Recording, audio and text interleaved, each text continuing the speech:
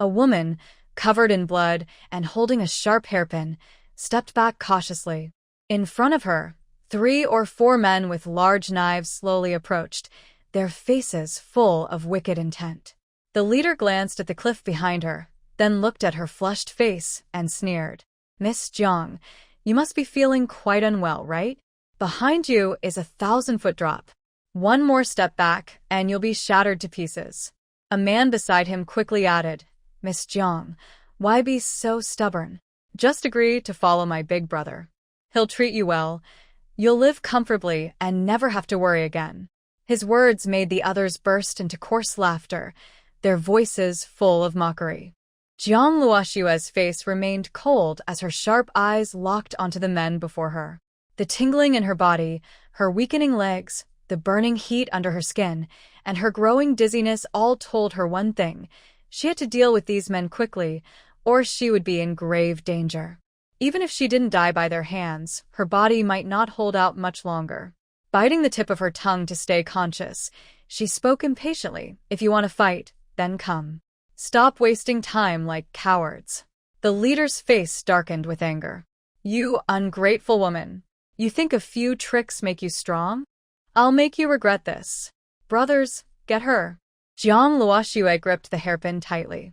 As the bandits rushed forward, she narrowed her eyes, sidestepped swiftly, grabbed one by the collar, and drove the sharp pin cleanly into his artery. Blood burst out at once, splashing onto her face in a bright red that stung the eyes. With her fierce gaze, she looked like a warrior from the depths of hell.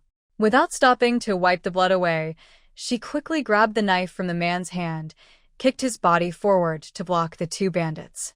Jiang Luoxue raised the knife and charged like a cannonball toward another bandit, aiming straight for his chest. The distance was too close for him to dodge. The blade struck true, and before he could even cry out, he fell lifeless to the ground, eyes wide open. The 2 remaining bandits looked at each other in shock. In just a few breaths, 2 of their men were gone. This woman was terrifyingly strong. Fear flashed in both their eyes. "Boss, she was crying and running just a moment ago. How did she suddenly become so powerful after falling down?" one of them asked in disbelief. The leader gritted his teeth. "How should I know? If I'd known she was this strong, I wouldn't have taken this job even for a fortune," he muttered regretfully. While he spoke, he noticed the flush on Jiang Luoxue's face growing deeper and realized the drug's effect had fully taken hold. He whispered to his companion, "She won't last long. Let's attack together and avenge our brothers."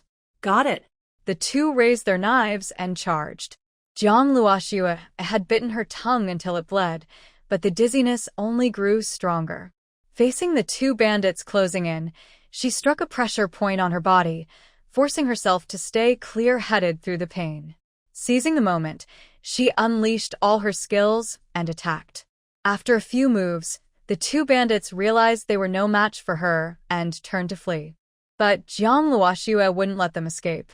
She picked up a fallen knife and threw it like a dart at one of the men's backs. The blade pierced through him. He let out a cry and fell to the ground, dead. Seeing no way out, the bandit leader gritted his teeth and fought back. Within 3 moves, Jiang Luoxue knocked his weapon away. He fell to his knees, begging, "Heroine Jiang, please spare me." Jiang Luoxue placed the knife against his neck, her voice cold as ice. "Speak." "Who sent you to kill me?" I'll talk.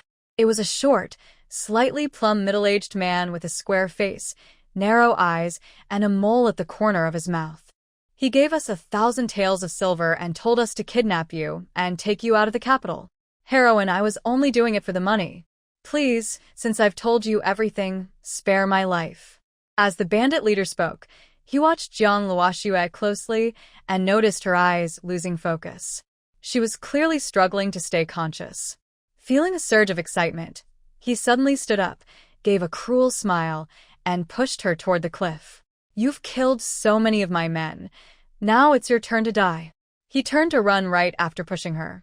Jiang Luoxue's foot slipped off the edge, but with the last of her strength, she threw her hairpin hard at the back of the man's head. The bandit fell to the ground, dead. She, however, no longer had the strength to climb back up. Hearing the wind rushing past her ears, she gave a bitter smile. To think she would die right after traveling through time. She might be the first person in history to do so. Maybe it was true that people recall their past before death. Her mind replayed the final moments of her previous life like a film. She had been a special agent in the 23rd century, sent to eliminate a traitor who had betrayed her country. After completing the mission, she took a mysterious world stone from the traitor's safe, which led to her being hunted down. After finally escaping and boarding a plane, the aircraft exploded mid-flight. She should have died, but somehow, she woke up in the body of Jiang Luoxue, the daughter of a high-ranking official in the Yunqi dynasty, someone who shared her name. The original Jiang Luoxue had gone to a temple to offer incense, but for some reason, she was targeted by enemies, drugged, and chased by bandits. In her panic, she ran into the mountains, tripped on the rocks, and died, just as the modern Jiang Luoxue arrived in her body. After fighting her way to the mountaintop and defeating all her pursuers, she was now at the end of her strength. Seriously? What was the point of this kind of time travel? Was this punishment for her moment of greed? To give someone hope only to throw them into despair? What a cruel joke. This so-called god of time travel really had a twisted sense of humor. Forget it. If she had to die, so be it. In another life, she would rise again. Jiang Luoxue closed her eyes peacefully and let her body fall freely, facing death with calm acceptance. At the same time, on Mount Giji, in the icy pool, a masked man sat silently in the water, eyes closed, letting the freezing water wash over his strong body. His face was hidden by the mask, but his long black hair hung over his shoulders like dark silk. A few wet strands clung to an old scar on his chest. His powerful build and the fierce mask gave him a mysterious, untamed look.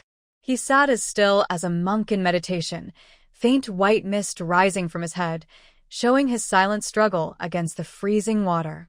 With a loud splash, the pool suddenly erupted, sending water several meters high. Startled, the man's eyes snapped open beneath the mask, cold as ice. His hand struck out toward the source of the sound with lightning speed. Cough, cough. So cold. Jiang Luoxue had fallen into the icy pool, choking on water and shivering all over. She blurted out a startled exclamation before realizing she was still alive. Joy filled her heart, as if she had just won a great prize.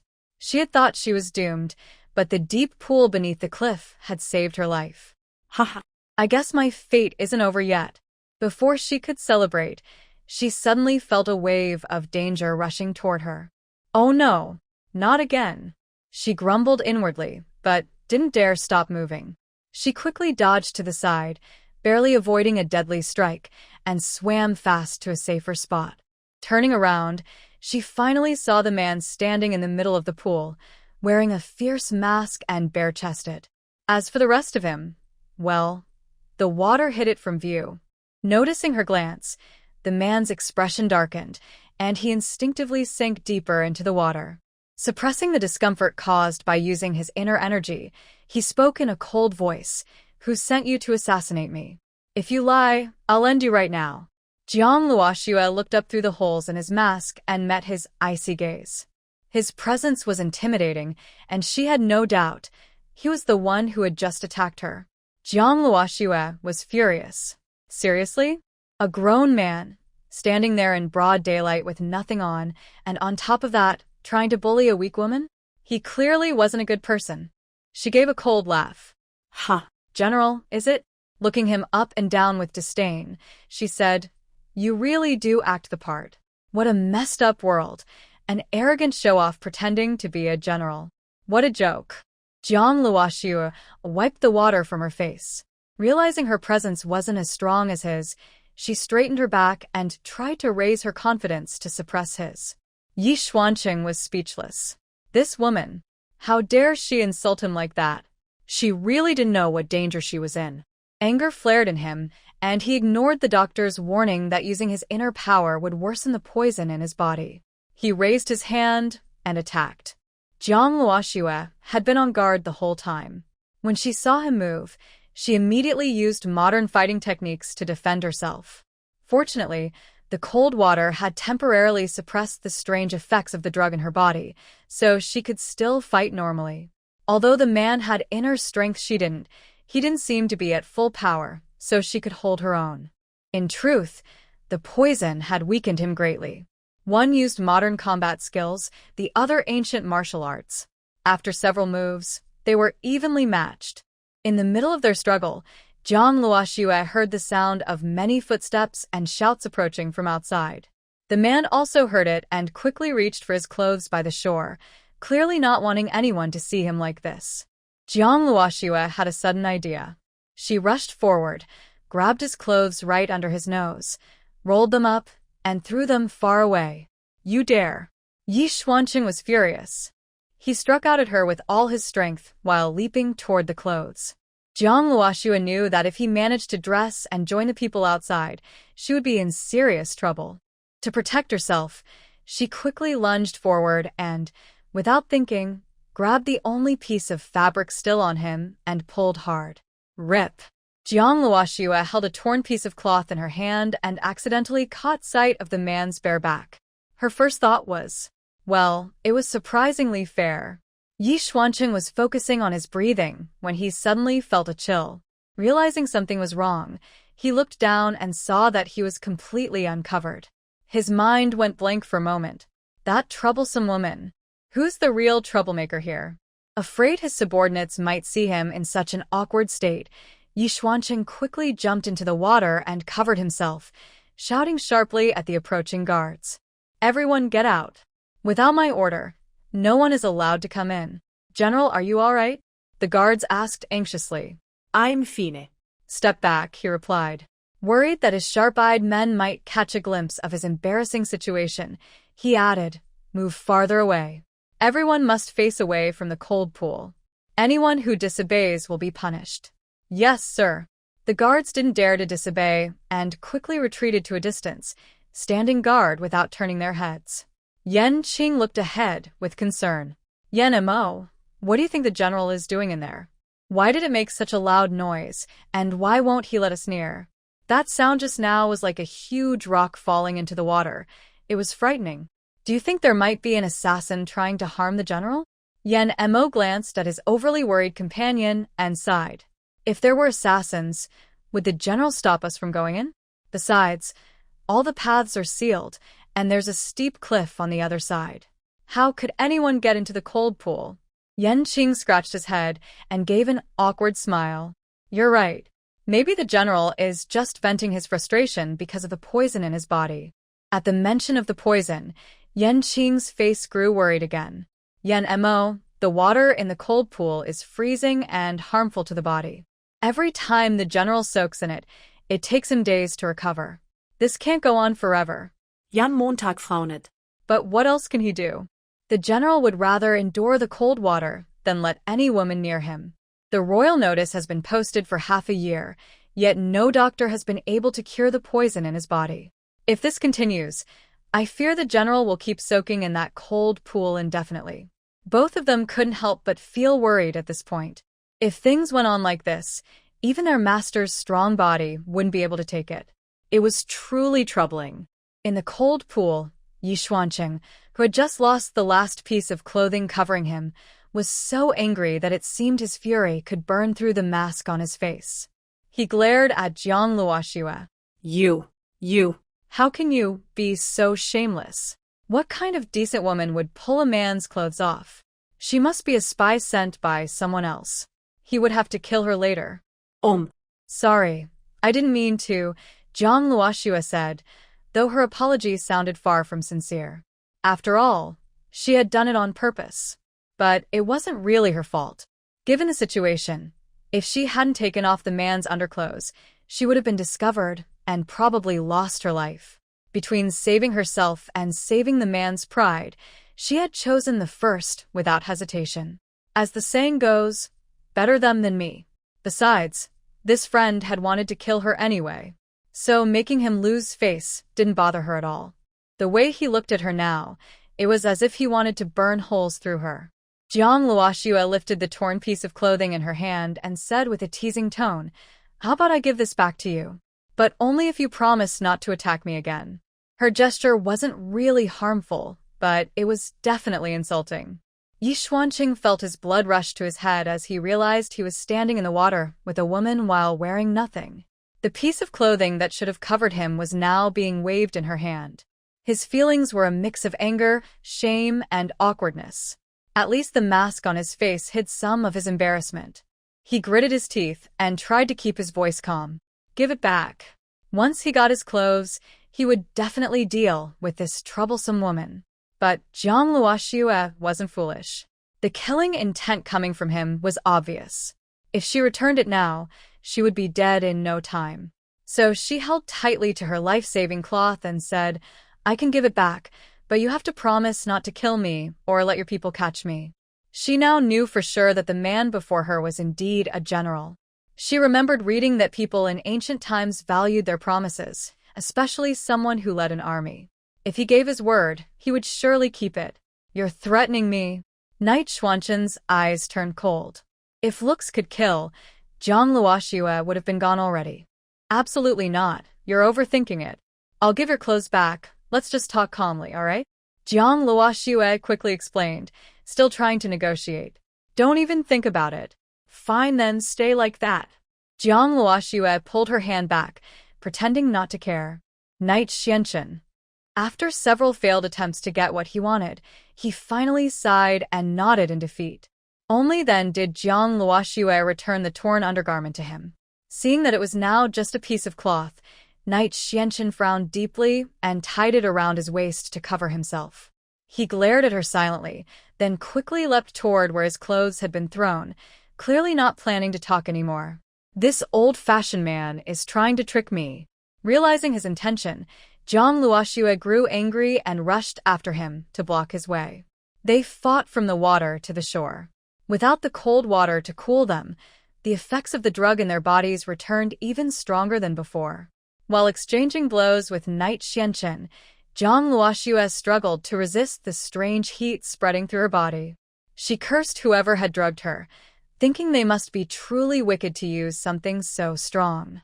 Her mind grew hazy, and when she accidentally brushed against the man's firm muscles, the heat inside her seemed to flare up even more.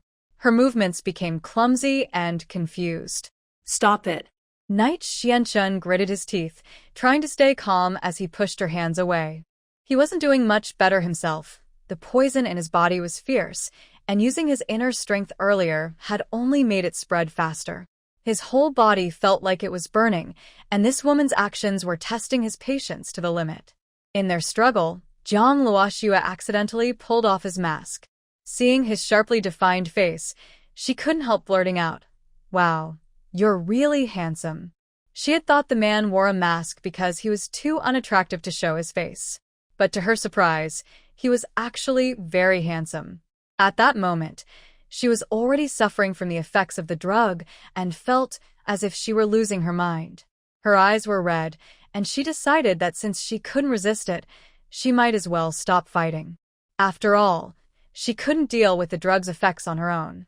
Spending a day with such a handsome man didn't seem like a loss. What are you trying to do?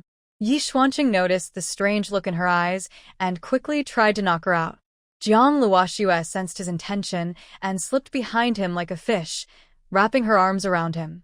Acting boldly, she murmured softly, "Just let me borrow your strength for a while. Don't worry, I won't hurt you." Yi Wunchink. Why did it suddenly feel like their roles were reversed? Feeling the heat coming from her body and remembering the wounds he had seen earlier, Yi Xuanqing immediately understood what had happened. It seemed she had also been tricked. He tried to stay calm and push her away. "Do you even know what you're doing? Pull yourself together. You talk too much." Jiang Luoxue complained, quickly moving in front of him and pressing her lips against his to silence him. The world finally went quiet. Without his constant scolding, even his resistance weakened. Jiang Luoxue felt satisfied, her eyes closed as she traced the shape of his lips. Yi Xuanqing froze the moment she kissed him. His mind went blank, and his heart pounded wildly. All his restraint vanished in an instant. He could no longer hold back. "Woman, you asked for this." At that moment, He stopped thinking about whether she was an enemy or not. He only wanted to hold her close. The two of them fell together, their emotions overwhelming them as the world around them faded away. By the time the sun began to set, they were both exhausted. Jiang Luoxue lay on the ground, her whole body aching and too weak to even lift a finger. Yi Xuanqing was in slightly better shape than her. After catching his breath, he picked up a piece of clothing nearby and gently covered the woman, then quietly put on his own clothes. After a long silence, he said, "My surname is Yi Xuanqing. May I know your name and which family you belong to? I would like to visit your family properly. I will take responsibility for what happened today." Jiang Luoxue replied hoarsely, "There's no need, General Yi. It was I, Jiang Luoxue, who acted first. You were also a victim. Besides, we both shared the moment. Let's just consider it a brief encounter. There's no need for you to propose or feel responsible." Yi Xuanqing was speechless. What kind of words were these? And from what she said, why did it sound like she was the one walking away without a second thought? He couldn't deny it. It made him feel rather upset. After a moment of silence, Jiang Luoxue remembered that he had been suspicious of her earlier. To avoid misunderstanding, she explained, "Believe it or not, I wasn't sent by anyone. I was poisoned and chased by bandits. I ran up the mountain, but they pushed me off the cliff, and I ended up here." She briefly told him what had happened. Yi Xuanqing listened quietly, without saying whether he believed her or not. Jiang Luoxue didn't press further. After resting for a while, she stood up to get dressed. She didn't ask him to turn away. After all, they had already been through enough that modesty seemed unnecessary. Still, Yi Xuanqing felt his face grow warm. He quickly turned around and took a few steps away, facing the other direction. Hearing the soft rustle of her dressing behind him, he couldn't help but feel uneasy. She seemed so calm and unbothered. Was she always this composed around others? Realizing where his thoughts were going, Yi Xuanqing froze. What did it matter to him how she behaved around other men? Why did he even care? It had been easy to take off her clothes earlier, but now Jiang Luoxue realized how complicated ancient-style clothing was to put back on. The rustling sounds went on for quite a while, and she still hadn't finished dressing. Yi Xuanqing turned his head and saw her frowning at a pile of clothes, clearly struggling to dress herself. If this went on, who knew when she would finally get it right? He sighed inwardly, his face slightly warm, and walked over to help her put on the clothes. "Thank you, General Yi."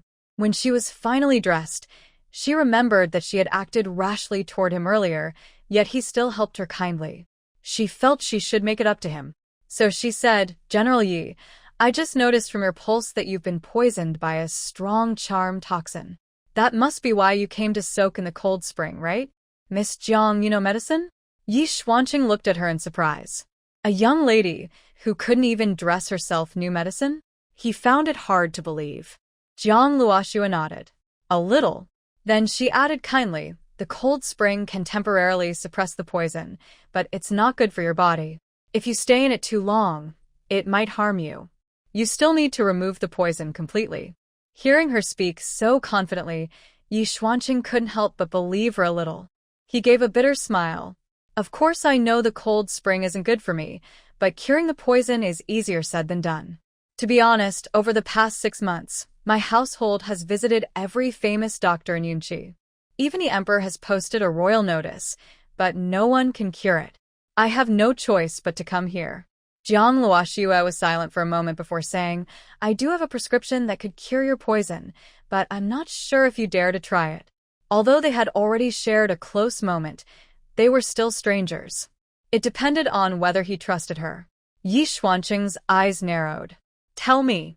If it's real, I will reward you greatly." Jiang Luoxue nodded.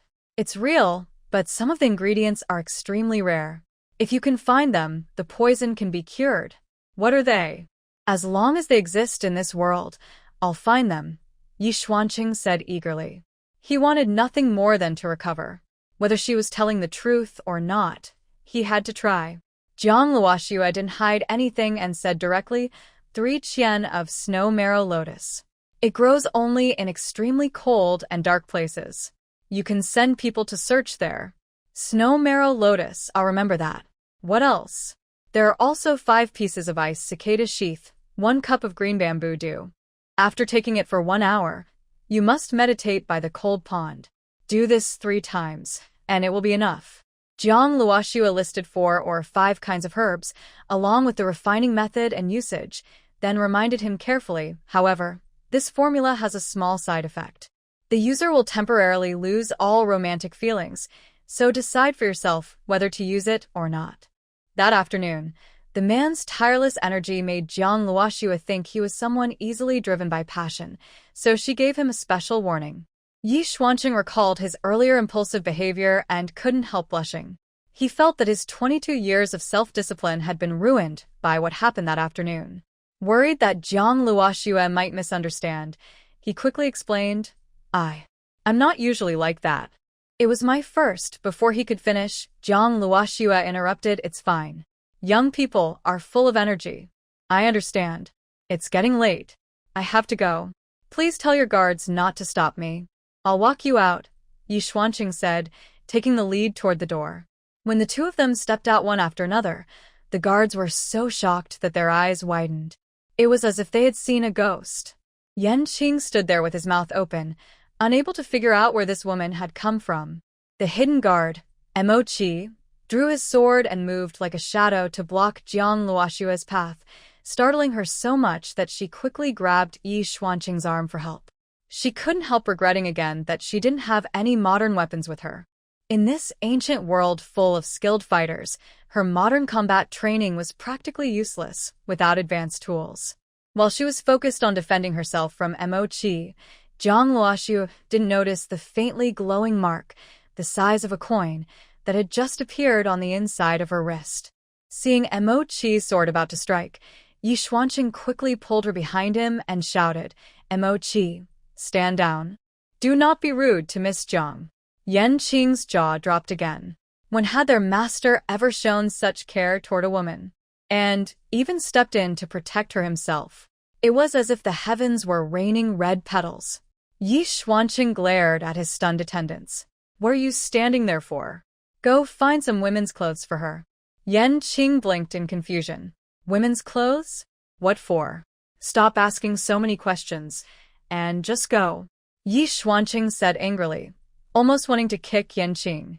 If it weren't for the fact that this man had grown up with him and had always been loyal, he might really have kicked this foolish fellow far away.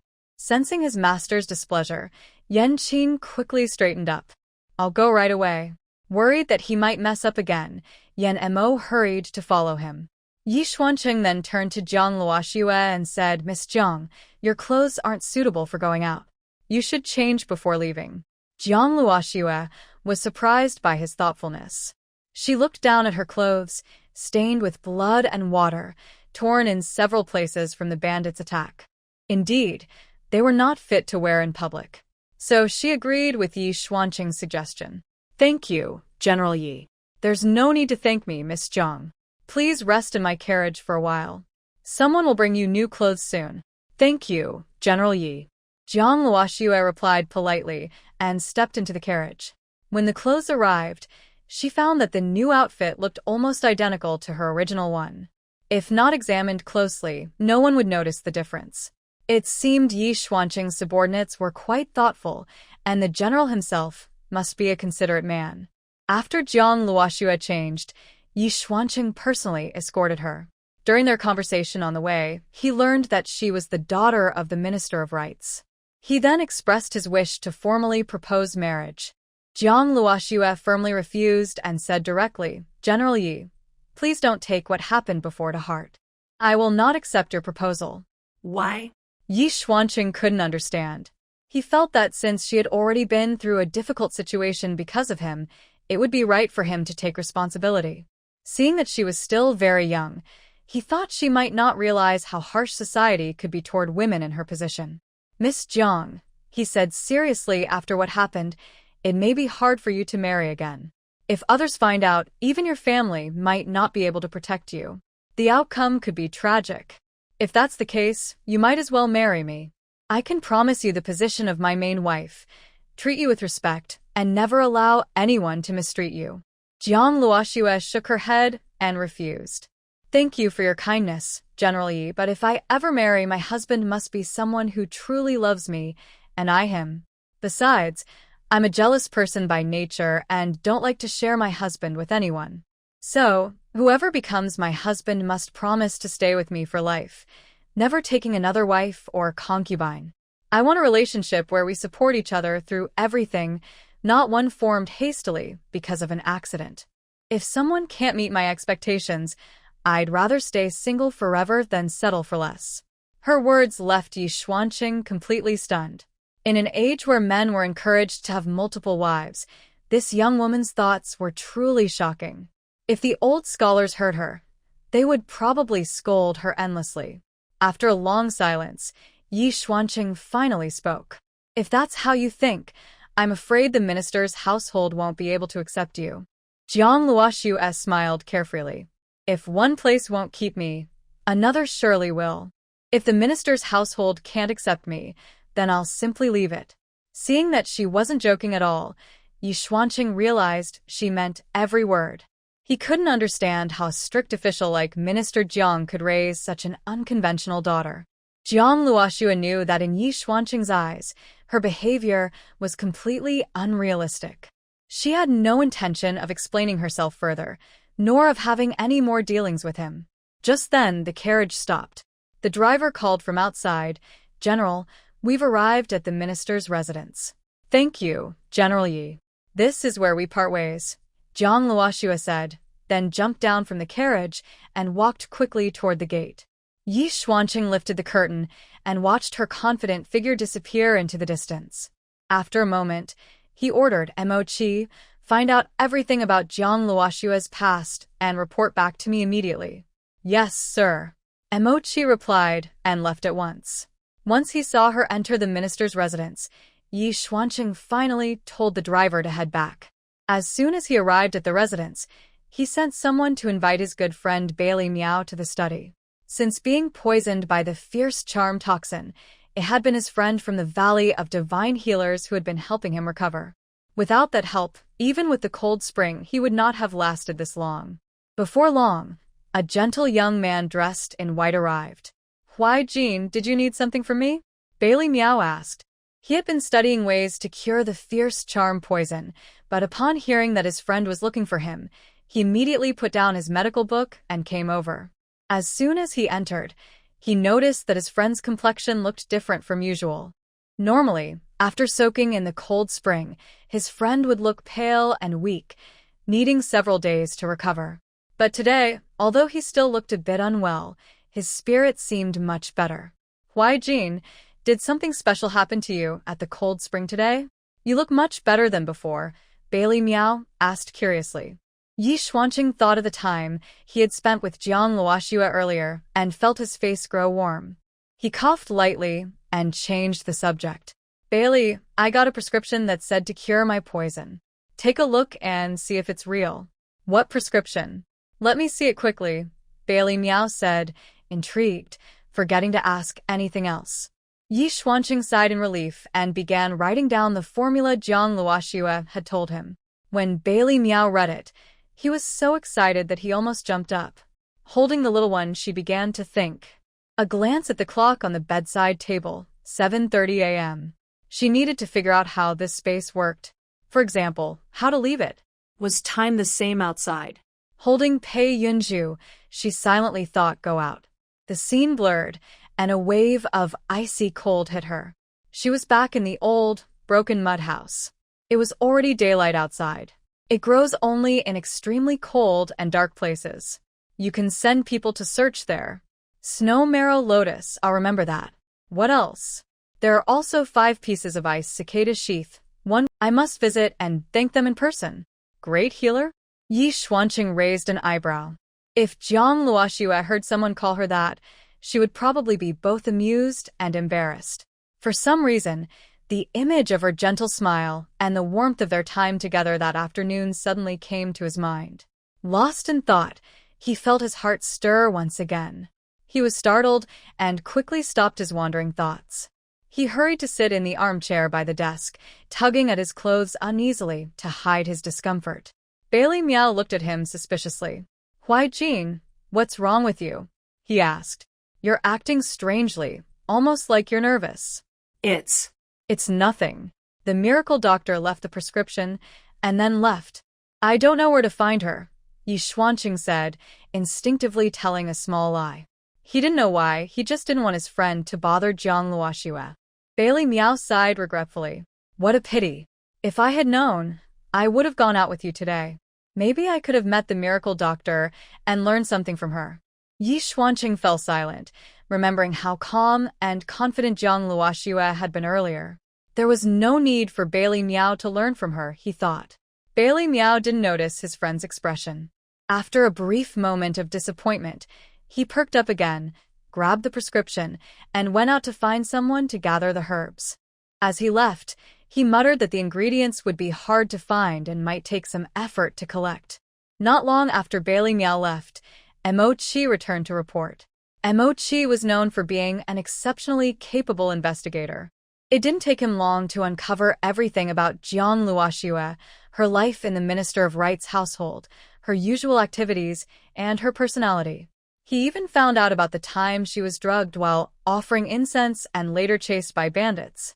When Yi Xuanqing heard that Jiang Luoxue's mother had died when she was 6, and her father had remarried a woman who treated her harshly, causing her to become timid and indecisive, he frowned deeply. Was the Jiang Luoxue Mo Chi described really the same person he had met? One was shy and quiet, the other bold and unconventional. The difference was too great.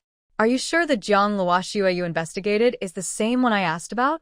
Her mother woke up groggily and spoke in the Cam dialect, shouting, What's going on? The Su sisters had grown up hearing 2 dialects and were fluent in both. Su Tang immediately replied in Cam, Mom, I think we've run into human traffickers. Shouting, then let's call the police. Mom, we don't know how many people these criminals have tricked. We need to catch them all at once. Close your eyes and pretend to be asleep. When Yi Xuanqing thought about how the young girl had to live carefully under her stepmother's control, hiding her true self just to survive, he felt a sharp pain in his heart. It was as if a tiny needle had gently pricked his chest. This girl had lost her innocence because of him, yet she never complained. Instead, she even gave him a life-saving prescription without asking for anything in return. Her kindness was truly rare. His conscience would not allow him to watch her suffer any further. Mo Chi, find someone skilled to secretly protect Miss Jiang. No one is allowed to harm her again. Oh, and if Miss Jiang runs into any trouble, report to me immediately. Mo Chi found it strange. It was the first time his master had shown such concern for a woman. Could it be that Miss Jiang would become the future lady of the general's mansion? If that was the case, he had to find the 2 best guards to protect their future mistress. Following the order, Mo Chi hurried off. Yan Qing saw him rushing away and called out, Mo Chi, where are you going in such a hurry? Mo Chi stopped and replied with a straight face, I'm going to find people to protect our future mistress. Yan Qing. When did they get a mistress? Why didn't he know about it? Watching Mo Chi's figure disappear, Yan Qing suddenly felt uneasy. Yan Mo, it seems we're no longer the master's most trusted men. Even something like this, we only hear about from Mo Chi. Our positions are in danger. Yan Mo looked speechlessly at his gloomy companion. Could he ask the master to assign him a smarter partner? Yan Qing was just too foolish. When Yan Mo ignored him, Yan Qing urged again, Hey, Yan Mo, didn't you hear me? Why aren't you saying anything? If anyone gets replaced, it'll be you, not me. Why should I worry? Yan Mo quickly walked away, afraid that foolishness might be contagious. Yan Qing felt completely defeated. Yan Mo, what do you mean? Don't tell me you already know who the mistress is? Of course. Yan Mo replied without turning back. In his mind, he thought, even without thinking hard, it's obvious. The master, who's always been cold as stone, only shows warmth toward Miss Jiang. Only someone as slow as Yan Qing wouldn't see it. Feeling rejected, Yan Qing felt as if the sky had fallen. Mo Chi and Yan Mo both knew about their mistress's matter, but he was the only one kept in the dark. Could it be that the mistress was truly unhappy with him? Clenching his fists, he decided that starting tomorrow, he must appear before her more often to remind her of his presence. He absolutely couldn't let Imo-chi and Yen Emo steal her favor. At the minister's residence, as soon as Jiang Luoxue stepped through the door, a servant hurried off to inform the lady of the house. What? That troublesome girl has come back? Chu Lianxin, who had been in a good mood while trimming her potted plants, was so startled that she accidentally cut off the stem of her favorite white peony. Staring at the bare branch, she angrily threw the scissors onto the table and snapped, "Take it away. I don't want to see it." Seeing her mistress upset, the head maid, Yuzan, quickly ordered a younger maid to remove the plant, then gently helped Chu Lianxin to a seat by the table. She thoughtfully poured a cup of tea and placed it by her hand. After finishing the tea, Chu Lianxin set the cup down heavily. Though her face looked calm, her eyes were filled with suppressed anger. That girl's return meant her plan to have her own daughter, Ruju, take the girl's place in marrying into the Duke of An's family might fail. She had worked so hard to delay the marriage until her daughter came of age. She would never allow it to be ruined now. After thinking for a moment, Chu Lianxin quietly ordered her trusted maid, "Go and call Steward Zhou here." "Yes, madam." Yuzan quickly left and soon returned with a man in his 30s, refined in appearance. "Greetings, madam," the man said with a bow. "You may all leave," Chu Lianxin said with a wave of her hand. Yuzan and the other maids immediately stepped outside. Once only the two of them remained in the room, Chu Lianxin asked sharply, "Shiyu, what's going on? Didn't I tell you to have someone take that girl away? How has she come back again?" Steward Zhou looked equally puzzled. "Madam, I'm confused as well. I had someone give her a strong sleeping medicine and then informed the bandits on Longtu Mountain to take her far away, so far that she'd never returned to the capital. By all reason, after falling into the hands of those rough men, she shouldn't have been able to come back at all. Could it be that someone rescued her?" Chu Lianxin rubbed her temples and said to the man, "Since things didn't work out, make sure to clean up properly. No one must find any trace of what happened." Steward Zhou nodded. "Don't worry, Miss Exide. I'll take care of everything and leave no evidence behind." Chu Lianxin waved her hand. "All right, you may go now. Be careful not to be seen when you leave." Seeing the woman's worried face, Steward Zhou comforted her gently. "I understand. Don't be too anxious. That girl was lucky to escape this time, but I doubt she'll be so lucky again. The second miss and the young lord truly care for each other. I won't let anyone ruin their marriage." Good. "Arrange it as soon as possible. I'm afraid Ruju's condition won't stay hidden for long." Her daughter and the young lord had crossed the line, and now Ruju was expecting a child. They had to remove Jiang Luoxue, the obstacle, and secure the marriage quickly. If not for the Duke and Duchess of Anghua's concern for their reputation, unwilling to break off the engagement with Jiang Luoxue, she wouldn't have to worry so much or think of ways to get rid of her. After Zhou Shi left, Chu Lianxin sat quietly for a while, thinking to herself, since this plan failed, I'll have to come up with another one. She hoped Zhou Shiyu could find a way soon to remove the troublemaker so her daughter could marry smoothly and with honor. Just then, her maid Yuzan entered, interrupting her thoughts. "Madam, the eldest young lady has returned. Would you like to go see her?" Of course. As a mother known for her virtue, she naturally had to greet her stepdaughter, who had been away for so long. Chu Lianxin stood up and instructed Yuzan, "Go call Madame Zhou to come with me." "Yes, madam." Yuzan left and soon returned with a woman with a long face. The old servant smiled flatteringly and knelt to greet her. "Greetings, madam. Did you call me here because the eldest young lady caused trouble again?" "Please, Madame Zhou, get up," Chu Lianxin said kindly, helping her rise. Then she sighed softly, her face full of concern. "Ah, you don't know yet." Shuer said she was going to the temple to offer incense, but she didn't return until nearly evening. As her mother, I can't help but worry. I want to teach her properly, but after all, I'm not her real mother. If I speak too harshly, I'm afraid Shuer will think I don't care for her and start to resent me. So I'll have to trouble you. Madame Zhou, to talk to her instead. After all, you served the First Lady for many years. Swear we'll still listen to your words.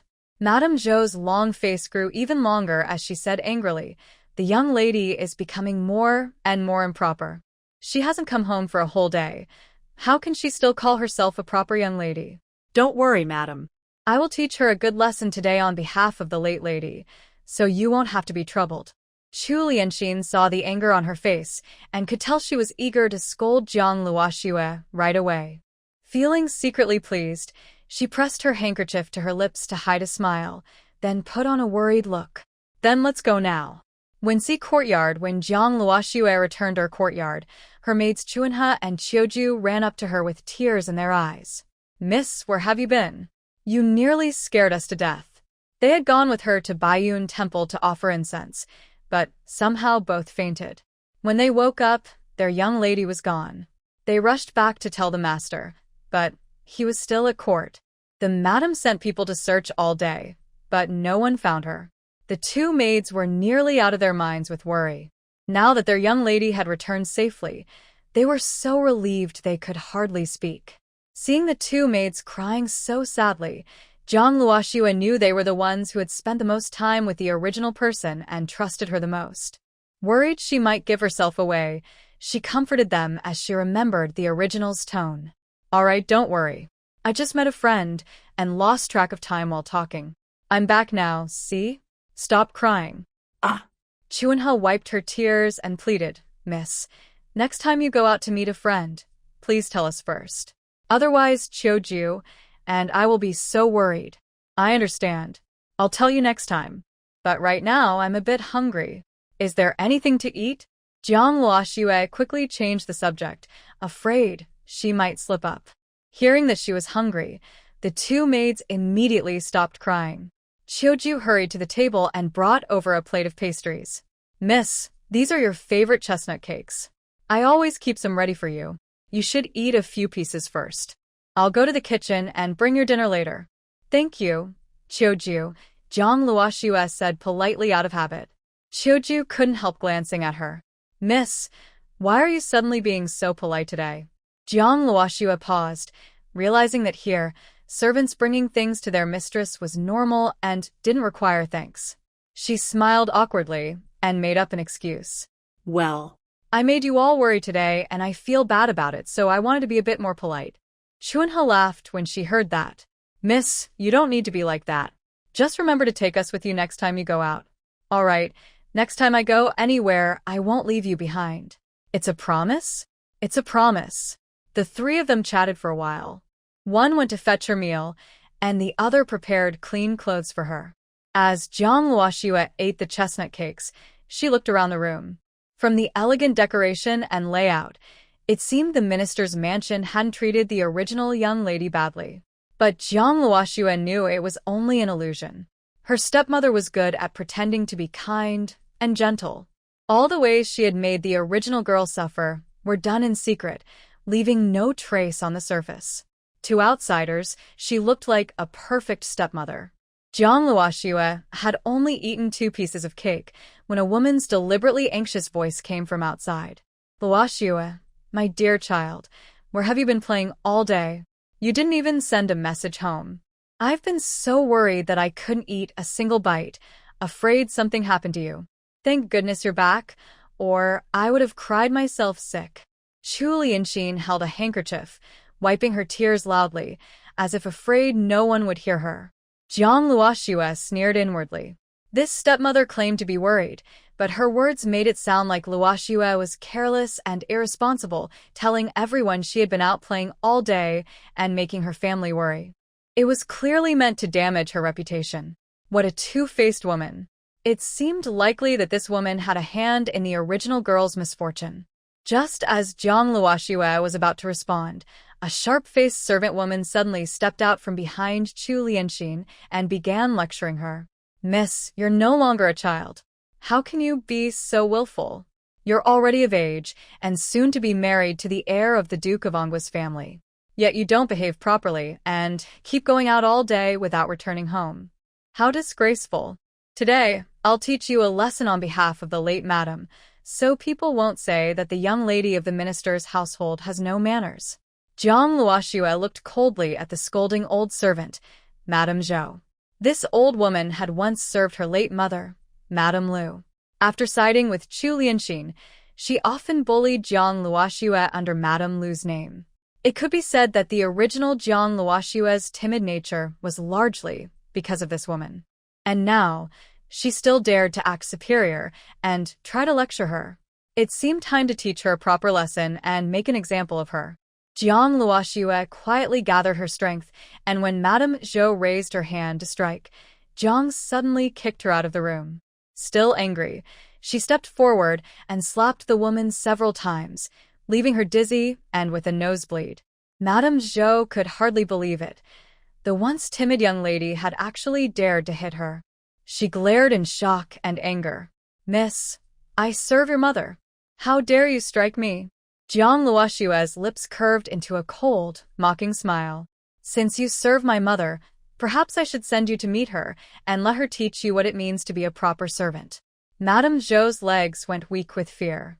The young lady's eyes truly looked as if she might kill her.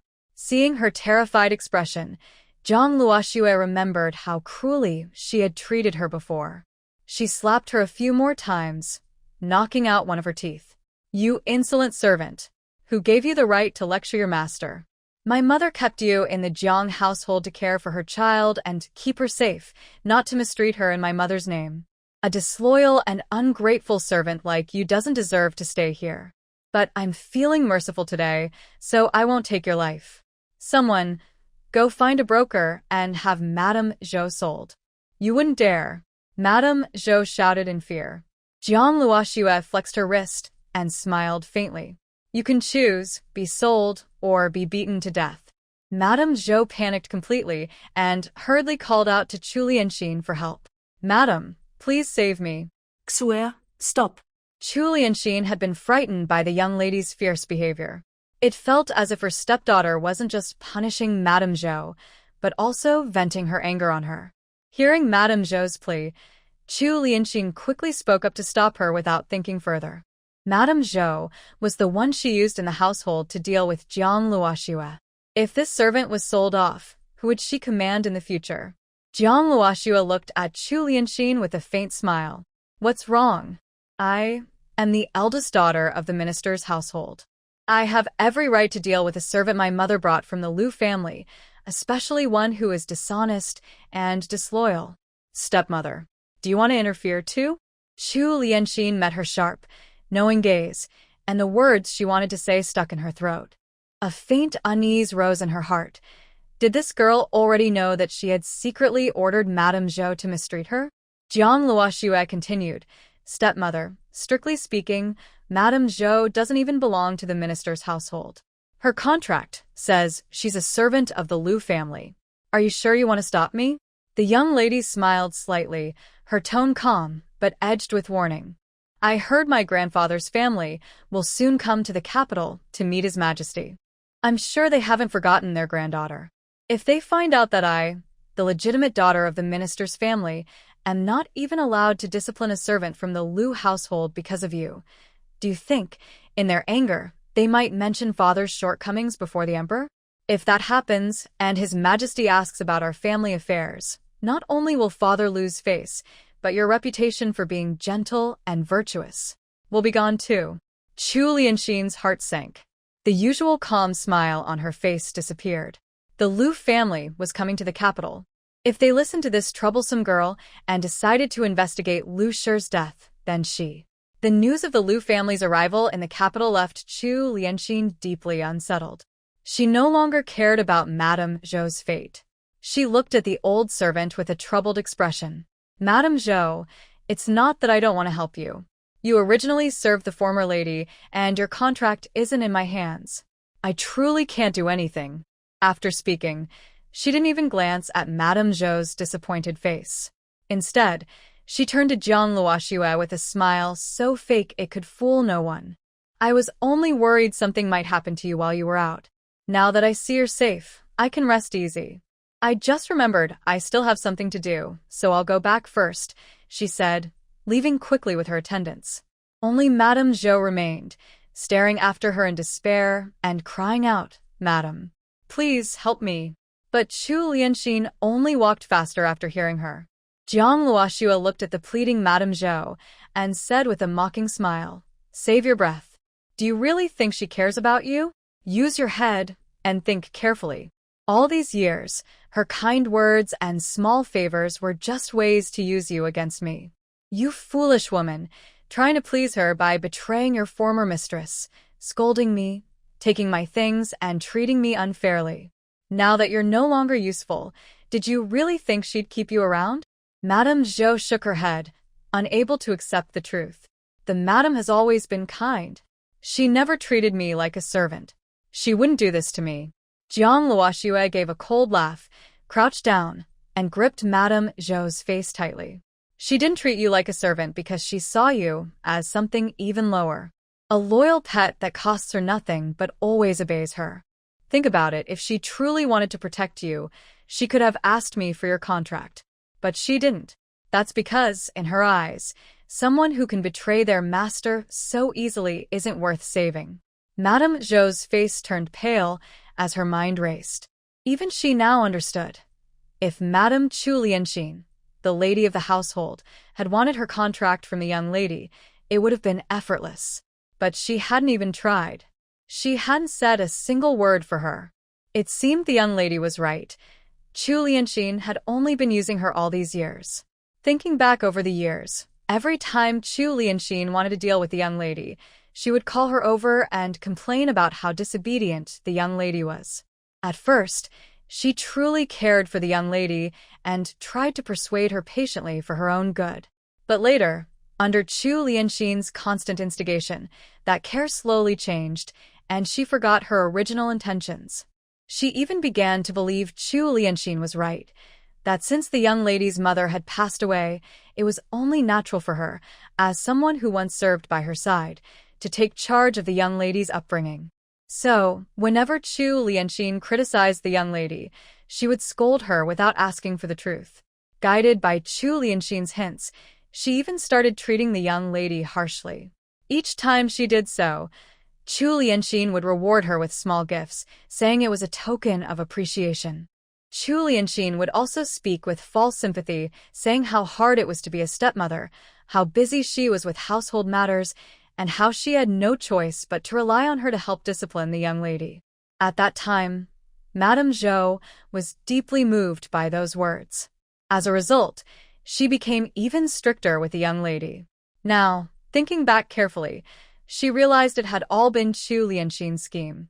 With just a silver hairpin and a few pieces of silver, Chu Lianxin had tricked her into turning against her own mistress and mistreating the young lady, while gaining a reputation as a kind and virtuous stepmother. Thinking of this, Madame Zhou was overwhelmed with guilt. She knelt before Jiang Luoxue and knocked her head heavily on the ground.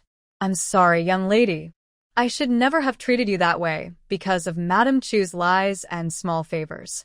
I deserve punishment. I truly do." Her head hit the floor again and again. Jiang Luoxue remained calm and said coldly, "I won't accept your apology. Those wounds won't disappear just because you said sorry. Soon you'll leave with the broker. How your life turns out after that will depend on your own fate." Jiang Luoxue felt she had no right to forgive Madame Zhou on behalf of her former self. Sparing her life was already an act of mercy. Besides, she worried that acting too differently might raise suspicion and bring unnecessary trouble, so she decided not to kill her. Madame Zhou knew she had completely broken the young lady's heart and had no face left to beg for forgiveness. Thinking of the deceitful Chu Lianxin, she could only grit her teeth in hatred. Everything that happened to her today was because of that woman. Since that woman treated her this way, she couldn't be blamed for being heartless in return. After kowtowing, Madame Zhou said to Jiang Luoxue, "I have something important to tell you.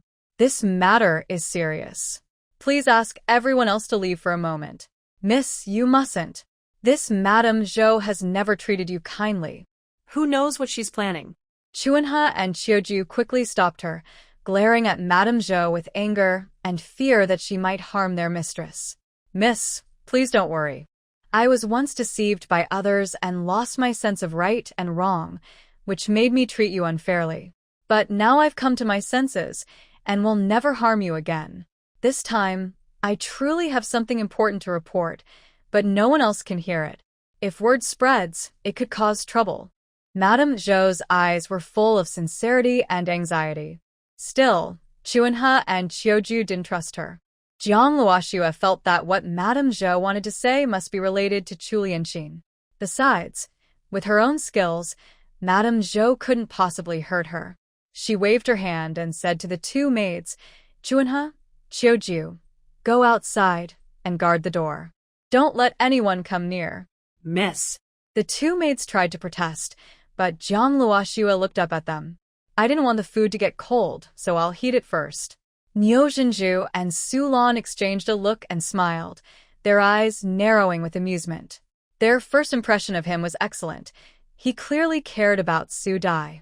Annie, this is my first time visiting, so I brought some local specialties for you. I hope you don't mind. Gu Jingzhou carried 4 boxes inside from the car. Niu Zhenju laughed. You're too polite, bringing both breakfast and gifts. Sold. You wouldn't dare. Madame Zhou shouted. I've seen them talking alone several times, and they seemed quite close. You must be careful. Jiang Luoxue froze for a moment, searching her memory. She remembered that she was engaged to an Yuanxiu, the heir of the Duke of An's household, and their wedding was soon to come. Now Madame Zhou was telling her that her stepsister was getting close to her fiancé. At once, Jiang Luoxue was certain that the incident involving the drug and the bandits must be connected to these people. Jiang Luoxue was thinking about how to find the person who had harmed her when Madame Zhou leaned close to her ear and whispered another shocking secret. Miss, this old servant knows another secret about Madame. After speaking, Madame Zhou stepped back and reminded her, Miss, it's best if you keep this to yourself. Until you have the power to stand against Madame, don't tell anyone. I understand. Jiang Luoxue nodded. She thought to herself, I didn't expect there to be so many secrets in this small ministry household. It seems life here won't be boring after all. Seeing that Jiang Luoxue had taken her words seriously, Madame Zhou felt relieved. Miss, I've wronged you in the past. From now on, wherever I go, I'll silently pray for your peace and happiness. After saying that, she bowed deeply to Jiang Luoxue, then turned and followed the broker who had come to take her away. As she left the courtyard, she cast a cold smile toward the main house. Chu Lianxin, you used your false kindness to turn the miss against me. One day, you'll face the consequences. The broker noticed Madame Zhou had stopped walking and thought she was waiting for mercy. He sneered, too late for regrets now. Once a servant is sold for wrongdoing, no master will take them back. You'd better come quietly, or I'll have to use my whip. Hearing that, Madame Zhou quickly looked away and obediently followed him. Changchun courtyard, Chu Lianxin paced back and forth in her room, twisting her handkerchief into a thin rope, showing how anxious she was. You need to build up your strength. Later, if you start feeling unwell and can't eat much, it'll be tough. If you don't have enough strength, how will you get through it? I won't be there to take care of you. As she spoke, Yi Suxin's worry grew. Jiang Ziyuan interrupted. Why worry about that now? We'll deal with things when they come. Yaya is fine right now. And when she goes with the army, Qingshan will be there to look after her. I truly can't do anything. After speaking, she didn't even glance at Madame Zhou's disappointed. Then, when Jiang Luoxue was completely isolated, she could finally remove the obstacles standing in the way of her own happiness. Thinking this, she stopped pacing and called out toward the door. Someone, come here. Madam, what are your orders? Yuzan entered respectfully and asked, Go to the second gate and see if the master has returned. If he has, come back and tell me right away. Yes, madam. I'll go at once. Yuzan hurried off toward the second gate. It was not until late in the evening that she came rushing back to report, Madam, the master has returned. I heard he had some wine and is now in the study. Upon hearing this, Chu Lianxin quickly adjusted her clothes, went to the kitchen, and asked the cook to prepare a bowl of soup to help sober him up. She placed it in a food box and hurried to the study with her maid. In the study, Jiang Yuqing had just returned from a social gathering and was about to read for a while to relax when he heard his servant announce the lady's arrival. He looked up and saw Chu Lianxin entering gracefully with the food box in her hands. Putting down his book, he asked softly, "Why haven't you gone to rest yet?" Smiling gently, Chu Lianxin replied, "How could I sleep before my husband returns home? I heard you had some wine, so I was worried you might not feel well. I went to the kitchen to make you some soup to help you feel better." As she spoke, she placed the food box on the table, opened it, and took out the bowl of soup. "Please drink this, my husband. It will help you rest well and prevent a headache tomorrow." Her gentle care warmed Jiang Yuqing's heart. Smiling, he lifted the bowl and said, "You always know what I need best." He then began to drink the soup slowly. "My husband," Chu Lianxin said softly, "let me massage your head a little. It will help you relax." She walked behind him and gently pressed his temples with her fingertips. After finishing the soup, Jiang Yuqing leaned back in his chair, closed his eyes comfortably, and let her continue the massage. Just as she was speaking, Su Xingqing suddenly stopped, as if she had heard something.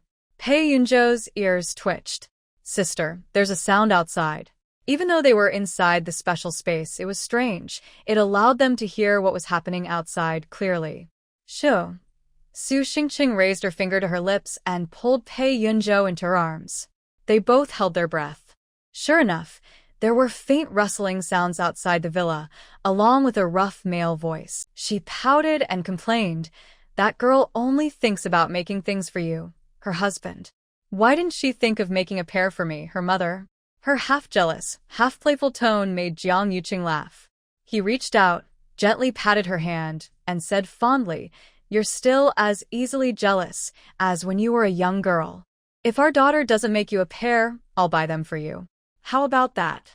In a few days, when I'm free, I'll take you out shopping. You can pick whatever you like." Chu Lianxin's face lit up with joy. "Thank you, my dear husband. I knew you cared about me the most." Jiang Yuqing, pleased by her words, pulled her close and tapped her nose playfully. "So, are you still jealous?" She wrapped her arms around his neck and said with a teasing smile, "As long as you treat me well, I won't be jealous." Then she laughed softly. "I was only joking. You and I are one.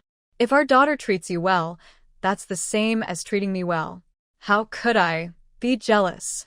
After a bit of playful talk, Chu Lianxin mentioned that their son was doing very well at the academy.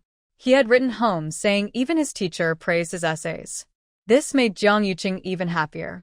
He praised Chu Lianxin for being a wise and capable wife who managed the household well, unlike Lu, who, he said, only cared about money and knew nothing else. Hearing him speak poorly of Lu, Chu Lianxin felt secretly pleased, though she pretended to defend her. "Don't say that, my husband. She came from a merchant family and was taught business skills, not how to manage a noble household. It's not really her fault." But honestly, she added with a gentle smile, if she had spent half as much effort learning to manage the household as she did on her shops, things wouldn't have turned out so poorly.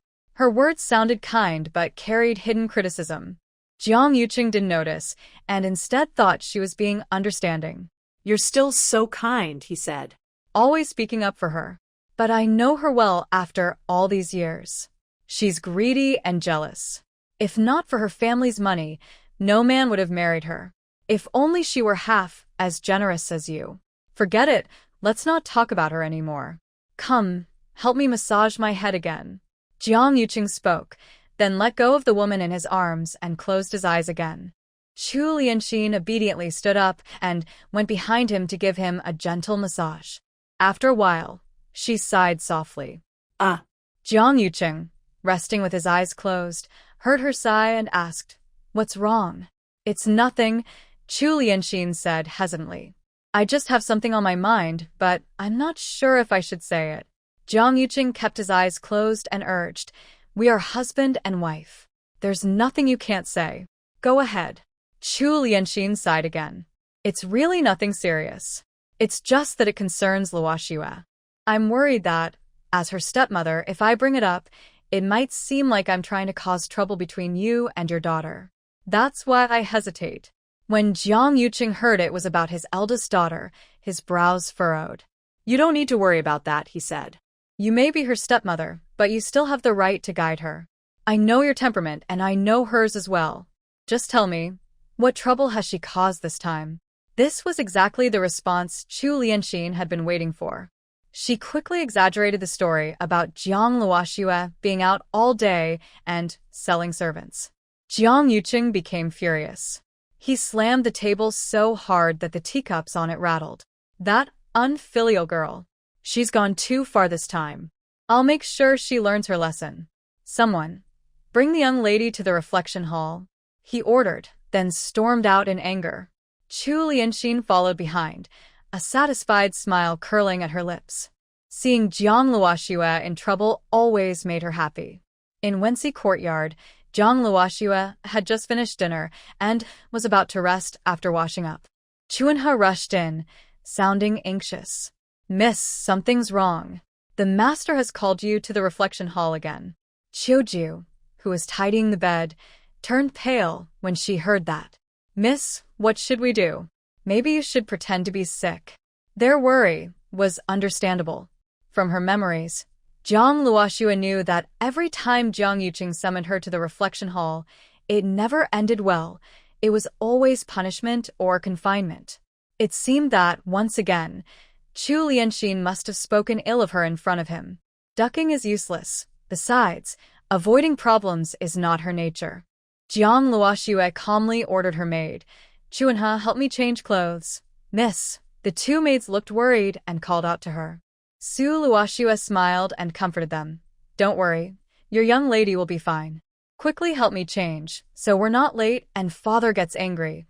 Worried that the old master might get more upset and that the young lady would suffer more, Chuanhe and Qiju quickly helped her get dressed. The three servants and the young lady arrived at the study hall.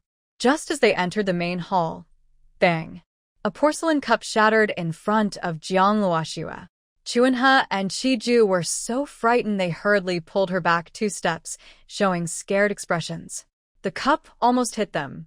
Jiang Yuqing angrily glared at his unruly eldest daughter and shouted, "Naughty girl, kneel down for me." Jiang Luoxue looked up, first glancing at Chu Lianxin hiding behind a man, who looked gleeful but pretended to be concerned. Then she turned to her father, about 40 years old, who looked decent but was a useless scoundrel. He married the original lady's mother, used her money to bribe officials, and finally climbed to a high position. Later, he looked down on his wife, who came from a merchant family. When the original lady was pregnant, he secretly had an affair with Chu Lianxin and had Jiang Ruju raised outside. After the original wife died giving birth to her second child, he hurriedly brought the mistress and her daughter into the house and married Chu Lianxin as the second wife. Poor Lu Shi, who worked hard to help her husband rise, ended up making clothes for others. Ugh. He is truly a heartless scoundrel with a beast's heart. Jiang Yuqing saw that his daughter hadn't responded for a long time and got angrier, raising his voice. "Naughty girl, I tell you to kneel down, do you hear me?" Chu Lianxin smirked with a look of schadenfreude but pretended to be a peacemaker. "Husband, Schwer probably just had too much fun outside today and hasn't calmed down yet. Be nice to her and talk softly. Loud voices will scare her." If she hadn't spoken, Jiang Yuqing might not have gotten more angry, but now he was even more furious. "Young ladies should stay at home doing needlework, not running outside all day. That's not proper. Someone, give her a good beating so she remembers this lesson." Yes, 2 maids immediately came over holding sticks, intending to hit Jiang Luoxue. It seemed that today, she couldn't avoid taking action. Jiang Luoxue's face turned cold, and a sharp glint appeared in her beautiful eyes. She quickly grabbed the sticks from the maids' hands and slapped each of them a few times on their faces. Smack! The 2 women were beaten so badly that they couldn't even speak. When these 2 tried to hit her earlier, Jiang Luoxue didn't miss the look Chu Lianxin gave them. If the sticks had hit her, her fragile body might not have endured it. Between being hit by others and hitting others herself, Jiang Luoxue chose the latter. These few slaps were her way of showing respect to them. After hitting them, She broke the sticks into 2 pieces with a swift move and threw them heavily on the ground, making loud thumping sounds. Jiang Yuqing didn't expect his usually timid eldest daughter to dare to hit someone in front of him today, let alone break the stick. He stood up angrily, pointing forward and shouting at Jiang Luoxue with wide eyes. You rebellious girl. What are you trying to do? Jiang Luoxue stood in the middle of the hall, glaring back with a determined look, her tone fearless as she asked, I want to ask, what are you going to do, father? What did I do wrong that makes you want to hit me without even asking? Seeing her dare to talk back, Jiang Yuqing became even angrier. How dare you ask? You've been out of the house all day today, and you came back and unjustly scolded the servants. Your arrogance and recklessness must be punished. You not only refuse to repent but also dare to be so arrogant in front of your father. It shows how domineering you are in daily life. Jiang Luoxue sneered coldly. Huh? I think you're getting old and losing your mind. Taking others' words as divine edicts and your own brain as decoration. I really don't understand how you became a minister. Did you buy your position with money? Jiang Luoxue's words hit Jiang Yuqing like a loud slap on his face.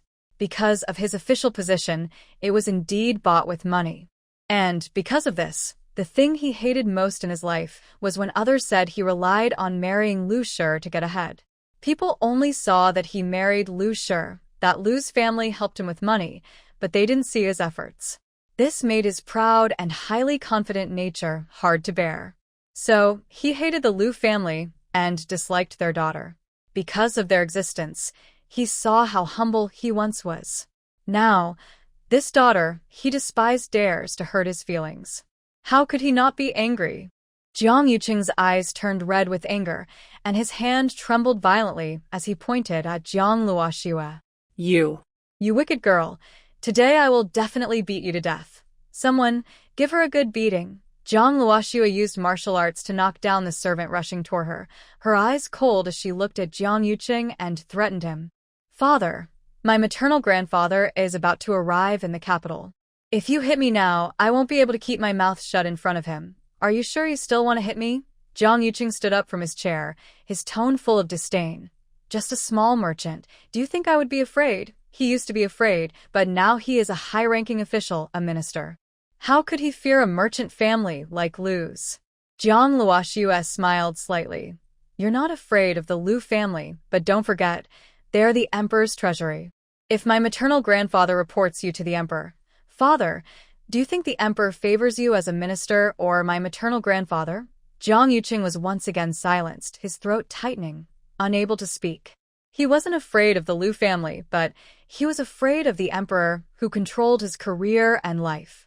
If the emperor didn't trust Lu's family, after so many years as a minister, he wouldn't have let them go unpunished. This rebellious girl really knows how to manipulate him. Chu Lianxin saw Jiang Yuqing's face turn pale and white, but dared not order anyone to beat Jiang Luoxue anymore, knowing that the punishment was no longer possible. A trace of regret flashed in her heart. If Jiang Luoxue hadn't fought back today, she was confident she could have ordered her servants to kill her. Then she could publicly claim that this wicked girl had committed a serious mistake and was beaten to death. In this way, her daughter could naturally be married into the Nguagong family. What a missed opportunity. But since she couldn't kill her, she wouldn't let her have an easy life either. Xulian's eyes turned quickly, and she immediately walked in front of Jiang Yuqing, pretending to be understanding and persuading him. Husband, Shuera was just being naive for a moment. Why are you so angry? She's a young lady, and using family discipline is a bit harsh. What if she gets hurt? Why not listen to my advice? Just punish her by making her kneel at the ancestral hall for 5 days. How about that? Jiang Yuqing looked at her with admiration and then climbed down the stairs. You're always so thoughtful, madam. Then, let her kneel at the ancestral hall for 5 days. Disobedient girl, your mother kindly pleaded for you, so I won't punish you today. Hurry and kneel at the ancestral hall to reflect. He was about to have the servant take Jiang Luoxue to the ancestral hall. But Jiang Luoxue didn't appreciate it. She stood quietly and said, I didn't do anything wrong. Why should I kneel at the ancestral hall? Jiang Yuqing's anger flared again. You are so stubborn and refuse to admit your mistakes. You're a young lady, often leaving the house without permission and scolding the servants. If I punish you with family discipline, making you kneel at the ancestral hall, are you feeling wronged?" Zhang Luoxue slightly curled her lips and sneered. "Father, you only know to punish me. Do you know why I left the house today? And why I hit that servant?" Zhang Yuqing didn't want to listen and said impatiently, "You are always rebellious. Your actions are normal. I don't need to know." Zhang Luoxue sneered. "Ha, so I don't need to tell you? But I insist on saying it. The reason I left the house today is because it was my mother and brother's memorial day. I went to the temple to burn incense and pray for them, hoping they will have good luck in their next life. Father, do you remember them?" Zhang Yuqing's expression stiffened, clearly forgetting that today was the day his wife died in childbirth. Next to her, Chu Lianxin's eyes involuntarily shrank when she heard the stepdaughter mention the past, but she quickly regained her composure, so fast that no one could see clearly. Zhang Luoxue also didn't notice. Seeing her father's expression, she knew that man had long forgotten his wife. Her heart was filled with sympathy for Mrs. Liu. Supporting such a bad man to rise in power, only to lose her life, it's really not worth it. Jiang Yuqing didn't miss the sneer on his daughter's face and shouted angrily, "Even if you go to burn incense and pray, why would it take a whole day? You're clearly just making excuses.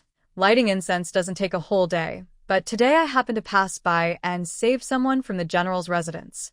I was delayed on the way, so I returned a bit late. Yet, when my father spoke of it, he called me a playful person. As for the servant I sold, she is just a small servant, yet she dared to scold me, her master, without respect. Shouldn't she be punished and sold?" Zhang Luoxue's words were ignored by Jiang Yuqing, who only heard that his eldest daughter had saved someone from the general's residence. He was still very shocked and hurriedly asked, "Is that true? Did you really save someone from the general's residence?" "Of course it's true. If father doesn't believe it, he can send someone to ask at the residence." Hearing her so confident, Jiang Yuqing's expression softened, like he had learned a special trick. He looked at Jiang Luoxue kindly and said, Good. My daughter is truly remarkable. She goes out and always has such good luck." "It's wonderful." Jiang Yuqing was very happy. The general's residence was related to the empress's family. The general was a trusted official of the emperor, holding real power, and was also the emperor's uncle. If they could establish a connection with them, the Jiang family would surely prosper. Compared to Jiang Yuqing's happiness, Chu Lianxin's face was grim, looking as if she had eaten something bitter. She didn't expect that today, this little troublemaker not only wasn't taken by bandits, but also managed to get close to the general's residence. How could this troublemaker be so lucky? Thinking about Zhou Xiu saying he had given her some aphrodisiac, yet she returned home without any trouble, she wondered, had her medicine been undone? And the person who did it was from the general's residence. Chu Lianxin's face remained calm, but her mind was racing with chaos. She dared not speak out loud. If this troublemaker discovered she was plotting against her, it would cause her to become suspicious, making it even harder to get rid of her.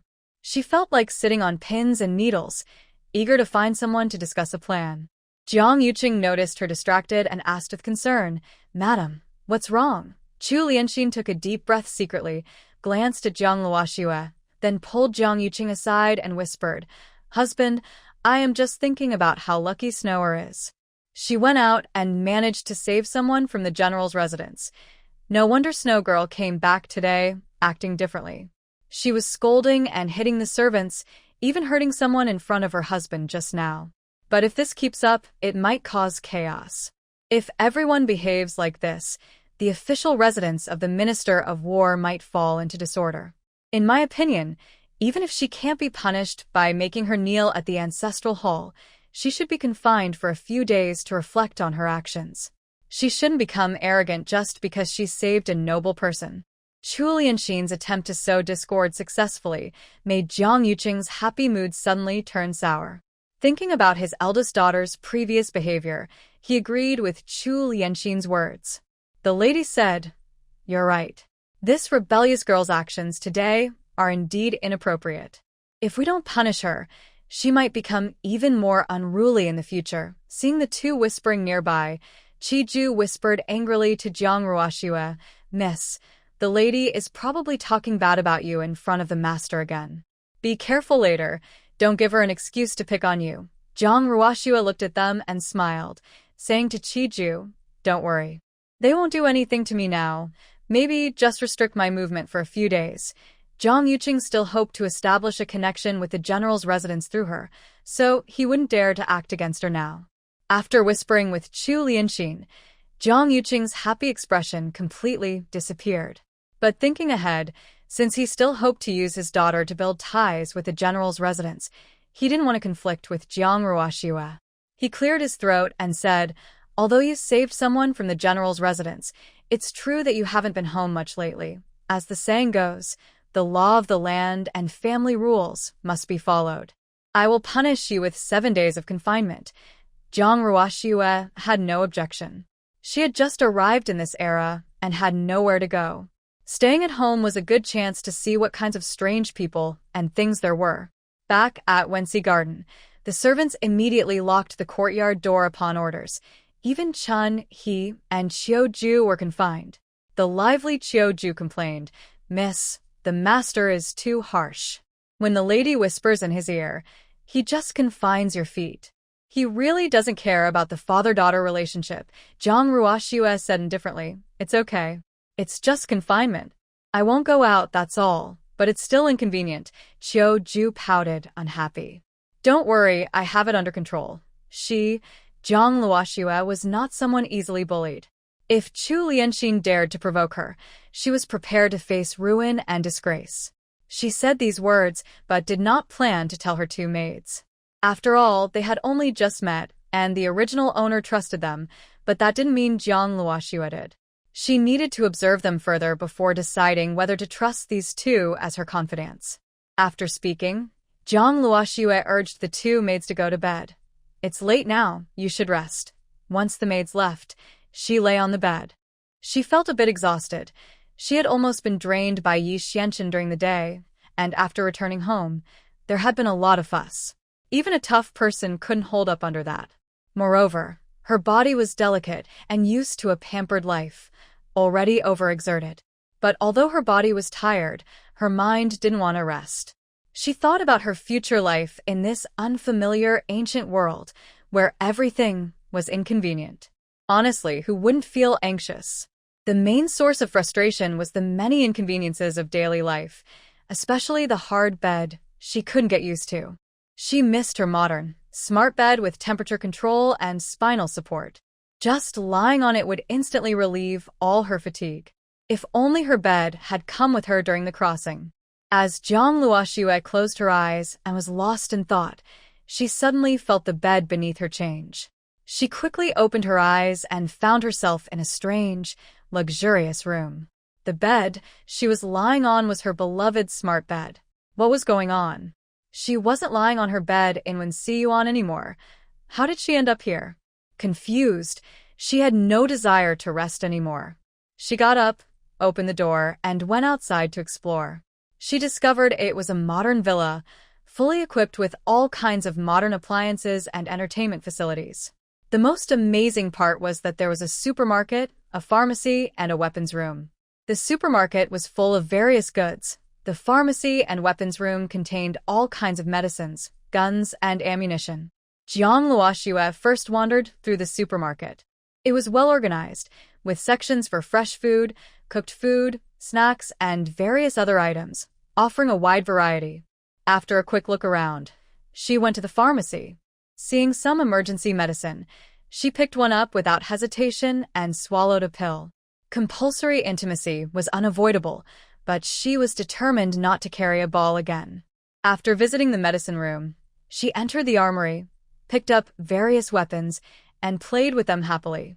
She checked the supplies in the ammunition storage before moving on to explore other areas. Just as she reached a large hall-like space, she suddenly heard a voice shout, "Welcome to the Boundary Stone space." Jiang Ruoxue looked in the direction of the voice and saw a majestic black panther standing there. Wow.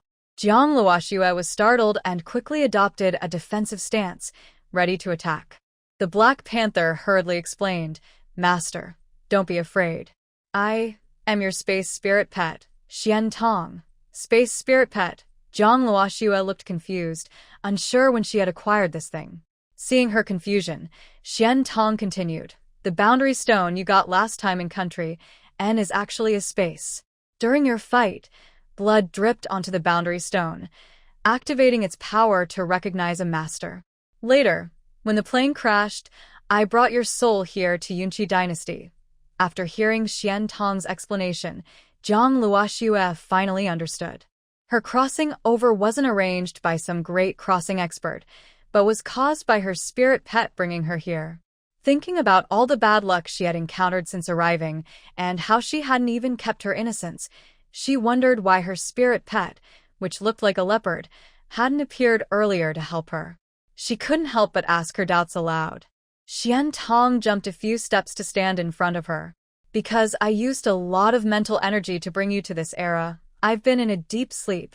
If you hadn't just strongly wished to wake me, I probably wouldn't have woken up for a long time." Jiang Luoxue nodded, understanding, and then asked, "Now that you're awake, will you fall asleep again?" "No, from now on, whenever someone calls me, I will respond immediately, 'Master, you finished touring the villa. You can go outside and take a look.'" Xian Tong acted as a guide, leading Jiang Luoxue out of the villa. Outside, Jiang Luoxue was amazed to see an orchard, medicinal fields, farmland with crops, and a horse ranch. She was stunned. Wow.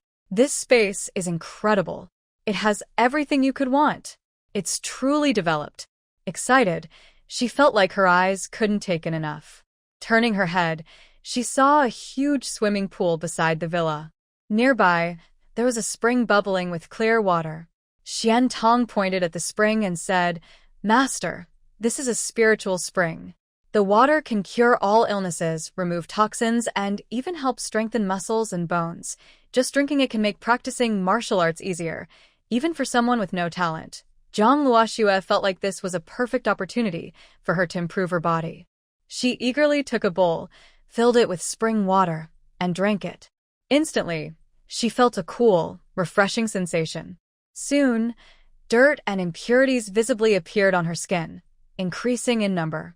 Before long, her once fair skin looked dark and rough, like that of an African person. A very unpleasant smell emanated from her, almost making her faint. She quickly held her breath, grimacing in disgust. "Master, these are impurities inside your body. The spiritual spring water has filtered them out. After your bath, you'll feel light and free," Xian Tong explained. Jiang Luoxue hurried back to the villa's bathroom and took a careful shower. She found that her body was indeed lighter, just as Xian Tong said. Every pore felt open and relaxed, very comfortable. Even her fatigue disappeared completely. Feeling playful, she decided to try out some modern martial arts and combat techniques she had learned. She found her punches and kicks more fluid and powerful. She was secretly amazed. After drinking the spring water, her body was even better than her modern one. The spring's effects were surprisingly strong. Her decision to take the boundary stone earlier was definitely the right choice.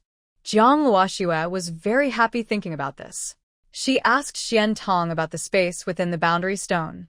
She learned that it could store items, and nothing placed inside would decay or spoil. Wow. This was even better than a refrigerator. The space was more versatile than the storage rings often seen in cultivation novels. Thinking about Chu Lianxin, her scheming stepmother who always targeted her secretly, Jiang Luoxue immediately decided that when she found the right opportunity, she would empty all the treasures from the Shangshu mansion to deal with her. She took back all her original dowry, without missing a single item. Since her scoundrel father had no money to bribe officials, and her stepmother lacked funds to buy fancy clothes, their expressions would surely be very interesting then. Thinking of this, Jiang Luoxue felt excited and couldn't wait to do something mischievous. She also chatted with Xian Tong for a while, learning that the flow of time inside this space was different from outside. 1 day inside equals 1 hour outside. Jiang Luoxue wasn't in a hurry to leave. Instead, she happily slept on the big bed in the space. She also practiced her fighting skills again. When she returned to Wensi Garden, it was still early morning. She simply lay on the hard bed, thinking about what to do next. First, she needed to find out who drugged her and who kidnapped her bandits. Chu Lianxin was definitely involved, but as a woman who had been living in the inner courtyard for years, she couldn't have done it alone. There must be others helping. Was it the person Zhou Posey mentioned? Or her untrustworthy fiancé? Or maybe both of them? Thinking about how these people's actions had caused her to sleep with a stranger, Zhang Luoxue hated them with all her heart. Although she didn't care much about her reputation like the people here, this was her first time, and being tricked into sleeping with a stranger made her feel uncomfortable. She wanted to find out who was behind this and get revenge by eliminating them one by one. But how to do that? Using violence definitely wouldn't work. From her fight with Yi Xianchen, she knew that although these ancient people didn't have modern weapons, they had excellent martial arts and internal strength. Even with her space weapons, she couldn't openly use them. The old saying goes, carrying a treasure makes you a sinner, and she understood this principle well. If others found out she had weapons capable of changing the era, ambitious people wouldn't let her go. They would try everything to capture her and use all kinds of torture to force her to hand over her weapons. Thinking of the 10 great tortures from Qing dramas, Zhang Luoxue shivered involuntarily. Unless she stayed inside her space forever, her life could be at risk at any moment. It seemed she had to be cautious and bide her time, then use clever plans to get out of this. Thinking about being alone and helpless in this strange era, with so many people waiting to ruin her reputation, Zhang Luoxue felt overwhelmed. She is not a special agent on a mission now, able to handle things alone. And this is not a modern time with trackers and listening devices. Here, everything relies on human effort to investigate. She feels a bit overwhelmed being alone. It seems she needs to train some trusted helpers in the future, or else everything will be inconvenient. After a while, the sky brightened outside. Zhang Luoxue heard 2 maids waking up, so she closed her eyes and pretended to sleep. "Miss, it's time to get up." Chuanhe entered the room and gently called her from the bedside. Zhang Luoxue was not really asleep. Hearing her voice, she opened her eyes and asked, "What time is it?" "It's the 2nd quarter of the hour." Kyuju went to the yard to get food. "I am here to help you wash up." Chunha first helped her put on her complicated clothes, then placed the water for washing on the shelf, and used a special willow branch dipped in green salt to clean her teeth.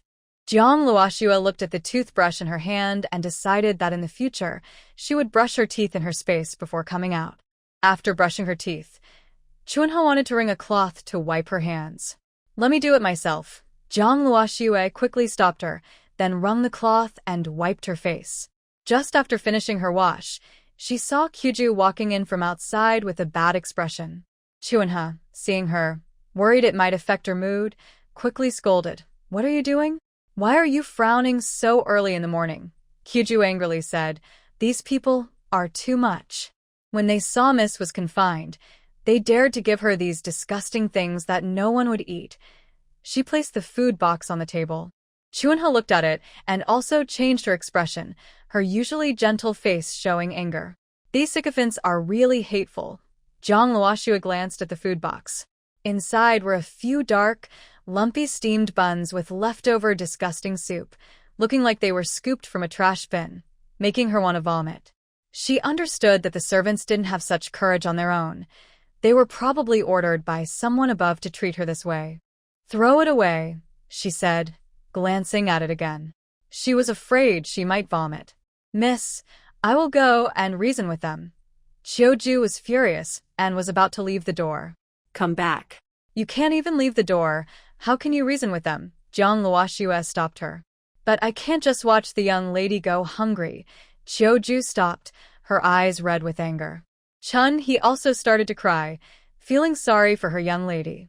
At such a young age, she lost her mother, and her father only cared for the children of his second wife. She was bullied in the house and had no one to support her. Life was really hard. Zhang Luoxue looked at the 2 worried maids, who looked like the sky was about to fall. She sighed helplessly. "Don't worry. Today, I saved someone from the general's house." They thanked me by giving us many snacks. Wait here, I will go get them now. Don't come in. After saying that, Jiang Luoxue went inside and closed the door. She took some modern cookies from her space, unwrapped them, and threw the wrappers into her space. Then she brought the snacks out to share with the two maids. Chun-hee and Xiaoju looked at the snacks they had eaten, either round, square, or long, and the flavors were very simple. It was the first time they saw snacks with filling, strange shapes, and a variety of flavors. They were very surprised. Xiaoju picked up a strawberry-filled cookie and took a bite, her eyes wide with amazement. Wow. This is the first time I've had such delicious snacks. The outside is crispy and sweet, and inside is soft and sticky with a strange aroma. It's so tasty. I never thought the snacks from the general's house could be so wonderful. She couldn't help but pick up another piece, discovering a different flavor. Each one was so delicious, she couldn't stop eating. Chun-hee also picked up a snow cake, put it in her mouth, and chewed slowly. The crispy, sweet taste made her, usually so calm, squint her eyes and savor it carefully. But both maids knew their limits. Each only ate 3 pieces and stopped. Jiang Luoxue also ate a few pieces. Seeing the two stop, she asked, "Why aren't you eating anymore?" "Miss, these snacks are too precious. Let's save them for your dinner," Chun-hee said, pushing the plate forward to refuse the tempting aroma. Autumn Chrysanthemum couldn't help but swallow hard and turned her head away to avoid looking at the delicious food. Ding. Done. He then took out 2 raw eggs, put them in the egg cooker, grabbed some bread and a box of blueberries, and carefully washed each blueberry at the sink, placing them in small glass bowls. After finishing, he neatly set the breakfast on the table, then picked up his unfinished literacy book and sat quietly nearby. He wasn't hungry. He was waiting for his sister to eat together. Su Xingcheng, waking naturally, rubbed her eyes and went downstairs. When she saw the scene in the dining room, she was stunned. In the morning light, the table was set with warm milk, boiled eggs, bread, and blueberries with dew on them. Grimacing in disgust, Autumn Chrysanthemum looked at them with admiration and said, "The cook from the general's residence is amazing. If I ever meet him, I must ask how he makes these pastries. That way, if the lady is grounded again, I can make some for the young lady to eat." Jiang Luoxue, "Just hope I get some good luck," Chunha also said nearby. "Jinx. Spit it out." Autumn Chrysanthemum realized her words were inappropriate and quickly fake coughed a few times. After the 3 servants finished eating, since they were grounded and had nothing to do, Jiang Luoxue told the maids she wanted to go back to her room to sleep and asked them not to disturb her. Chunha and Autumn Chrysanthemum, thinking that since they were inside the house, the lady wouldn't get into trouble, obediently stayed at the door doing embroidery. Once sure the 2 maids wouldn't come in, Jiang Luoxue slipped into her space, using the materials inside to make a sleeping potion. Humph, that Chu Lianxin actually dared to refuse her food. Tonight, she would raid her private stash as punishment. After working on it all morning, she finally made the 1,000 threads sleep powder. Seeing it was still early, she also made some ugly powder. She guessed it was already noon outside, so Jiang Luoxue slipped out of her space, lay back on the bed pretending to sleep. The noon meal, as expected, was just as bad as breakfast, hardly fit for eating. The 3 of them, the lady and her maids, unsurprisingly ate another meal of biscuits to fill their stomachs. Dinner was the same. It seemed Chu Lianxin really wanted to starve her. At midnight, around the hour of the pig, Jiang Luoxue took out a set of night clothes, put on a gas mask, and gave the 2 maids some sleeping potion. Then she took out a climbing hook, flipped over, and left the courtyard. Using a sleeping potion, she made all the patrolling guards fall asleep, then skillfully moved through the rooms to place the medicine. Once the entire mansion was filled with unconscious people, she summoned the mysterious creature to help find the treasury of the minister's residence. The powerful creature quickly found all the treasury rooms within a few moments. Looking at the mountains of wealth in the storage, Jiang Luoxue smiled so much her mouth almost couldn't close. She was about to make a big move. Gather everything, everything. Jiang Luoxue immediately transformed into a busy little bee, using her mind to store all the gold, silver, jewelry, antiques, and paintings into her space, leaving not a single thing for the Jiang family. Taking all the wealth from the minister's residence, she thought about the hateful servants in the mansion. Today, they even sent a bucket of slop to her courtyard. Furious, she poured a packet of laxatives into the water jar. Since they refused to feed her, everyone would go without food. When Chu Lianxin passed by, she couldn't let the culprit go. She took out a packet of her homemade ugly powder, went into the room, and sprinkled some on the woman's face. Then she happily returned to her own courtyard with the creature. The next day, a piercing scream shattered the quiet of the minister's residence. The servants, just waking up, gathered in the courtyard, looking nervously toward the main hall, unsure of what had happened inside. Changchun Garden. Chu Lianxin looked at her reflection in the bronze mirror, horrified by the face with red rashes and yellow water oozing from it. She couldn't believe that this person, neither human nor ghost, was herself. She screamed wildly, knocking over items on the dressing table to the ground, venting her fear and anger. The servants trembled and knelt on the ground, not daring to lift their heads. They were afraid to look directly at the disgusting face of their mistress, and also afraid that she might lose her mind and take her anger out on them. Jiang Yuqing, who was sleeping in the concubine's quarters, heard the commotion and hurriedly put on his clothes to come over. He saw the servants kneeling on the ground, and the lady looking like she had lost her mind. He had just one day off to rest peacefully, but now his normally gentle and educated wife was acting crazy, disturbing his sleep. Frowning with anger, he shouted, "What's all this fuss so early in the morning? This is not proper," he scolded her as he walked into the room. Hearing his voice, Chu Lianxin, who was listening secretly, was so frightened that her back stiffened. She quickly covered her face with a silk handkerchief and shouted in panic, "Husband, don't come in." This made Jiang Yuqing even more unhappy. His voice grew cold, like ice. "Chu Lianxin, what's wrong with you? Why can't I come into this room?" He was suspicious but didn't listen. Instead, he hurried over to Chu Lianxin and reached out to lift the silk cloth covering her face. "Husband, please don't." Chu Lianxin's eyes showed a hint of despair as she desperately tried to dodge. But she was a weak woman, no match for a tall man. After struggling a few times, her veil was pulled away. Ah. Ugh. Jiang Yuqing was so scared he dropped the veil and took a few steps back, rushing out of the room to lean against a tree and vomit nonstop. His mind kept replaying her terrible face, and he seriously wondered if he had just seen a ghost. Chu Lianxin was already very anxious. Seeing her husband turn away in disgust after seeing her face made her feel even more hopeless. Thinking she might never be loved again, she cried even louder. Jiang Yuqing kept vomiting until he was almost dry, then wiped away the tears caused by his intense nausea. Only then did he turn back into the room, planning to ask what had happened. When Chu Lianxin heard his familiar footsteps, she felt happy. It seemed her husband still cared about her. He was just startled and unprepared earlier. After all, she herself was frightened half to death when she saw her face this morning, especially her husband. Thinking of this, she felt a little better. She was about to turn around and call him, but Jiang Yuqing immediately stopped her. "Don't turn around. Cover your face quickly." Chu Lianxin's previously joyful heart sank even more, but she obediently covered her face with a silk cloth. Finally, she couldn't see that disgusting, ugly face anymore, and Jiang Yuqing felt a bit better. He then asked in a calm voice, "What happened?" After all, the charming beauty of a woman with tears in her eyes is hard for many men to resist. But now, Chu Lianxin's crying is not beautiful. Instead, the tears wet her thin silk cloth, making her uneven face look even uglier, which is quite painful to see.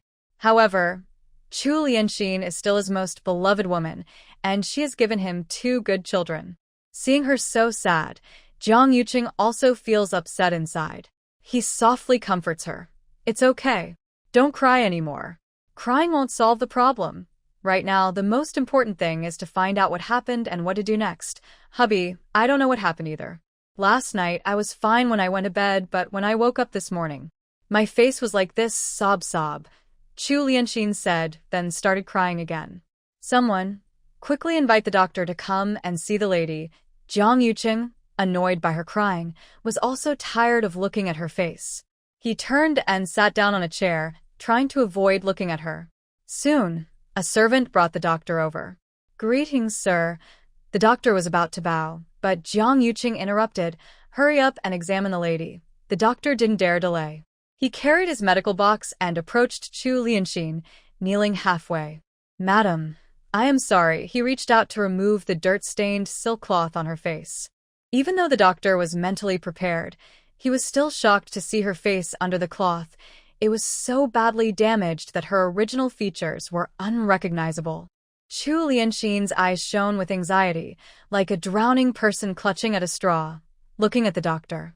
How is it? Can my face still be saved? Madam, what happened to your face? Jiang Yuqing also looked concerned. The doctor withdrew his pulse-taking hand and said to Jiang Yuqing, Sir, I am not very skilled and cannot diagnose the exact illness. But from the appearance, it seems like she was bitten by some insect. Just tell me if it can be cured. Jiang Yuqing frowned. I am powerless. Please, sir, seek another expert. The doctor shook his head. Hearing this, Chu Lianxin collapsed as if her bones had been pulled out, her face turning ashen with despair. Jiang Yuqing waved his hand to let the doctor leave and gently advised, Lian Xian, don't be too sad. An ordinary doctor can't help. Tomorrow, I will find someone with connections to invite the imperial doctor to see you. Their medical skills are excellent, and I believe your face will definitely recover. Qing Lian Xian finally stopped crying and looked up at the man with a joyful sparkle in her eyes. Husband, please make sure to invite the imperial doctor. Jiang Yuqing once again faced her face up close, pale, uneven, and with yellowish-white spots, and felt a wave of nausea. Seeing his disgust, Qing Lian Xian hurriedly took a new silk cloth and covered her face again. Only then did Jiang Yuqing feel a bit better. Just as they were talking, Zhang Ru Zhu hurried over. Mother, I heard something happened at the main courtyard. What's going on? Because she was pregnant, she was naturally sleepy. She had just woken up when she heard about the incident at the main courtyard. She asked the servants, but they hesitated and couldn't explain clearly. Anxious, she hurried over. Why did you come here? Nothing concerns you. Go back quickly. Qing Lian Xian saw her daughter approaching and worried that Jiang Yuqing might find out about her pregnancy. She quickly tried to send her back to her own courtyard. But Zhang Ru Zhu didn't understand her concern and kept asking what had happened. It was Jiang Yuqing who finally answered, Your mother's face was bitten by some insect last night. She's very upset now. Bitten by an insect? Let me see how bad the bite is. Zhang Ru Zhu said, reaching out to lift the silk cloth covering her mother's face. No. Qing Lian Xian quickly dodged her hand.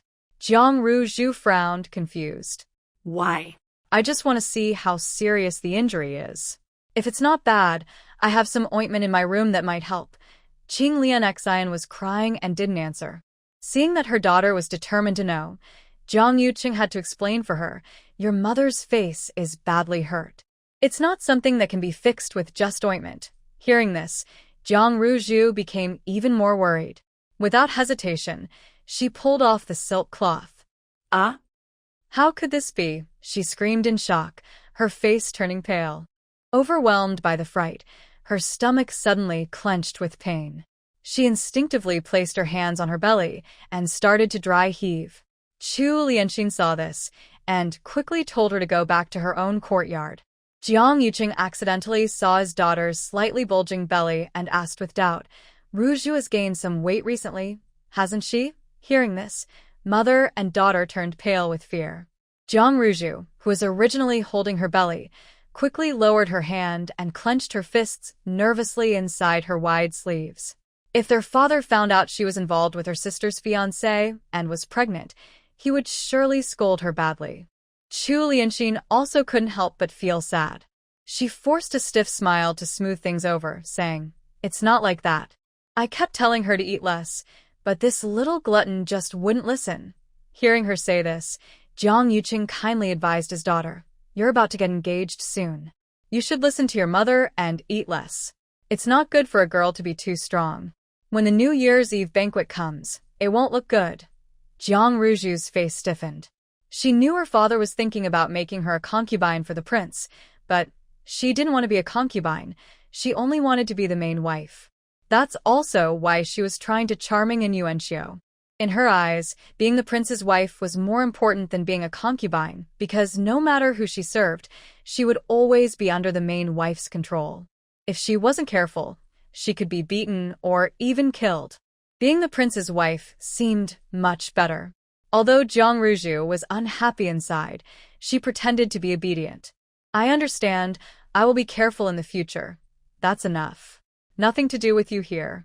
Hurry back to your own courtyard, Chu Lianxin said, giving her a look to hurry away. This time, Jiang Ruju didn't dare stay any longer. She bowed and left quickly. After Jiang Ruju left, Jiang Yuqing comforted Chu Lianxin and said he had some official matters to handle, then hurriedly left. Watching the man rush away, Chu Lianxin felt cold and sad inside. Sure enough, men are unfaithful and only care about looks. No matter how loving they seemed before, swearing eternal loyalty, once her face was ruined, he would fly away like he had wings. She ordered all the servants out of the house, so no one would see her like this. She sat alone in the room, feeling more and more confused about why she had become like this. She didn't believe the doctor's story that she was bitten by bugs.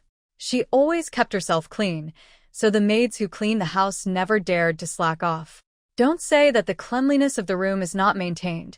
The bed curtains and bedding are changed daily, so there is no way insects could appear. It's not insects biting either, so what could it be? Just as she was puzzled, a shadow quietly slipped into the room. Why are you here? Seeing the visitor, Chu Lianxin nervously stood up and instinctively looked around, afraid of being seen. I heard you had an accident, so I wanted to come see you, the man said with concern. Chu Lianxin covered her face with a silk cloth and turned away from him, speaking softly. There's nothing to see. You should go back quickly. It wouldn't be good if someone saw you. But the man didn't leave. Instead, he stepped closer and wrapped his arms around her from behind. Lianxin, don't avoid me. Just let me see you, so I can feel at ease. Hearing this, Chu Lianxin leaned into his chest, tears streaming down her face. Right now, I look so terrible that even ghosts would be scared. It's better if you don't look, the man said firmly. I'm not afraid. No matter what you look like, I won't be scared. Hearing this, Chu Lianxin's previously bitter and fearful heart was suddenly filled with warmth and strength. Her throat tightened, and her nose became sore. Feeling the strong arms around her, she finally stopped holding back. She turned around, buried her face in his chest, bit her lip, and shook her shoulders as she silently cried. The man stood there, holding her, letting her vent her emotions. After a while, noticing that her mood had calmed, he gently pushed her away and reached out to carefully lift the silk cloth from her face. Chu Lianxin didn't resist anymore. She quietly allowed him to lift the cloth that covered her face, though her nervousness was still visible in her eyes. As the silk was lifted, the man's expression was not one of disgust or fear like others might have shown. Instead, his eyes were full of tenderness. This made Chu Lianxin's tense heart relax a lot, and her tears flowed again. But this time, they were not tears of sadness, but tears of being cared for and touched. The man gently held her face, examined her carefully, and asked about what had happened in detail. Then he said, based on what you described and how your face looks, it seems like you might have been poisoned. Poisoned? How could I be poisoned? Chu Lian's brows furrowed tightly. All the servants in the mansion were under her control, so she couldn't understand who might have poisoned her. Think carefully. Have you offended anyone recently, or has anyone behaved strangely? The man gently placed the silk cloth back on her, speaking softly to remind her. I haven't offended anyone. Chu Lian's brow slightly furrowed as she spoke. Suddenly, she remembered something and her expression changed. If anyone's behavior is suspicious, it would be that little troublemaker in Wen Siyuan. She's changed the most. As she spoke, Chu Lian recounted all the changes that had happened since Jiang Luoxue returned to the mansion yesterday. It must be that girl. She probably hates me because I told the kitchen staff to feed her spoiled food yesterday, and now she's using poison to get revenge. This wicked girl, I won't let her go, Chu Lian said firmly, her eyes burning with anger. She was eager to rush to Wen-Si Yuan and tear Jiang Luoxua apart. Don't be impulsive, Madam. Before the man could finish speaking, a maid's anxious voice came from outside. Startled, both of them became nervous. Chu Lian quickly told the maid not to come in, then pulled the man to the window. She opened it and looked left and right to make sure no one was around. Quick, go out. Be careful not to be seen. The man climbed out the window, reminding her, Don't be impulsive. Let me handle this. If it really was the young lady, I will find a way to make her give me the antidote. Got it. You go quickly. Chu Lian hurriedly closed the window, tidied her clothes, and then went to open the door. She asked unhappily, What's so urgent? Madam, something's wrong. The servants reported that all the maids and servants in the mansion have been having diarrhea since this morning. No one can do their work, and the outhouses are overwhelmed. Some even fought over the toilets. The whole mansion is in chaos now. What should we do? What? Everyone has diarrhea. Chu Lian felt her vision darken and almost fainted. Her personal maid, Yu Zhan, and another maid, Ji Yi, quickly stepped forward to support her. Madam, be careful. Chu Lian steadied herself and told the maids, Help me over there to see what's going on. The servants and maids came into the yard, seeing everyone clutching their stomachs and crying out in pain. Some were angrily shouting at the people inside the toilet to come out quickly. One hot-tempered person went straight to knock on the door, trying to pull the person inside out and go in himself. Many others couldn't wait and ended up soiling their clothes. They were both embarrassed and angry, cursing loudly. The entire Shangshu residence was in chaos, with constant sounds of diarrhea and a foul smell filling the yard, making people feel sick just by smelling it. Seeing this scene, Chu Lian really wished she could faint right then. What is going on? Has anyone called a doctor? A steward tightly crossed his legs, trying to hold back his diarrhea, and replied, reporting to Madam, Yes, we have called a doctor. The doctor said we ate spoiled food, which caused the stomach issues. The ingredients in the house are bought fresh every day. How could there be rotten food? Chu Lian's face twisted with anger, her voice cold enough to freeze someone. Where's the person in charge of buying the food? Bring him here immediately. Soon, Zhao Sanna, who was in charge of shopping for the Shangshu residence, was called over. Knowing what his master wanted to ask, he immediately knelt on the ground, bowing several times, then raised 3 fingers and said, Madam, I swear to heaven that all the food I bought was fresh and not rotten at all. If you don't believe me, you can ask the kitchen staff. Chu Lian's eyes were sharp as knives, looking down at Zhao Sanna from above. Of course I will ask. If the food you bought caused this problem, I will take your life immediately. She brought a few servants over to question them, and they all gave the same explanation as Zhao Sanna. It seemed the problem was not with the ingredients. Chu Lian then asked someone to call a doctor to check everything in the kitchen. Unfortunately, some supplies had already been used up, and the remaining items showed no signs of spoilage. She questioned all the servants thoroughly, but couldn't find any useful clues. She was so angry her teeth almost ground to dust. Seeing the pale, exhausted servants, Chu Lian suddenly remembered her daughter in Zihui Garden. Her heart tightened with worry. Afraid something might happen to her daughter, she quickly hurried over with her trusted maid. When she heard from the maid in Zihui Garden that the young lady had left before breakfast, Chu Lian's tense heart finally relaxed, and she secretly felt grateful. Fortunately, the daughter did not eat the food from the mansion, or else her pregnancy might not have been safe. If people found out she was pregnant before marriage, her reputation would be completely ruined. In the Jiang family, besides Jiang Ruju, Jiang Yuqing was also lucky. He had no appetite in the morning because of Chu Lianxin's unpleasant face, so he left early to meet friends and didn't eat at home. This way, he avoided trouble by chance.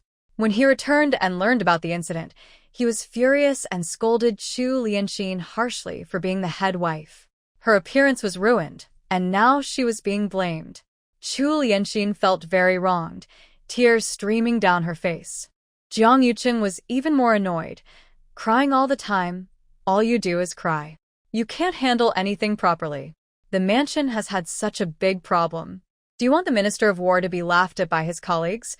At this moment, he even thought Chu Lianxin was not as good as Lu's wife, a merchant's daughter. At least when Lu was the head wife, there were no mistakes like this in the house. Chu Lianxin didn't know that Jiang Yuqing was comparing her to Lu's wife in his mind. If she knew, she might feel even colder inside. She looked sad and explained, "Husband, how can you say that about me? Besides, I have questioned everyone, and no one has done anything wrong." No one knows why this happened. Jiang Yuqing was angry and didn't listen to her tears.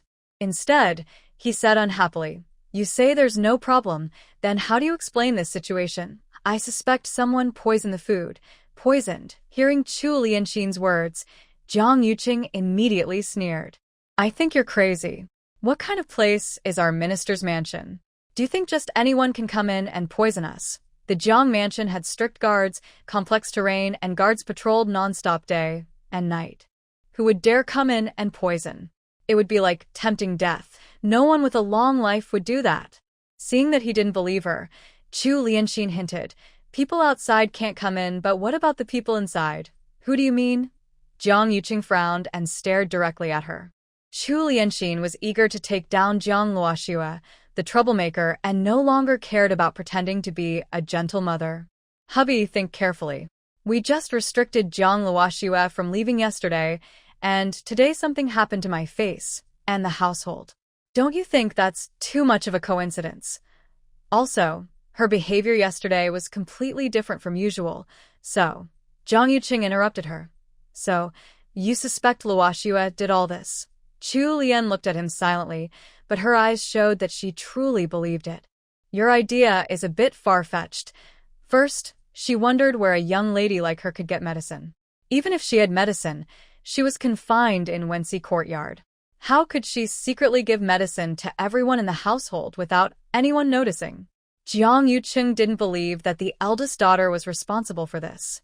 He thought Jiang Luoxue, an 18-year-old girl, was usually timid and obedient. Even if she acted a little strange yesterday, it was probably because she was upset and resisting, not capable of doing something like this. Chu Lian still hoped to persuade him. "Hubby, better to punish one wrongly than miss the real culprit. If we don't find out who poisoned us, our household will never be peaceful.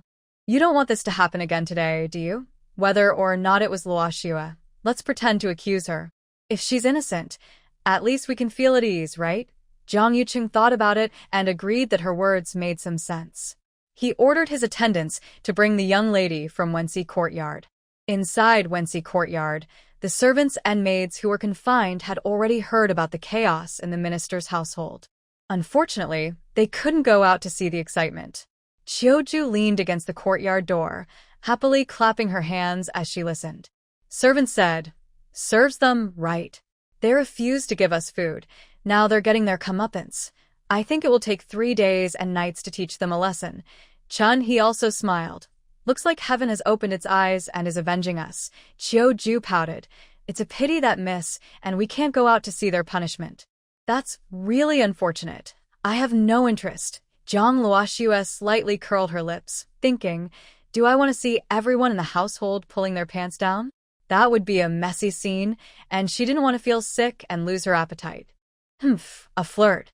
Jiang Wenyu silently cursed in her heart, then pulled the blanket over and turned away, no longer looking at Fu Qingshan, closing her eyes to sleep.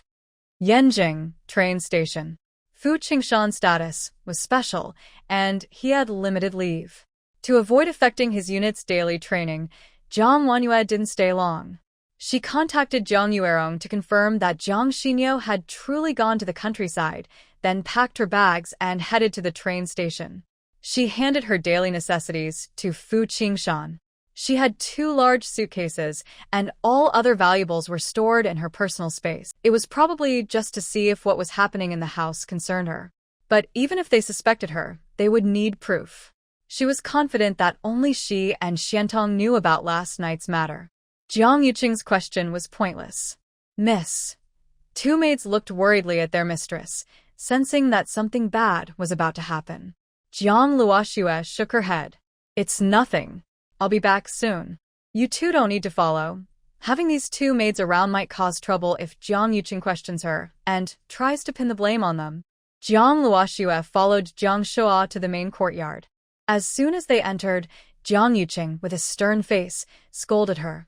Rebellious girl, do you know you did wrong? May I ask, Father, what did I do wrong? Jiang Luoxue looked up and asked him honestly, her eyes clear. Next to her, Chu Lianxin was no longer pretending to be kind. She glared fiercely at her stepdaughter, the thorn in her side, and started to threaten her with words. Jiang Luoxue, we have already found out that you, feeling resentful for being confined, did something to poison everyone in the house. This is unforgivable. Kneel and admit your mistake. I poisoned? What did I poison? Mother, what are you talking about? Jiang Luoxue was not so easy to fool. She stood there with a look of innocent confusion, as if she had no idea what they were talking about. Chu Lianxin slammed the table and shouted loudly. Jiang Luoxue, stop pretending. We know it was you. No use arguing. Kneel and admit your mistake, or you'll face family discipline. I didn't do anything wrong. Why should I admit fault? Jiang Luoxue answered stubbornly. Then she turned to look at Jiang Yuqing, opening her eyes wide in disbelief, and asked, Father, do you also believe Mother's ridiculous story? Jiang Yuqing remained silent. Jiang Luoxue forced a smile and said, Father, have you forgotten? Yesterday, after I was punished and confined to the backyard, the door was locked from the outside. Do you think I have wings and can fly out of Wenxi Garden to poison someone? Jiang Luoxue's face showed shock, disappointment, and heartbreak. She secretly cheered herself inwardly. Her acting skills are getting better and better. If she could go back to modern times, she might even become a star in the entertainment industry. When Jiang Yuqing saw his eldest daughter look at him with a mix of sadness and disappointment, he felt a strange, hard-to-explain feeling. Because he disliked Lu Shi, he secretly resented his eldest daughter. Plus, she had argued with him yesterday. Even though he knew she wasn't responsible, Chu Lianxin suggested tricking her, and he didn't refuse. He just wanted to teach her a lesson and let her know he was the head of the official family. But when he saw her look at him with such disappointment, he felt uncomfortable. It made him feel like a careless, irresponsible father. He remembered that his eldest daughter had just saved someone from the general's mansion, a relationship he had always wanted but could never get close to. He had been a government official for many years and knew that his foundation, coming from a humble background and climbing up with wealth, was not very stable. To truly establish himself in the capital, he needed to rely on powerful connections. And the general's mansion, now at its peak, was undoubtedly one of the best shortcuts. Seeing this opportunity right in front of him, he didn't want to let this valuable daughter become too disappointed. After some thought, Jiang Yuqing softened his expression, planning to say a few words to discipline his daughter and then send her back. But Chu Lianxin didn't intend to let Jiang Luoxue go easily. Seeing the man about to be gentle, she quickly shouted, Jiang Luoxue, your excuses are useless. In the entire Shangshu household, only you have the motive to poison. Jiang Luoxue no longer looked at Jiang Yuqing. Instead, she stared at Chu Lianxin with a serious tone and said, Mother, you can't just say that without proof. Do you have any evidence for what you're saying? Chu Lianxin decisively replied, What evidence do I need? You were punished yesterday, and today something happened in the house. If it wasn't you, then who else could it be? Jiang Luoxue sneered coldly at this joke. So, Mother, you have no real proof, and you just guessed that I, who am under restriction, did it? She stood straight and spoke confidently. Mother, you want to blame me publicly. Are you trying to hurt my reputation because I have no mother? Or are you hiding something? You're talking nonsense. Chu Lianxin was furious at her false accusations. Jiang Luoxue didn't care if she was angry. She kept speaking her mind. What do I have to lie about? Everyone in the house can see I can't leave the yard. How could I have poisoned anyone? If we're talking about who had more reason and opportunity, isn't it Jiang Ruju and Jiang Tsong? Although Jiang Tsong is at the academy, Jiang Ruju moves freely, doesn't she? When it came to her children, Chu Lianxin immediately got angry. Jiang Luoxue, stop talking nonsense. Right now we're talking about you. Don't bring others into this. Jiang Luoxue retorted confidently, Mother, that's pretty funny. What do you mean by talking nonsense? If you say I, as the stepdaughter, am suspicious, then Jiang Ruzhu, being a daughter of the Jiang family, is also suspicious. Stop spreading lies. Ruzhu has always been obedient and sensible, unlike you, who is lazy and holds grudges. Jiang Luoxue sneered, I've really learned something today. The respected head of the Shangshu household, the lady of the house, judging things with prejudice. Fortunately, Mother isn't an official from the Dali court, or who knows how many wrongful cases would happen. Father, since Mother is so determined to blame me, I have no way to defend myself. Why not have the officials from the Dali court come and investigate? No, Zhang Yuxing immediately opposed.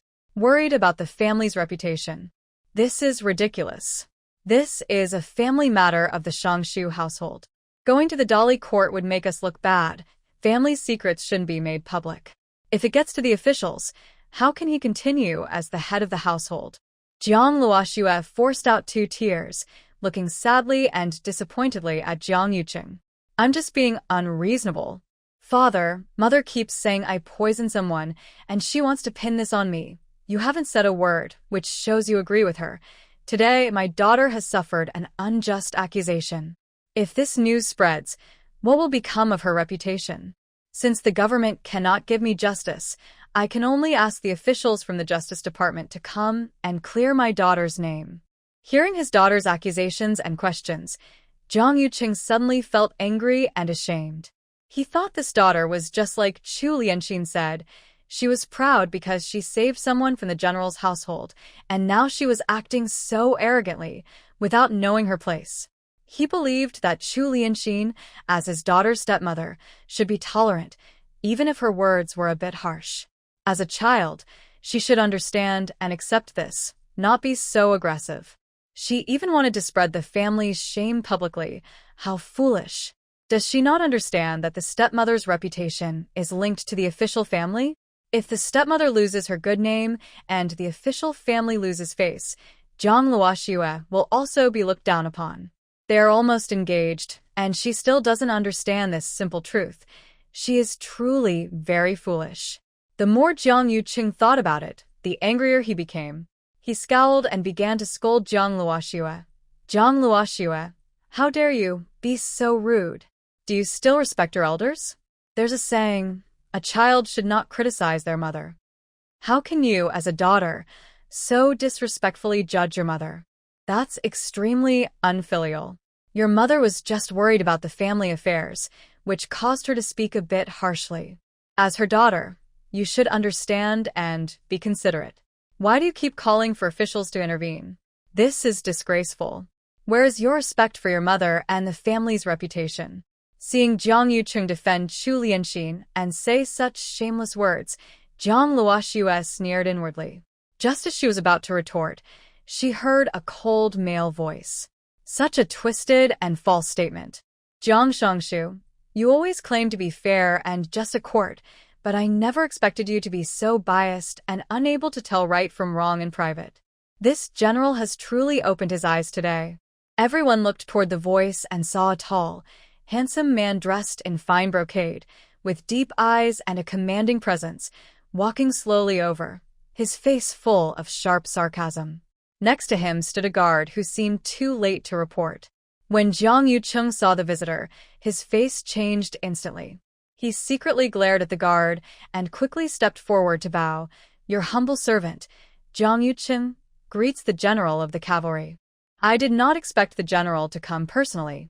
I apologize for not welcoming you properly. Please forgive me, Your Excellency. Knight Xianchen entered quietly, first glancing at Jiang Luoxue without leaving any trace of suspicion.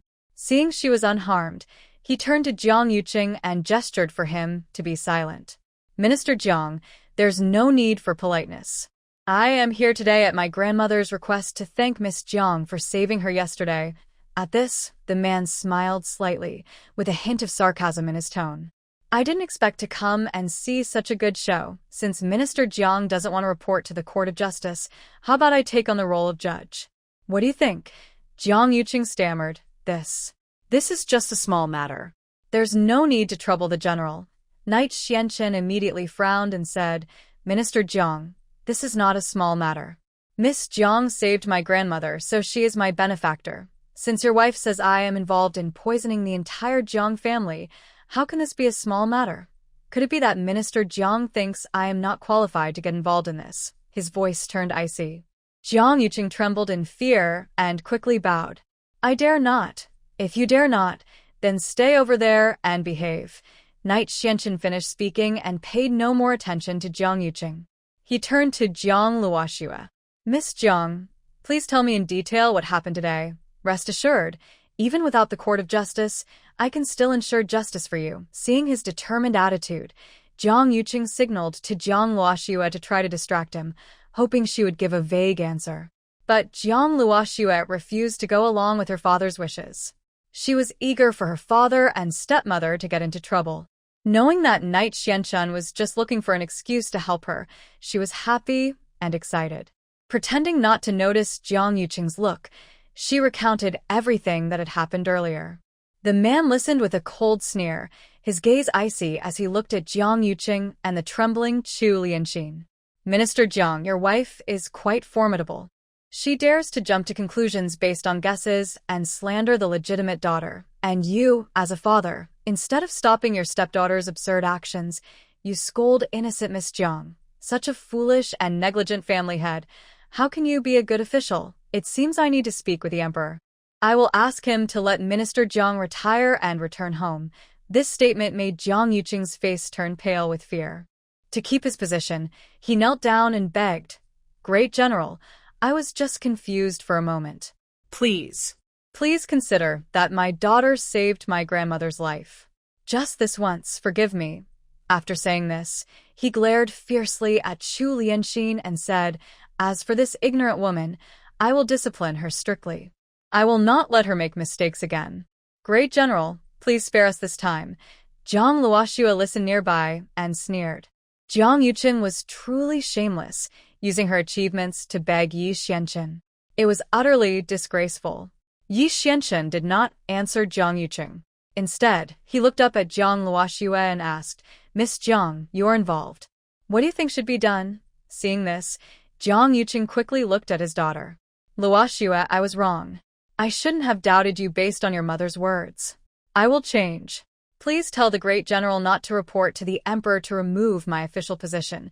Jiang Luoxue stood still, only watching Chu Lianxin with her eyes. Jiang Yuqing immediately understood and stepped forward, slapping the woman hard.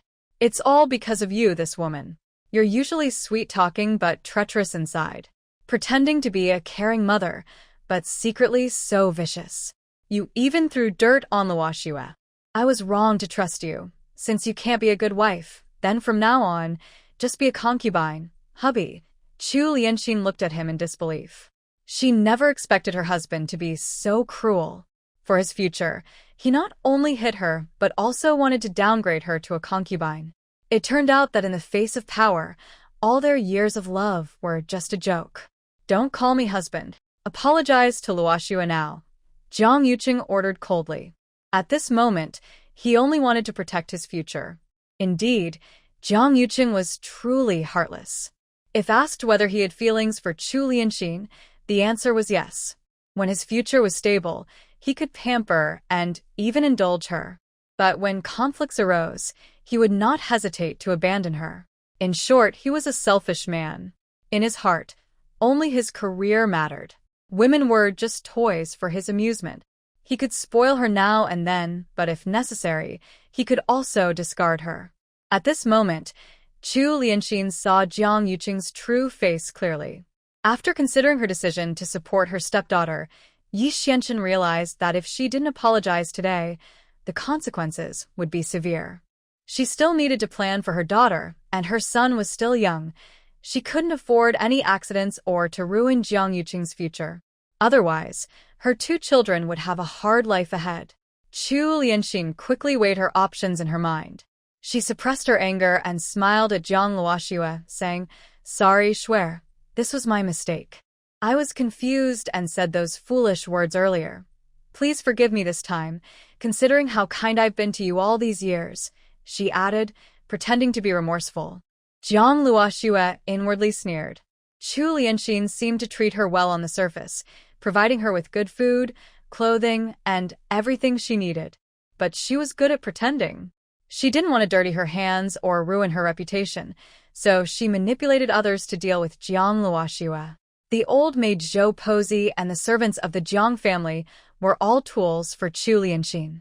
As long as she showed a little sign of support, those people would help her fight against Jiang Luoxue. All she had to do was stand above and wave her sleeve, maintaining her image as a good stepmother. However, Jiang Luoxue knew that relying solely on this wouldn't be enough to bring down Chu Lianxin. Even if Yi Xianchen helped her report to the emperor would only scold Jiang Yuqing and Chu Lianxin briefly. To truly defeat them, Yi Xianchen needed to find evidence of Jiang Yuqing's wrongdoing. Their relationship was just a fleeting, mutually beneficial affair, not deep enough for others to go to such lengths for her. Today, he had come to help her out of kindness, and she appreciated that.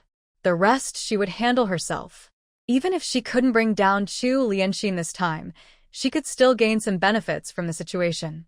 After thinking about what she wanted, Jiang Luoxue looked up at Jiang Yuqing and Chu Lianxiang. If you want me to plead for you, I can. But you have to return my mother's dowry and all the money she earned from her business before she passed away. The silver left behind is still an invaluable treasure. Now, making him give it up naturally hurts a lot. Jiang Luoxue looked at the two people's unwilling expressions, then smiled coldly. Since you don't want to, then forget it. After saying that, she turned to Yi Xianchen and bowed slightly. General, I appreciate your help with this matter. Miss Jiang, you have helped me.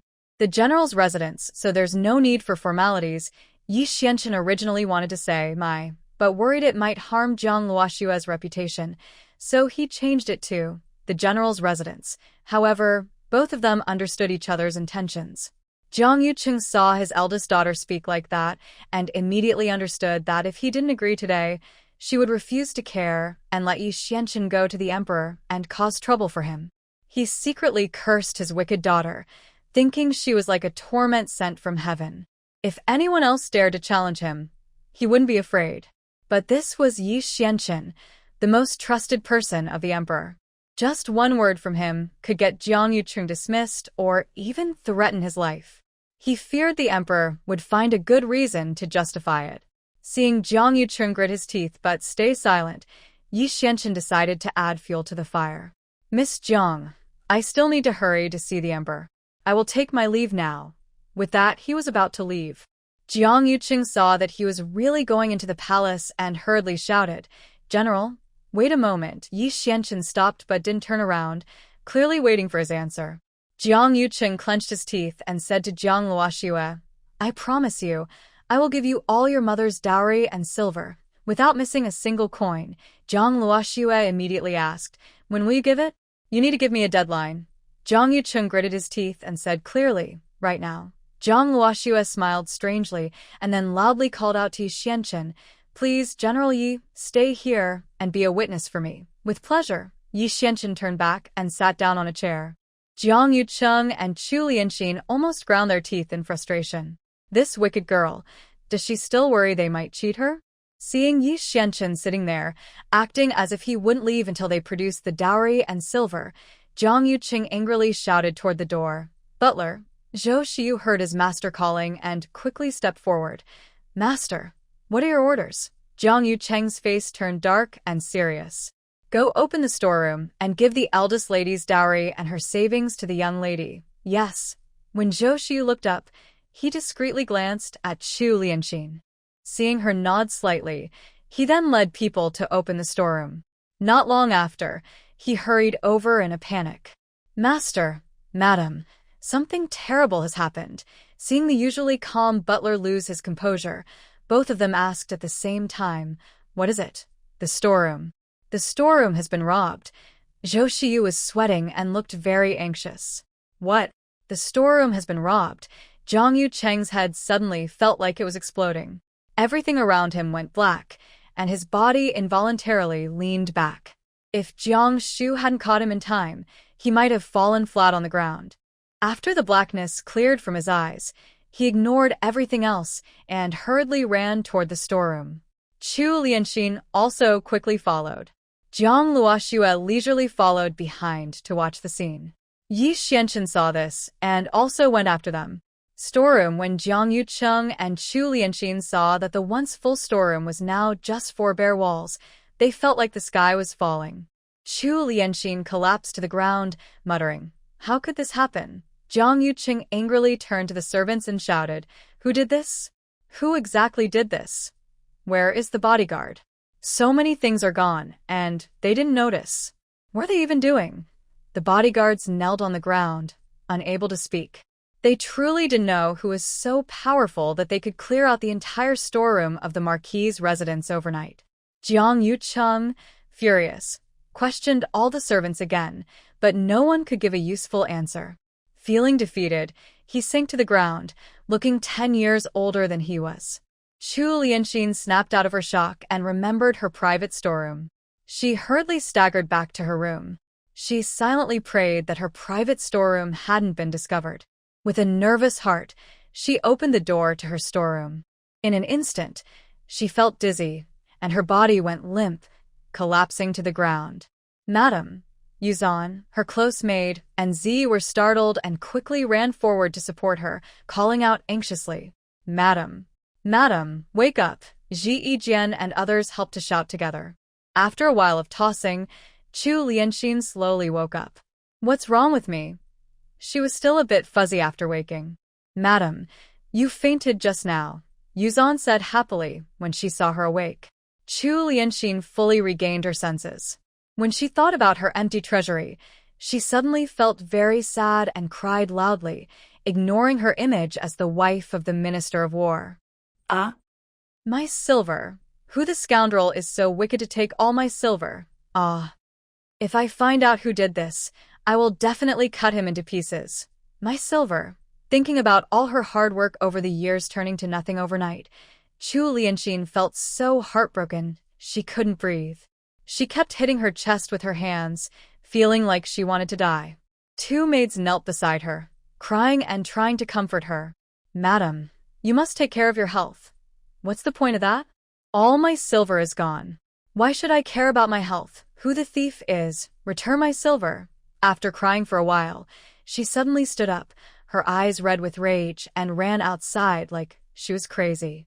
She found Jiang Yucheng and shouted, "Husband, quickly report to the Dali Temple. All our silver is gone. Someone has already gone to report it." Jiang Yucheng, overwhelmed by the blow, went from angry shouting to being weak and exhausted. He didn't care about the family shame and immediately reported the case. Chu Lianxin looked around with her bloodshot eyes and saw Jiang Luoxue standing nearby with a blank expression. For some reason, she always felt this matter was connected to her stepdaughter. In her anger, she stepped forward quickly to Jiang Luoxue. Knight Xianchen saw this and quickly blocked her, speaking coldly, "Madam, what are you trying to do?" The intense anger made Chu Lianxin forget her fear of the man in front of her. She pointed at Jiang Luoxue behind him and asked, "Did you do this?" Jiang Luoxue gently pushed away the man blocking her and looked at Chu Lianxin with a faint smile. "Madam, your accusations are quite impressive." She had just accused her of poisoning and now was calling her a thief. "You are in such a hurry to ruin me. Isn't it because Jiang Ruju is involved with my fiancé? You have targeted me multiple times, just to take my marriage away and give it to Jiang Ruju. Just be honest about wanting my marriage. Why create all these false accusations to slander me?" When Jiang Luoxue said this, everyone was stunned. Chu Lianxin's face turned pale. She didn't expect Jiang Luoxue not only knew about Ruju's relationship with the son of the Duke of Yin, but also to say it openly in front of so many people. To protect her daughter's reputation, she immediately denied it. "Jiang Luoxue, stop talking nonsense. Ruju and the heir of the Duke of Yin are innocent." Jiang Luoxue smiled slightly. "Whether they are innocent or not, we can ask Jiang Ruju directly." "You." Chu Lianxin's face turned even whiter. Jiang Yucheng saw her panic and coldly ordered the loyal guards. "Jiang Shu, go and bring Jiang Ruju here." At this moment, Jiang Yucheng's face looked terrible. He didn't know what bad luck had befallen him lately. First, his eldest daughter caused chaos in the house, and his wife was no longer gentle. Then there was theft. Now it was revealed that Ruju was involved with his future brother-in-law. It was one problem after another, with no peace in sight. His reputation as a minister's family was about to be completely ruined. Jiang Shu went to Jiang Ruju's Ziwei courtyard and soon returned to report. Master, the second miss is not at home. A young lady from the inner chambers had left without informing her parents.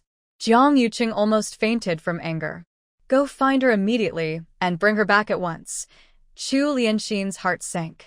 She no longer cared about confronting Jiang Luoxue. She knew her daughter had left the house, most likely to be with Yu Xiao.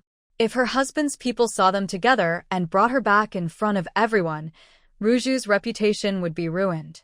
Chu Lianxin secretly signaled the butler to find a way to notify her daughter. Zhou Xiu immediately understood and whispered something to a servant nearby. The servant quietly left. Their interaction did not escape Jiang Luoxue and Yi Xuanchun's eyes. Do you need my help? Yi Xianchun asked softly. Jiang Luoxue had no one around to stop her, so she naturally didn't refuse.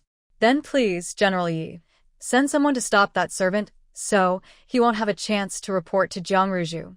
Yi Xianchun silently made a quick hand gesture, and a flash of black shadow disappeared instantly.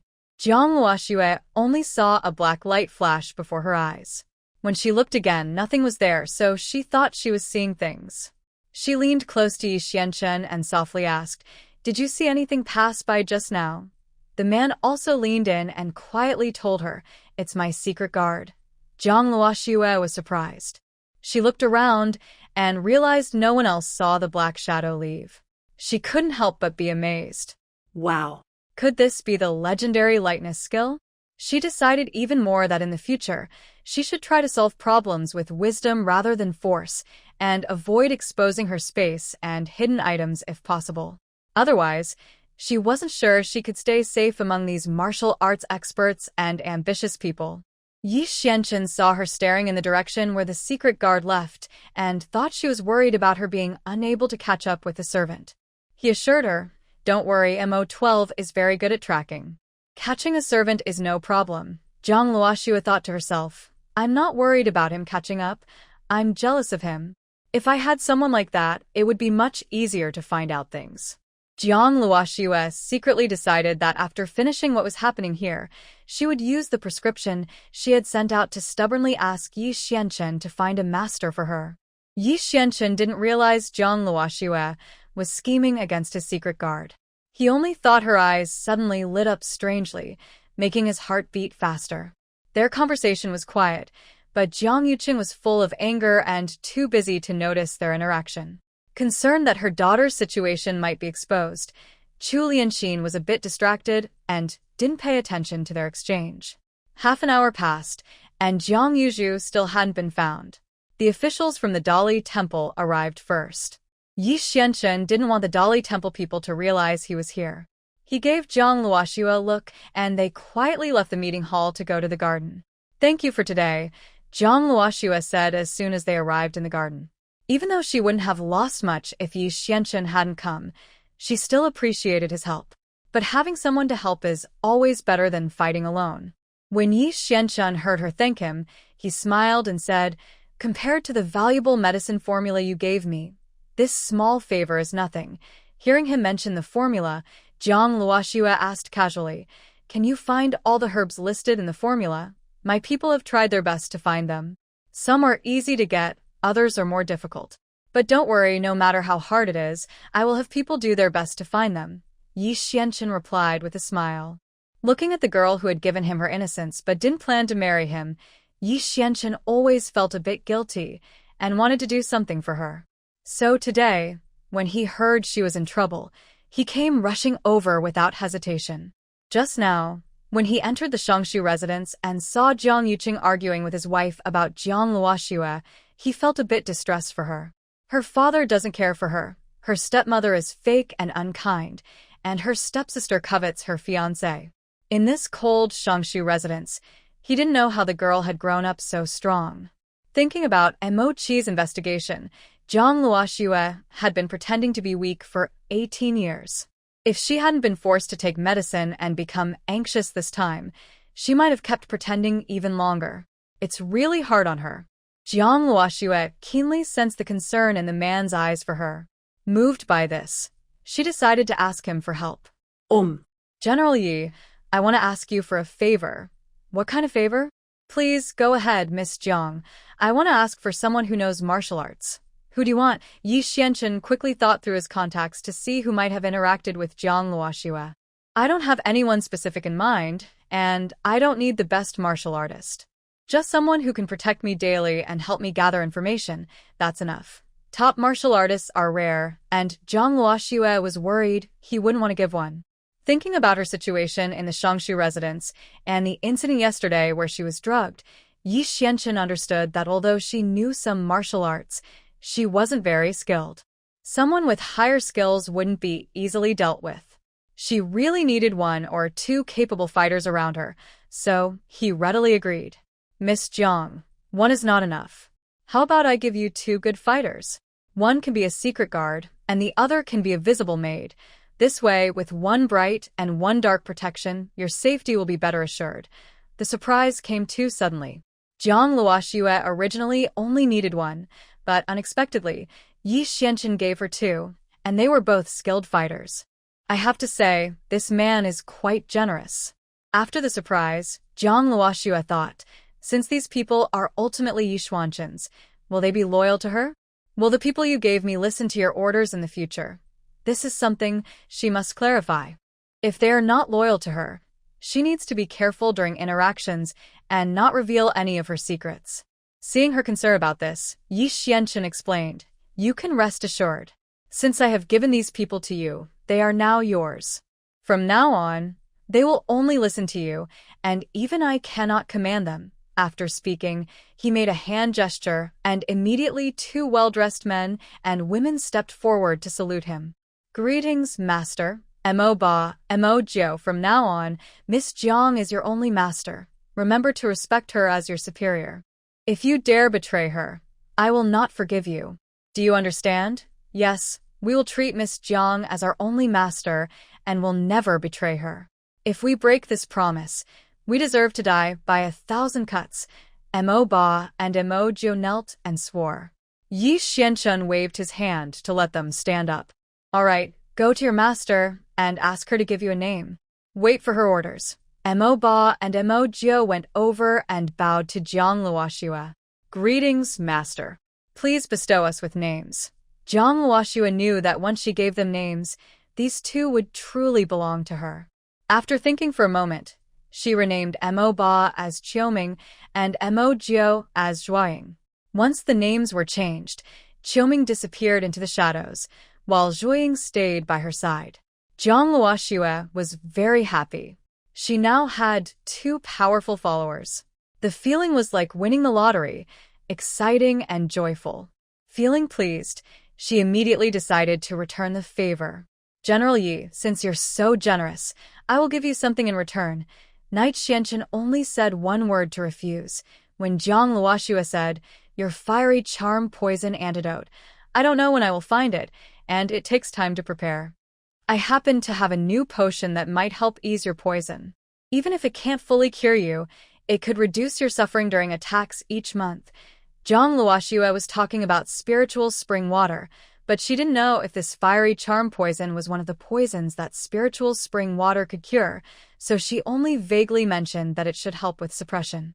If it really could cure the poison, she would use the new potion and make up various reasons to explain its effects. Hearing this, Knight Xianchen was overjoyed. He was about to refuse, but then changed his mind and expressed gratitude. Thank you very much, Miss Jiang. Zhang Luoxue told him to wait in the garden. She returned to Wenxi Garden, took a bamboo tube from her space filled with spiritual spring water, and gave it to Knight Xianchen, instructing him to drink it morning and evening. Knight Xianchen thanked her, took the bamboo tube, and looked inside. The water was clear and transparent, with no sign of any medicinal juice. This is medicine. Is it really not water? Yenzing, who was nearby, saw his master staring blankly, and curiously leaned over to look. He also wondered if this was really medicine. He looked suspiciously at Jiang Luoxue. Could it be that Jiang girl, feeling guilty for giving her two top experts something, just poured plain water to fool her master because she had nothing else to repay? Seeing the master and servant staring at the bamboo tube with doubtful eyes, Jiang Luoxue immediately realized that the spiritual spring water was too clear and made them suspicious. She secretly blamed herself for being careless. She was so focused on fetching water that she forgot to add some edible coloring from her space to confuse them. Quickly thinking, she came up with an excuse. She pretended to be mysterious and said, "Are you two wondering why this potion looks like water instead of medicine?" The master and servant looked at her with eager expressions, wanting to hear more. Jiang Luoxue cleared her throat and began to pretend seriously, fooling the two ancient people. Nearby, police officers in uniform were waiting. Fu Qingshan stood among them, looking very distinguished and impressive. "The criminals are in your hands. There is also a child, about 1 year old. Please send a female officer to pick him up." Fu Tuan, while Fu Qingshan was handing over the prisoners, a man in military uniform suddenly appeared behind him and shouted loudly. The man was Zhao Chongjiang, a former comrade who fought with Fu Qingshan on the front lines, now a soldier under his command, and the leader of the 3rd Company in the Special Operations Group. Zhao Chongjiang's appearance at the train station was no coincidence. But be amazed. Wow. Could this be the legendary lightness skill? She decided even more that in the future, she should try to solve problems with wisdom rather than force, and avoid exposing her space and hidden items if possible. Otherwise, she wasn't sure she could stay safe among these martial arts experts and ambitious people. Yi Xianchen saw her staring in the direction where the secret guard. Knight Xianchen felt even more touched inside. He didn't expect that just by sending 2 people to Miss Jiang, she would return such a generous gift. The materials and methods sound expensive and complicated just to hear about. Miss Jiang gave him a bamboo tube, and he wondered how he should repay her. "Miss Jiang, your medicine is too precious and rare. How can I, Knight, accept such a valuable gift from you? You should take back this jade Suli Clear Dew," Knight Xianchen said as he tried to return the bamboo tube. He now has the formula and believes he can find the ingredients soon and make the antidote. He can wait a little longer. Spending a little kindness to receive such a big gift. This isn't the way of a gentleman. Seeing that he wouldn't take it, Jiang Luoxue waved her hand to refuse the bamboo tube. "It's okay, General Knight. Although the medicine is precious, it should only be given to the right person to work. Besides, the medicine can't be kept too long, or it will lose its effectiveness and be wasted." Unable to refuse further, Knight Xianchen finally withdrew his hand and handed the spiritual spring water to the steady Yenmo, telling him to take good care of it. Yenmo now understood how valuable this medicine was and naturally dared not be careless. He carefully held it in his arms, afraid of any mistake. Knight Xianchen felt guilty for accepting the medicine, thinking he was taking too much advantage. He took out about 10 banknotes and a jade pendant, handing them to Jiang Luoxue. "Miss Jiang, you can keep these banknotes for now. And take this jade pendant. If you need anything in the future, take this to the general's residence. The people there will listen to you." Jiang Luoxue looked at what he was holding and directly returned the silver note. Thank you, General Yi. "Keep the silver note for yourself.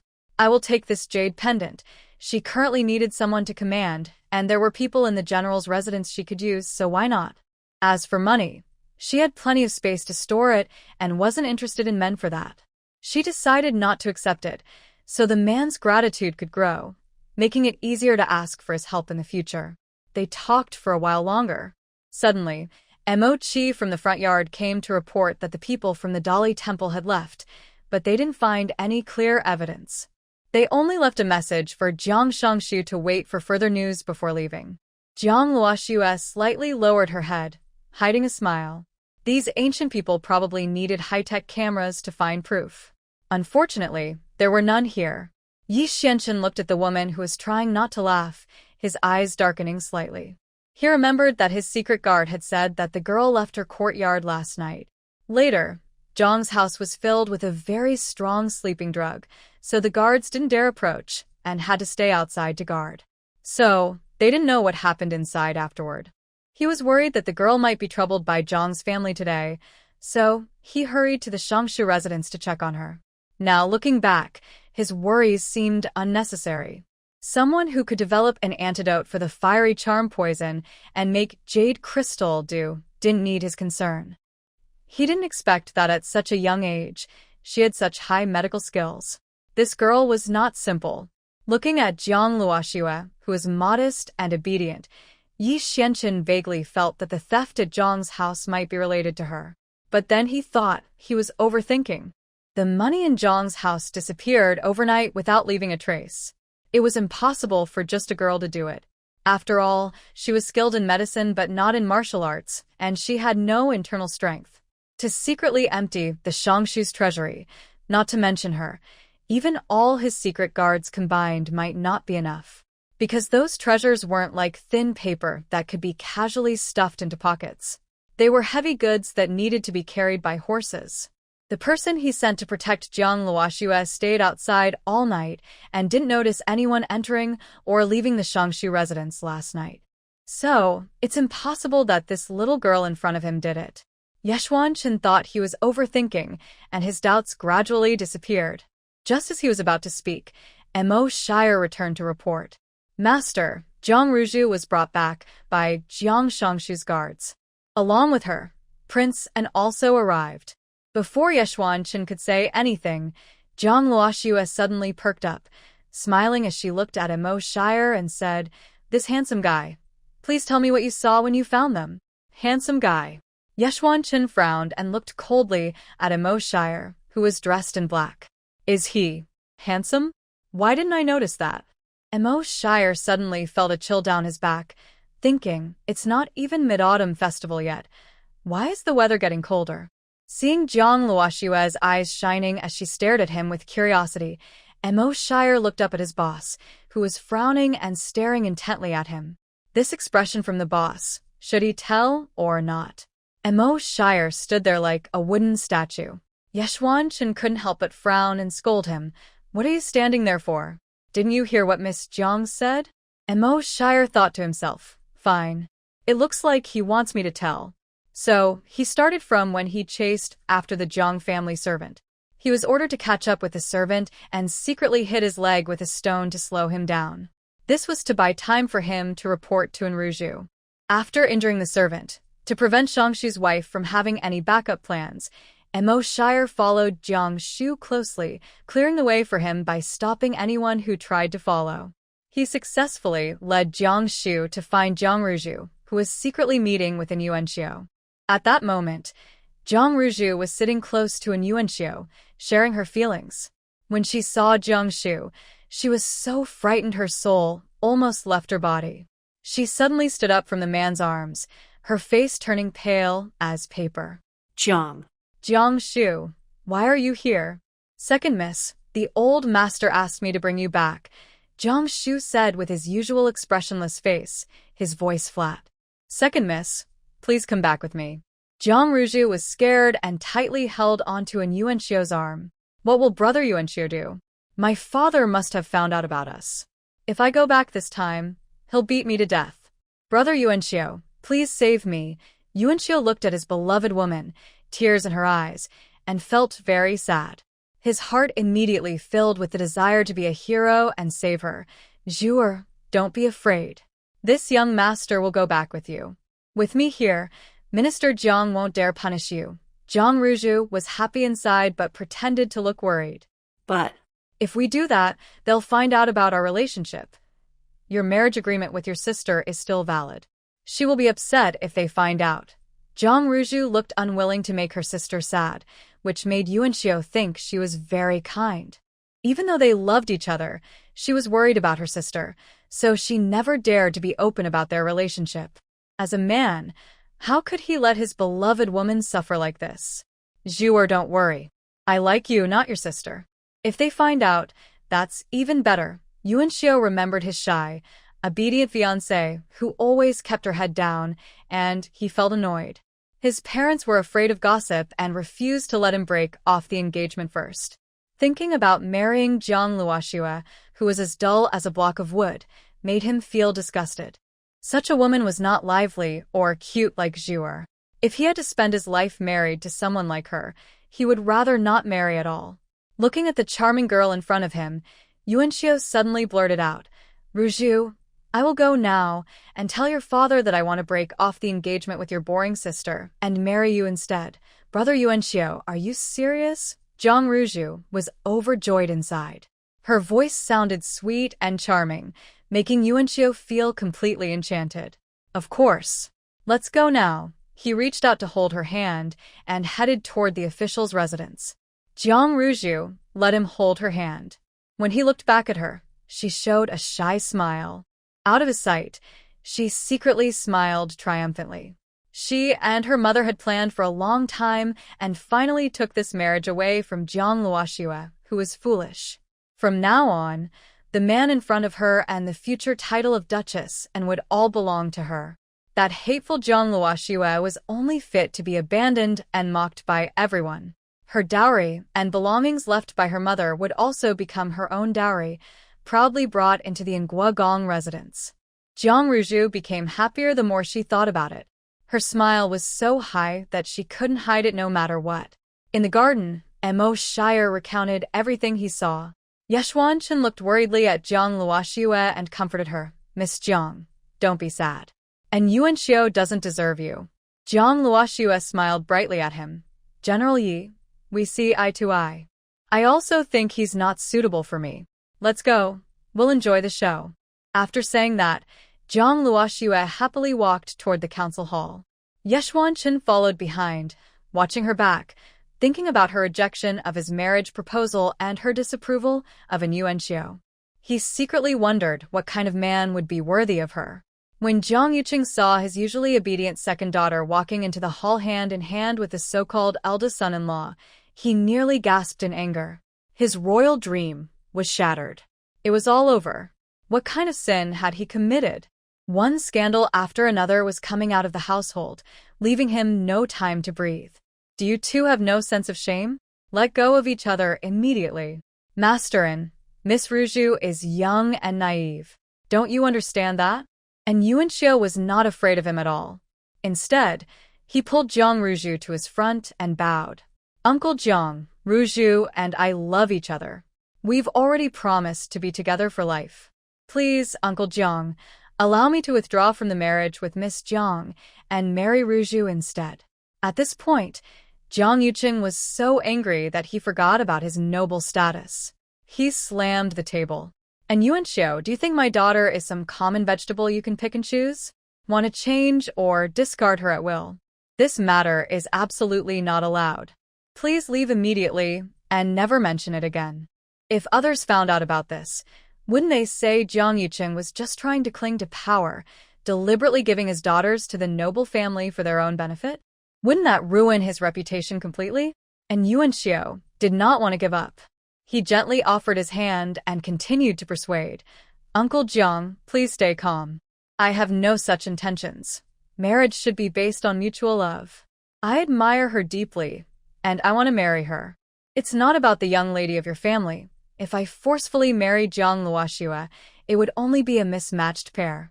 It's better to cancel the engagement now, which would be better for her. In that case, I suppose Jiang Luoxue should thank young Masterin." As soon as Jiang Yuanxiu finished speaking, a melodious voice like a songbird came from outside, with a hint of sarcasm. And Yuanxiu looked over and saw a girl about 17 or 18 years old walking gracefully. She wore a white gauze dress, with a soft water blue waist sash that made her slim waist look delicate. Her black hair was lightly tied up, with a peony flower hairpin inserted at an angle. Her skin was clear and bright like jade. Her simple outfit still made her stunningly beautiful. This was his usually dull-looking fiancé. How had she become so different? And Yuanxiu was very surprised. He had only seen Jiang Luoxue a few times. Every time he saw her, she looked down and timid, not daring to speak. It made people feel annoyed. Even after meeting her several times, he never managed to see her face clearly. So he had always disliked Jiang Luoxue as his fiancée, thinking she was not suitable. In his mind, Jiang Luoxue was not even as impressive as Jiang Ruju. But the person in front of him was breathtaking. All her previous modesty was gone. Her cold, beautiful face with shining eyes made people want to look again. Compared to her, Jiang Ruju, who was once considered pretty, now seemed ordinary. One was a gentle lady, the other a cold, celestial fairy. There was no comparison at all. Who could understand how amazed he was right now? If he had known his fiancée was this beautiful, he wouldn't have been attracted to Jiang Ruju or done anything inappropriate with her. When Jiang Luoxue reached her coming of age, she was married off in a grand procession. Yexuanchen saw An Yuanxiu staring at Jiang Luoxue with a passionate look. He frowned slightly and subtly stepped forward to block his gaze. Seeing Yi Xuanchen's cold gaze, An Yuanxiu finally came back to himself. When he saw that the person in front of him was the general of cavalry, he was first surprised and confused about why such an important figure in the court was here. After regaining his composure, he quickly bowed and saluted, "Young master," and greets General Yi. His attitude was even more respectful than when he had just bowed to Jiang Yuqing. Yi Xianchen simply waved his hand lightly and asked, "Young master, are you here to withdraw your engagement with Miss Jiang?" Well, through Yi Xuanchen's shoulder, and Yuanxiu looked at his beautiful, cold-faced fiancée and hesitated again. He originally planned to break off the engagement, but after seeing Jiang Luoxue's appearance, he suddenly felt reluctant. After all, such a beautiful girl is rare. Letting go would be a pity. Seeing his hesitation, Yi Xianchen sneered softly. "Young master, didn't you just swear that you and Miss Jiang are in love? Why are you now hesitating? Could it be that you regret and don't want to marry Miss Jiang from the Jiang family?" "Brother Yuanxiu." Jiang Ruju's face turned pale. She was anxious and nervously tugged at her lover's sleeve. And Yuanxiu quickly comforted her. "Zhuer, don't worry. I will definitely marry you." Yi Xianchen immediately seized the opportunity and said with a commanding tone, "So, young master and has decided to break off the engagement with Miss Jiang?" If it had been before, and Yuanxiu would have definitely agreed. But now he liked Jiang Luoxue and didn't want to agree. After thinking for a moment, he started to smile and dodged the question. "General Yi, you're joking. The engagement between me and Miss Jiang was arranged by my grandmother and the former Mrs. Jiang. As a younger generation, I can't break it lightly. I need to ask my elders before making any decision." And Yuanxiu's words were vague. He neither agreed to break the engagement nor refused. He shifted the responsibility to his elders, which made him seem more loyal. It was as if the person who had sworn to break off the engagement earlier was not him. Jiang Luoxue and Yi Xianchen both thought the same thing. Shameless. Dishonest. After hearing his words, Jiang Ruju's beautiful eyes widened in disbelief. She looked pitiful and asked softly, "Brother Yuanxiu, do you remember what you just said on the road?" And Yuanxiu's eyes flickered briefly as he looked down and comforted her. "Of course I remember, but like a pearl. Your father is right. My marriage to Miss Jiang was arranged by our grandmother. Now that we want to break it off, we need the approval of the elders. But don't worry, I will marry you no matter what." And Yuanxiu made an excuse with his words but felt a bit relieved inside. Luckily, Uncle Jiang didn't agree to the breakup, so there is still hope to resolve this peacefully. At worst, he could marry both of them. "Brother Yuanxiu, I can't wait any longer." Jiang Ruju's expression became a little anxious. Her belly was about to swell, and if people found out she was pregnant before marriage, she would have to choose between going to a temple or facing a tragic end. She didn't want to choose either. Seeing her worried expression, and Yuanxiu frowned and said, "Ruju, be obedient. Can you not make things difficult for me?" He felt that today Jiang Ruju was not as understanding as usual. In the past, when she heard he wanted to break his engagement with Jiang Luoxue, she would always persuade him not to be impulsive and say she didn't want her sister to be sad. But today, she didn't want to break the engagement anymore and seemed unwilling. Seeing in Yuanxiu's unhappy look, Jiang Ruju was afraid he would realize that her previous understanding was just an act. She quickly took a deep breath and softly agreed. "Ruju understands. I won't make Brother Yuanxiu difficult. Only then did Yuanxiu relax his expression and return to his usual gentle demeanor. I knew Ruju was the most understanding girl. Zhang Ruju smiled at him, but inside, she hated Zhang Ruoxue. Ever since this woman entered, Brother Yuanxiu's gaze changed. He seemed eager to stay close to Zhang Luoxue, clearly having feelings for her. Brother Yuanxiu originally said he would go to the Prime Minister's residence to ask his father to break the engagement and then marry her. Now, seeing Zhang Luoxue, he hesitated and even said he needed the elder's approval. Zhang Ruju was not stupid. She knew this was just an excuse. In fact, he was attracted by Zhang Luoxue's charming face and didn't want to break the engagement anymore. She secretly glared at Zhang Luoxue with hatred. That woman must have heard about Yuanxiu wanting to break the engagement and, afraid of being abandoned, deliberately dressed like this to charming him. After this matter is over, she won't forgive the shameless woman who tried to charming her man. Zhang Luoxue noticed the hatred in Zhang Ruju's eyes and raised an eyebrow. Zhang Ruju is such a foolish woman. Instead of blaming the unfaithful man, she hates the innocent person. What's the reason for that? For someone like her, Zhang Luoxue doesn't even bother to speak, to avoid lowering her intelligence. And Yuanxiu comforted Zhang Ruju and then turned to Zhang Luoxue. Luox, I'm sorry. It was my fault just now. Please don't be mad at Brother Xiu. Zhang Luoxue felt a chill and touched the goosebumps on her arm. Young masterin, I don't know you well. Please call me Miss Zhang. There's nothing wrong with what you just said. No need to apologize to me. Since you love my sister and are happy together, as her older sister, I will support you. Our marriage is now off. May you two be like a perfect match, forever together. And I hope it happens quickly. When Yuanxiu heard she wanted to break off the engagement, he was naturally unhappy, thinking she was still angry. Luoxue, I was careless in my words just now. Eve apologized. Why do you have to keep dwelling on it? Our marriage was arranged by the elders. It can't be cancelled at will. After saying this, and Yuanxiu earnestly persuaded, it was just a mistake on my part, forgetting that you are already an 18-year-old young lady. If I break off the engagement, it might be hard for you to marry someone else in the future. For your future, I am willing to marry you. When he said this, everyone's faces changed. Chu Lianxin looked anxious. Zhang Ruju's face turned pale, and Yi Xianchen, who was already cold, looked even colder. But Zhang Luoxue almost felt sick from what Yuanxiu said. She couldn't hold back anymore. Young master, and if you could say a few less words, maybe you'd seem smarter. Who do you think you are, marrying me for my future? Do you think you're a gem? Huh. In fact, you don't know. You're just a piece of copper-plated stone. I'm thinking if stupidity could be eaten, you'd probably survive the whole famine year, and you want to marry me as a charity case. Haha. You're probably joking today, right? You're like a bat with a feather stuck on its head. What kind of bird are you? Please stay away from me.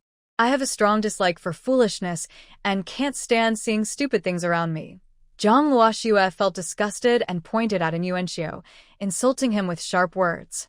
Darn it, he's just a brother-in-law. He thinks he's some kind of wise man. Everyone here has status and power. Even if they dislike someone, they just ignore them or secretly cause trouble. People like Zhang Luoxue, who openly curse and speak so harshly, are rare to see. Everyone was stunned. Zhang Luoxue didn't care about their reactions. Since Yuanxiu disgusted her, not hitting him was already showing her good manners. If she couldn't even curse freely, what was the point of living? And Yuanxiu, who had always been pampered and never been cursed at, was surprised. He never expected that the noble son of the Yin family, who was willing to marry Zhang Luoxue, was a blessing for her. This woman not only didn't appreciate it, but also insulted him as worthless. She was truly a shrew. Angrily, he pointed at Zhang Luoxue and said, Zhang Luoxue, you need to know your limits. I am willing to marry you, and that's your luck. If you go too far, I won't marry you. Who else in this world would want to marry a rejected woman who is abandoned? Zhang Luoxue sneered and shot back like a gust of wind sweeping leaves. Haha, you should give this luck to the blind. I don't want it or need it. I think you just came back from a cesspit and haven't brushed your teeth. Your mouth is so foul. What do you mean by a rejected woman who was abandoned? I have nothing to do with you. Let me tell you. Even if all the men in the world died, I wouldn't marry you. I'm not some trash bin that accepts all foul-smelling rubbish. You. And Yuan Xiao, who prided himself on being a gentleman and despised insulting others, was speechless for a long time and finally said, "Indeed, women and villains are hard to raise." Zhang Luoxue rolled her eyes and mocked him. "No wonder you're so experienced. Turns out, you spend every day with villains. You. And Yuan Xiao was so angry that he couldn't form a complete sentence. Zhang Luoxue didn't care and continued to scold. "You, what are you saying? You can't speak clearly. No wonder your brain can't understand anything. Just because of that, you still say you want to marry me. You really don't know where you got the courage. Hurry up and cancel the marriage with me, or you'll regret it." Hearing her mouth keep spouting like a firecracker, Yi Xuanqin's usually cold face first showed a surprised expression. He didn't expect that a young lady like Zhang Luoxue could be so sharp-tongued, scolding others fiercely and with sharp words, even making the hypocrite in Yuan Xiao unable to reply. At the same time, he found her quite interesting. When she scolded people, her lively and amusing manner was very pleasing to watch. She was much more interesting than those noble young ladies who always wear a proud mask and secretly scheme behind others' backs. Compared to Yi Xuanqin's admiration, Zhang Yuqing was both angry and worried. He was angry at an Yuan Xiao, who was wavering between his two daughters. Earlier, when he got angry at an Yuan Xiao, it was just a show to vent his dissatisfaction, and he didn't dare to truly get mad. After all, an Yuan Xiao was the heir of the Nguogong family. If he really angered him, and he went to complain to the Duke, his own third-rank official position wouldn't be safe. Now, seeing an Yuan Xiao's face twisted with anger because of his eldest daughter, Zhang Yuqing was very worried it would affect his future. So he quickly scolded his eldest daughter. Zhang Luoxue, shut up and apologized to young master, and Zhang Luoxue stood still and rolled her eyes without caring about her scumbag father's face. Apologize for what? I did nothing wrong. He was the one who first proposed to break off the engagement with me, and now he wants to marry me. Such a hypocrite who breaks promises, shouldn't he be scolded? If he can withdraw from the engagement, I can refuse it too. This marriage must be cancelled. And Yuan Xiao's temper also flared up. If you want to break the engagement, I won't agree. It was all the big ox's fault. It must have been crushed during the fight earlier. Fu Xiaochuan felt a bit embarrassed and shyly tried to pull his hand back. Jiang Wanyue reached out and took it, smiling gently at Fu Xiaochuan. Softly she said, "Xiaochuan, thank you. I like it very much." The bare, wild grass bouquet in Jiang Wanyue's hand suddenly looked less ugly and seemed to have its own charm. Fu Xiaochuan was so stunned he stood there blankly. His sister-in-law accepted the shabby bouquet and smiled, and Yuan Xiao felt a chill and angrily pointed at her. "How dare you? There's nothing Zhang Luoxue wouldn't do in this world." Zhang Luoxue's eyes were cold, not at all like she was joking. And Yuan Xiao was frightened by her gaze and couldn't speak for a moment. Just as they were about to argue, a sharp voice rang out. "Miss Jiang, you have quite a big mouth." Following the voice, a woman dressed beautifully and looking angry, supported by a servant, walked into the hall. "Mother, you're here." And Yuan Xiao happily went to support her. He knew he was here at the Prime Minister's residence to talk about ending the engagement. When the servant went back to report, his mother would definitely come quickly. He didn't expect her to arrive so fast. The wife of the Duke of Gua heard from the servant that her son wanted to break the engagement with Zhang Luoxue. She was worried that breaking it off voluntarily might hurt the reputation of the Duke's family, so she hurried over to stop it. But when she arrived, she heard Zhang Luoxue threatening her son. This made her very unhappy, and she completely disliked Zhang Luoxue. A woman threatening and insulting her fiancé? Your future days are truly going against the heavens. If this gets out, it will be a joke, she said sharply, glaring at Zhang Luoxue, wishing she could make her kneel and admit her mistake. Fine. She started insulting her right away. Zhang Luoxue smiled slightly and said, "A future day? The Duchess of Gua might not know how many people are under your son's heaven. But don't worry, That heaven will never include me, because I am my own heaven. If you're afraid of being scolded or laughed at, then quickly break off the engagement. Do you really want to keep it until the new year? The Duchess of Gua's face turned pale with anger. You. Such a big mouth. Aren't you afraid of the wind blowing your tongue away? Jiang Luoxue was not willing to show weakness and retorted confidently. I may not have many skills, but I can handle things. No matter how strong the wind, I dare to catch it and play with it. Jiang Yuqing saw that things were getting worse, but he couldn't control his eldest daughter. To prevent them from arguing more fiercely, he had no choice but to hurriedly walk over and bow to the Duchess of Gua. Jiang Yuqing greets the Duchess. Chu Lianxin and Jiang Ruzhu immediately followed, respectfully bowing to the woman. Greetings, Duchess. The other servants also bowed in respect. The entire hall, except for Yi Xianchen and his men standing with their backs to Lady Ingua, had only Jiang Luoxue who showed no intention of bowing or greeting. Seeing the angry look in Lady Ingua's eyes, she stared directly at her without any fear. Lady Ingua sneered, Minister Jiang, your eldest daughter is really well behaved. She doesn't even come to greet her future mother-in-law. Such an attitude. Jiang Yuqing quickly apologized. My daughter is unruly. Please forgive her, Lady Ingua. Then he shouted at Jiang Luoxue, naughty girl, go and apologize to Lady Ingua. Jiang Luoxue ignored her scoundrel father and instead mocked the lady with sarcasm. Lady Ingua, you can eat your food carelessly, but you shouldn't speak recklessly. I have nothing to do with your son, and you're not my mother-in-law. Whether I am well-mannered or not is none of your business. Stop eating so much salt every day. You're wasting your time, you. Lady Ingua's face twisted with anger.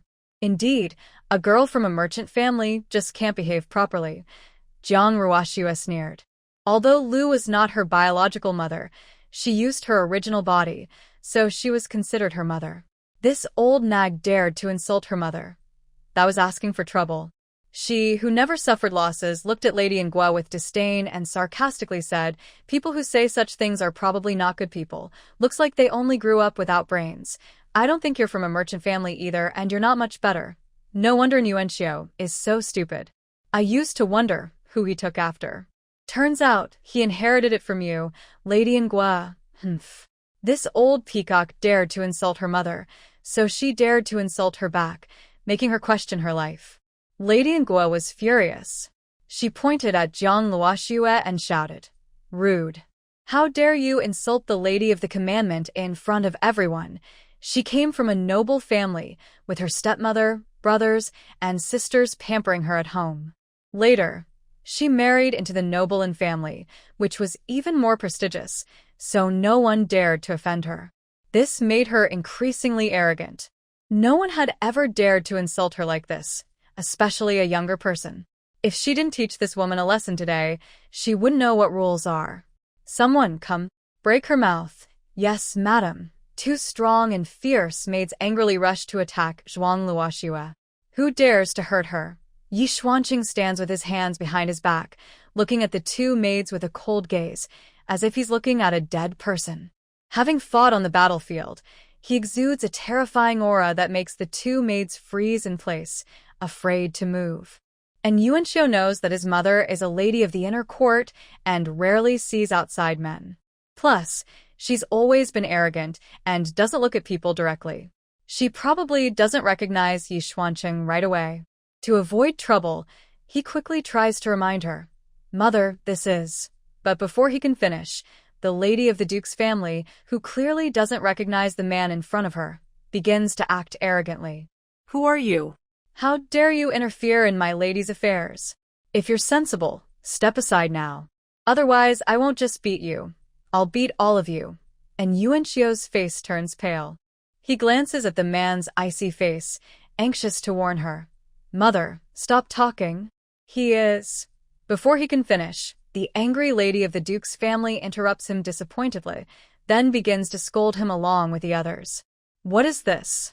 As the heir of the Duke of N, how can you be so timid? Allowing a woman to insult you is one thing, but even a nobody dares to step on you. Your cowardice will bring shame to our Duke's house. Step aside and watch how I deal with them today. After scolding her son, she turns to her servants and commands, "Come here, teach this person a lesson. Let him know some things shouldn't be casually challenged. Anyone who dares to hurt my master." Yanking Yenmo immediately steps in front of her master, ready to fight and shouting loudly. The lady of the duke's family, having lived a life of high status, is naturally unafraid of these young, inexperienced people. She sneers disdainfully. "With just you three, you dare to stop me? The lady of the duke's family? You really don't know your place." She looks at the three with contempt. Although they seem to have some status, anyone who comes to serve a third-rank official isn't very high-ranking. She is the wife of the Duke of N and has noble status herself. These people, even if they offered to carry her shoes, wouldn't be worthy. Ignoring her son's protests, she shouted at the servants, "What are you all waiting for? Hurry up and fight. If you win, it's on me." Since the master ordered it, the servants dared not refuse. A group of servants raised their fists and attacked the three people, Yi Xianchen and his two followers. Yan Qing and Yanma didn't back down and fought alongside them. As the general's aides, their martial skills were naturally good. Even when fighting a group from Ngong's estate, they held their own without falling behind. Jiang Luoxue watched their moves and saw that both of them were better than her. She couldn't help but admire these ancient fighters. Their boxing skills were so good. Sadly, such skills weren't passed down in later generations. Seeing her staring at his two followers with admiration, Yi Xuanchen's eyes were full of appreciation and envy. He thought for a moment and softly said to her, "My martial skills are better than theirs. If you want to learn, I can teach you someday." "Really? Then I must thank General Yi in advance." Jiang Luoxue truly wanted to learn martial arts. Her fighting skills in modern times were quite good, but after coming here, she realized they weren't enough. If she could get Yi Xuanchen's guidance, she could defend herself in future fights, even if she couldn't use weapons from the space. "You're welcome." Yi Xianchen smiled slightly when she agreed. And Yuanxiu accidentally saw their interaction and immediately looked displeased. He glared at Jiang Luoxue with an angry expression, as if he had caught his wife cheating. Jiang Luoxue was disgusted by his look and expression. This man, who had a relationship with Jiang Ruzhu, was now looking at her as if he had caught his wife in an affair. What did he mean? It's truly disgusting. So disgusting I want to vomit. If there weren't so many people around, she really wanted to go over and gouge out his eyes and step on them. This scoundrel had already been with Jiang Ruzhu, yet he still dared to have thoughts about her. It was truly repulsive. Don't ask how she knew they had been together. It's because her eyes are sharp. No, her divine intuition and nose are sharp. When she made eye contact with Jiang Ruzhu just now, her divine intuition told her that the woman had already been with the scoundrel and was now pregnant. But she couldn't tell how many months, as she couldn't smell it. She'd need to check the pulse to know. At this moment, Jiang Luoxue really wanted to open in Yuanxiu's mind and see if it was filled with garbage. Refusing to properly break off the engagement, Ruzhu married her and the unborn child into the duke's family. Meanwhile, she was here acting out a deep love scene for herself. It's really worse than poorly made tofu. What's wrong? Ye Xuanchen had been watching Jiang Luoxue closely and didn't miss her various looks of dislike. He asked her with concern. Jiang Luoxue looked up and forced a helpless smile. "It's nothing, just disgusted by a pig." Fortunately, after her coming of age, Chu Lianxin and her daughter were involved in this marriage arrangement, which delayed her from marrying in Yuanxiu immediately. Otherwise, facing such a shameless man, she wasn't sure if she would lose her temper and do something drastic. Thinking this way, Jiang Luoxue felt that Chu Lianxin and her daughter had finally done something good. They had saved her from a tragic fate of being executed for killing her husband. Ye Xuanchen didn't know what a pig was, but he knew it wasn't a good word. He looked up at Yuanxiu, who had been staring at Jiang Luoxue. It was obvious to him that the pig in her words was him. "Do you want me to help you get rid of him?" To prevent Jiang Luoxue from feeling worse, Ye Xuanchen stepped forward and blocked her from the disgusting gaze across. Feeling the man's kindness, Jiang Luoxue looked up at his broad back and strong, lean waist. For some reason, Her mind suddenly recalled the wild times they had by the cold pond. She wondered if the scars on his back from her scratches had healed. She also thought about how she had wrapped her arms around his waist, and his cold face showed restraint and madness. Realizing she was thinking of inappropriate images, Jiang Luoshue's face flushed. She quickly looked down to hide her embarrassment. She silently complained to herself. Being single and suddenly thinking about such things is really hard to handle. Just seeing his back makes her daydream. Miss Jiang, what's wrong? Why is your face so red? Yeshuanshan hadn't heard her reply for a while and turned to look at her. Seeing her face flushed and her ears red, he found her quite adorable. Jiang Luoshue's mind was filled with the shaky scenes from yesterday with the man. Hearing his deep, magnetic voice, her face grew even hotter. She hurriedly stammered and changed the subject. It's nothing. What did you just say? Since Yeshuanshan saw she didn't want to talk, he didn't ask further and repeated what he had said earlier. I ask you, do you want me to help you get rid of Yuanxiu? Get rid of him? Jiang Luoshue was surprised. Was that what she thought it was?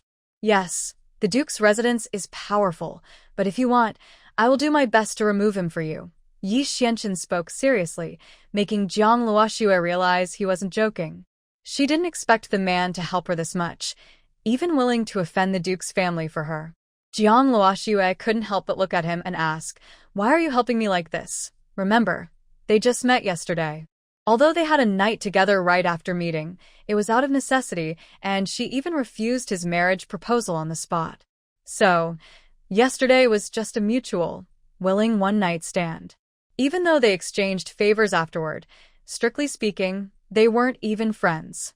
Jiang Luoshue thought that in modern times, this would just be a relationship of mutual use, each getting what they need. Who would go out of their way to help her solve a problem and even volunteer to deal with a powerful troublemaker. So she really couldn't understand why this man would risk offending the Duke's family to help her. She wouldn't delude herself into thinking he liked her. In the real world, there's no such thing as love at first sight.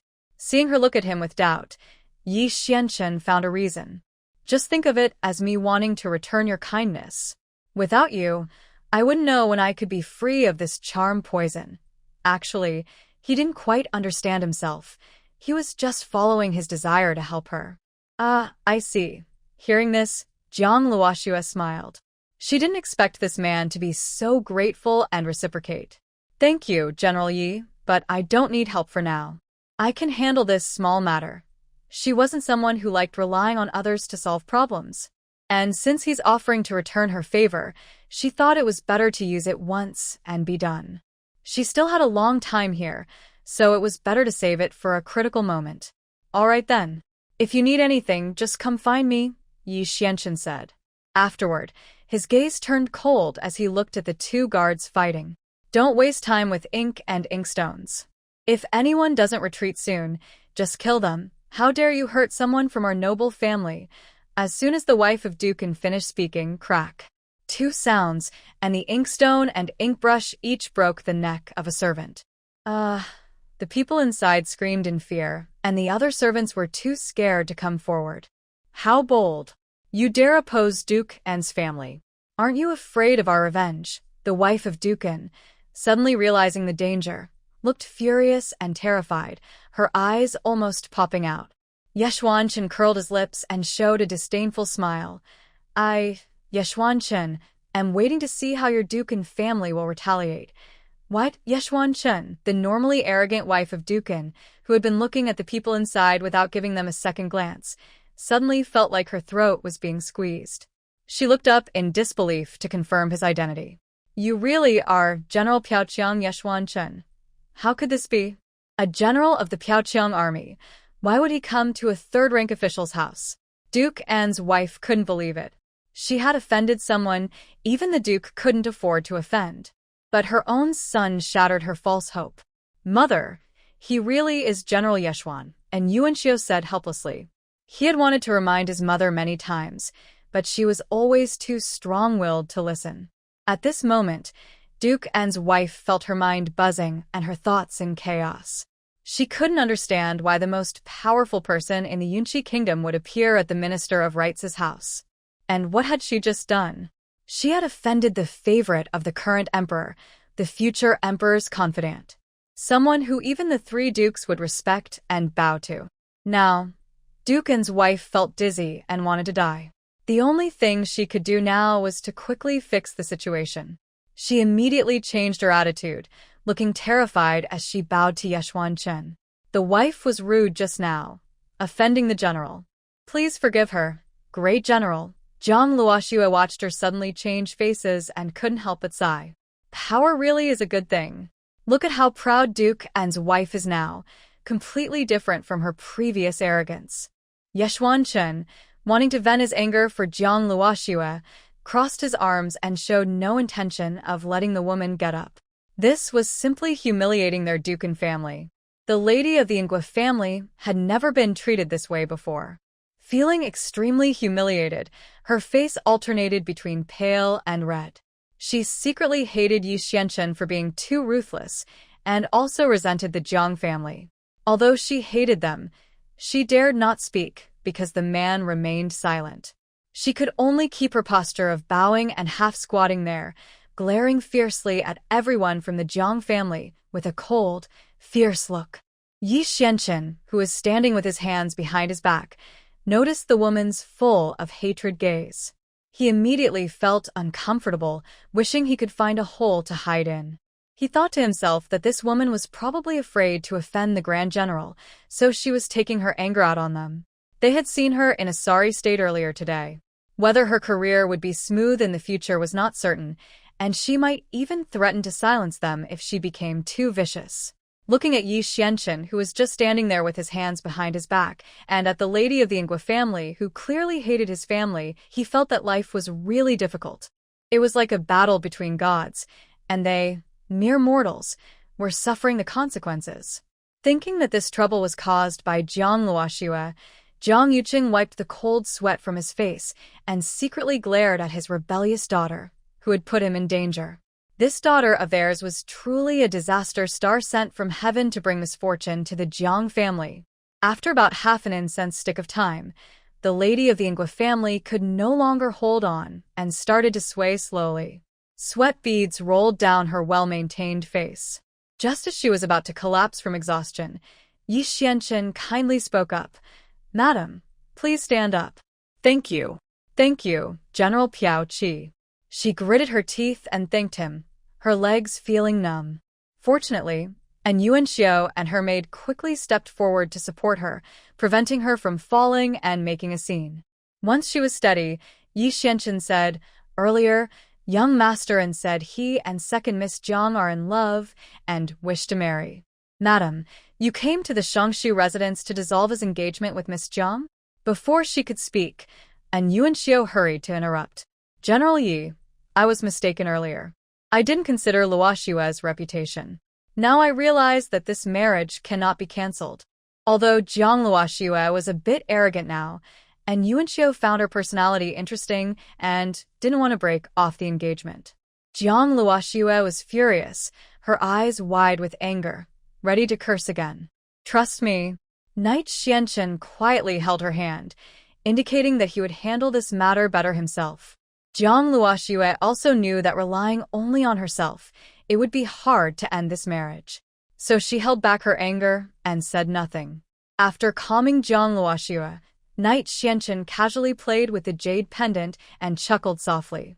Young master and cares for his sister, but also doesn't want to give up his older sister. Could it be that he wants to have both? Caught out, and Yuan Xiao no longer hid his thoughts. Why not? Luoxue is my fiancé arranged by my elders, and Zhu is someone I chose myself. I can't abandon either. Therefore, I plan to marry Luoxue as my wife, and then marry Zhu into the house with a proper marriage ceremony. His words shocked everyone present, and their faces showed various expressions. Jiang Yucheng's face darkened. If he married off both daughters to one man, wouldn't that be a source of ridicule? Jiang Ruzhu was furious.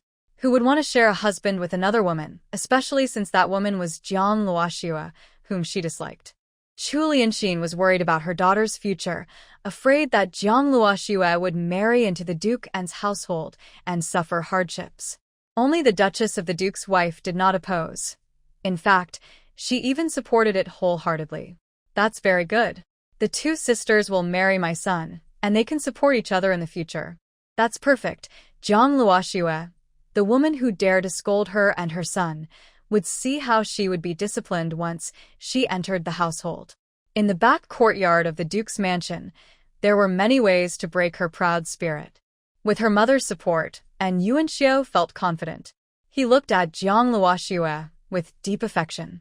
Luoxue, don't be stubborn anymore. I admit I was wrong earlier. I apologize to you. At most, I will let you enter the house first, and later bring Zhu in. And I promise, once you and Zhu are both in the house, I will treat you equally and not favor anyone. Just accept this. Even now, and Yuanxiu still believed that Jiang Luoxue's previous attitude was because he had threatened to break off the engagement, which hurt her feelings, causing her to act out. He thought that marrying her first, then marrying Jiang Ruzhu later, was already the best solution for Jiang Luoxue. If she was smart, she would accept this arrangement gracefully. Yi Xianchen saw and Yuanxiu looking at Jiang Luoxue with deep affection. Suddenly, he felt very annoyed. He really wanted to pluck out his eyes and step on them. Tightening his hand on the jade pendant at his waist, he smiled slightly and said, "Young master, you have such a big mouth, wanting to marry both sisters. Did you ask Miss Jiang what she thinks?" And Yuanxiu looked at Jiang Luoxue with a smile. "I believe Luoxue is a smart girl. She will know what choice is best. In this world, women are considered inferior and men are respected. It's hard for women to survive, especially for those who are rejected by their families. Without a good reputation, the only options are to live a life of loneliness or be looked down upon by everyone." And Yuanxiu was confident that Jiang Luoxue would agree to his conditions. But he guessed the beginning right, yet the ending was different. Jiang Luoxue rolled her eyes and shot him a sharp remark. "And Yuanxiu, you're not even dark yet and you're already dreaming big. Are you out of your mind or deaf? Stop pretending to be romantic and talking nonsense. Listen, today you either break off the engagement or I'll beat you into submission. You choose." And Yuanxiu's face turned pale with anger. His eyes fixed on her as he said, You're so stubborn. If you don't marry me, who do you want to marry? Jiang Luoxue, I'll give you 3 choices. Marry me, become a widow, or die. Pick one." Jiang Luoxue sneered coldly. "Haha, Jiang Luoxue, am not easily scared. I'm not interested in your 3 conditions. Keep them for yourself. You. And Yuanxiu was so angry he couldn't speak for a moment, pointing at her. Seeing her son's defeat, Lady An, who cared deeply for him, immediately said to Jiang Luoxue, "Jiang Luoxue, it's an honor that our son wants to marry you. You should accept this marriage, or else." Yi Xianchen heard her threat and said coldly, "Or else what? Are you trying to forcefully marry her, Lady An?" Lady An was surprised that this man wanted to stand up for Jiang Luoxue. She couldn't help but feel a little angry. Suppressing her anger, she said, "General Yi, this is a matter between our An family and Jiang family. Although you are a great general, you are overstepping your bounds." Knight Xianchen's face was cold, and his words carried the same chill. "You're in family and Jiang family affairs, I naturally don't interfere. But Miss Jiang is my grandmother's savior, and I will take responsibility for her matters. If Miss Jiang doesn't want to marry, anyone who tries to force her will be opposing my family. I will stand firm and not back down." The man's words were firm and clear. This left Lady Gua of the An family and Yuanxiu stunned, unsure how to respond. After all, they couldn't afford to offend the general's mansion, especially the queen's family. Lady Gua suppressed her anger and quickly thought of a way to benefit her family. Soon, she had an idea. She smiled and turned to gently persuade Jiang Luoxue. "Luoxue, I've always known you're a sensible girl. The previous matter was indeed a mistake made by Xiu'er. I apologize on his behalf. Please forgive him this time. Look at this marriage. Your mother arranged it when she was alive, after saving Xiu'er's grandmother. Now that they have both passed away, we, the younger generation, shouldn't let their spirits rest in peace knowing their children's marriage is unsettled, right? Back when Lady Lu was alive, she had unintentionally saved the old countess's life. Initially, she didn't plan to ask for repayment. But later, when she realized Jiang Yuqing couldn't be trusted, she sought out the old countess, hoping she would protect her child out of gratitude for saving her life. The old countess was kind-hearted. Seeing how beautiful Jiang Luoxue was, she decided to arrange a marriage between her grandson and Luoxue. However, neither of them expected that after their passing, many complications would arise. Seeing Lady Guo's calculating expression, Jiang Luoxue knew she was up to no good. She was curious to see how shameless this so-called noble lady could be. She smiled and said, "Madam, just tell me what you want to say." As expected, Lady Guo thought she had convinced Jiang Luoxue because she didn't curse or argue, so she began to reveal her true intentions. "Luoxue, I knew you are a sensible girl. Here's the plan. If you don't want to share a husband with Jiang Ruju, I will make the decision today. Xiu'er will end his relationship with her, and from now on, the position of the wife of the heir of the Yin family will be yours alone. What do you think?" As soon as the woman's words finished, Jiang Ruju's face turned pale, and she shouted in fear. "Don't." Then she suddenly knelt on the ground and begged, "Duchess of Yin, I and brother Yuanxiu love each other. We have already decided in our hearts. Please don't break us apart. I beg you, Duchess." After saying this, she kept kowtowing to the Duchess of Yin. Seeing her unmoved, she turned her tearful eyes to Yuanxiu and said, "Brother Yuanxiu, please tell the Duchess that you will marry me." Yuanxiu looked at her crying so sadly and felt a bit sorry. He turned to his mother, hoping she would speak for him. "Mother." The Duchess of Yin frowned and scolded her son for being unworthy. "Mother? What mother? Jiang Ruju knows you're supposed to be her future brother-in-law, but she still deliberately contacts you. It's clear she has bad intentions. She's not a good girl. Do you want to give up your fiancé for someone like her?" Chu Lianxin was unhappy to hear the Duchess of Yin insult her daughter, so she shot back, "Duchess, be careful with your words. My daughter is only just of age, while Yuanxiu is already a young man. If he hadn't been trying to flirt, how could my daughter have given her heart so easily? In other words, your son isn't a good person." The Duchess of Yin was not easy to fool either. She sneered and started exposing Chu Lianxin's past. "Stop slandering my son. Does your daughter need someone to flirt with her? After all these years of being pampered, have you forgotten how you got your position? Do you think I don't know how you became the wife of this family?" Chu Lianxin's face turned pale from her words, and her cheeks burned with shame. The Duchess's words felt like a series of slaps, draining all the color from Chu Lianxin's face. Her fingers hanging by her side felt cold. After a moment, she tremblingly said, "Duchess, please speak kindly. Your words are reckless. Aren't you afraid of making others laugh? Reckless words." The Duchess of Yin scoffed, looking at her with disdain, as if she were looking at an insignificant ant. "Who do you think you are? Do you deserve to have the noble Duchess of Yin come down to insult you? Should I gather all the insiders from back then and have them speak in front of everyone to see who ends up looking foolish?" She raised her voice. "As the saying goes, dragons give birth to dragons, phoenixes to phoenixes. You used whatever means you had to climb high, and now your daughter is just copying you. Am I wrong about any of this?" The words of the lady of the Duke's house made Chu Lianxin and her daughter feel deeply ashamed. Chu Lianxin dared not speak, afraid that if she said too much, this crazy woman might reveal more of her past secrets. After hearing her mother's words, and Yuanxiu immediately remembered the scene when he first met Jiang Ruju. That time, he went to Jiang's house for some business, and passing through the garden, he saw Jiang Ruju catching butterflies. Coincidentally, she was fluttering right onto him. At first, he thought it was just a coincidence, but the more he thought about it, the more suspicious he became. His eyes on Jiang Ruju grew wary. "Brother Yuanxiu, you believe Ruju?" "I didn't." Jiang Ruju cried, tears falling as she looked at him, trying to explain. But Yuanxiu looked away, and Jiang Ruju felt a cold chill in her heart. However, she remembered she still had a bargaining chip, which made her feel a little more at ease.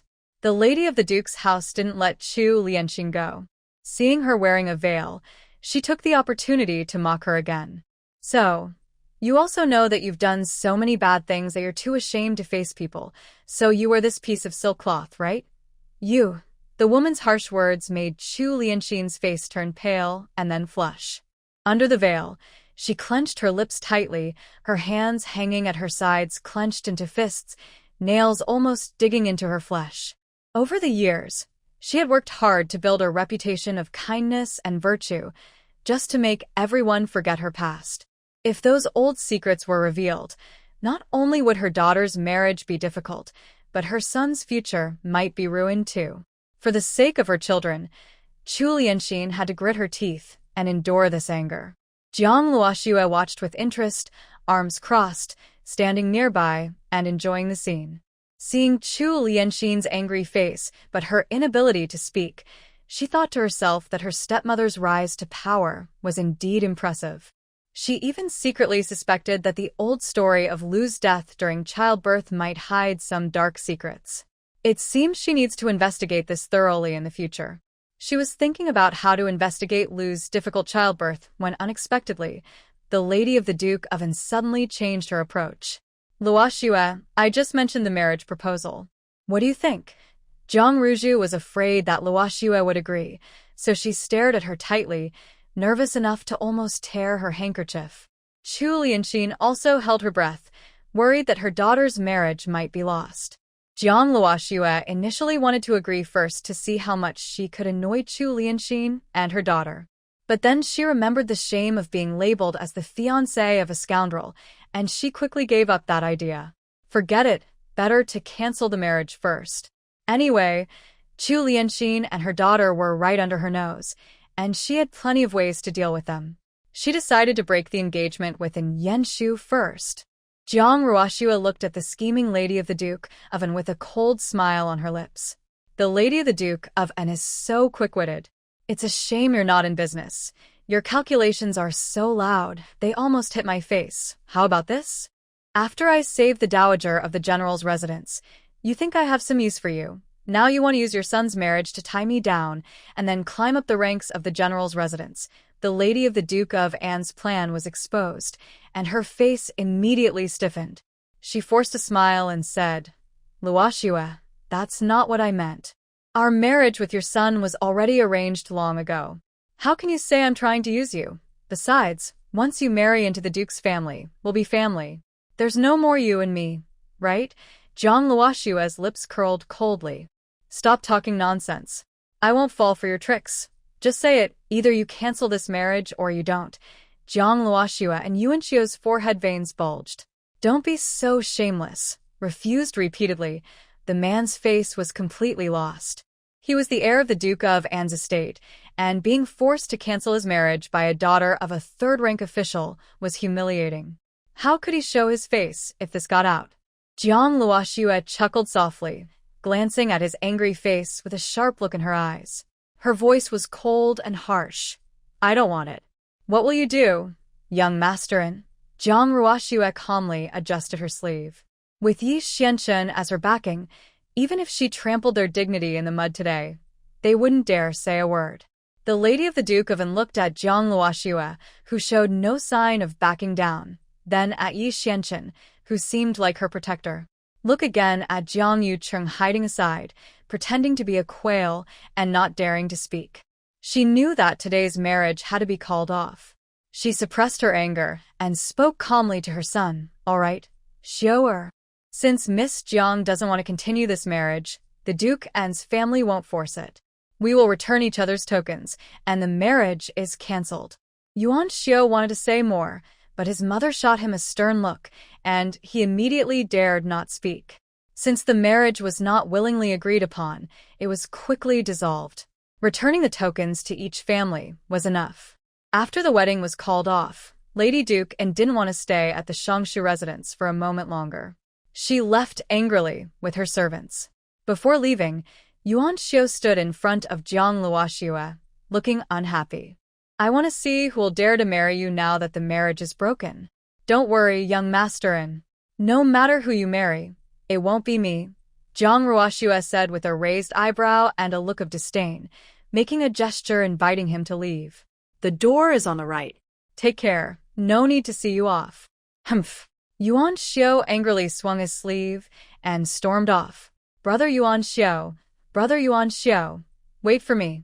Jiang Ruju quickly got up and ran after him when she saw her beloved leaving. At this moment, Jiang Yuqing was almost going crazy with anger. His family still had Yi Xianchen, a powerful figure, so he dared not lose his temper. He could only swallow all his fury. But Yi Xianchen didn't let him go. Minister Jiang, didn't you say today you would return Miss Jiang's mother's dowry and silver? As a witness, I've been waiting here for a long time. Jiang Luoxue secretly gave the man a thumbs up and praised him silently. Well done. Yi Xianchen noticed her action and responded with a faint smile. Their secret interaction was unseen by others. Jiang Yuqing's face looked terrible, as if he had eaten something bitter. Great General, this matter happened suddenly.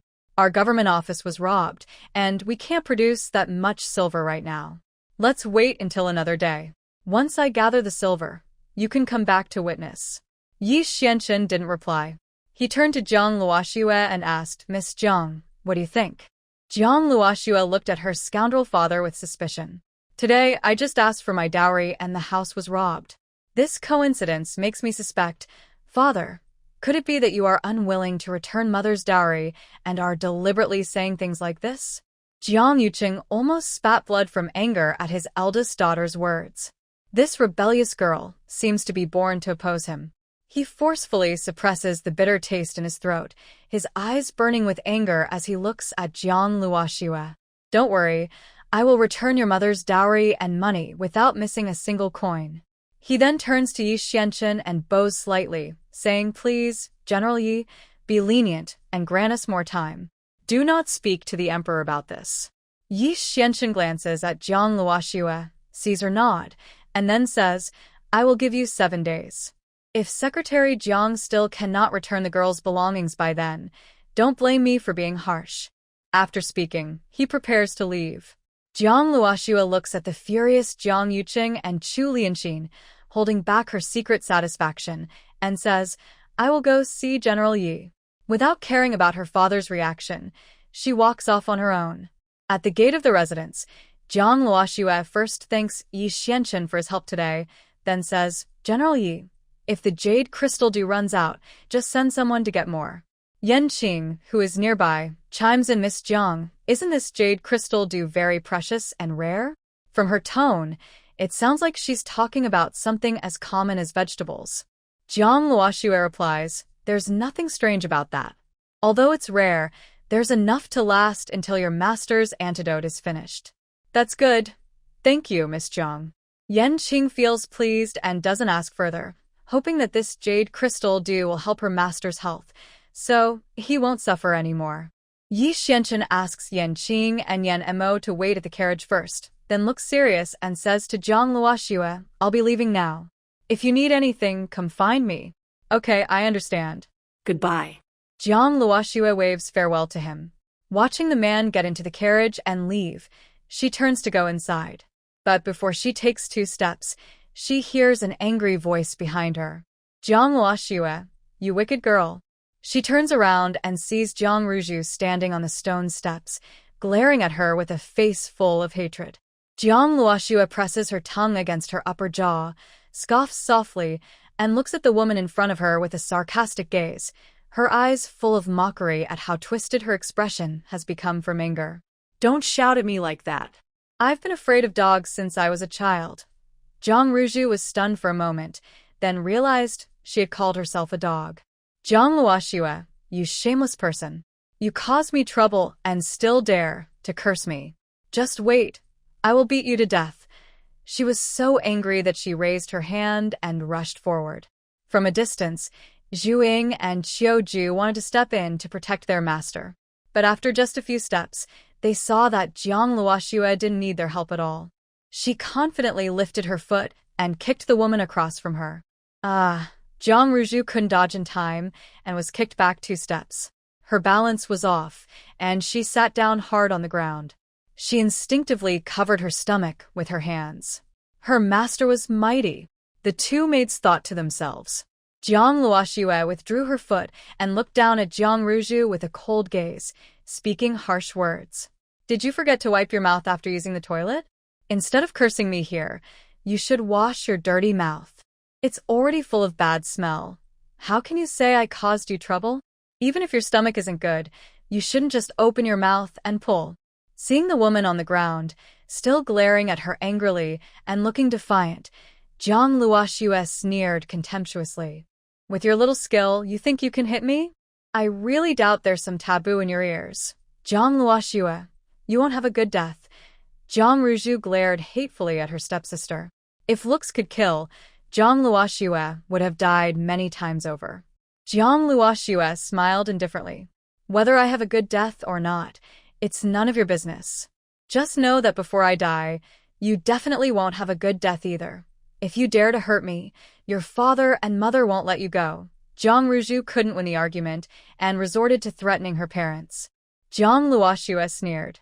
Then maybe I should kill you today and see how your parents will react. You dare. Zhang Ruzhu didn't believe that this woman, who had bullied her since childhood, would actually kill her. Zhang Luoxue smiled. She stepped closer, bent down, and grabbed Zhang Ruzhu's chin, speaking in a very arrogant tone. I have nothing to fear. Don't forget, I am a benefactor of the general's residence. With General Yi as my backing, even your lover's family wouldn't dare to mess with me. And your parents? Forget it. Oh, and you might not know this, but I am also your parents' biggest creditor. They're not even in a hurry to flatter me now.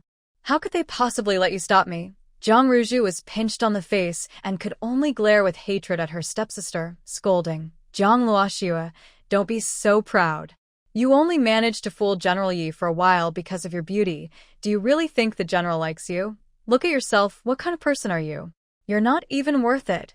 Zhang Ruzhu continued to curse maliciously. He's just playing with you. You're just a rejected bride who broke off her engagement. Do you really think this nobleman from the royal family will marry you? Stop dreaming. Seeing how Yi Xianqun defended Zhang Luoxue earlier, Zhang Ruzhu was insanely jealous. Zhang Luoxue, who had no mother since childhood and was not favored by her father, was so lucky. Why? Seeing her stepsister's crazy jealous look, Zhang Luoxue sneered and continued to insult her. You think everyone is as stupid as you.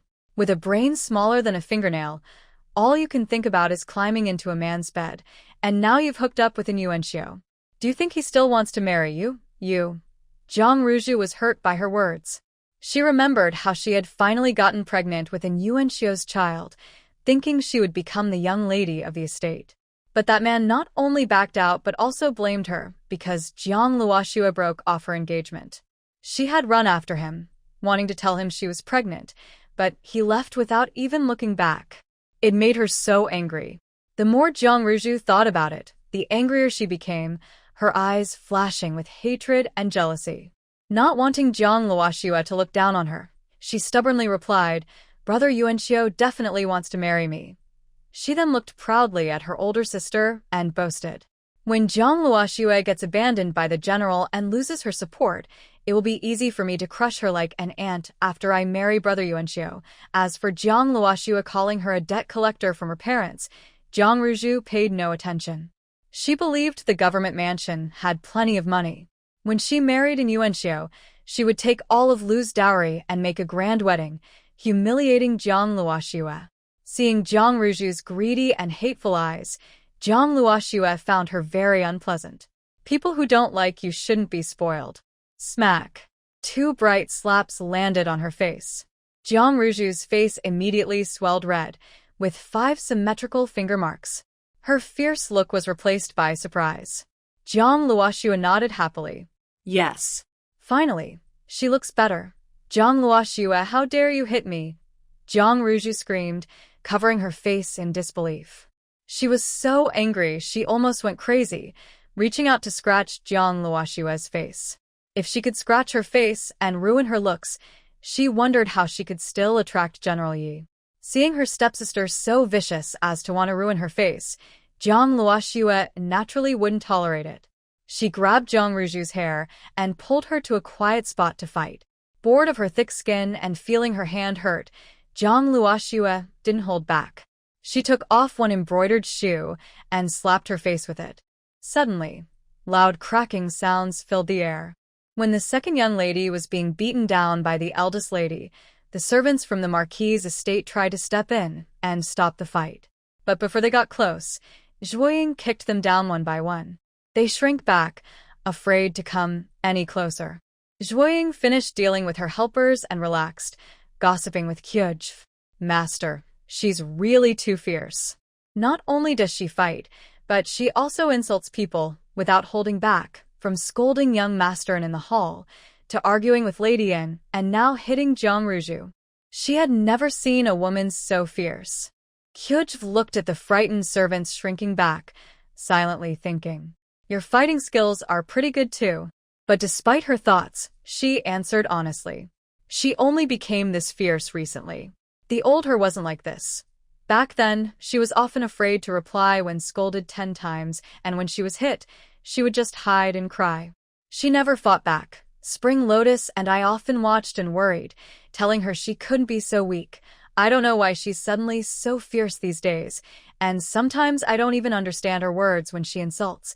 Kyujv looked at Jiang Luoxue, who was happily fighting, full of admiration. But you have to admit, this fierce young lady looks like she's shining. She looks so much better than before. I think so too, Zhuoying nodded in agreement. The young lady in front of them completely changed her image of a gentle lady. I must say, this kind of master is quite interesting. She looks much better than those high-born young ladies who always pretend to be noble and proper. She somehow really suits my taste. Zhu Yingxin has a feeling that her life will be more colorful and lively now that she has a new master. Jiang Luoxue doesn't know about their conversation. She has been hitting so much that her hands are sore. She looks at the woman who has been beaten into a pig's head, yet her eyes are still stubborn, as if she wants to eat her. It seems she didn't hit hard enough. She shakes her hand and continues hitting, scolding as she does so. Jiang Ruju, I seriously doubt your head is just for height. I broke off my engagement with your lover. He won't marry you, and instead of causing trouble at the Dukin's house, you come to bother me. Are you so empty-headed, or is your brain full of nonsense? Everyone has their own debts and enemies. Find the person who owes you, and stop barking like a mad dog here. I'm not a patient person. If you dare to come again, next time I won't just use my shoe to hit you. Jiang Luoxue leans in close to her ear and threatens. If there's a next time, believe it or not, I'll make sure the baby in your belly is gone, and Yuan Xiu will never marry you. Why your mother knows. Jiang Ruju's face swells with shame, and she can't even speak clearly. She looks at her stepsister with pale, frightened eyes. Her secret has been discovered, and she feels extremely anxious. Jiang Wanyu softly said, "We haven't even started fighting yet. How do you know I will lose?" Her eyes sparkled. She raised her hand and pushed open the door, walking inside without caring that the women turned to look at her in surprise. She introduced herself. "Older sisters-in-law, you're all here." "Hello, I am Jiang Wanyu, Fu Qingshan's wife." Everyone watched her walk over with a bright smile. They were surprised by her appearance, which they hadn't seen clearly before. Yesterday, they saw her nervous and covering her mouth. They had spoken too quickly, and are they just going to watch her get beaten to death by this crazy woman? Perhaps heaven heard her thoughts. A servant hurriedly rushes over with Chu Lianxin. Mother's Zhuer, seeing her daughter's face swollen and bruised, Chu Lianxin's eyes fill with rage, and she immediately starts crying out of pain and worry. "Zhuer, are you all right? I want to reach out and touch my daughter's face, but I am afraid I might hurt her even more." "Mom, my face hurts so much." Seeing her mother, Jiang Ruju feels like she has found a support and immediately starts complaining. "Mom, it was Jiang Luoxue who hit me. She even threatened me, saying she would help me get revenge." Ugh. She speaks so passionately that she pulls at her wound, causing pain, and Jiang Ruju gasps sharply. Chu Lianxin was already angry today. Seeing that Yi Xianchan had left and no one was there to support her stepdaughter, she stands up quickly and waves her hand toward Jiang Luoxue. Chu Lianxin waves her hand and scolds, "You wicked girl, you beat your sister like this. Do you have any humanity?" Before she can finish, Jiang Luoxue coldly grabs her hand and forcefully twists it back. Crack. A bone breaks with a sharp sound. Ah! Chu Lianxin screams in pain. beads of sweat rolling down her pale face. Zhang Luoxue, I am your mother. How dare you kill your mother? Zhang Luoxue smiles coldly, pulling Chu Lianxin's hand into a strange angle, then whispers in her ear. My mother has been gone to the underworld for a long time now. Do you want me to send you there to join her and apologize properly? What? What do you mean by that? Chu Lianxin's face suddenly changes, and she can't speak clearly. You know exactly what I mean, don't you? Zhang Luoxue's lips curl into a sinister smile. Like a demon, she whispers softly in Chu Lianxin's ear. Chu Lianxin, in your midnight dreams, have you seen my mother come back to take your life? You. Don't spread false accusations. My mother died in childbirth. It wasn't me who caused her death. She. What does she want with me? Since hearing that the Lu family was coming to Beijing, Chu Lianxin has been uneasy. Hearing this, she suddenly blurts out. Hearing the Empress Dowager's words, Zhang Luoxue initially just wanted to test her stepmother. Now, seeing Chu Lianxin so guilty, she is fully convinced that Lu's death is connected to the woman in front of her. But she still doesn't know if Jiang Yuqing, the scoundrel, was involved. A cold, wicked smile appears on Zhang Luoxue's lips. You know very well whether my mother died from childbirth. Chu Lianxin, some debts will have to be paid sooner or later. After saying this, she mercilessly pushed the shocked woman to the ground and then turned back to Ensi Yuan. She wouldn't kill Chu Lianxin right away, because that would be too easy. She wanted to ruin this wicked woman's reputation and make her die a miserable death. Back in the courtyard, she ordered her secret guard Mo Ba. Zhou Mian, keep a close watch on Chu Lianxin's every move. If anything happens, tell me immediately. Also, check who ordered the medicine I took a few days ago. Yes, my lady. Zhou Mian quickly left to carry out the task. Zhang Luoxue then told Zhu Ying, find someone to help me investigate. Check where the servants in her room were during her childbirth, and also the whereabouts of the midwife. When you find them, don't alert anyone in the house. Bring them back quietly and settle them properly. Zhu Ying bowed and went to do the job without saying a word. After giving these orders, Zhang Luoxue felt a bit thirsty. Chun He immediately poured her a cup of tea.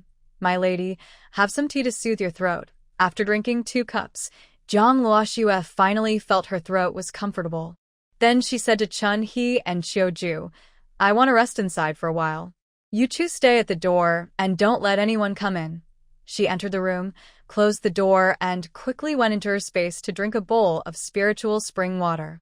After practicing for a while and taking a bath, she lay down on the smart bed and comfortably drifted into sleep. In Changchun courtyard, Chu Lianxin endured her pain and returned to her room, calling the doctor to treat herself and her daughter. The doctor was shocked when he saw Jiang Ruju's face, completely disfigured. He thought to himself that this second young lady of the Jiang family must have offended someone powerful, as she was beaten so badly. Looking at Chu Lianxin's trembling hand, he felt bitter. If he had known they were both so badly hurt, he would have found an excuse not to come and let others handle it. Why are you still dawdling? Come here quickly and treat the injuries of this lady and the second young lady. Yes, I will treat them immediately. The doctor resignedly stepped forward and examined Chu Lianxin's hand. As soon as he touched the broken bone, Chu Lianxin felt a sharp, tearing pain. She was so angry that she kicked the doctor. Dog. Don't be so rough. Are you trying to make me die from pain? The doctor was knocked to the ground but dared not get angry. He got up and knelt to explain. Sorry, madam. Your hand is broken right through the bone. I need to check how badly it's broken so I can treat it properly. Please bear with me, madam. If I don't treat your injury quickly, this hand might become useless if an infection develops later. Then hurry up. Chu Lianxin was so frightened by the doctor's words that she dared not lose her temper. She could only endure the sharp pain as the doctor continued to examine her bones. After the doctor applied a splint, Chu Lianxin's throat was hoarse from shouting, and her whole body was soaked with sweat. She looked as if she had just been pulled out of water. She had no strength left to speak. If it weren't for her maid supporting her, she would have collapsed to the ground without caring about manners.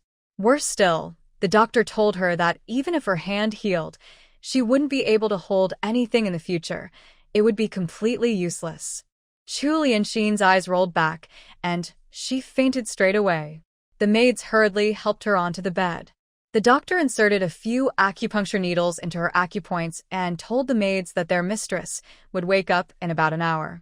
Yuzhan and the others finally relaxed and asked the doctor to treat Jiang Ruju's injury. Jiang Ruju's injury was simple. After cleaning the wound and applying some healing ointment, along with medicine to promote blood flow and reduce swelling, she would be fine. Jiang Ruju was most worried about her face. After the doctor finished the treatment, she quickly asked, "Will my face leave a scar?"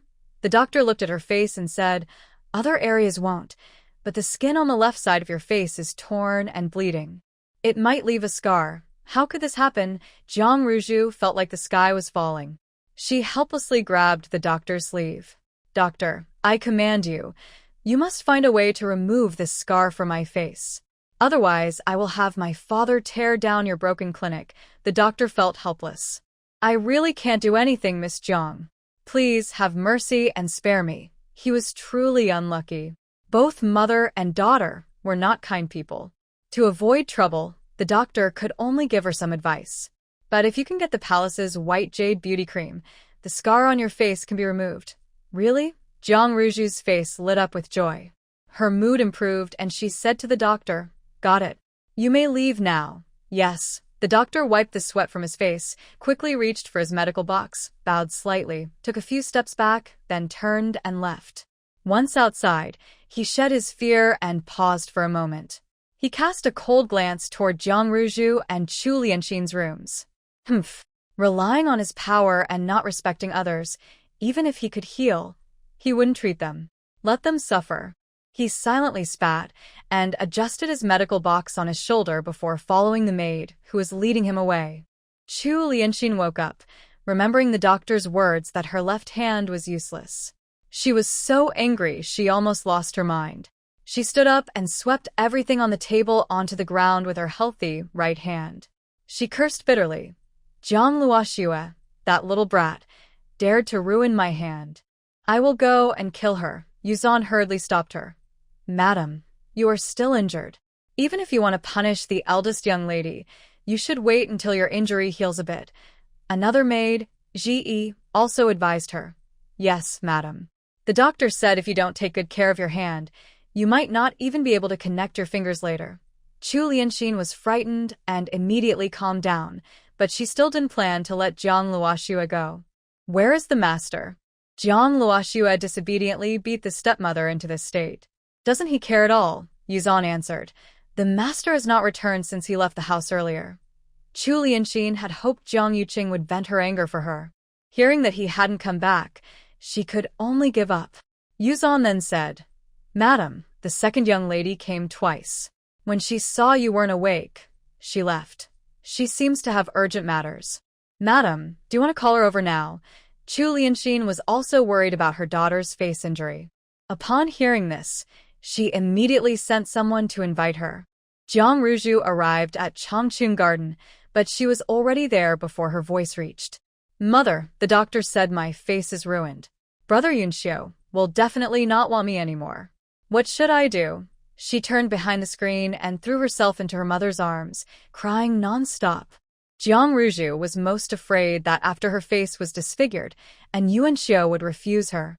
After speaking, she grabbed her mother's sleeve and raised her face. "Mother, go tell Dad. Ask him to find a way to get me a bottle of white jade beauty balm." The doctor said that with that, my face will recover, seeing her daughter's face swollen and broken, with wounds that looked shocking. Chu Lianxin's hatred for Jiang Luoxue grew even stronger. Gently patting her daughter's head, a firm look appeared in her eyes. "Don't worry. When your father comes back, I will tell him. He will definitely get that white jade beauty cream back." At this moment, Chu Lianxin had already thought of a plan. She wanted to tell Jiang Yuqing that Ru Zhu had already had a child with Yuanxiu. This old man always cared about fame and profit. If he found out Ru Zhu had a descendant from the Duke of An's family, he would surely want to get the white jade beauty cream and also discuss Ru Zhu's marriage with Yuanxiu. No matter what attitude Yuanxiu has now, since he ruined Ru Zhu's reputation and made her pregnant, he must marry her. With her mother's guarantee, Jiang Zhu finally felt a huge weight lift from her heart. Thinking about Jiang Luoshua's threat, she quickly asked her mother to dismiss everyone else. Then she whispered, "Mother, that wicked Jiang Luoshua already knows I am pregnant. What should I do?" "What? How does she know?" Chu Lianxin was shocked and hurriedly asked, "Was it from the servants in your courtyard?" She only wanted Jiang Yuqing to know, so she could coordinate with the Duke of An's family to quickly settle the marriage. Then the fact that Ru Zhu was pregnant could be explained naturally. If it got out early, her daughter's reputation would be ruined. Jiang Zhu shook her head anxiously. "Only my personal maid knows, but she would never tell anyone. My daughter doesn't know how Jiang Luoshua found out. Mother, what should we do now? That wicked Jiang girl hates us so much. She will definitely tell others." Jiang Zhu was terrified. A cruel glint flashed in Chu Lianxin's eyes. "Don't worry, I won't let her have that chance." She absolutely could not let Jiang Luoshua spread this news and ruin her daughter's life. Seeing if her mother had a plan, Jiang Zhu asked quickly, "Mother, what do you want to do? This isn't your concern. Go back to your courtyard and rest well. Let me handle this." Chu Lianxin sent her daughter back to her courtyard. She sat on a bench, the sunlight outside shining on her face. Half of her was bathed in light, and half was hidden in shadow. Her expression twisted, like a ghost. After a while, she called her trusted maid, Jade Hairpin.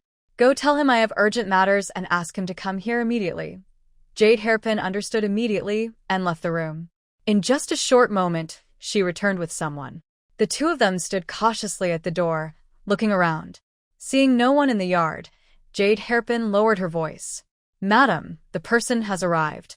Chu Lianxin quickly instinctively tugged at her sleeve, then softly said, "Let him in." As the door was pushed open, a man's figure quickly stepped inside. Jade Hairpin stayed outside as usual, keeping watch. Before Chu Lianxin could speak, the man said first, "Exire, I heard from Jade Hairpin that you want to see me. Is it about your face? Don't worry. I'm having someone find the best poison healer. I'm sure someone can treat the poison sores on your face." Zhou Xiu gently closed the door and approached with a soft, comforting tone. When he saw the woman's injured left hand, his expression immediately became tense. He quickly stepped in front of Chu Lianxin, full of concern. "Exiner, what happened to your hand? Who hurt you?" Hearing his concern, Chu Lianxin's eyes reddened, and a look of hatred flashed in her eyes. Besides Jiang Luoshua, that little troublemaker, who else could it be? Is the young lady out of her mind? You're her stepmother. How dare she treat you like this? Isn't she afraid of ruining her reputation? Zhou Xiu looked at her with disbelief. Chu Lianxin clenched her teeth and said bitterly, "That troublemaker has gone mad after becoming a widow. There's nothing she dares not do. Do you know?" Chu Lianxin then recounted everything about Jiang Luoshua hitting Jiang Zhu and herself. After hearing her cry, Zhou Xiu's eyes filled with both pain and anger. How dare Jiang Luoshua treat her like this? If she were here now, he would make her taste the pain of losing her hand and disfigurement. Grinding his teeth, Zhou Xiu said coldly, "Young lady, these days she's been too arrogant. We need to teach her a lesson and give her a little color to see." Chu Lianxin's eyes were full of hatred as she spoke of Jiang Luoshua. This wicked woman is now relying on the support of the general's residence, and she doesn't even respect her father, let alone me, her stepmother. Sure you must find a way to teach her a harsh lesson and vent your anger for me. Unable to bear seeing her beloved suffer so much, Zhou Xiu nodded and promised. "Exire, don't worry. Leave this to me." The man's eyes flashed with a dark look as he said, "Jiang Luoshua dared to break your hand and disfigure the second young lady. I will make her suffer the consequences and let her experience some pain." Hearing that her lover wanted to avenge her, Chu Lian was immediately very happy. She quietly leaned into the man's arms, enjoying the warmth, and after a while, she continued, "Xiu, there's one more thing I want to tell you today." "What is it?" Zhou Xiu lowered his head and asked gently. Seeing that the woman wanted to speak to him, he carefully loosened his hold, afraid of hurting her injured hand. Seeing how caring he was, Chu Lian felt sweet inside. Like a fragile vine, she gently rested her head on his chest, feeling his steady heartbeat. She then began to tell him what she had to say. Xiu, Ruju has become pregnant and Jiang Luoxue found out. What? I told you not to tell anyone about this. Zhou Xiu slightly pushed her away and asked with a frown. I already told you before, the fewer people who know about the second young lady's pregnancy, the better. How could you let the young lady find out? If this gets out, with the old master's selfishness and coldness, the second young lady wouldn't have a way to survive. Chu Lian shook her head and said, Neither Ru Zhu nor I told anyone. I don't know where that wicked woman found out. After speaking, Chu Lian added, But I'm not worried about Yu Cheng. Now that the Nguogong residence has broken off the engagement with Jiang Luoxue, if the old man finds out Ru Zhu is carrying the Aravan, he won't scold her. Instead, he might try to reconnect with the Gong family and find a way for Ru Zhu to marry into it. I'm worried that Jiang Luoxue might spread this news outside, and that would cause trouble. Zhou Xiu thought for a moment. It probably won't happen. If the rumor about the second miss being pregnant before marriage gets out, Jiang Luoxue's reputation will also be damaged. The young lady shouldn't be so foolish. Chu Lianxin shook her head. Who knows what that wicked woman might do when she's crazy? Today, she even threatened Ruju to reveal everything. So, as long as she keeps talking, I can't rest easy. Xiu, think of a way to deal with her. Just get rid of her. Don't worry, let me think carefully, Zhou Xiu said with a frown, trying to come up with a plan. Chu Lianxin leaned her head back into the man's arms, a cold, killing intent flashing in her eyes. Why not just end it all? Let's find someone to kill her. Zhou Xiu remained rational and hurriedly stopped her. Don't be reckless. The young lady now has the general's residence backing her. Knight Xianchun is not someone to be trifled with. If we casually find someone to kill her, Knight Xianchun will suspect you and the young lady. The first to doubt will be you. If he reports to the Dali Temple and investigates thoroughly, they have many ways to find out the truth. Maybe they'll even uncover other things about us, which would only cause more trouble. So, what should we do now? Chu Lianxin felt a bit scared after hearing this. But thinking about Jiang Luoxue ruining her hand and destroying her daughter's appearance, she couldn't swallow her anger and said bitterly, Are we just going to let her go? Zhou Xiu narrowed his eyes. Of course not. I only wanted to give her a lesson. Now it seems only her disappearance will let the second miss live peacefully. Chu Lianxin remembered the failed plan from a few days ago and clenched her teeth in anger. That wicked woman was truly lucky. Last time, with the spring potion and bandits chasing her, nothing happened. She was really a troublemaker who brought disaster for generations. This time, we must come up with a perfect plan. She must die. Zhou Xiu smiled and said, Last time was her luck, but no one can be lucky forever. But with the general's residence involved this time, we need to be more careful. It must look like an accident. Zhou Xiu thought carefully for a moment, then whispered into Chu Lianxin's ear, making her eyes light up with excitement. This plan is good. Then Chu Lianxin looked worried again and asked, What if this plan doesn't work? What should we do then? Zhou Xiu smiled slyly and said, If this plan alone doesn't make Jiang Luoxue die, we have another trick to ruin her reputation. What is the plan? Chu Lianxin looked up at the man and asked. Zhou Xiu lowered his head and whispered to her, When I returned to the mansion, I overheard the gatekeeper say that today the Central Secretariat official sent a message inviting you, Madam, and the young ladies to enjoy the flowers at the end of the month. This is a good chance to ruin the eldest young lady's reputation. When the time comes, he whispered for a while, then continued, Under the watchful eyes of everyone, the eldest young lady will have no way to defend herself. Even if she tries to blame the second young lady, no one will believe her. Moreover, after this, the master probably won't keep such a blemish in the house. At that point, the eldest young lady would either be expelled from the family or forced to hang herself, but no matter what, her final outcome would be death. From now on, no one in this house will dare to hurt you. That's a good idea, Xiu. You're so clever. Chu Lianxin praised happily, a hint of a malicious smile flashing in her eyes. Last time, that wicked woman escaped. I wonder if she will be so lucky this time. No matter how good her luck is, this time she will fall into our hands. Zhou Xiu finished confidently and then exchanged a smile with Chu Lianxin. Thinking of the poison sore on his face, Chu Lianxin touched her face under the veil, looking worried. But I can't go out now with this face. How can I attend the flower viewing banquet? Old Jiang Yuqing said he would find a way to get a royal doctor to help, but there's been no news so far. I don't know how things are now. It's really making me anxious. Seeing her worried expression, Zhou Xiyu comforted her. Don't worry. Although I haven't found a divine doctor to cure your poison sore, I have obtained a thin, shell-like gel mask. When you apply it to your face and let it dry, it will make your skin smooth again. He took out a beautiful box from his bag and opened it, revealing a transparent gel-like substance inside. Chu Lianxin temporarily set aside her worries, took the box, and asked with surprise, "Is this really so magical that it can make my face smooth again?" Zhou Xiyu nodded. Of course, but this only provides a covering and can't cure the poison sores on your face. To make your face better, you still need to see a doctor. Being able to cover it for a while is good. That way, I won't have to wear a veil all the time or be afraid to go outside. Chu Lianxin, who had been stuck at home for several days, thought this was a good idea.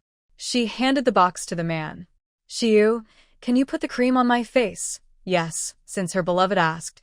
The man agreed without hesitation. He unscrewed the box, took some gel-like substance with his slender fingers, and gently applied it to her now uneven face. He looked focused and gentle, as if treating a precious treasure. Chu Lianxin's eyes never left his face, and she couldn't help but hold his hand that was holding the box. Xenia, don't fuss. "It will be done soon," the man said helplessly, but he didn't pull his hand away. Chu Lianxin stared at him dreamily, a hint of regret in her eyes. "Xiyu, if I hadn't been so stubborn back then, maybe we would be a happy couple now." "And Xinger, stop talking about that," he quickly interrupted her, glancing around cautiously before saying, "Lianxin, the third young master is doing very well now. With his intelligence and talent, he has a bright future ahead. As for me, I am already content to be with you. There's no need to bring up the past. All right, I won't say more." Chu Lianxin knew what was on his mind and quickly changed the subject.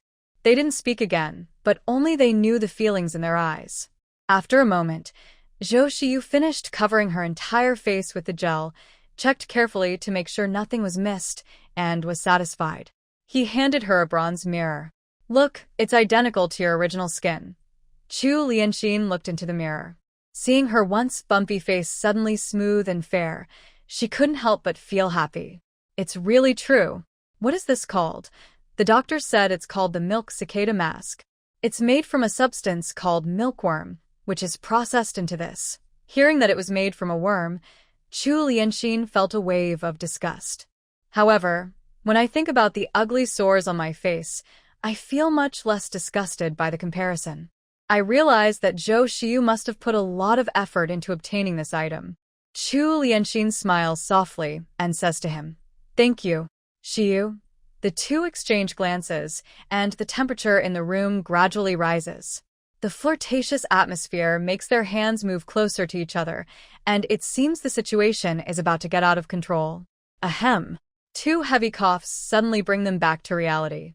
Chu Lianxin skillfully opens the window and says, "That old guy is coming. You should leave quickly." Before leaving, Zhou Xiyu reminds Chu Lianxin, "Sire, I tell Miss Second not to bother the young lady these days, to avoid unnecessary trouble. Leave everything to me." "Okay, I understand. I'll tell her. You should go now and be careful." Chu Lianxin urges him to leave and quickly closes the window. Just as she turns around, Jiang Yuqing enters the room. Seeing Chu Lianxin standing alone by the window, with no one serving her inside, he feels suspicious and asks, "What are you doing standing by the window?" He looks around the room, finds nothing unusual, and then walks over to open the window.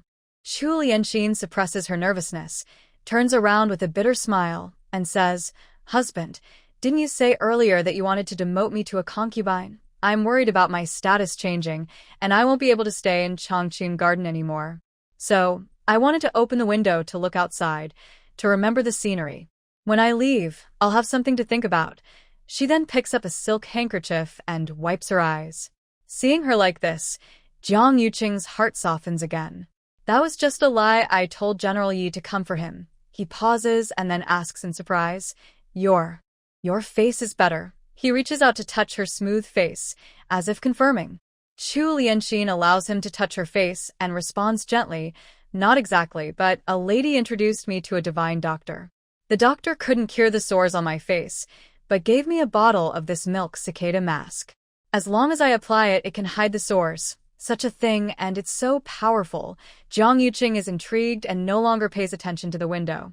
Chu Lianxin walked to the dressing table, picked up the box containing the face mask, and handed it to the man. Here, it's this. Jiang Yuqing opened the box and looked at the gel-like substance inside, somewhat doubtful that such a thing could hide facial flaws. Chu Lianxin scooped out a bit of the gel and applied it to a scar on Jiang Yuqing's hand. The old scar immediately disappeared, and the skin looked smooth again. Wow, that's so amazing! Jiang Yuqing had to believe it. He held the box and looked at it carefully for a while before returning it to Chu Lianxin. Then he noticed her hand was unusual and asked, "What happened to your hand?" Chu Lianxin inwardly sneered, realizing he only noticed her injury now after being inside for so long. It showed how much he cared. But she pretended to look troubled and took out a silk handkerchief, wiping her eyes sadly. "My husband, please don't ask." Jiang Yuqing frowned and said in a low, unhappy voice, "What happened? Who hurt you?" Chu Lianxin remained silent, tears falling but not speaking. Jiang Yuqing grew impatient and shouted outside, "Yuzan, Z, come in here." Two maids hurried into the room and knelt down. "Master, what are your orders?" Jiang Yuqing pressed them. "Tell me, what happened to the madam's hand?" Chu Lianxin tried to stop them, saying, "Husband, I don't want you to be upset. Please don't ask any more." But the more she said this, the angrier Jiang Yuqing became. "Speak quickly, or I might punish you." The two maids begged nervously, "Please, master, we will tell you." The madam's hand was hurt by the eldest young lady. Not only the madam, but also the second young lady's face was hurt by the eldest young lady. Jia Shui, what is she trying to do? Jiang Yuqing's face turned pale with anger. Does she want to cause chaos at home? I'm going to find her now. He was about to rush out in his fury. Chu Lianxin quickly grabbed his arm. "Husband, don't be impulsive. She now has General Yi as her backing. Going now won't help. Let's just forget about it." When Jiang Yuqing heard General Yi, his initial anger cooled instantly. Looking at Chu Lianxin, who held her hand, he felt very pleased. "You still understand things well, Exiner. Having such a wicked daughter at home is really a shame for our family." Chu Lianxin secretly despised his cowardice, but pretended to be understanding and said, "Husband, I am the head wife of the Ministry of Rights. Naturally, I want to think about you and the family." But she paused deliberately, hoping Jiang Yuqing would ask more. Sure enough, the man took the bait and hurriedly asked, "Just what do you mean?" Chu Lianxin waved her hand to dismiss the two maids, then sighed heavily before continuing, "What I mean is, my hand is fine, but Juner's face might be a problem." She looked at Jiang Yuqing thoughtfully for a moment, then showed a helpless expression. "Husband, let me tell you the truth. Swear. She and young master are in love. They have crossed the line, and now Zhuer is pregnant with young master and's child." "What? Zhuer and young master and are secretly involved and she's pregnant?" Jiang Yuqing was shocked and immediately wanted to get angry. Chu Lianxin quickly soothed him. "Husband, don't be angry. Just listen to me first. There's nothing to say. A girl getting pregnant before marriage is a disgrace. If it gets out, what will people think of our Jiang family?" Jiang Yuqing's chest rose and fell with anger. Usually, he considered himself refined and disliked loud noises, but now his voice was twice as loud as usual. Chu Lianxin hurriedly stopped him. "Husband, be quiet. If others hear us, our family's reputation will be ruined." Fortunately, Jiang Yuqing was still rational.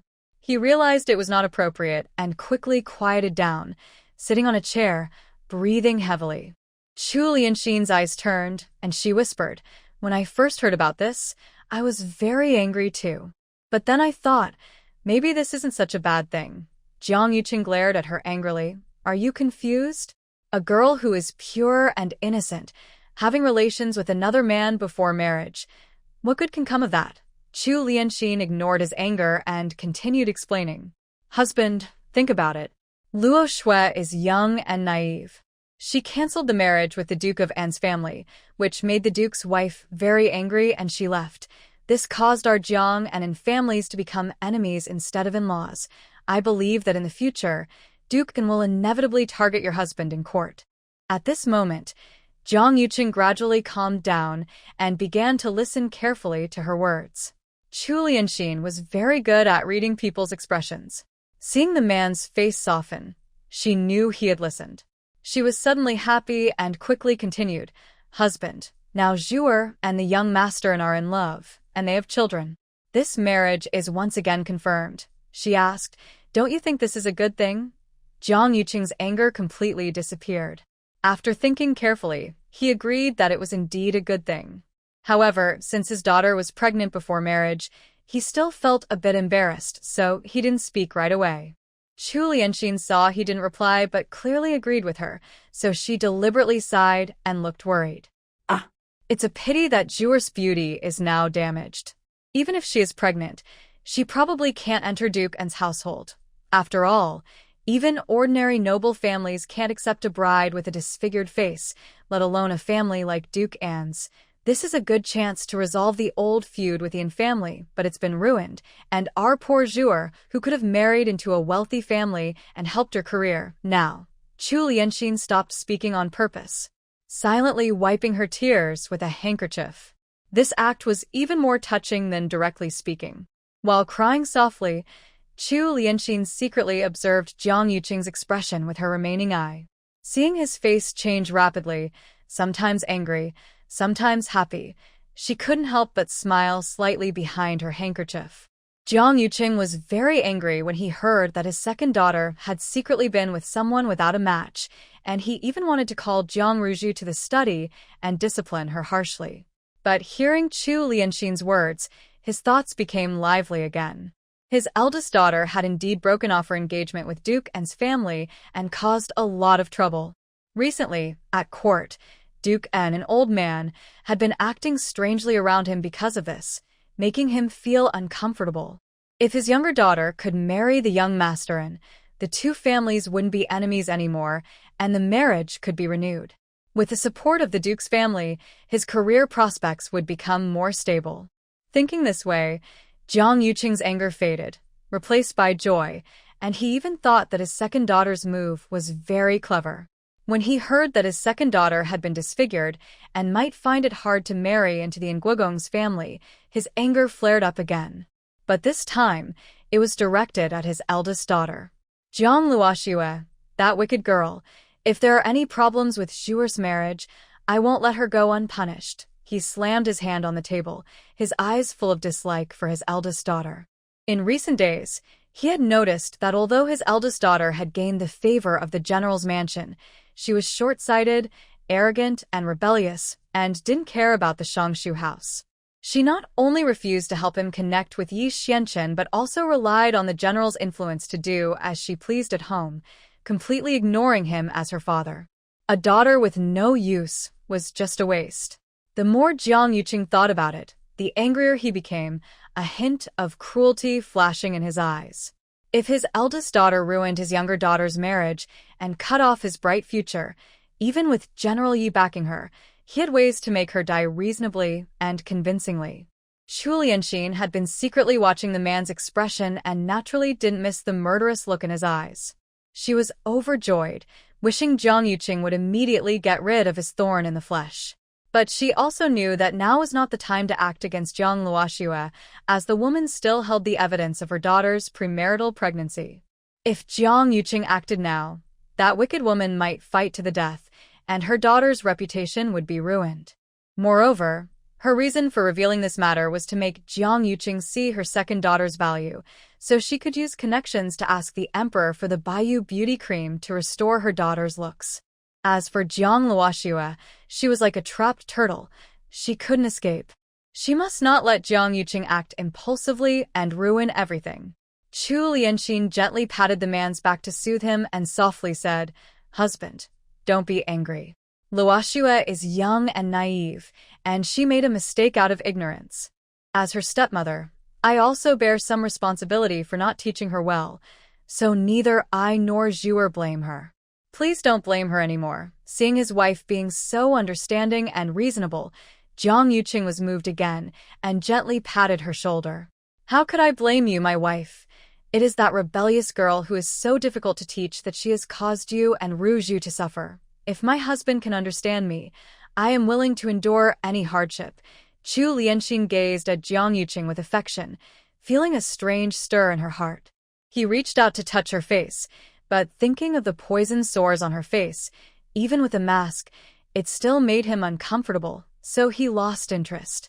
He patted her shoulder and said, I knew I didn't marry the wrong person. You are truly the best wife in the world. Chu Lianxin didn't miss the disdain in his eyes and secretly despised his fickleness and insincerity. She pretended to be happy from his praise. Then she put away her smile and asked, My husband, I am now worried that the Duke An's estate might refuse to marry her in because her face is damaged. What should we do? When she mentioned this, Jiang Yuqing also lost his playful mood. Since Zhuer has the child of Lorden, the Duke An's estate must marry her in. If not, I will go to the Imperial Hall and tell them about his son. How so? Lu Zhao saw her smile and, instead of getting annoyed, he put away his fan, raised an eyebrow and said, Are you impressed by my charm? Su Xingqing stopped smiling and politely gave a half-bow, acting natural and confident. Thank you, young master, for speaking up for us. If you hadn't helped, my brother and I might have gotten into trouble today. She looked up, her eyes curved like a crescent moon, and her voice was clear. My name is Su Xingqing, and this is my younger brother, Pei Yunzhou. Lu Zhao was slightly surprised. He had met many girls before, some too shy to speak or others too proud. Chu Lianxin continued smiling and made a hopeful promise. I believe that once Zhuer marries into the Duke An's estate, our Shangshu family will have a strong backing. With the support of the Duke An's family and your talent, I believe your official position will rise even higher soon. I am here to congratulate you first. Ha ha. Chu Lianxin's words touched Jiang Yuqing deeply. Since he became the Minister of Rights, he had never moved from his position and dreamed of climbing higher. Now, hearing Chu Lianxin say this, Jiang Yuqing felt as if a high position was calling to him. Okay, Fu Qingshan replied with a smile. Fu Xiaochuan went outside, pulled some green onions from the garden, grabbed a bunch of greens, and then took potatoes from the soil basket. He quickly went to the kitchen to wash the vegetables, moving faster than Fu Qingshan. After a while, Fu Qingshan entered the kitchen to cook. Jiang Wanyue looked in and saw the man holding a knife in one hand and potatoes in the other, chopping so quickly that the shredded potatoes were long and even, almost like a five-star chef. She was surprised. You really know how to cook. Fu Qingshan looked up at her and said, frying shredded potatoes, kneading buns, making dumplings. She muttered to herself, Jiang Luoxue, you've caused me so much trouble. Just wait for your comeuppance. She was convinced that Jiang Luoxue was behind everything, but she couldn't find proof. She hated her stepdaughter so much, she wished her to die immediately. After feeling happy for a while, she thought about her daughter's upcoming marriage to a Yuanxiu. But now, the household had been robbed, and the Dali court officials came but couldn't find out what happened. They could only wait for news. If they couldn't recover the stolen property, where would she get money to prepare her daughter's dowry? A noble family like the Duke of An's residence, if her daughter didn't have a generous dowry, she might be looked down upon once she entered the household. And then, her daughter would have a hard life living in that big, deep courtyard. Thinking of this, Chu Lianxin's good mood immediately turned heavy. No, she must find a way to prepare her daughter's dowry. She absolutely couldn't let her be looked down upon by her future in-laws. Chu Lianxin quickly thought of a plan and immediately had an idea. When Sea Garden Xiaoming told Jiang Luoxue everything he saw, without missing a detail, Miss, should I go find Zhou Xiu? Zhuing made a gesture, as if cutting her throat. Jiang Luoxue shook her head. No need. That would just make him die too happily. They wanted to ruin my reputation, so I'll do the same to them. Let them all be disgraced and ruined. Qiuming, keep an eye on Chu Lianxin and her lover. Report any movement immediately. Yes, Qiuming said, then disappeared into the darkness. Jiang Luoxue gently tapped her fingers on the table, a wicked smile on her lips. That scoundrel Jiang Yuqing, her father, actually wants to get rid of her. I wonder what expression he would have if he discovered a lush green field on his head. She is really looking forward to it. After staying at the mansion for a few days, Jiang Luoxue felt a bit bored, so she decided to leave and go for a walk. She arranged for a carriage to go out and see the old-fashioned street scenes. As soon as she stepped out, someone went to inform Chu Lianxin. Thinking about Zhou Xi's plan, Chu Lianxin acted like a kind mother who cares for her daughter, warning the servants. Although the master has issued a restriction on going out, Miss is still a young girl, and it's understandable that she wants to have fun. She's probably been a little bored these days. Just turn a blind eye and pretend you didn't see anything. Don't tell the master about this. Let her go out and get some fresh air. Chu Lianxin's words received unanimous praise from the servants. Look at the stepmother the lady has. She's even better than her own mother. Exactly. They're worried the young lady might get punished for going out during her restriction, so they're covering for her. In my opinion, the young lady is really something else. The lady cares so much for her, but she even broke her hand and harmed the second young lady. She's truly an ungrateful wolf. Chu Lianxin listened to the servants' gossip, a slight smile appearing on her lips. Go ahead, say it. It would be best if the bad reputation of Jiang Luoxue hitting her stepmother and sister was spread around the mansion, so everyone in the capital would know. Jiang Luoxue sat in the carriage, lifting the curtain to look at the street scene of this era.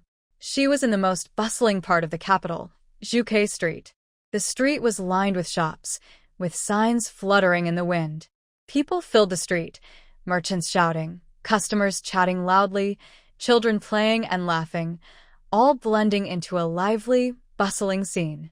Jiang Luoxue is naturally outgoing, but in her past life as a special agent and assassin, she had to stay alert most of the time. To avoid others gaining too much information about her, she usually kept to herself and stayed away from crowds. She rarely enjoyed such lively scenes. Now that she was in the middle of it, she found it quite interesting. Sitting in the carriage, she eagerly observed the people and things on the street. A faint smile appeared on the corner of my mouth. At the second floor of the Happy Inn, Yeshuan Chen was sitting by the window with his friend, drinking tea. Seeing the familiar face in the carriage with a beautiful smile, I couldn't help but feel a little lost in thought.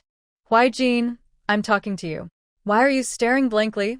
Bailey Miao had been talking for a while and noticed his friend gazing out the window, so he asked curiously. Yeshuan Chen snapped back to himself and subtly looked away from his friend. I was just thinking about something. What did you say? Bailey Miao was a bit speechless, realizing that he had been talking to a wall all this time. I said, the jade cleared you brought back is indeed a good thing. Your health has improved a lot these days.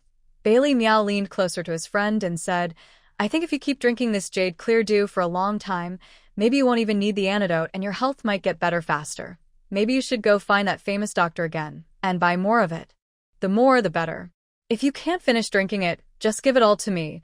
He actually wanted to ask the doctor himself, but his friend refused to agree, saying the doctor didn't want to see strangers, and he was sent away. He couldn't understand why someone so skilled in fighting wars was so stubborn now. If the doctor didn't want to see him, didn't he know he could just disguise himself as a servant and bring him along? Yeshuan Chen rolled his eyes at his friend. You're a doctor yourself. Don't you know how precious this jade clear dew is? Buy as much as you want. Do you think it's like vegetables in the market? And also stop thinking about the jade clear dew. I won't give it to you. I won't introduce you to the doctor either, so she can take you as a disciple.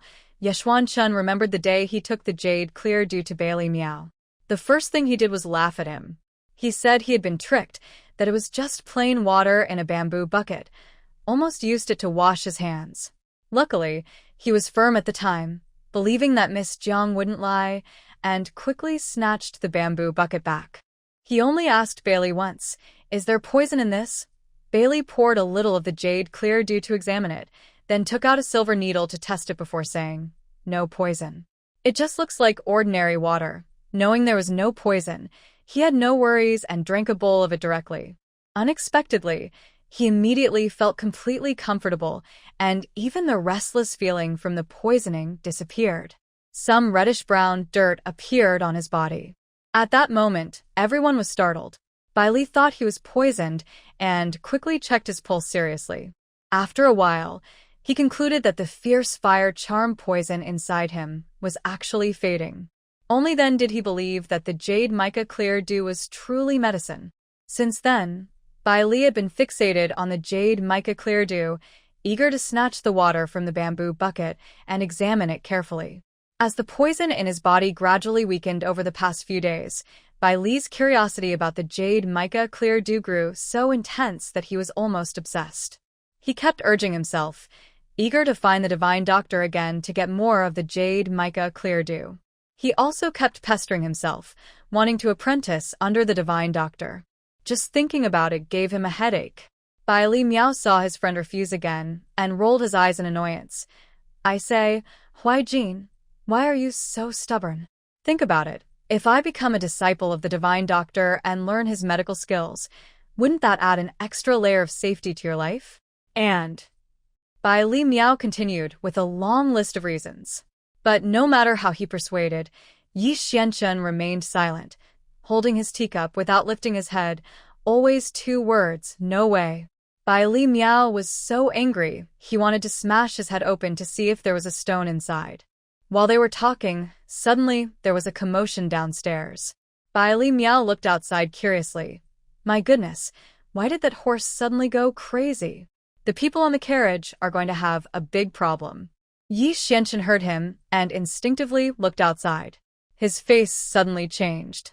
Without hesitation, he threw down his teacup and leapt out of the window. Huai Jin, what are you doing? Bai Li Miao was a bit stunned. When he realized his friend's figure was gone, he quickly rushed to the window and shouted, Huai Jin, come back. Your body isn't suitable for practicing martial arts right now. Come back. Yi Xianchun ignored his friend's shouts. He jumped out of the window with a few swift moves, landing several meters away, and used his light skills to continue rushing toward Jiang Luo Shui's carriage.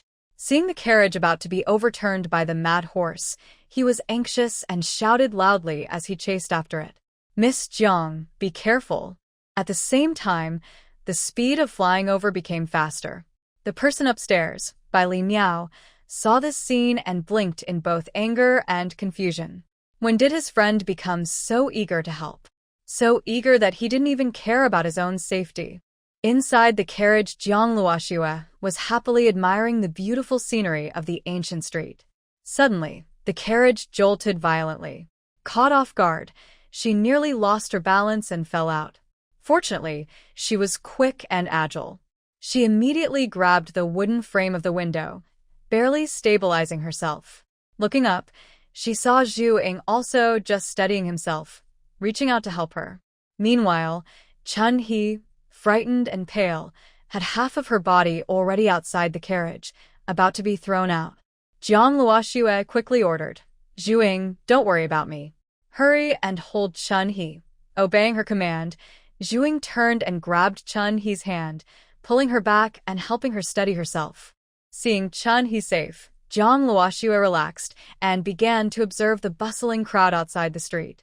She shouted to the coachman trying to control the horses, hold the reins. Drive the horses toward the less crowded area. The coachman, already frightened and trembling, answered tearfully, Miss, the horses are out of control.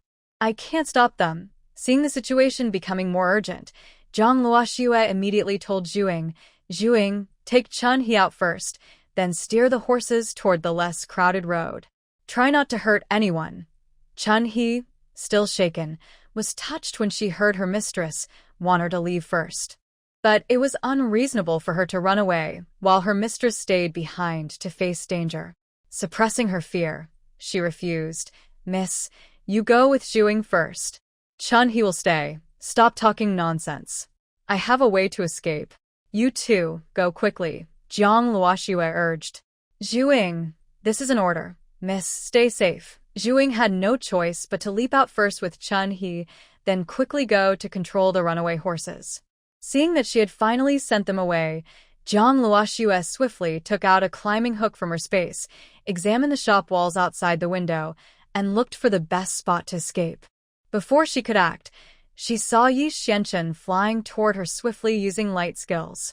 Unable to reveal modern items, she quickly put away her climbing hook, pretending to be frightened. She tightly held onto the wooden frame of the carriage to keep her balance and avoid being thrown out. "Miss Jiang, hold my hand," Yi Xianchen said as he reached out to the woman inside the carriage while channeling his energy. Without thinking, Zhang Luoxue reached out and grabbed the man's slender hand. Suddenly, she felt a dizzying spin, and then she was in the man's arms. Yi Xianchen held her, and just as the carriage fell apart, he pulled her away from danger. He spun around a few times gracefully and then landed steadily on the ground. He didn't care about anything else and asked anxiously, "Miss Jiang, are you all right?" The man's strong arm was too tight, making Zhang Luoxue feel a bit short of breath. She was afraid that if she didn't speak up, she might be crushed. "General Yi, could you please let me go? I'm a little out of breath." Yi Xianchen suddenly realized he was still holding the woman tightly and that his hand was in a sensitive place. His face turned red with embarrassment, and he quickly apologized. "Sorry. I didn't mean to." Zhang Luoxue knew he wasn't doing it on purpose and smiled as she stood up. "It's okay. Luckily, General Yi arrived just in time to save me. Otherwise, I might not be able to stand here and talk to you properly. Thank you very much." Zhang Luoxue expressed her gratitude seriously, as if she was truly thankful. "Miss Jiang, you're too polite. As long as you're safe, that's what matters." After saying this, Yi Xianchen looked over at the horse that had been subdued by Zhuiying and at the wrecked carriage on the ground. He then turned to Yanmo and said, "Go check on Miss Jiang's horse and see why it suddenly went wild." Yanmo approached the broken carriage carefully, examined the horse that was foaming at the mouth, and reported with a serious expression. "Master, Miss Jiang's horse was given a potion called madness powder, made from mandrake and hallucinogenic mushrooms, that caused the horse to have hallucinations and panic, causing it to run wildly. This madness powder is not only intensely hallucinogenic but also dissipates quickly. If I hadn't recognized it and been here, it might have been half a cup of tea before I noticed." Knight Xianchen listened and frowned as he said to Zhang Luoxue, "Miss Jiang, someone is trying to harm you on purpose. You should report this to the authorities. I promise I will urge them to find the person responsible for hurting you, no matter how difficult it is." "No need," Zhang Luoxue replied calmly. "I have a pretty good idea who did this." She knew who wanted to hurt him. Since they did this, they had probably erased all traces. Plus, with the effects of the madness powder gone, even the officials from the Justice Department might not find out who was behind it. Relying on others might not lead to solving the case. It would be better if she took revenge herself. Seeing her confident look, Knight Xianchen didn't say more. He just nodded and said, "If you need my help, just ask." "Thank you, General Yi. I will." Zhang Luoxue politely thanked him. Knight Xianchen looked at the broken-down carriage and said, "Miss Jiang, your carriage probably can't be used anymore. Let me take you back." Zhang Luoxue was straightforward and said openly, "All right, that would be very kind of you, General Yi." "Wait." Just as they were about to get on the carriage, Bai Li Miao hurried over, panting heavily, and looked at his friend from head to toe. He asked about his health, and when he confirmed he was fine, he relaxed. Then he started to scold him with a frown. "Why, Jean, I know you want to save people quickly, but you also need to take care of your own health. It's hard enough to control the poison on your body. If you use your energy now, your meridians might surge again, and all your progress could be lost." Bai Li Miao was genuinely angry, upset that his friend didn't take care of himself. "Sorry, Bai Li, for worrying you," Knight Xianchen apologized. At that moment, he only wanted to prevent Zhang Luoxue from getting into trouble and forgot about his own poison. Bai Li Miao was still angry and said loudly, "You don't need to apologize to me. If you don't take care of yourself, why should I worry?" Although he said that, his hand honestly reached out to check Knight Xianchen's pulse. He saw that only his energy was a bit turbulent, but there was nothing serious, so he felt relieved. "It's just some turbulence in your energy. At this moment, don't be stingy. Quickly take out your precious jade silicinglo and drink some to suppress it. When it comes to jade mica clear dew," Bai Li Miao started to complain again. He said, "I really don't understand what you're thinking. You have a divine doctor, but you don't ask to buy more of this jade mica clear dew. Instead, you're so stingy and reluctant to drink it, he continued. If you bought a little more from the divine doctor, maybe the poison would have been completely cured by now. Jade Mica Clear Dew. Zhang Luoxue first thought this name sounded familiar. Then she remembered. Isn't this the name she gave to the spiritual spring water when she was fooling Yi Xianchen a few days ago? Bai Li Miao was still complaining loudly, and when he heard Zhang Luoxue seemed to know about Jade Mica Clear Dew, he asked casually, "Miss, you also know about Jade Mica Clear Dew? Do you also know the divine doctor?" Zhang Luoxue glanced at Yi Xianchen, who looked helpless and annoyed by her friend's complaints. She didn't expect this man to come up with the title of divine doctor, but she quickly thought that Yi Xianchen was doing this for her own good. Sometimes, having something valuable can bring trouble if others find out you have a special medicine that can cure strange poisons. She thought that this man was not only good-looking but also quite thoughtful. After understanding this, she didn't expose him. She smiled and replied to Bai Li Miao, "I do know him, but we're not very close." "Not very close? Then you're familiar with him." Bai Li Miao immediately turned to her enthusiastically. "Miss, since today's sacrifice to save you was so great, could you ask the divine doctor to sell him more of that Jade Mica Clear Dew?" He then started complaining about his friend. "You don't know, just a few days ago, the divine doctor gave a bamboo tube of Jade Mica Clear Dew, and Bai Jin, being so stingy, only drinks a little each day. He said, 'This isn't an immortal pill.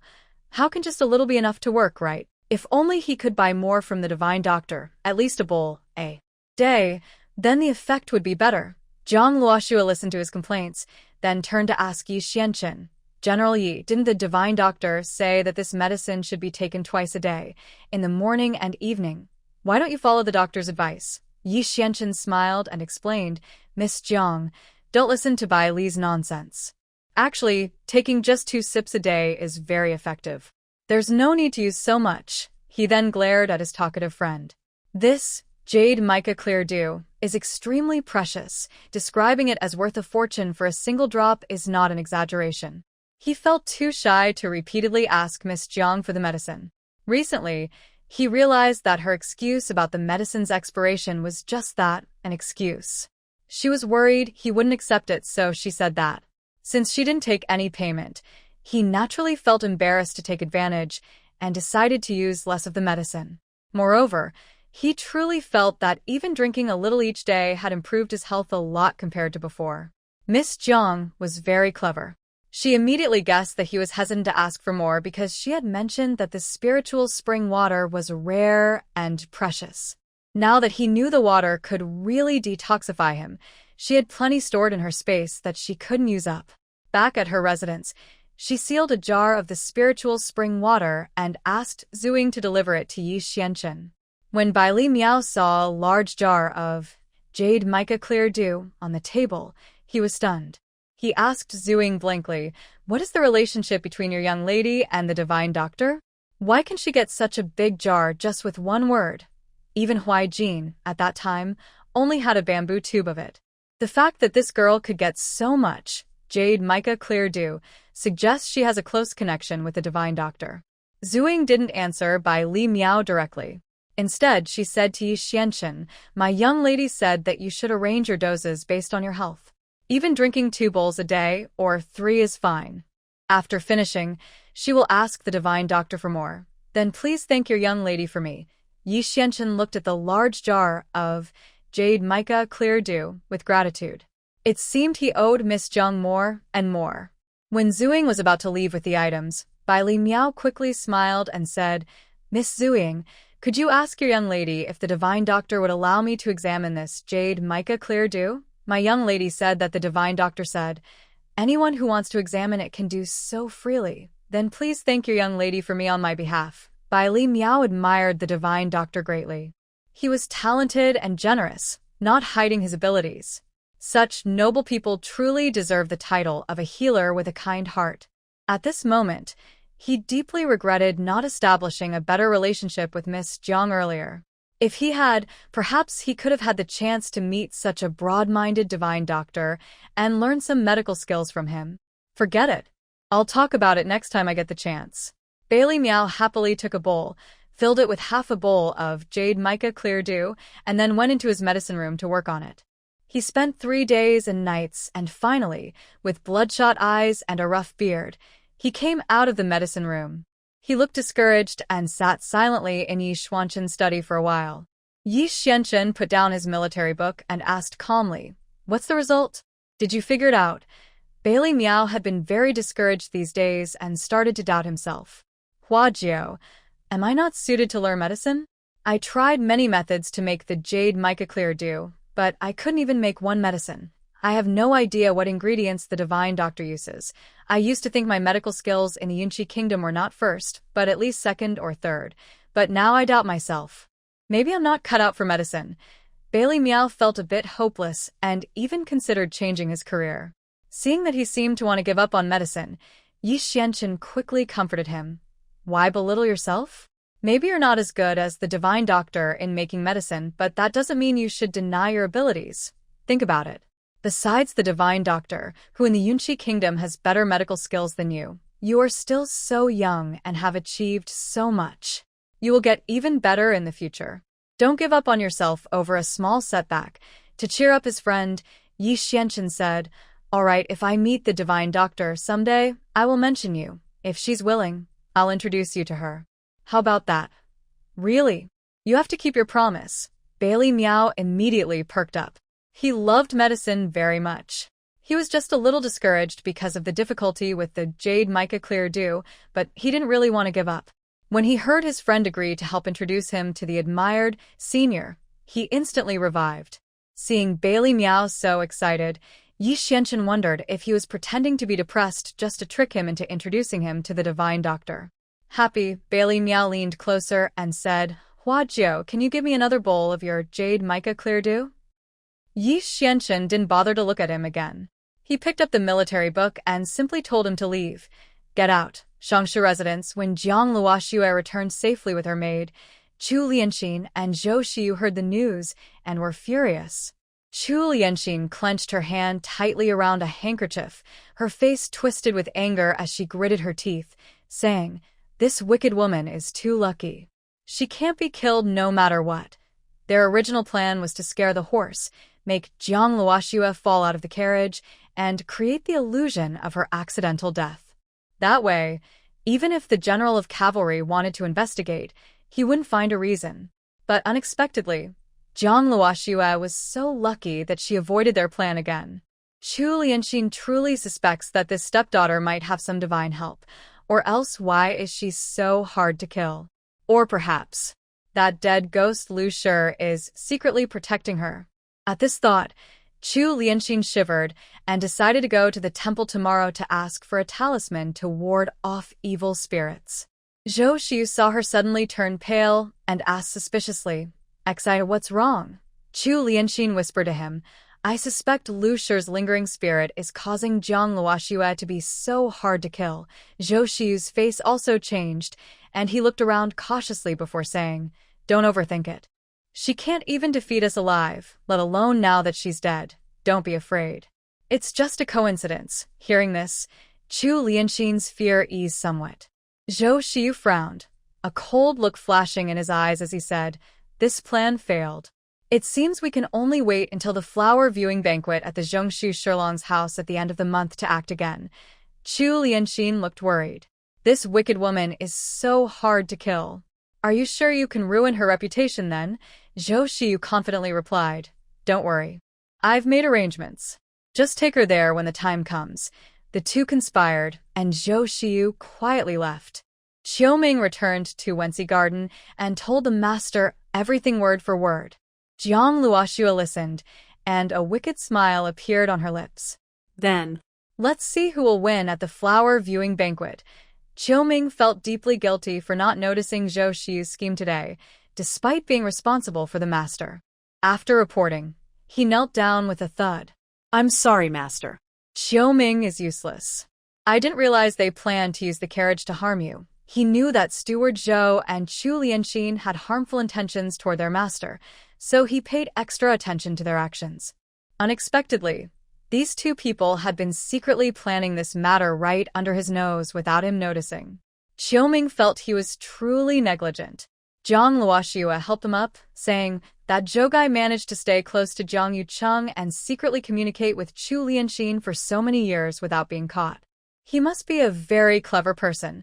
He probably didn't plan this himself, so it's understandable that you didn't notice. However, after this lesson, remember to be more careful in the future. All the capable people around Zhou Xiyu should be watched closely. Qiuming nodded seriously. Yes, I will pay more attention. I promise this won't happen again. All right, you can go now. Zhang Luoxue told Qiuming to keep watching the person, then turned to Zhuing and asked, Are you itching to move? Want to stretch your muscles with me? Yes, Zhuing immediately answered, a hint of excitement in her eyes. At night, Zhang Luoxue and Zhuing, dressed in night clothes, hid along the path Zhou Shi would take. When the man passed below them, Zhang Luoxue signaled Zhuing with a hand gesture to start. Zhuing quickly opened the sack and aimed it at Zhou Xiu's head, also pressing his acupoint to prevent him from shouting and attracting attention. Zhang Luoxue gave her a thumbs up, then took the lead and punched the man fiercely. Zhou Xiu, looking like a weak scholar, was unable to resist with his head and upper body tied up. He wanted to call for help but couldn't make a sound, so he could only curl up and endure the beating. After they finished, Zhang Luoxue, with a cold face, picked up a large stone and slammed it down hard on the man's leg. Crack! A sharp sound, and the intense pain from the broken leg made Zhou Xiu unable to bear it. His eyes rolled back, and he fainted on the spot. Once sure the man was unconscious from pain, Zhuing took away the sack, leaving no evidence behind. Before leaving, Zhang Luoxue sprinkled some powder on Zhou Xi's face, then let Zhuing carry her away swiftly. Back in the yard, Zhuing remembered the white powder Zhang Luoxue had sprinkled and asked curiously, Master, what did you sprinkle on that Zhou guy? Zhang Luoxue replied with a mischievous smile, Hee. Of course, it's something that can turn him into a confident man forever. She is naturally quick to seek revenge. If she can settle the score immediately, she does. If not, she finds ways to do it later. This Zhou Xiu dared to scheme against her, wasting only one leg to make him a confident man. That's her mercy. If he weren't still useful, today next year would be his day of misfortune. Zhuing. Her master is quite ruthless, but she likes it. After taking revenge and feeling happy, Zhang Luoxue returned to her room, changed out of her night clothes, washed up, and then closed the door. As usual, she went back to her space to sleep on her smart big bed. The next day, the servants of the Shangshu residence left early. Near the gate, in an alley, they found Zhou Xiu beaten up, with a swollen face and unconscious. They hurriedly carried him back to the house. Chu Lianxin was very worried when she heard about her beloved being hurt, but because of her status, she didn't dare to go see him. She could only tell her trusted maid to quickly call a doctor to treat him. When Yuzan returned and told her that Zhou Xiu had broken 3 ribs and that his right leg would be permanently disabled, Chu Lianxin felt dizzy and sat down heavily. How could this happen? Who did this? Yuzan reminded her, Madam, now that Steward Zhou is disabled, whether he can stay in the house depends on the situation. You should prepare for the worst. Chu Lianxin understood perfectly. The Shangshu residence wouldn't keep a disabled servant. If Zhou Xiu's leg can't be healed, he will be driven out eventually. She worked hard to bring him in as the housekeeper and has kept him loyal until now. If she replaced him, no one else would be as faithful and helpful as he is. For her and her children, she couldn't let Zhou Xiu leave. She clenched her fingers, thinking quickly. Yuzan, go and tell everyone to keep quiet.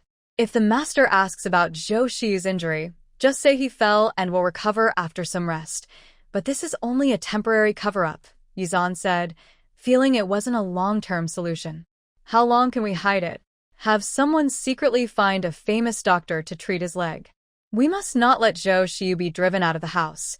At least until her son passes the imperial exams, Zhou Xiu must stay. Jade Hairpin saw that her mistress had made up her mind and could only agree. Yes, I'll go right away. After her trusted maid left, Chu Lianxin sat restlessly in the room, waiting until another close servant, Zi, came to report. Madam, Steward Zhou has woken up. Hearing this, Chu Lianxin immediately stood up. Stay here and guard the courtyard. If anyone comes, tell them I'm resting and must not be disturbed. After giving her instructions, she slipped through the small gate in the courtyard and took a quiet path to Zhou Shiyu's room. Shiyu, when she saw the man she cared for lying on the bed, badly beaten and barely conscious, tears filled her eyes before she could even speak. Zhou Shiyu opened his eyes and gave her a weak smile. Sinat, I'm Fina. Why did you come? Chu Lianxin quickly sat by his bed and held his hand. I heard you were badly hurt, so I came to see you. Seeing that she had risked being discovered just to visit him, Zhou Shiyu was deeply moved.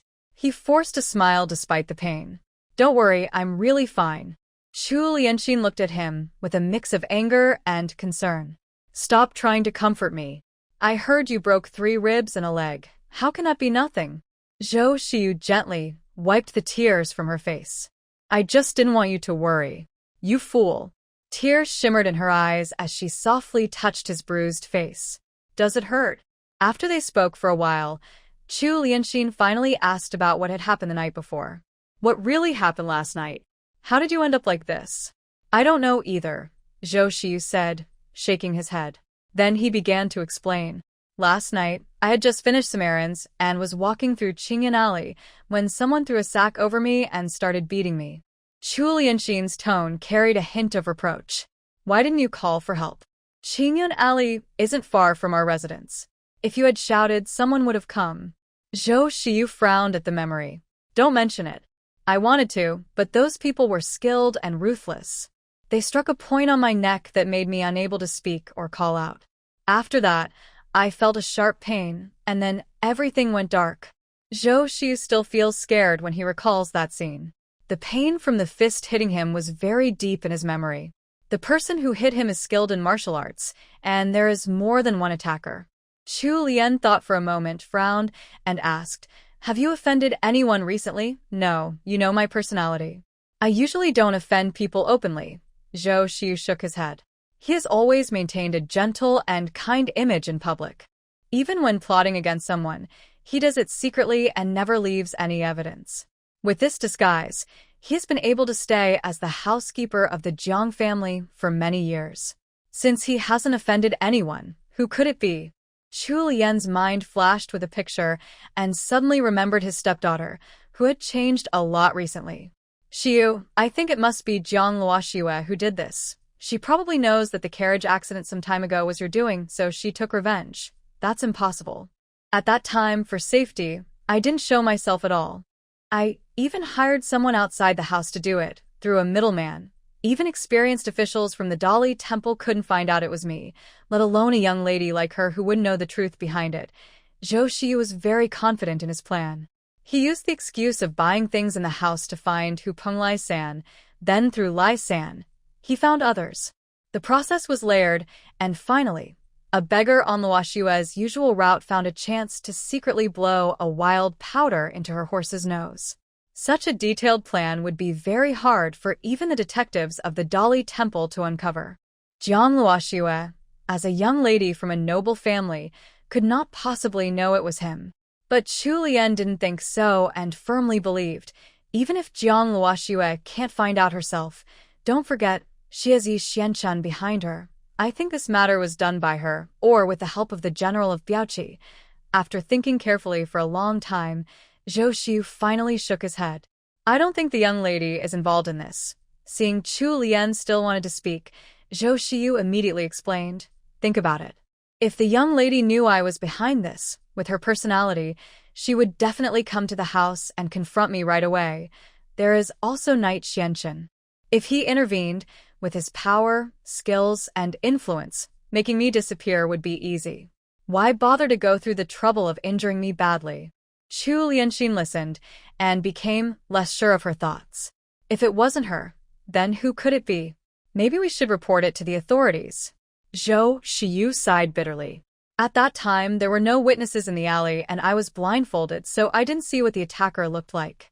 After they finished, they carefully took away the sack. Even if we report it, what good would it do?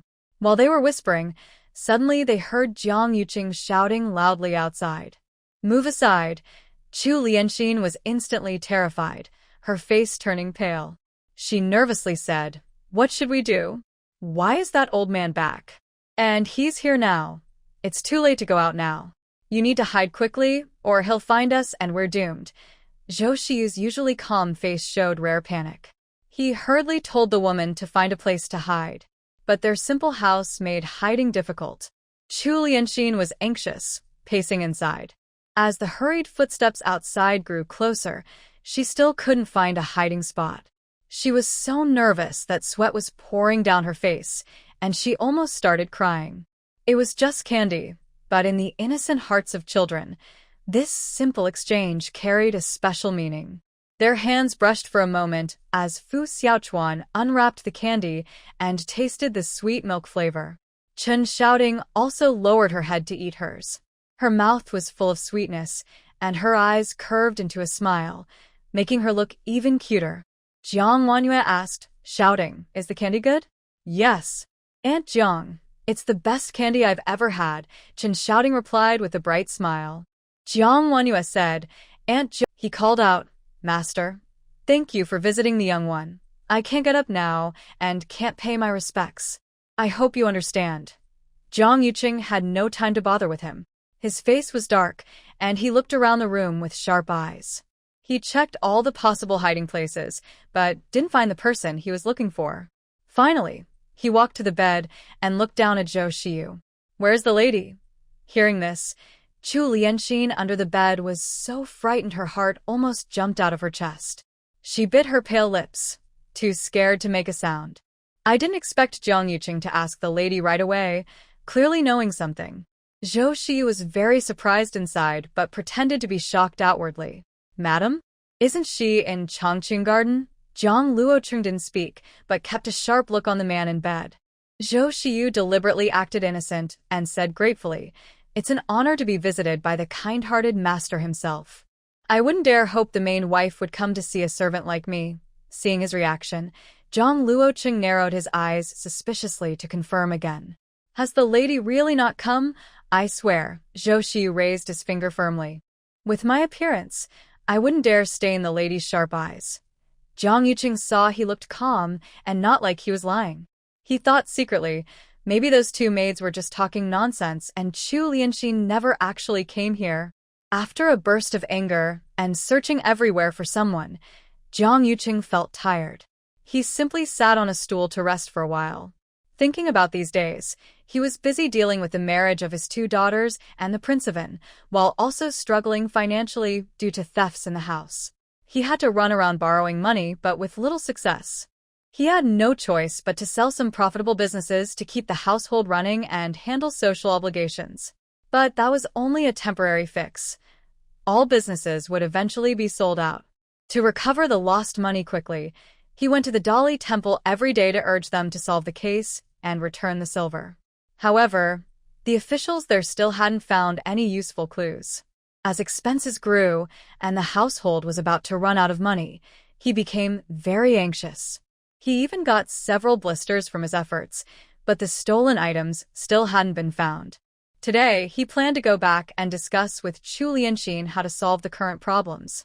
But as soon as he entered the Weeping Flower Gate, he overheard two maids whispering in the corridor. They said the lady was very close to Steward Zhou, and that Zhou Shiyu was injured, so Chu Lianxin personally came to take care of her. He couldn't tolerate such rumors. He was furious and wanted to confront the maids to ask clearly. But those two maids ran away faster than rabbits. When he went over, he only saw the backs of the two people disappearing at the gate of the half-moon door. Unable to catch them, he was half-doubting and half-believing, so he went straight to Changqing Garden. Unexpectedly, Chu Lianxin's maid was visibly nervous when she saw him and tried to use the excuse that the lady was resting to stop him from entering. It was obvious to everyone that she was hiding something. This made his doubts grow stronger. He rushed into the house but couldn't find Chu Lianxin's figure anywhere. He was convinced she had come to Zhou Shiyu's place. That's when the scene of him kicking the door and catching someone in the act happened. Seeing that Chu Lianxin was not there, Jiang Yuqing's anger slightly eased. After resting enough, he stood up and quietly observed Zhou Shiyu, whose face was bruised and purple, but still handsome. He remembered that Zhou Xiyu was recommended by Chu Lianxin to be the housekeeper here. At first, he didn't mind, but now that rumors were spreading about the two of them, regardless of whether they were true or not, Zhou Xiyu could no longer stay in the house. Zhou Xiyu had been working as the housekeeper at the Shangshu residence for quite some time. Seeing Jiang Yuqing's expression, he knew something was wrong. Sure enough, before he could think of a plan, Jiang Yuqing spoke. Zhou Xiyu, you should leave the house in a few days. Sir, Zhou Xiyu wanted to plead. Jiang Yuqing directly ordered, you will leave in a few days. I will give you an extra month's salary as compensation. After saying that, he turned and left. As soon as Jiang Yuqing left, Chu Lianxin crawled out from under the bed, looking anxious and asking, what should we do now, Xiyu? It seems the master already suspects our relationship. Zhou Xiyu frowned. He and Chu Lianxin had maintained their relationship for many years without anyone noticing. Why did Jiang Yuqing suddenly start to doubt? Zhou Xiyu always felt there was a hidden hand behind this, pushing him and Chu Lianxin toward a dangerous cliff. This feeling made the usually calm him feel a little scared and uneasy. What should we do, Xiyu? That old man will definitely kill us. Chu Lianxin was very frightened now. Having been married to Jiang Yuqing for so many years, she knew well that he was cold and ruthless. If he found out about her secret relationship with Xiyu, he would surely kill them both. At that time, both Zhu Zhu and Song'e would be affected. Seeing that Chu Lianxin was already frightened and overwhelmed, Zhou Xiyu tried to calm her down. Ex-Ioner, don't worry too much. He only suspects for now. There's no proof. Go back and stabilize him. If he mentions asking me to leave the house, don't object. Just follow his wishes, understand? As long as we dispel his suspicion, even if I leave the house later, you will still be safe. Okay? I'll listen to you. Chu Lianxin nodded.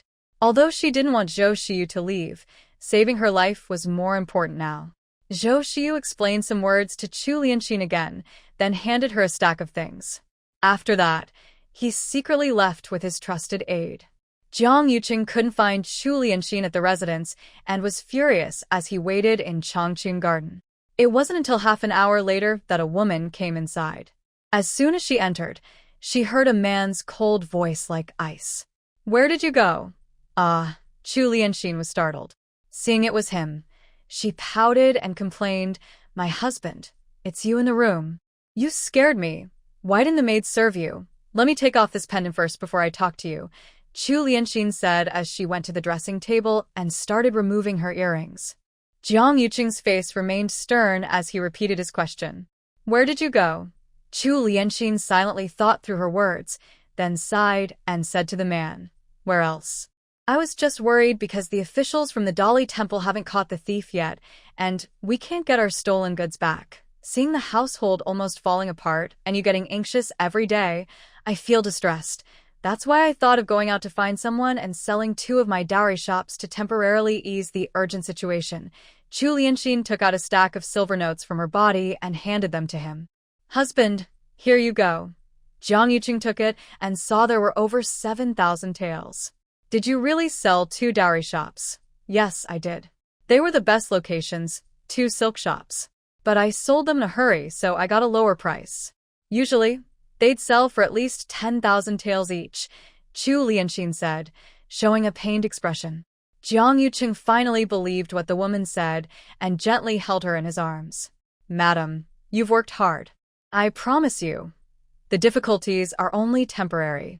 Soon, we will have money again. When that happens, I will definitely buy back your shop and return it to you double. As he spoke, a look of confidence appeared in his eyes. Chu Lianxin was relieved that he finally trusted her. She smiled sweetly and thanked him. Thank you, my husband. She thought to herself that luckily Zhou Xiyu had come up with an excuse and given her over 7,000 taels of silver to report back, or it would have been hard to dispel the old man's suspicions. The matter had passed without danger, and Chu Lianxin began to ask about her daughter and the marriage with the Duke of An's family. Husband, have you talked to the Duke of An? Did they say when Ruju will get married? Jiang Yuqing took out 2 silver notes and handed them to Chu Lianxin, letting her use them for household expenses. The rest he put into his own money pouch. Hearing her question, he nodded. Yes, I have spoken with the Duke of An. He hasn't agreed yet, but don't worry. With the Duke of An's character, Ruju's marriage is settled. I believe it won't be long before they come to propose. At this point, Jiang Yucheng took out a delicate porcelain bottle and handed it to her. Oh, and I also brought back this white jade beauty cream. You can give it to Zhuer to use. Chu Lianxin happily took the beauty cream, almost jumping with joy. Husband, you're amazing. How did you get this white jade beauty cream? Jiang Yucheng looked mysterious. I have my ways. When Yuan Xiao made his daughter pregnant, he only asked the Duke of An to get a bottle of beauty cream. How could he not help? Chu Lianxin saw he wouldn't say more and didn't ask further. Instead, she turned to ask about the imperial doctor treating her face. Jiang Yucheng shook his head. I've asked someone to tell the chief of the imperial hospital about your face. They can't do anything either. This matter can only be dealt with slowly. But don't worry, someone in the world will find a doctor who can cure your face's poison sores. A trace of disappointment flashed across her face, but she accepted it. Fortunately, her daughter's face could recover. Her mood shifted from sadness to happiness. She took the white jade beauty cream and said, I'll give it to Zhuer soon. Thinking that her daughter was about to get married, she quickly resumed her gentle expression and said, I need to find a way to prepare more dowry for my daughter. Zhuer will soon become the wife of the heir. If the dowry is too modest, our family will lose face. Jiang Yucheng smiled and said, Don't worry. When Zhuer gets married, I will make sure her dowry is grand and impressive. As long as he helps the person in charge handle things properly, he will have enough money soon. By then, not only can he return the dowry to Lu's family for Jiang Luoxue, the rebellious girl, but he will also have plenty left to give his daughter a beautiful wedding. Chu Lianxin didn't ask why Jiang Yucheng suddenly had money. Anyway, Jiang Yucheng, as the Minister of Rights, had his own ways of earning money. She only needed to spend it. After Jiang Yucheng finished speaking, he suddenly brought up the matter of Zhou Xiyu leaving the household, carefully observing the woman's expression as he mentioned it. Chu Lianxin was already prepared. Hearing him mention it, she quickly smiled and said, Your husband is thoughtful. Since Steward Zhou is now unable to serve as steward due to his leg injury, it makes sense to let him leave the household. Husband, when do you plan to let him leave? Within these 2 days. Have you found someone to replace him as steward?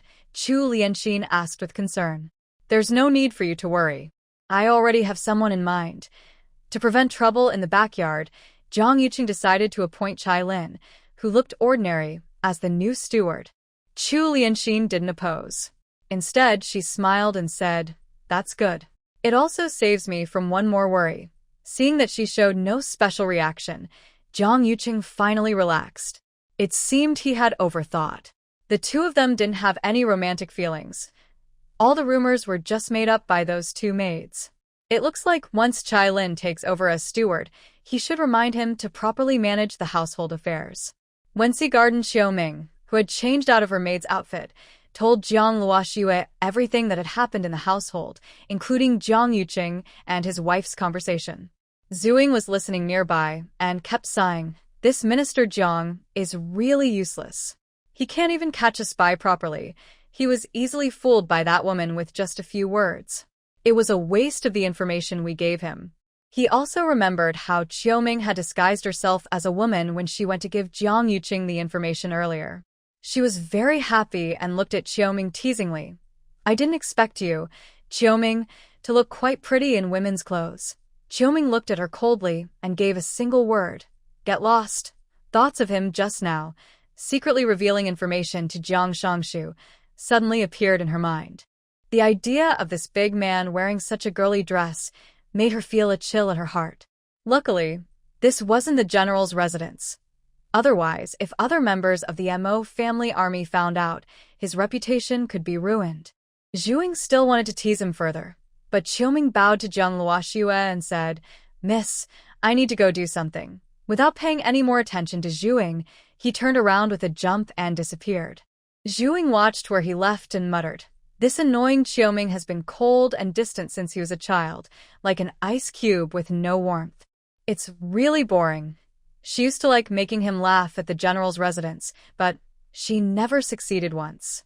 She wondered if this man was born without a sense of humor. Jiang Luoxue glanced at her, who was puffed up with anger, and teased, "You know he's cold, yet you still goad him. That's not it. I just wanted to see what he looks like when he smiles." She was just a bit mischievous, but she never succeeded.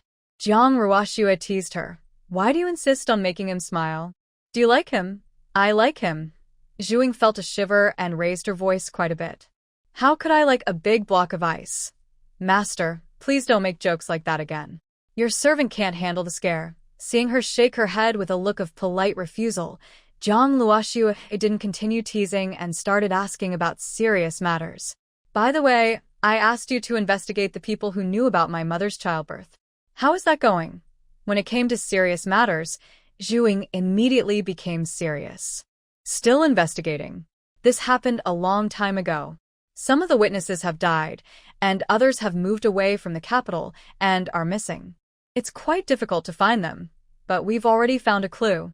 It says that your mother had a maid who, after getting married, moved to Lujian to live. However, this place is far from the capital, and it takes some time to get there. But don't worry, I will make sure they return as soon as possible."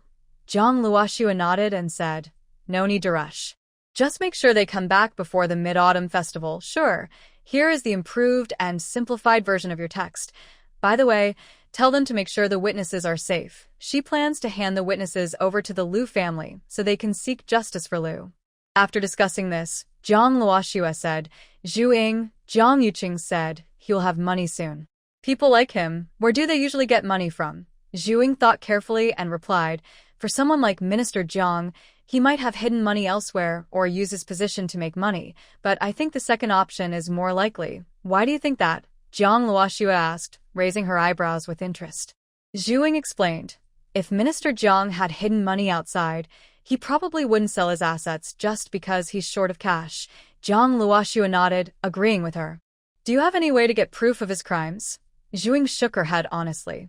"That's a secret in official circles, so it's hard for me to get. But there is one person who can help." As soon as she said that, Jiang Luoxue understood. "Are you talking about General Yi?" "Yes. As the Grand General of Cavalry, he can easily get any official's token. And he has many skilled people who can easily take what you need." Hearing this, Jiang Luoxue decided to ask General Yi for help the next day. The next day, before Jiang Luoxue could go to the general's residence, his servant came to see her first. The visitor was Yan Qing. When he saw Jiang Luoxue, he knelt straight down on the ground. "Miss Jiang, I know you're a great healer. Please help us save our general." Jiang Luoxue was startled and quickly helped him up. "Bodyguard, get up. Let's talk calmly." "What's wrong with General Yi?" "Miss Jiang, my master was attacked last night. The attacker's knife was poisoned, and the jade dew in the house has run out. Young Master Bailey asked me to find you to get more jade dew from the divine doctor. I know you're that divine doctor, so I dared to come and ask for your help to save my master," Yan Qing said anxiously. "Come on, I'll go see him." Jiang Luoxue finished speaking and told Chun He and Qiu Ju to watch the yard. Then she and Zhuing headed outside. On the carriage, Yan Qing apologized to her. "Sorry, Miss Jiang. I didn't mean to reveal your medical skills. The master just wouldn't wake up, and I couldn't do anything about it." "It's okay, I understand," Jiang Luoxue said calmly. She didn't hide her medical skills intentionally. The reason no one knew was that Yi Xianchen kept it secret to protect her. The carriage arrived at the general's residence. Yan Qing jumped onto the carriage and hurriedly led Jiang Luoxue into the main courtyard. At this moment, Bailey Miao had just finished acupuncture on the unconscious Yi Xianchen. Seeing them come in, he quickly asked, "Did you bring the mysterious jade clear dew?" Jiang Luoxue softly told Yan Qing, "Yan guard, please take young Master Bailey downstairs." Yan Qing trusted her completely. Without hesitation, he stepped forward and took Bailey Miao away, who looked confused. "Young Master Bailey, you're too tired. Go back and rest for a while." "I'm not tired." Yan Qing let go. "I still need to stay with Huaijin." Bailey Miao, forced to rest, still wanted to struggle free, but Yan Qing simply held him under his arm and took him out. The handsome young doctor, furious for the first time, cursed, "Yan Qing, let go." Do you believe I'll use needles on you until you're half paralyzed? He was met with Yan Qing's quick acupoint press. After they left, Zhang Luoxue ordered Yan Mo to take everyone out of the room and leave, then told Zhuing, "Stay at the door. Don't let anyone come in and disturb me." Zhuing immediately turned and left, closing the door behind her, standing guard like a door god. Inside the room, Zhang Luoxue quickly checked Yi Xuanqin's injuries at the bedside. She found that he was completely unconscious from the fever. His wound was swollen, pus was oozing out, revealing large patches of red and white rotten flesh. It looked quite shocking. In theory, after a night, the wound shouldn't be infected so badly. It seemed that the assassin's knife was coated with not only a poison called Anqi but also another called Fugu Lu. Yi Xuanqin was truly lucky. He was hit with both, and they were highly toxic. Either poison alone could easily take a person's life. No wonder Yan Qing came to find her for help. With both injury and poison, given the medical level of this era, Yi Xuanqin's condition was life-threatening. If he hadn't drunk the spiritual spring water earlier, he might have already died. Zhang Luoxue did not dare to delay. She first took spiritual spring water from her space and opened Yi Xuanqin's mouth to feed him. She also brought items like medical gloves, antibiotics, and a scalpel from her space. First, she gave the man antibiotics, then quickly put on gloves and used the scalpel to remove dead tissue from his wound. Next, she carefully cleaned the wound with saline solution and sterile gauze, then stitched it up. Finally, she applied medicine and wrapped the wound with medical gauze. After finishing these tasks, an hour had passed. She then sorted the Western medicine she took out from her space and wrapped it in oil paper, which was common in this era. She also placed a jar of spiritual spring water on the table. Having done all this, she checked the man's body again to ensure he was fine, then put everything back into her space before opening the door. As soon as she opened the door, Yan Qing and Yan Mo, who had been waiting at the entrance, hurried over and asked anxiously, "Miss Zhang, how is our master now?" Zhang Luoxue waved her hand. "He's fine now, but you two should keep a close watch over the next few days. If anything seems wrong, come to Shangshu Mansion to find me. Also, the medicine I left on the table, take 1 packet 3 times a day. Be sure to give it to him." After giving her instructions, she was about to leave for Shangshu Mansion. Seeing Zhang Luoxue look tired, Yan Mo knew she had just worked hard to treat her master. He then told Yan Qing, "Yan Qing, I will take care of the master. You take Zhang girl back." "No need, just find someone to send me," she replied. "Yan Mo is right. I'll see you back, Zhang girl," Yan Qing said, noticing how exhausted Zhang Luoxue looked. Since he was the one who brought her here, it was natural for him to see her off. Moreover, Zhang girl had saved the master, so they couldn't be careless.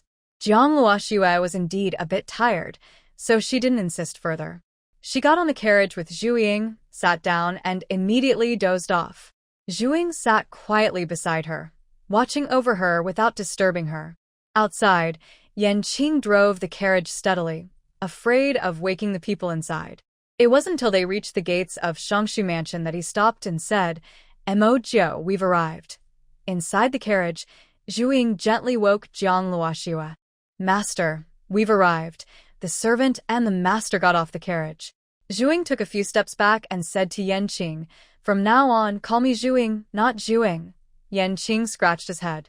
"Is there a difference?" Ning Shadow nodded and said, "Of course it's different. Mo Jiu is from the general's mansion, but Ning Shadow is just the master's person." She was very clear about this distinction. Zhang Luoxue heard her and smiled happily. After saying goodbye to Yan Qing, the two of them reached the door when they met Jiang Ruju, who was returning from outside. "Hey, isn't that my abandoned sister?" As soon as she saw them, Jiang Ruju started teasing with a sharp tongue. Zhang Luoxue was already tired and didn't want to bother with her. But Jiang Ruju's rude words made Zhang Luoxue want to scold her instantly. She simply stopped, crossed her arms, and looked at Jiang Ruju with a mocking smile, ready to retort. "Look, if you're sick, don't come to me. I'm not a doctor. You, who like to pick up trash others don't want, have no right to criticize others here. I think you're like a stray dog hiccuping, probably ate too much dirt." Honestly, you're quite fierce. Why not stay here and guard the gate of the Marquis's residence? Every word was about dogs. Every word was about dogs. After scolding, Jiang Luoxue pushed Jiang Ruju away with her arm and headed inside. Jiang Ruju, who was quick to speak but not clever, was so angry she stomped her feet and shouted after Jiang Luoxue's back. Jiang Luoxue, how dare you insult me like that? Just wait. When I become the Lady of the Air, I will make you kneel and kowtow to me. Jiang Luoxue turned around and said, in my life, I've only bowed to the dead. If you want to die, go ahead and see if I will bow to you. You wicked woman. How dare you curse me? If I curse, it's only to curse others. Why would I curse someone who isn't even a proper person? You. Jiang Ruju was so stunned she couldn't speak. She wanted to retort but lacked the words, only glaring in anger. Ning's shadow looked at her master with admiration. Miss, you're amazing. Look at Jiang's second Miss's face. She's so angry she looks like she's been splashed with ink. Jiang Luoxue raised her eyebrows proudly. Of course. When I argue with others, I never lose. With Jiang Ruju's level, she's just asking for trouble by coming to bother me. It's like asking to be beaten. She also wanted to say that her shooting skills were better than her words, but she knew she couldn't say that casually. Better to keep quiet and avoid trouble. Back at Wenxi Garden, Jiang Luoxue instructed Spring Lotus and Autumn Chrysanthemum to guard the door, then went into the space to take a bath and sleep peacefully. Since having the space, she hasn't slept on the bed in Wenxi Garden again. But to avoid the maids noticing anything unusual, she would move the blankets and pillows on the bed before entering the space, creating the illusion that she had already slept there. In Changchun Garden, Jiang Ruju, scolded helplessly by Jiang Luoxue, cried as she went to complain to her mother. Mother, Jiang Luoxue is so mean. She even called me a dog. You must help me teach her a good lesson. Chu Lianxin looked at her daughter, whose face had become smooth and fair after using the white jade beauty cream. She sighed and gently tapped her daughter's forehead. I told you to stay away from her these days, but you didn't listen. Jiang Ruju felt guilty and argued. It's not that I want to provoke her. I just can't stand seeing her like that, and I can't help it. Mother, you don't know. It was Jiang Mei who discovered them first. She's kind, so she let me join in the digging. For example, with the wild mountain chicken, she heard it first, then I went to catch it. Wang Chunhua became more sure of herself. I don't have such good luck, but Jiang Mei does. She was just nearby, but she also benefited from the luck. Her confident words made a group of women turn their warm, eager eyes toward Jiang Wanyue. They knew Wang Chunhua well. She was honest, hardworking, and fiery-tempered, but her luck was usually average. She had been to the mountain many times before and never had such good fortune. Watch the yard. Then she and Zhuing had, tell me quickly, I want to be happy too. Chu Lianxin shook her head. I promised Uncle Steward I wouldn't say anything. Oh, Mother, I won't tell anyone. Just tell me, or I won't be able to sleep, Jiang Ruju pleaded, tugging at her mother's sleeve. Chu Lianxin, overwhelmed, leaned close and whispered their plan. Jiang Ruju listened, clapping her hands excitedly. That's a good plan. Then she will lose her innocence in front of everyone. I wonder if Brother Yuanxiu still cares about her. Thinking about how the other day, An Guogong's mansion came to exchange the Gung talisman with her, and how An Yuanxiu looked back toward Wenxi Garden when he left, Jiang Ruju felt furious inside. Chu Lian reminded her daughter, Manager Zhou told us to avoid bothering that woman during these days. Just bear with it for now. She then showed a cruel smile. When that woman becomes the talk of the town as a shameless person, you can do whatever you want to her. I won't object. Jiang Ruju saw that her enemy was about to get into trouble and felt very happy. Got it. I will control myself and won't bother her anymore. Anyway, there will be plenty of chances later. Even if she kills Jiang Luoxue, no one will say anything. Jiang Ruju thought happily. The mother and daughter excitedly discussed how to make Jiang Luoxue's future life more miserable.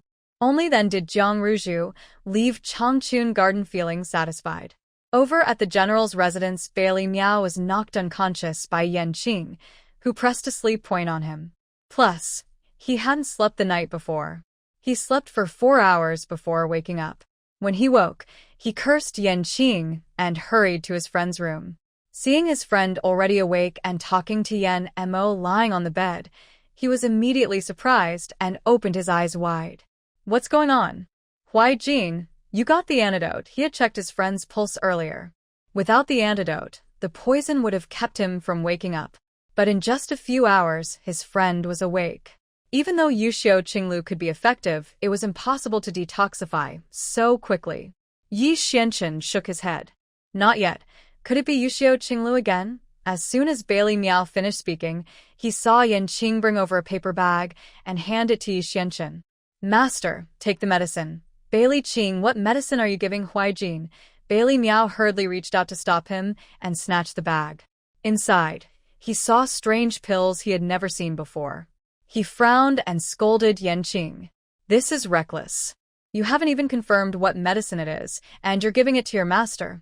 Could it be that your master woke up too quickly?" Yanqing rarely argued back.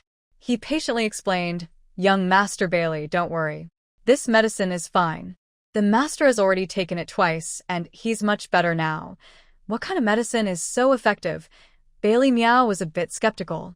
He went over to check Yi Xuanchen's pulse. He found that his pulse was strong, and the poison on his body would be completely cleared, though most of it had already been removed. Surprised, he lifted the blanket and said to his friend, "Huai Jin, let me see your wound." Yanmo wanted to stop him, but Bai Li had already quickly lifted the gauze and saw the medicated wound. The once fierce and angry wound had now been stitched up. Only a long brown scar remained, like a giant centipede on his friend's chest. Bai Li Miao carefully examined it and couldn't help but praise. "This stitching technique is truly excellent. Look at how perfectly the wound is closed. Once it heals, there probably won't even be a scar. This person's sewing skills are top in the Yunqi kingdom." Bai Li Miao's eyes sparkled with excitement. Thinking about how Jiang Girl had come earlier, and Yanqing had fainted and been taken away, he quickly understood what was happening. He looked at Yanqing with a confident expression and asked, "Did Jiang Girl sew this?" Seeing that he couldn't hide it anymore, Yanqing nodded. "Yes, and she also gave me the medicine. She told me to take it 3 times a day, 1 packet each time, and never skip a dose." As soon as Yanqing finished speaking, Bai Li Miao said, "Give the medicine to your master to take." He no longer tried to stop Yanqing. After all, someone who could sew so well must have excellent medical skills, better than his own. What reason did he have to interfere? Sitting nearby, he watched his friend swallow the medicine with some water. Compared to preparing prescriptions, grinding herbs, boiling medicine, and then taking it, this way was much more convenient. "Huai Jin, tell me the truth. Is Jiang Girl the divine doctor you mentioned?" Bai Li Miao asked, glancing at his friend who had just finished the medicine, wanting to hear the answer. At this point, Yi Xianchen no longer wanted to hide. He simply told his friend the truth and explained, "Yes, but I didn't mean to hide it from you. I just thought that a young girl in her teens, not valued by her family, and without strong backing, if too many people knew she was skilled in medicine, it wouldn't be good. Maybe she would be burdened by her reputation or be manipulated by others with bad intentions. The future could be uncertain. You've probably heard of the former divine Dr. Lu Xiang, right? Miss Jiang is my lifesaver, so I don't want her to follow in the footsteps of Dr. Lu." Bailey Miao smiled generously. "Huai Jin, you don't need to explain. I understand the principle of keeping a treasure safe from suspicion, especially someone like Miss Jiang, who is highly skilled in medicine but has no powerful background, needs to be very careful. Don't worry, I will never spread the news about Miss Jiang's medical skills." As the heir of the Medicine King Valley, Bailey Miao had heard of the legendary Dr. Lu Xiang. Once famous for his medical skills, it was said he could even bring the dead back to life. However, because of his reputation, he was forced to serve in the palace, and he tragically died in palace intrigues after just 2 years. It's truly a pity. Even a renowned doctor like him met such an end, let alone a young woman like Miss Jiang. Knight Xuanchen's concerns are very reasonable. Bailey Miao didn't want to continue this topic and, thinking of the pills his friend just took, couldn't help but praise. "Huai Jin, how is it that Miss Jiang is so clever? She figured out how to make medicine into pills and tablets for patients to take. That way, it saves time, effort, and worry. Knight Xianchen remembered the medicine he just took and agreed wholeheartedly. Not only that, although the pills taste a bit bitter when you take them, they go down with water and you can't taste the bitterness like when drinking bitter herbal decoctions. That's much better. Since you say so, I want to try how they taste, Bailey Miao said with an eager look on his face. Knight Xianchen, wanting to try someone else's medicine. What's wrong with him? Bailey Miao sighed, and once again, his love for detailed investigation showed. Huijin, how about giving me a package of the medicine Miss Jiang gave you? Before Knight Xianchen could reply, Yan Qing, standing nearby, was already unhappy.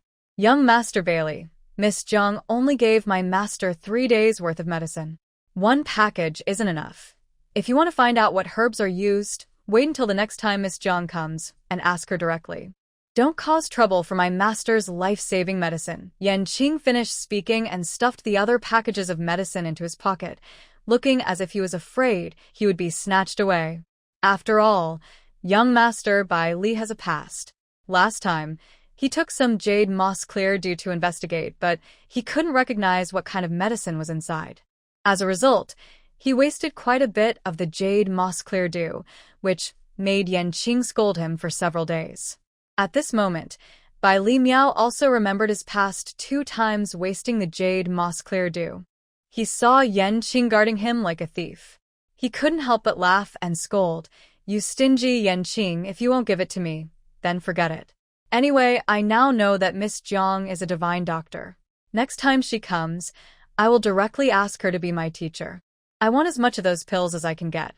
Don't come asking me for any then." Yan Qing rolled his eyes and said, We'll see when you really become her disciple. Besides, even if you do become Miss Jiang's disciple, what does it matter? I've already made her my master. Why would I still need to find you? Bai Li Miao. He felt what he said made a lot of sense, and he was speechless. Yi Xianchen sighed helplessly and rubbed his forehead. You two are really something.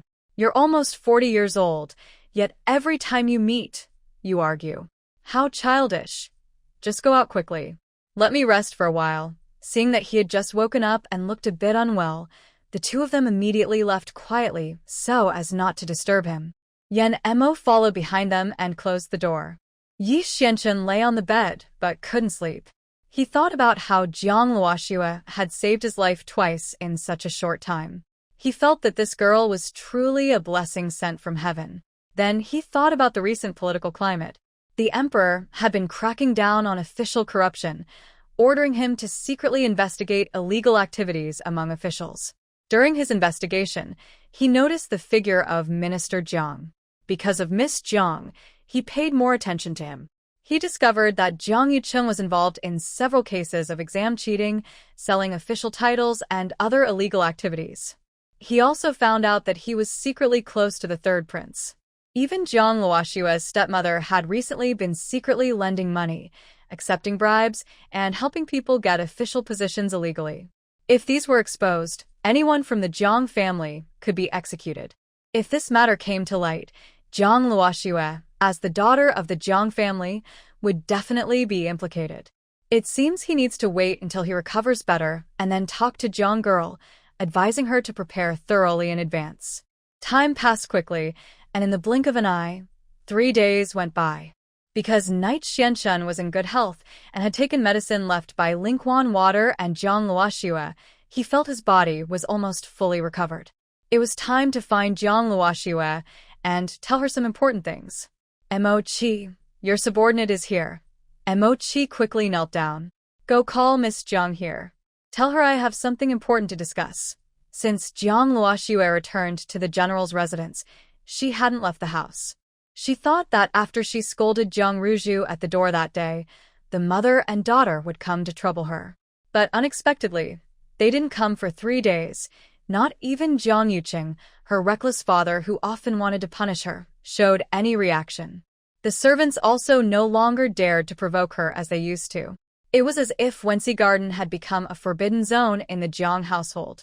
Recently, the kitchen servants, after experiencing diarrhea throughout the house, no longer dared to be strict with Wenxi Garden. Although there was no direct evidence, the head of the kitchen served the young lady spoiled food one day, and the next day, the entire household suffered from diarrhea. No one believed it wasn't the young lady's doing. Everyone living in this house was clever, and these days, everyone understood that anyone who offended the young lady would have a hard time. That old woman Jo was a servant left by the former wife. The young lady said she could hit or sell her at will, and the madam didn't dare to say a word.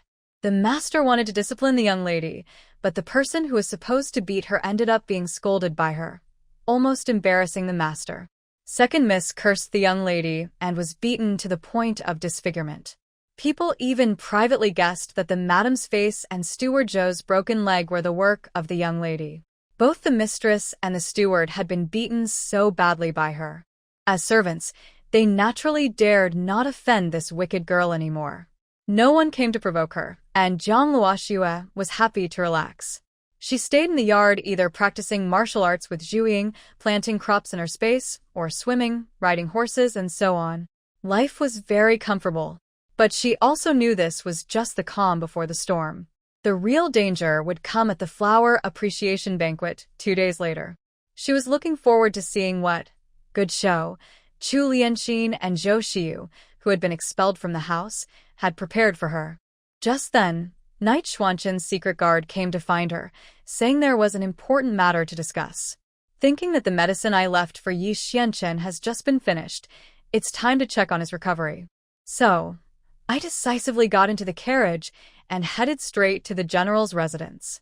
Before I even got out of the carriage, Yan Qing, who was already waiting at the door, approached with a bright smile and greeted me. Master told me that Miss Jiang would come today. Yan Qing has been waiting here especially to guide you. Thank you for your help, Yan Protector, I said politely as I jumped down from the carriage and gave him a small smile. Miss Jiang, you are too kind. If anyone should be thanked, it should be you, Yan Qing. For this girl who saved my master's life, I feel very grateful, but I also have my own thoughts. My master, as a great general, has many people in the court who are eager to harm him. Although my master is powerful, even a tiger can have moments of rest. If I can build a good relationship with this girl, it might add an extra layer of protection for my master. With this purpose in mind, Yan Qing became even more enthusiastic. As we stepped onto the stone steps, he reminded me kindly, Miss Jiang, take your time. Thank you for the reminder, Protector Yan. I politely thanked him and followed him up the stone steps at the entrance of the general's residence. Last time I came here in a hurry and was tired, so I didn't have a good look at the scenery of the residence. Today, I finally have the chance to see the true face of this ancient general's house. At the gate, there are 2 life-sized white marble guardian beasts with sharp teeth, and their foreheads are embedded with red copper patterns of beast heads, looking very majestic. They match the grandeur of the residence perfectly. Yan Qing, while looking for topics to talk about, led the distinguished guest into the front yard. As Jiang Luoxue listened to him speak, her eyes wandered around the entire estate. She noticed that although the residence was quite large, it lacked the intricate 9-turn corridors typical of scholars' homes, and there were no rare flowers, lush trees, or elaborate pavilions. In the spacious courtyard, the paved stone paths on both sides were lined with 2 rows of tall, ancient pine trees. Their branches, like swords and spears, pointed diagonally toward the sky, giving a very solemn and majestic feeling. Under the eaves of the blue brick and black tile roof, there hung gilded copper lanterns. The statues of Manjusri riding a lion on the lantern bases looked vivid and lively, with the lion's claws clutching embroidered balls and its hair standing upright like steel needles, all exuding a powerful martial aura. After passing through the turning gate, the backyard is arranged simply and neatly. On the east side of the courtyard is a large training ground. The ground is packed dirt, with faint horse hoof prints and marks from weapons cutting into the surface. Near the training ground stands a tall archery target, its center full of many arrow holes. On both sides of the training ground are blackwood weapon racks, holding spears, halberds, blades, swords, axes, whips, and many other cold weapons that she does not recognize. In the corner on the west side, there is a square water pond. The edge is piled with large, jagged black stones, with patterns that look like they were carved with a knife or axe. Although it is not as decorative as the fake mountains in the official's residence, it has a strong, sturdy charm. Several old locust trees surround the pond, their thick trunks like iron, with dense, lush branches and leaves forming a canopy. Under the shade of the trees, there are stone tables and stools. The tables are smooth and round, likely a place where the owner often discusses matters with subordinates or takes a rest. Only after entering the inner courtyard does the scene gain a bit more of a lively, everyday feel. But it's only a little more lively. From this observation, Zhang Luoxue concludes that civil officials and military officers have different tastes. Civil officials prefer elegant and refined styles, while military officers value practicality and authority. Yan Yan took her to the study and knocked on the door. "Master, Miss Zhang has arrived." Inside, a deep, magnetic voice responded immediately. "Please let her in." "Miss Zhang, please." Yan Yan pushed open the door and invited Zhang Luoxue inside. Yiyuan Shuchen quickly stood up and bowed. "Yiyuan Shuchen, thanks Miss Zhang once again for saving my life." "It was just a small favor, General Yiyuan. No need to be so polite." Zhang Luoxue hurriedly helped the man, preventing him from bowing again.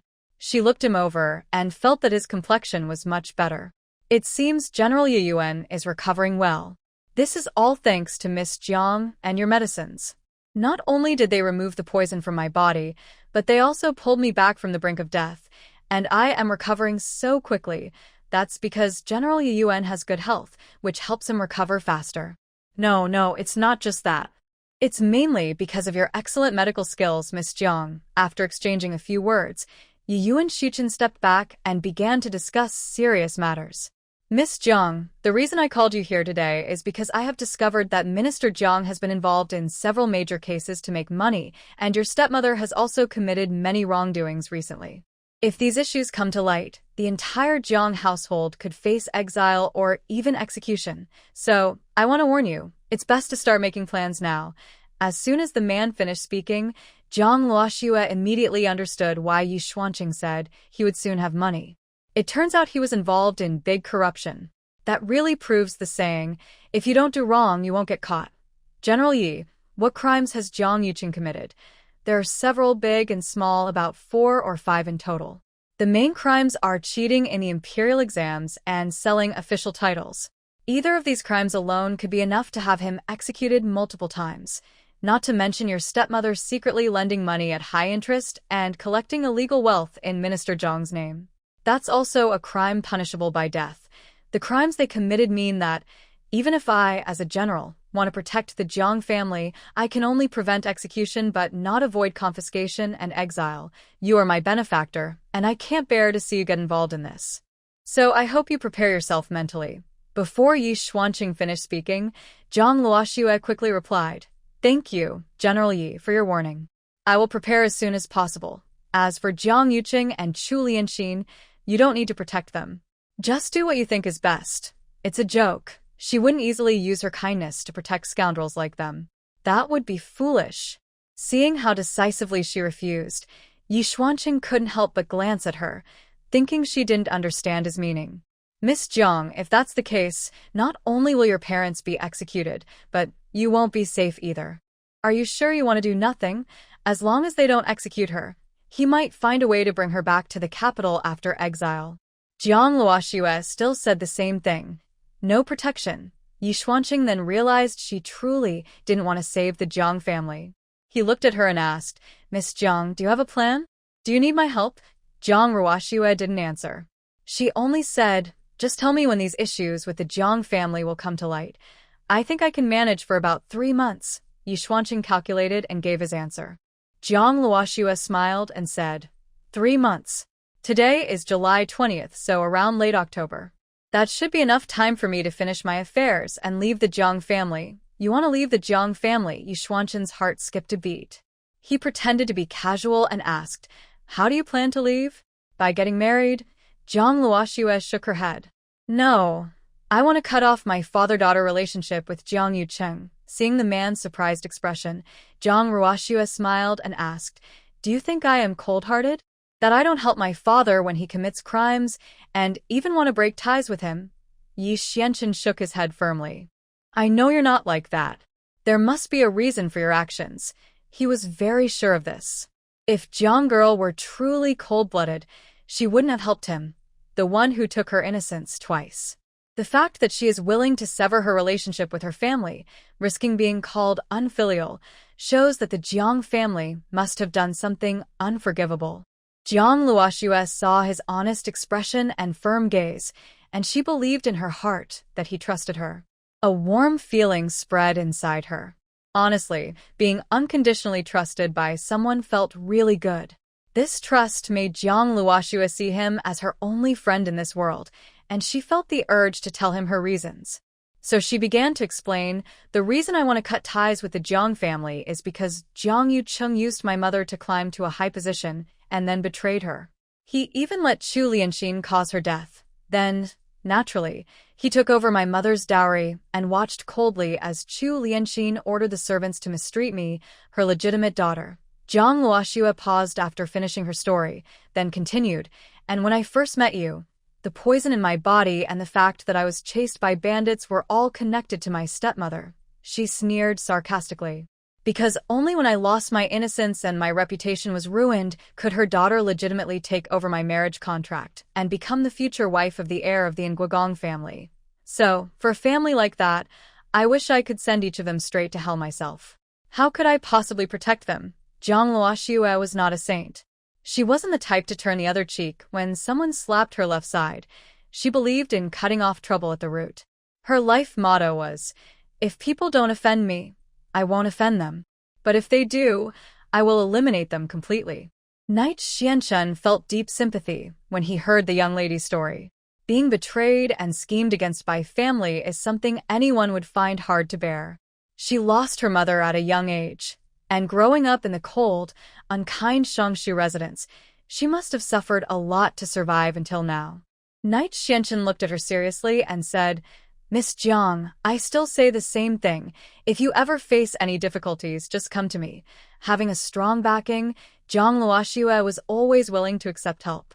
Thank you, General Yi. I will. When she called him General Yi, he felt a strange discomfort, as if they were very distant. In reality, they had already shared very close moments. If she hadn't been unwilling, she might already be his fiancée. Over the days, Knight Xianchun realized he had developed feelings for her, so he didn't want to keep their relationship distant. He wanted to start as friends and, if their feelings remained the same, propose marriage to her. Thinking of this, Knight Xianchun sincerely said, Miss Jiang, we are now friends, so calling me General Yi feels a bit formal. If you don't mind, you can call me Yi Ge or Xianchun. What do you think? Jiang Luoxue thought carefully. Since she needed to rely on this powerful person, she couldn't be too distant. Remembering how friends in modern times called each other by their last names, she agreed readily. In that case, I'll call you Ah Chun. You don't need to call me Miss Jiang either. Just call me Luoxue or Ah Shui. Then I'll be polite and call you Luoxue. They smiled at each other and continued chatting. Jiang Luoxue checked Knight Xianchun's health, and he was recovering well. She reduced the amount of medicine she had given him earlier and replaced it with medicine that helps wounds heal faster. When taking out the medicines, she pretended to search in her wide sleeves, but actually coordinated with the space's spiritual eye, smoothly retrieving the medicines from her space, an effortless teamwork between her pet and herself. Knight Xianchun watched her curiously, seeing her pull out various pills and tablets from her sleeve. Miss Jiang, your sleeve pouch is truly a treasure bag. It has all kinds of medicines. Jiang Luoxue chuckled softly. Hee. As a doctor, carrying medicine with you and going out should become a habit. Although she now considers Yi Xianchun a friend, she is not willing to reveal her secret. People's hearts can change easily, so some things are safest kept to oneself. Yi Xianchun didn't suspect anything. He remembered that since Bailey Miao learned that Jiang Luoxue was a divine doctor, he kept wanting her to recommend him, hoping to become her apprentice to learn medical skills and pill-making techniques. Not wanting to be bothered by his persistent requests, he mentioned it casually. Jiang Luoxue immediately refused after hearing him. Don't ask me to be your master. Also, my pill-making skills are a secret of my sect, and I was told not to share them outside. Mainly, there are no proper facilities or conditions now, so even if she wanted to make pills, she couldn't. It would only cause trouble. Jiang Luoxue refused, and Yi Xianchen didn't think much of it. He knew that every sect is strict about accepting disciples, and not just anyone can join. They also have their own secret techniques, which they naturally wouldn't share with outsiders. He seemed to breathe a sigh of relief and smiled at Jiang Luoxue. Now I can finally have some peace of mind. I'll tell Bailey later, so he can give up. Jiang Luoxue was amused by his expression. After a moment of thought, she said to the man, "Although I can't accept young Master Bailey as my disciple, I can give him a medical book. How much he learns depends on himself." After speaking, she turned around, took a medical book from her space, and handed it to him. Yi Xianchen happily took it. "That's wonderful. Thank you, Luoxue," on behalf of Bailey Miao. He didn't know much about medicine, but he understood the value of the book. Medical sects rarely give their secrets easily, and he didn't expect Luoxue to just hand it over to Bailey. Yi Xianchen looked at her beautiful face and thought, "This girl is truly kind, so kind that it makes him feel protective." Jiang Luoxue didn't realize that she had already left a mark of kindness in the man's heart. If she knew, she would probably laugh to death. She wasn't some innocent little bunny. To those who dared to offend her, she was a demon. After giving the medical book, Jiang Luoxue prepared to return to the Shangshu residence. As she walked to the courtyard, she remembered that last time Yi Xianchen went to the Shangshu residence to help her out, he used the old lady's name. This time, for reasons of courtesy and logic, she should visit the old lady. She shared her thoughts, and Yi Xianchen smiled as he told her that the grandmother had gone to recite scriptures for her parents and would return next month. Jiang Luoxue listened and decided to leave, saying goodbye to Yi Xianchen. Yan Qing, who had excellent hearing, looked at his master and nudged Yan Mo with his elbow. "Master, didn't you send the old madam to the other estate to enjoy the scenery? When did she start reciting scriptures?" Yan Mo gave him a silent look and kept walking straight ahead. He didn't want to talk to a fool. Yan Qing caught up and grabbed his arm. "Hey, Yan Mo, say something." Yan Mo, getting annoyed by his persistence, left a remark. "Think about it. After the master's coming of age, the old madam is eager for a granddaughter-in-law." Yan Qing remembered how the old madam had been obsessed with finding a granddaughter-in-law over the years. Whenever he saw a girl, she seemed eager to bring her into the general's household. He immediately understood. "I see now. The master is worried that the old madam's enthusiasm might scare young girl. Not too stupid after all." Yan Mo, having said his piece, went to catch up with the master. Yi Xianchen saw Jiang Luoxue to the door. He waited until she got into the carriage and left before turning back to the study. "Mo Qi, go tell our people to delay the investigation for now. Put the evidence we found on hold for 3 more months before proceeding." Mo Qi looked worried. "Master, this matter is already halfway through. It's about to reach the end. It's best to finish quickly now. If we delay because of Jiang Yuqing, it could be dangerous for you. This case involved many people, including the prince."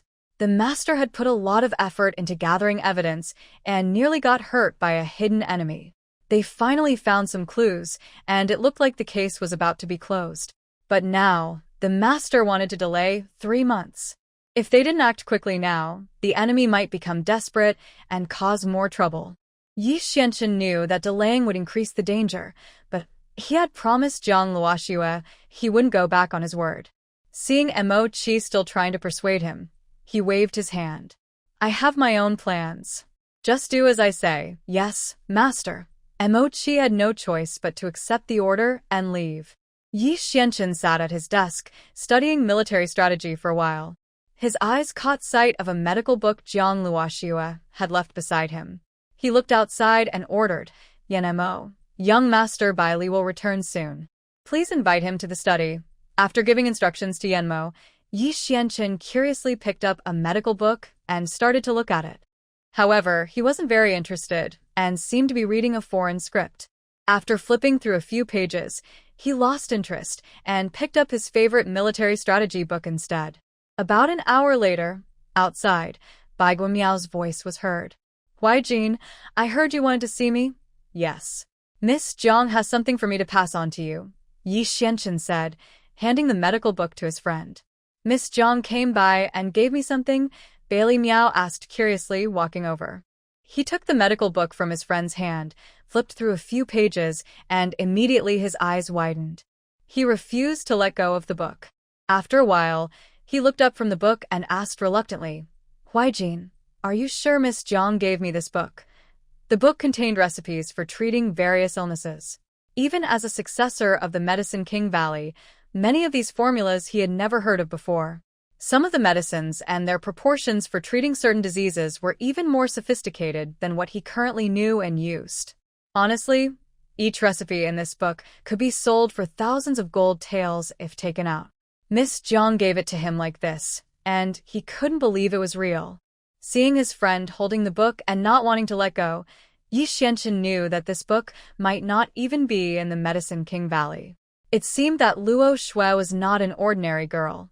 Whether it was the medicines or the medical books she brought out, they were all the best. He truly couldn't understand how a girl like her managed to become a top medical expert under the watchful eyes of the Jiang family. This girl was really amazing. Bailey Miao saw his friend lost in thought and not responding, so he reached out and tugged at his sleeve. "Huijin, I ask you a question. Why are you spacing out?" Yi Xianchen snapped back to reality. "Of course. Miss Jiang said she can't accept you as a disciple, nor can she teach you how to make pills, because that's the rule of her medical school." He paused and added, "But since we are friends, she still gave you this medical book, so you can learn on your own."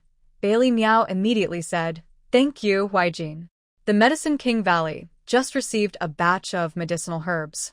When I go back, I will write a letter and have someone deliver it to your Night Army camp. Also, I recently acquired a set of golden silk soft armor. It's very light to wear and impervious to weapons, making it perfect for self-defense. I am giving this to Miss Jiang to thank her for her kindness." "Very good." Yi Xianchen nodded happily. In the past, Bailey often liked to take things from him, but now he finally had a chance to give something to Bailey himself. This feeling was really quite nice. Thinking about Bailey wanting to give Jiang Luoxue something, Yi Xuanchen's eyes lit up with an idea. "Bailey, you and Luoxue aren't very familiar. It might be awkward to send something directly. Why don't you give me that golden silk armor? I'll give it to Luoxue instead." Bailey Miao thought carefully. "You're right, Huijin. Jiang is your friend, and she gave me a medical book because of you. It might be a bit inappropriate for me to give her something. I'll bring the golden silk armor later. You can deliver it to Jiang Luoxue for me. Okay, no need for you to go personally. I'll have Yanking go with you to pick it up." Bailey Miao called Yanking to go fetch it. Once they had the item, they hurried to deliver it to the girl. When Jiang Luoxue saw the man standing in her yard, she was immediately surprised. "Ah Chun, why are you here?" Yi Xianchen smiled gently at her. "Bailey asked me to bring you a gift to thank you for giving him the medical book." He then waved behind him, and Yan Meng carried over a tray with a warm, golden object on it. Jiang Luoxue looked at it, feeling it seemed like a piece of clothing but also not quite. Curious, she asked the man, "What is this?" Yi Xianchen unfolded the soft armor and explained, "This is called golden silk soft armor. It's made mainly from Western region ice silkworm silk, woven with thousands of fine golden threads for protection. It's very light when worn, so it won't hinder movement.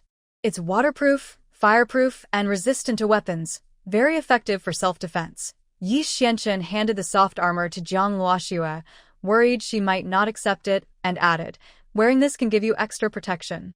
Plus, it's warm in winter and cool in summer, perfect for a young lady." Jiang Luoxue took the soft armor and touched it. The fabric was very soft and cool, feeling quite comfortable. It was waterproof, fireproof, resistant to weapons, and suitable for all seasons. Such a good item. Refusing it would be foolish. She happily hugged the soft armor and smiled at the man, saying, "Please thank young Master Bailey for me. Tell him that if he has any medical questions in the future, he can just ask me." Since she received such a precious gift, she naturally wanted to return the kindness. Anyway, there are plenty of medical books in the space, and taking out one at random would keep Bailey busy for a long time. After Ying Xianchen agreed, he also ordered someone to bring up a box of gold, silver, and jewelry. "Ah Chun, what is this?" If I go empty-handed, people might gossip, so I brought some things as a cover. I hope Luo Shui won't mind. Zhang Luo Shui glanced at the rare treasures inside the box. That box was probably worth at least 100,000. It seemed Ying Xianchen wanted to repay his life-saving kindness, but was worried she wouldn't accept money, so he used this as an excuse. Since he had already gone this far, she couldn't refuse anymore. Zhang Luo Shui immediately accepted graciously. Just as they finished talking, Zhang Yuqing arrived with his people. Greetings, General Ling. I didn't expect you to come, and I apologize for not welcoming you properly. This isn't a good place for conversation. How about we go to the flower hall for a chat? Zhang Yuqing politely tried to lead him to the flower hall. But Ying Xianchen wasn't stupid. He knew that Zhang Yuqing wanted him to go to the flower hall because he already suspected Ying was investigating the person behind him. It was just an attempt to gather information. How could Ying give him that chance? Minister Zhang, there's no need to be polite. I came today on my grandmother's orders to bring some things to Zhang girl. I will take my leave now. Feel free to do as you wish, Ying Xianchen said without even glancing at Zhang Yuqing, then turned to bid farewell to Zhang Luo Shui. Miss Zhang, I must take my leave now. Safe travels, General Ling. Please thank the old madam for me. In front of Zhang Yuqing, both of them immediately pretended not to know each other. Make sure to deliver it, Ying Xianchen said, then left with his attendants. Safe travels, General Ling. Unable to stop him, Zhang Yuqing could only bow respectfully to see him off.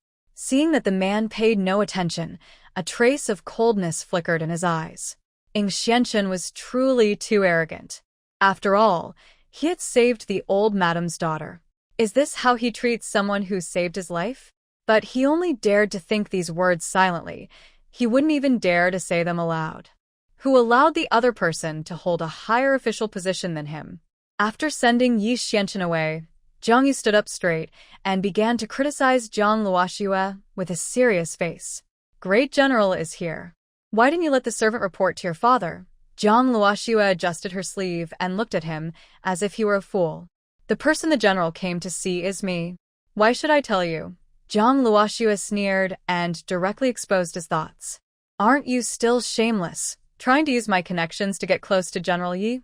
You rebellious daughter. Zhang Yuqing, caught off guard, was furious and raised his hand to slap her. But seeing Zhang Luoxue's cold eyes and recalling how she broke Chu Lianxin's hand, Zhang Yuqing's hand, raised in midair, dared not fall. He knew very well that the person in front of him was no longer the daughter who used to let him hit and scold her. This wicked girl, when she loses her temper now, wouldn't care that he's her father. He angrily withdrew his hand and kept it behind his back. When his eyes accidentally fell on the box sent by Yi Xianchen, his eyes lit up immediately. Having served as a minister for many years, he naturally knew these were valuable items. If converted into silver, they would be worth at least 100,000 or more.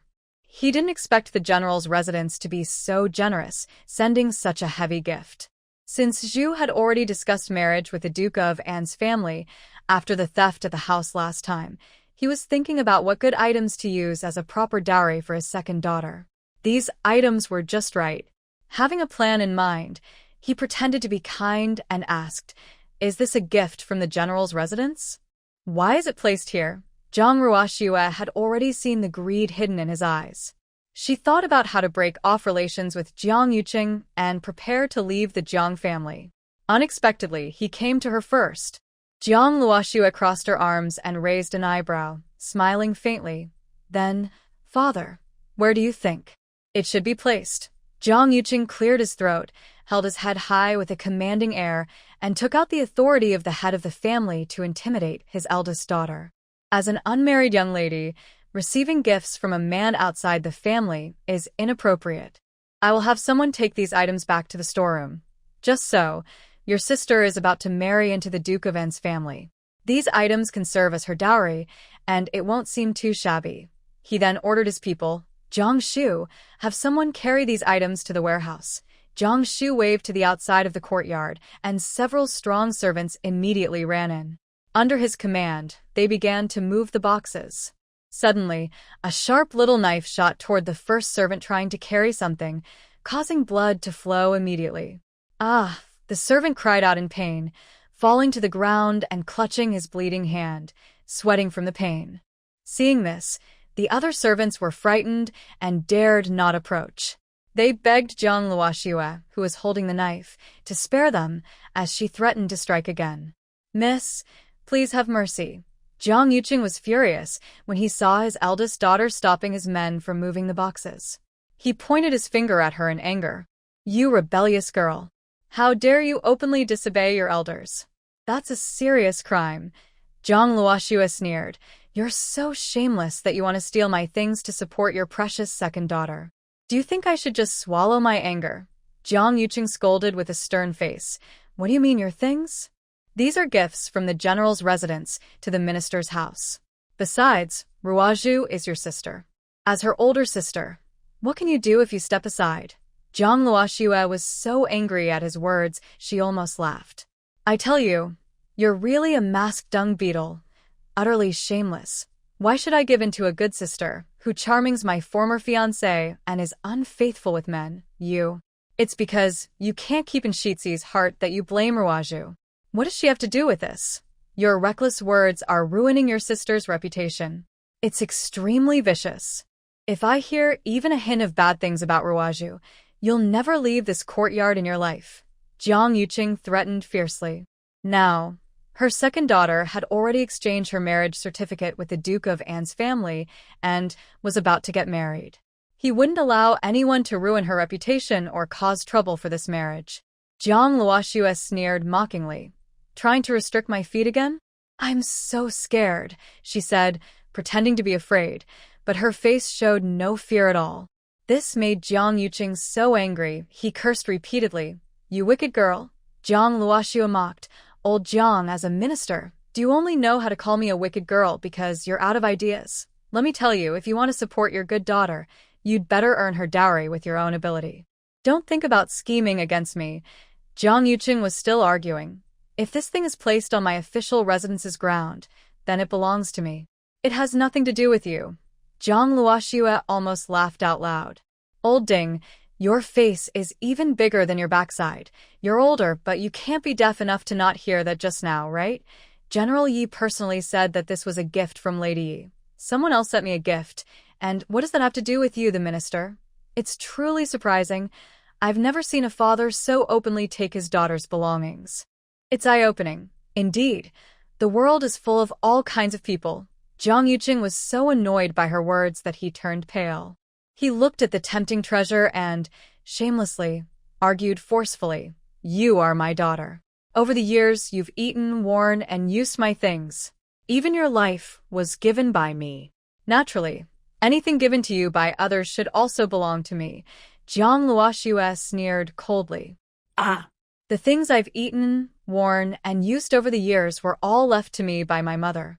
My life was also born from her after 9 months of pregnancy, and you, that worthless father, after a few moments of pleasure, just threw out a little unwanted thing.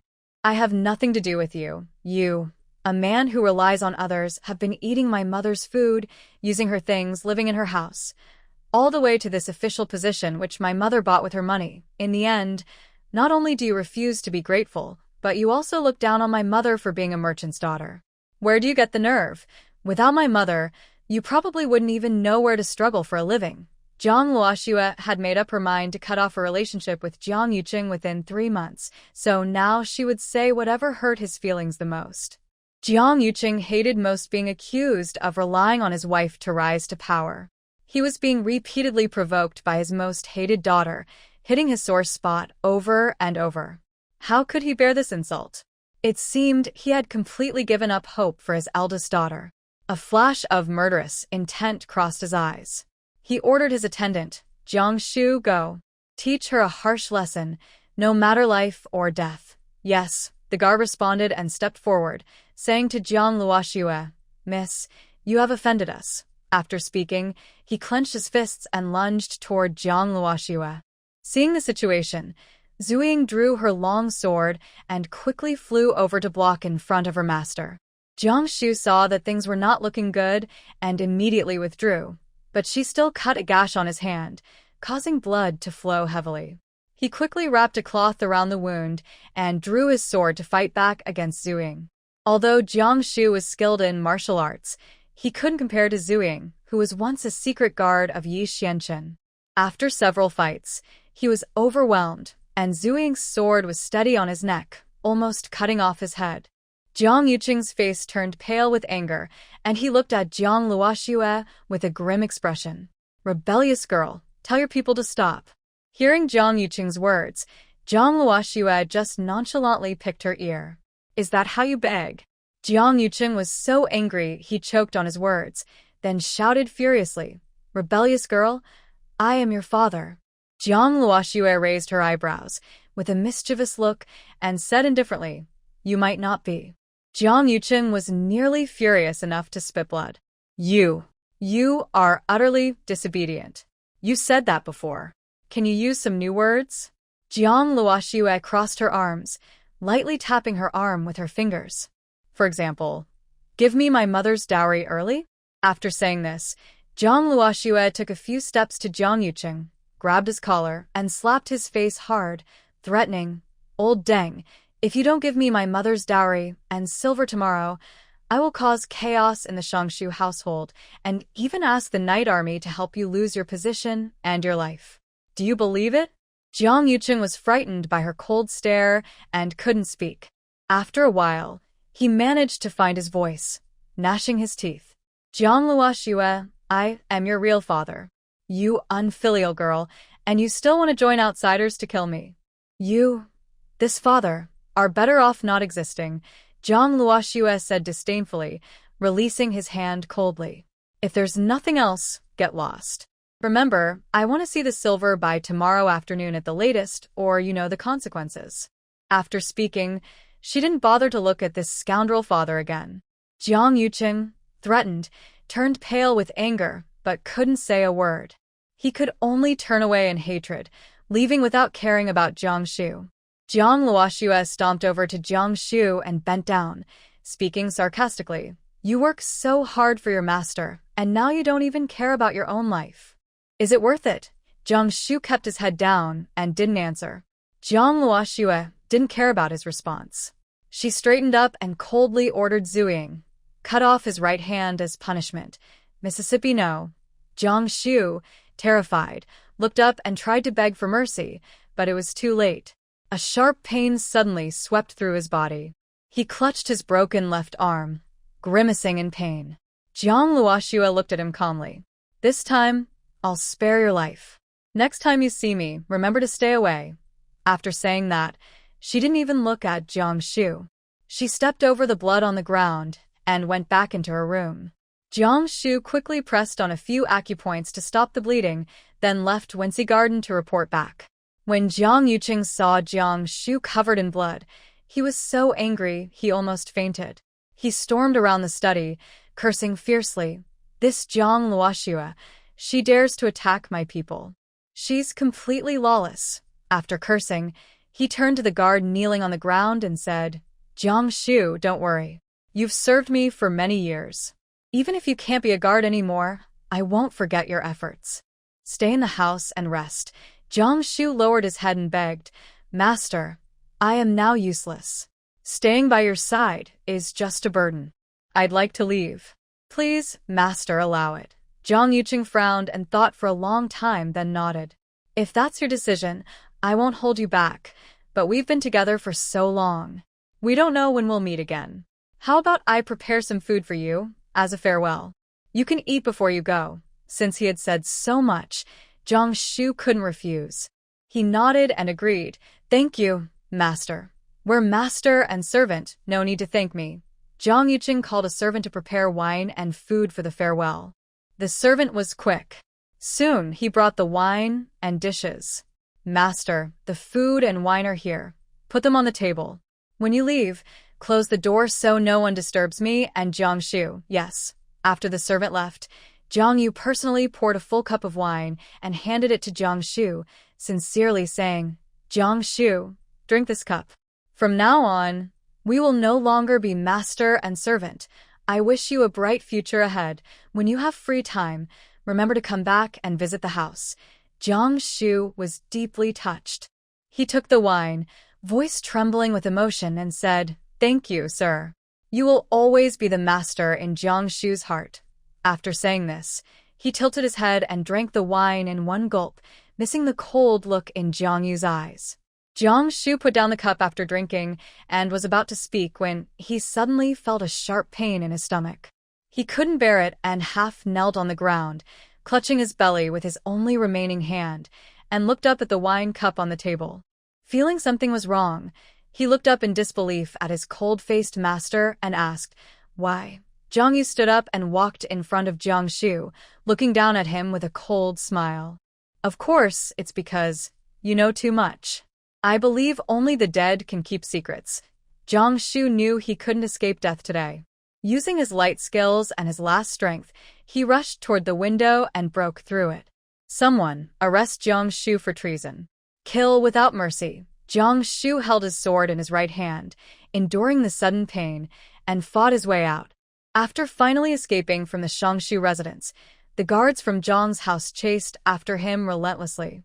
Just as he was about to be caught, and was too exhausted to continue, a wave of despair flashed before his eyes. He never thought he would die not in a mission, but at the hands of his carefully cultivated master. How tragic that was. Not wanting to be killed, he raised his sword, ready to end his own life. Before he could cut his throat, a shadow flashed by, knocking his sword away, and then quickly took him away from the spot. By the time the Jiang guards arrived, Jiang Shu was gone. The leader looked around and ordered his men, "He won't run far. Spread out and find him."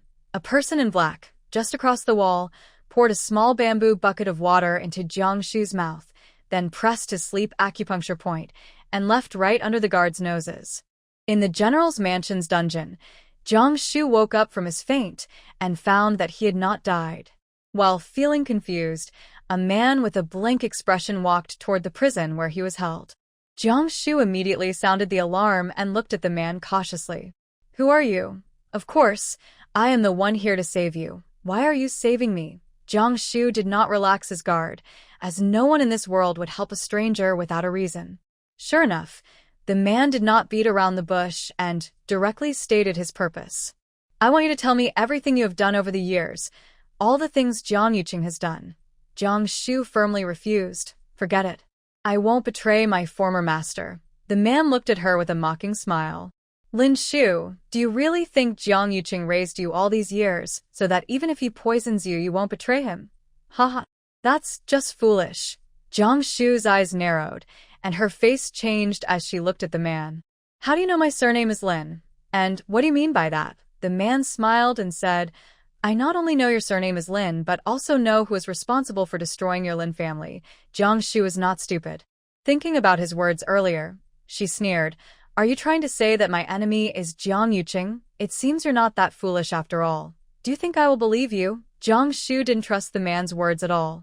When their Lin family was wiped out by bandits, she was hidden in a broken jar by her mother and survived. At that time, Jiang Yuqing, a court official, happened to pass by. She rushed out to complain to him. Jiang Yuqing immediately helped her write a report and even found officials from the Dali court to help eliminate the bandits and avenge her family. Later, seeing that she was still young, he not only took her in as an orphan but also arranged for someone to teach her martial arts. After learning, she became her master's personal guard. Someone like that could never be her enemy. Seeing Jiang Shu didn't believe him, the man sneered and said, "You said you're smart, but I didn't expect you to be so quick to act foolish. Your family was wiped out, and a court official just happened to pass by your house.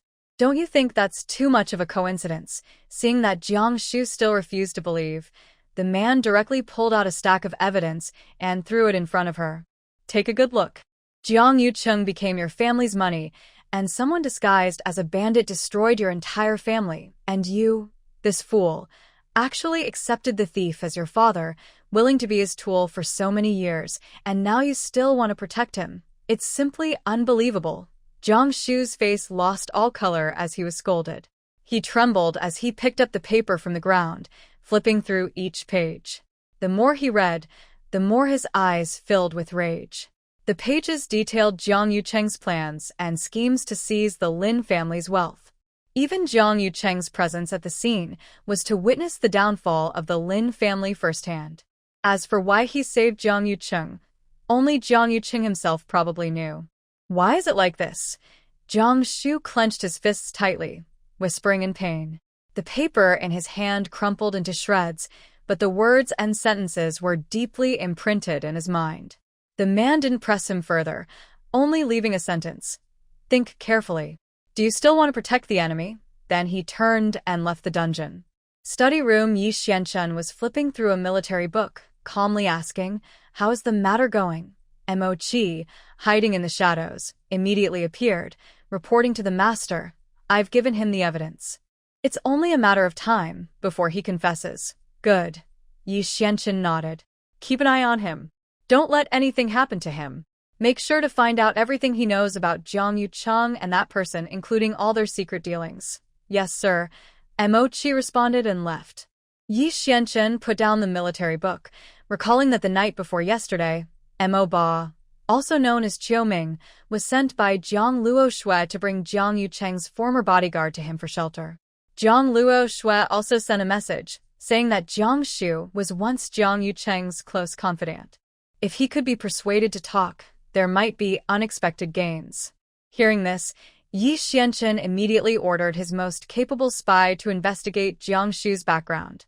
They found out that he was the son of the famous Lin Silk Factory owner 12 years ago. At that time, Lin's Silk Factory's business was booming, so much so that it could be described as making money daily. This made Jiang Yucheng, then a Ministry of Rights official, very jealous. He secretly hired people to impersonate bandits and destroy the Lin family, seizing all their wealth. The 10-year-old son of the Lin family, Lin Shu, was turned into a tool in his hands. No wonder Lin Shu wanted to leave. Jiang Yucheng not only poisoned him, but also sent people to hunt him down. Over the years, Lin Shu had done many things in secret for Jiang Yucheng. If Lin Shu betrayed him and revealed these secrets, it would cause trouble not only for Jiang Yucheng but also for those behind him. After hearing this news, Yi Xianchen sighed secretly. He thought Jiang Luoshui was like a timely rain. This girl had saved his life several times and now brought him a strong witness. With Lin Shu now on his side, he could use him to find out more and root out Jiang Yucheng and his allies. To honor Jiang Luoshui's efforts, Yi Xianchen immediately sent Mo Qi to bring back the investigation results and tell Lin Shu the truth. Now, as long as Lin Shu is willing to betray Jiang Yucheng and become his sharp sword against the prince's faction, he could eliminate his enemies, clear the way for his aunt and the crown prince, and make his own future more secure.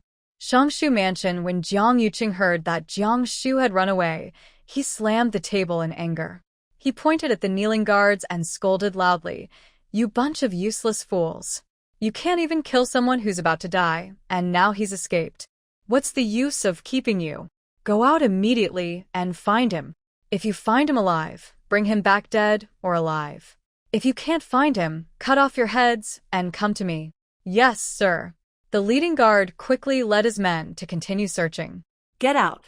Jiang Yucheng was so angry that his chest heaved, and his face was as dark as if it could drip water. He gritted his teeth and muttered to himself, "Darn Jiang Shu. He drank my 7 steps heartbreak powder and still managed to run away. He's truly a troublemaker. I should have killed him back then." Removing him completely would have been the best way to prevent future problems. Jiang Yucheng remembered how he had ordered someone to pretend to be bandits and destroy the Lin family. But 10-year-old Lin Shu survived that massacre. He even came to complain when passing by. Under everyone's watch, Jiang Yucheng had no choice but to accept Lin Shu's complaint, write a report for him, and then, together with Lu Datong, the former Minister of Justice, they found a few people to pretend to be bandits and quickly closed the case. Later, to show his kindness, he took Lin Shu in. To repay his kindness, Lin Shu was willing to stay and serve as his personal attendant, changing his name to Jiang Shu. At that time, he saw that Jiang Shu was young, clever, and grateful to himself. So he had a sudden idea and asked a martial arts master to teach Jiang Shu how to fight. Unexpectedly, this young man was quite talented. In just a few years, he became his most trusted and loyal guard. If it weren't for that wicked girl Jiang Luoxue ruining Jiang Shu's hand, and if he also wanted to leave, he wouldn't have considered poisoning him. Thinking of this, Jiang Yuqing hated that rebellious eldest daughter who always argued with him and refused to obey. He remembered that yesterday, she said, she must get the Lu family's dowry today. Jiang Yuqing knew that Jiang Luoxue was now completely out of his control. If he refused today, that troublesome girl would cause chaos in the house. A few days ago, a higher-up had warned them that the emperor was ordering Yi Xianchen to investigate officials, and they must not act rashly. So even though he secretly wished Jiang Luoxue would just disappear, he dared not act recklessly, fearing to attract Yi Xianchen's attention. If his actions caused trouble for that superior, Jiang Yuqing knew he would be willing to die 10 times over. Now, the only plan was to first use his savings to support Jiang Luoxue, then find a way to recover the money later. Jiang Yuqing sat quietly in his study for a long time, his expression unreadable. Then he left the house, taking trusted aides in a carriage to a certain residence. He looked around cautiously, making sure no one was following him, before opening the door and entering. He didn't leave until after a long while. When he departed, the horse pulling the carriage, which had been relaxed earlier, now seemed to struggle greatly.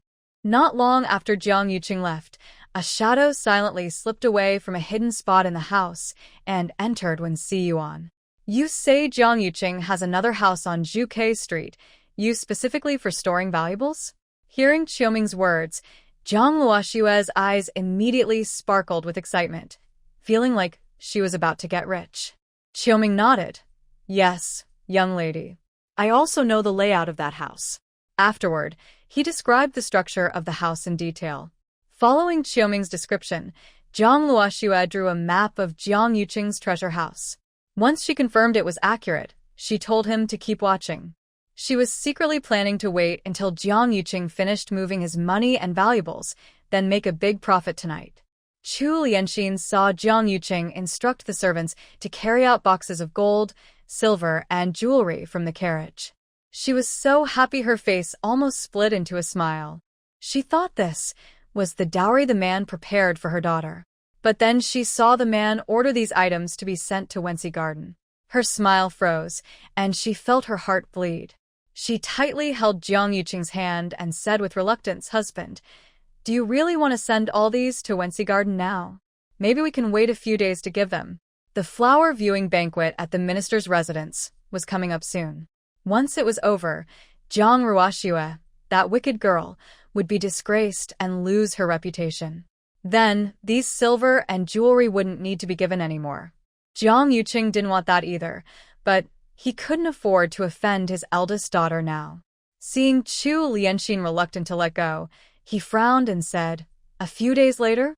Do you want Yi Xianchen to report to the emperor and then I get dismissed from my post? Chu Lianxin wasn't scared by his anger. She looked at the boxes of gold and jewelry, her eyes turning, and quietly suggested to her husband, Maybe we can just say the silver isn't ready yet and delay a bit longer. Jiang Yuqing sneered. You think I haven't used it before? That wicked girl said, if we don't return the dowry today, she'll cause chaos in the minister's mansion and even have Yi Xianchen ask the emperor to dismiss me. He didn't mention Jiang Luoxue's threat to kill him. That would make him seem cowardly. Seeing Chu Lianxin still standing there, he was furious again. All your fault, ignorant woman. If you weren't so short-sighted and had not gone to provoke that wicked girl, she wouldn't have brought Yi Daji to support her, and we wouldn't be in so much trouble now.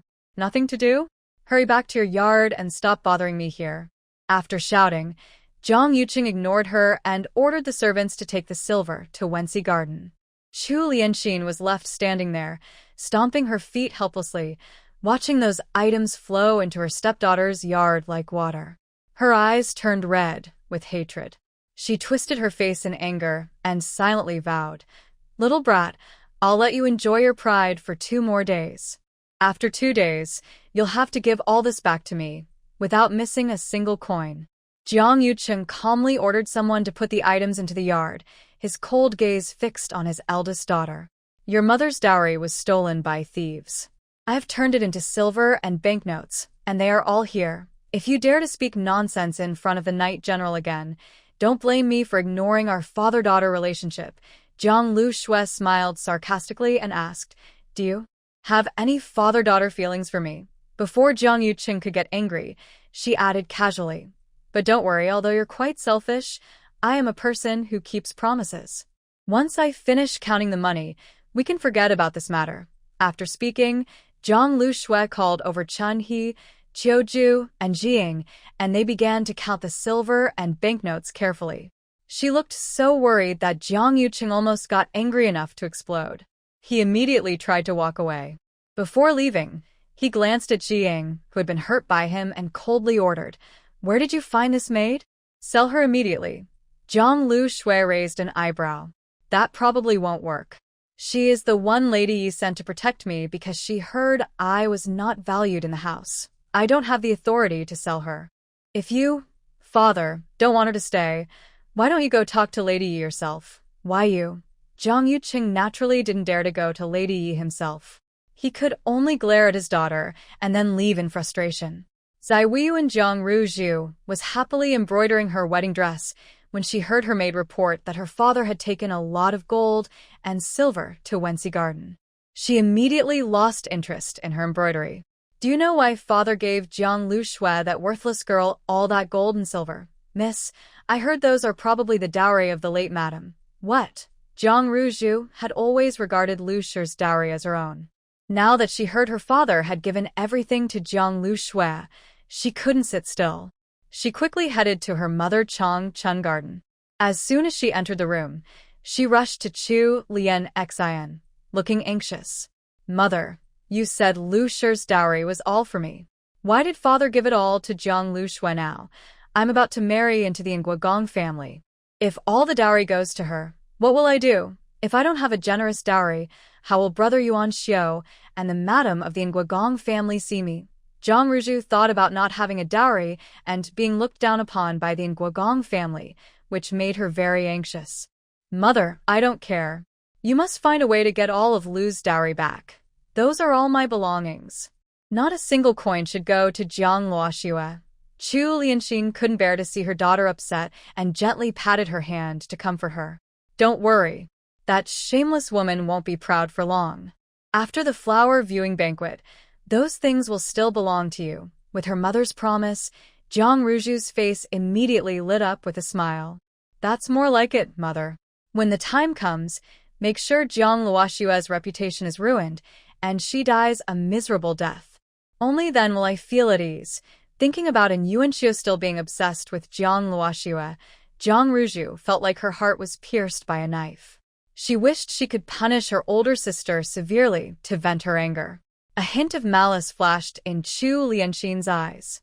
She gently patted her daughter's hand and said, all right, after her reputation is ruined, do whatever you want with that shameless woman. Thank you, mother. You're the best, your daughter. Jiang Ruzhu happily threw herself into her mother's arms, acting spoiled. Chu Lianxin lovingly stroked her face. It's just you and your younger brother and sister. Who else would I care for more? The mother and daughter looked at each other with a loving face, but they were secretly scheming against others. Late at night, when it was the perfect time to do something bad, Jiang Luoxue, with Zuying, sneaked to Jiang Yuqing's private residence. To avoid being discovered, she ordered Zuying to stay outside and guard. Zuying looked worried. My lady, I should go in with you. She was afraid there might be an ambush inside, and her lady wouldn't be able to handle it alone. Jiang Luoxue refused naturally. With Zuying there, she could use her space freely. It's fine. I can handle it alone. You just stay outside and notify me immediately if anyone comes. After speaking, she circled the courtyard wall, found a slightly lower spot, and climbed up. Seeing her lady didn't take her along, Zuying had no choice but to find a quiet place to hide, staying alert and listening for any movement in the yard. If her lady was discovered, she could rush in to help in time. Jiang Luoxue entered the yard, quickly hid behind a half-height flower trellis, ate a detoxification pill, then took out a black mask from her space and put it on. After confirming everything was in order, she took out a powerful sleeping drug and sprayed it into the air. Within moments, guards in the courtyard were affected and fell to the ground with loud thuds.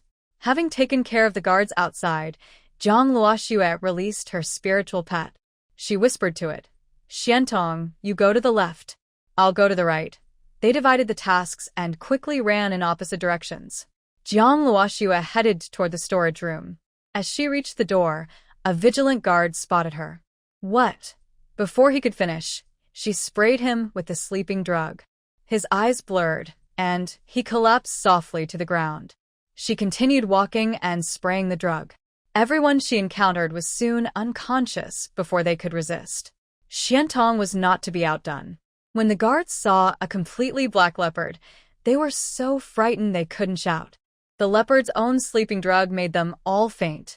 Once everyone in the courtyard was unconscious, Zhang Luoxue and her pet stopped and confidently opened the storage room door. When she saw the treasure trove of gold and silver, even more than in the minister's mansion, she was stunned. She muttered to herself, "This Jiang Yuqing is really clever." These days, he pretends to sell shops and houses to cover expenses, looking like he's at the end of his rope. But secretly, he's hiding so much gold, silver, and jewels. Truly a master of disguise. But now, all of it belonged to her. After finishing in the storage room and making sure not a single hair was left behind, Zhang Luoxue happily left. She casually tugged at the door of the storage room and noticed it was made of precious purple sandalwood, carved with delicate patterns. Of course, she couldn't leave it. She had to dismantle and carry it away. As she moved through the house, she didn't miss anything that caught her eye. Everything was stored in her space. After her thorough plundering, the once luxurious house was left with only empty walls and ceilings. When there was nothing left to take, Zhang Luoxue was satisfied and left happily. She had made a big fortune and was in a good mood.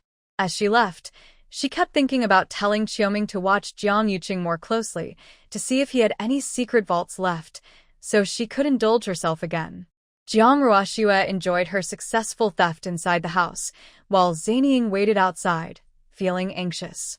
After a long time without seeing her mistress come out, she worried something might have gone wrong. She was about to sneak inside to look for her. Just as she jumped onto the wall, she saw a figure confidently walking out of the door. Upon closer look, it was her own master. Zhu.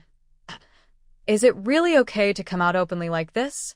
Zhu gently jumped down from the courtyard wall, took a few steps to Zhang Luoxue and noticed she not only came out through the main gate, but also was empty-handed. She couldn't help but ask with some suspicion, "Master, why did you come out empty-handed?" Zhang Luoxue didn't want to tell her she had already emptied the house.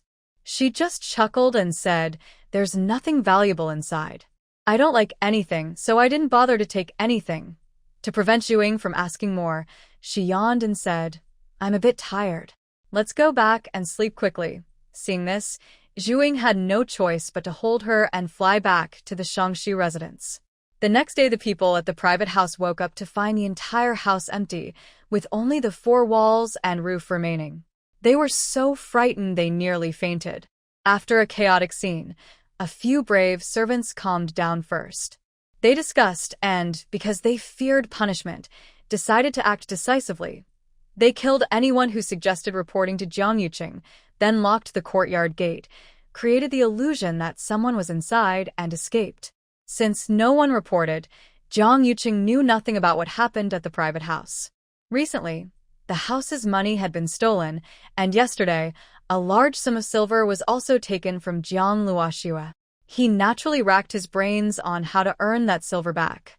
He was so busy, he didn't even have time to return home. Meanwhile, Chu Lianxin was also busy. The flower viewing banquet at the Zhongshu Shilong's residence was coming soon, and as the wife of the Shangshu, she couldn't dress too plainly. She took Jiang Ruju to the most famous shop in the capital to pick jewelry and beautiful clothes, hoping her daughter would shine at the banquet and everyone would see that Jiang Ruju was soon to be the daughter-in-law of the Nguagong residents. The mother and daughter spent the whole day shopping and finally returned with a full load. When Jiang Ruju got off the carriage, she happened to see Zhang Luoxue returning to the residence. Seeing her elder sister and her maid empty-handed, she felt a bit sarcastic inside and asked hypocritically, "Big sister, you went out and came back empty-handed. Is your taste too high? Or are you just not good at choosing? The flower viewing banquet is tomorrow. You're dressed so plain. If the noble ladies see, they might think your mother is being too harsh on you. Why don't I kindly give you 1 or 2 items? After Jiang Ruju's words tried to shame her sister, she still wanted to take off 2 old items from her head to humiliate her older sister and show her kindness. Jiang Luoxue turned to look at her proud younger sister and then glanced at the item in her maid's hand, a mischievous smile appearing on her face. Since that's the case, thank you, sister. But since you're giving it away, it can't be old things. It should be 2 cheap silver hairpins. If they get out, people might say our family is stingy, not even able to give good gifts. After saying this, Jiang Luoxue walked over to her maid holding the gift, examined it carefully, and said with a smile, I think this jade dragon hairpin with green embellishments and this red jade beaded phoenix hair ornament suit me well. They match my skin tone. To not disappoint your kind intention, I will reluctantly take them. She then reached out and took the 2 most expensive pieces of jewelry among Jiang Ruju's belongings. Holding the cheap items in her hand, she thought, no free lunch for a scoundrel. Jiang Ruju's attempt to humiliate her with this trick was simply too foolish. Jiang Luoxue was not one of those vain young ladies who cared about face and endured hardships. If Jiang Ruju wanted to use this petty trick to trouble her, she would teach her a lesson and make her bleed a little.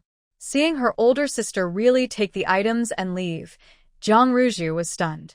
God knows her gift was fake, but her humiliation of her sister was real. Was Jiang Luoxue crazy? Why didn't things go as she expected? She originally thought Jiang Luoxue would be furious after hearing her words. After all, noble daughters have their pride, and no one would accept someone else's leftovers. If Jiang Luoxue refused, it would mean she was narrow-minded and ungrateful for her sister's kindness. Then she could pretend to be weak, and everyone would blame her proud older sister for being arrogant, firmly branding Jiang Luoxue with a bad reputation. But if Jiang Luoxue accepted her leftovers, she would be even more looked down upon. It's important to know there are 2 situations where someone accepts used items. Either a senior gives gifts to a junior, which must be accepted, or a master gives to a servant. Since Jiang Ruju is her younger sister, if Jiang Luoxue accepted her old gifts, it would be like lowering herself in status. Not only did she lower herself, but she also gained a reputation for being shallow. Jiang Ruju's plan was very clever. She thought Jiang Luoxue couldn't escape this bad reputation no matter what she did. But she never expected Jiang Luoxue to act differently from what she planned. Not only did Jiang Luoxue solve her problem in an unexpected way, but she also took the 2 most expensive pieces of her new jewelry. These were items she bought specially to impress others tomorrow. Her mother had been very careful with the money when buying them. Now that Jiang Luoxue took them, she didn't know what to do. Seeing Jiang Luoxue's figure about to disappear, Jiang Ruju, who had failed to catch her, was very anxious. She turned to her mother, who was still in the carriage, and asked for help. Mother, Jiang Luoxue is shameless. She took my hairpin and earrings. Please make her return them. Chu Lianxin, who was inside the carriage, heard her daughter in trouble with her stepdaughter. She hadn't planned to interfere at first, but now that her daughter was at a disadvantage, she couldn't just watch. The gold hairpin and earrings cost her over 3,000 taels of silver. They were bought to help her daughter look good tomorrow. She couldn't let Jiang Luoxue take them. Chu Lianxin hurriedly got out of the carriage and shouted at Jiang Luoxue, who was leaving, "Swear, wait. Your sister was just joking with you. As the older sister, you shouldn't be so petty. If you really like the gold hairpin and earrings, I will pick out a few more for you when I go back inside. Don't fight with your sister over them." Jiang Luoxue looked back at her mother, who appeared kind and gentle, but her words still contained a subtle dig at Chu Lianxin. "Mother, your words are misleading. First, I didn't like the hairpin and earrings. Jiang Ruju was the one who offered to give them to me." Jiang Ruju immediately interrupted. "I never said I was giving you this jade hairpin and earrings." Jiang Luoxue frowned and, acting like the elder sister, scolded her. "Ruju, you are the second daughter of the Shangshu family. Don't you know basic manners and etiquette? You're about to get married soon. Even if you're mischievous, you should have learned some manners. Do you really think it's proper to give something new to someone older than you instead of old things? You keep saying you want to give me things, but you use things meant for servants to give to your older sister. What kind of mind is that? The onlookers, hearing this, looked at Jiang Ruzhua with changed eyes. They began whispering. Isn't she treating her older sister like a servant? Not only did Jiang Ruzhua steal her sister's marriage, but she also wants to treat her like a maid. Her heart is truly wicked. Did you notice that Miss Jiang just now seemed to want to put Miss Jiang on the spot? Yes, if Miss Jiang didn't accept her gift, it would mean she has a small mind and can't tolerate others. But if she accepts the old things used by Miss Jiang, it would be no different from a servant. I didn't expect that Miss Jiang, who looks innocent and kind, is actually so mean inside. When her thoughts were exposed, Jiang Ruzhu's face turned pale with anger, and she didn't know how to respond. Chu Lianxin forced a smile and said to the daughter, "Your sister means no harm. She's just joking." "Snow, why are you taking it seriously?" Jiang Ruoxue sighed and said seriously, "Mother, Sister Ruzhu is about to marry into the Nguigong's family. Doesn't she know which jokes are okay and which are not? If that's the case, how can she be a good future wife of the heir?" Facing the angry looks from her mother and sister, Jiang Luoxue continued as if thinking of her sister. As her older sister, I took away her 2 new accessories today as punishment. I want her to think carefully before she speaks or acts. Isn't that right? How come, when it comes from your mouth, it sounds like I, the older sister, am stealing my sister's accessories? Jiang Luoxue added with a half-smile. Or is it because you and your mother are used to taking things from others, so you naturally use that word? You. Chu Lianxin's face turned pale with anger, but Jiang Luoxue interrupted her before she could speak. What? Am I wrong? Then today, I want to tell everyone that Jiang Ruzhu not only stole my engagement, but also... Before Jiang Luoxue finished, Chu Lianxin knew what she was about to say and quickly cut her off sternly. Enough.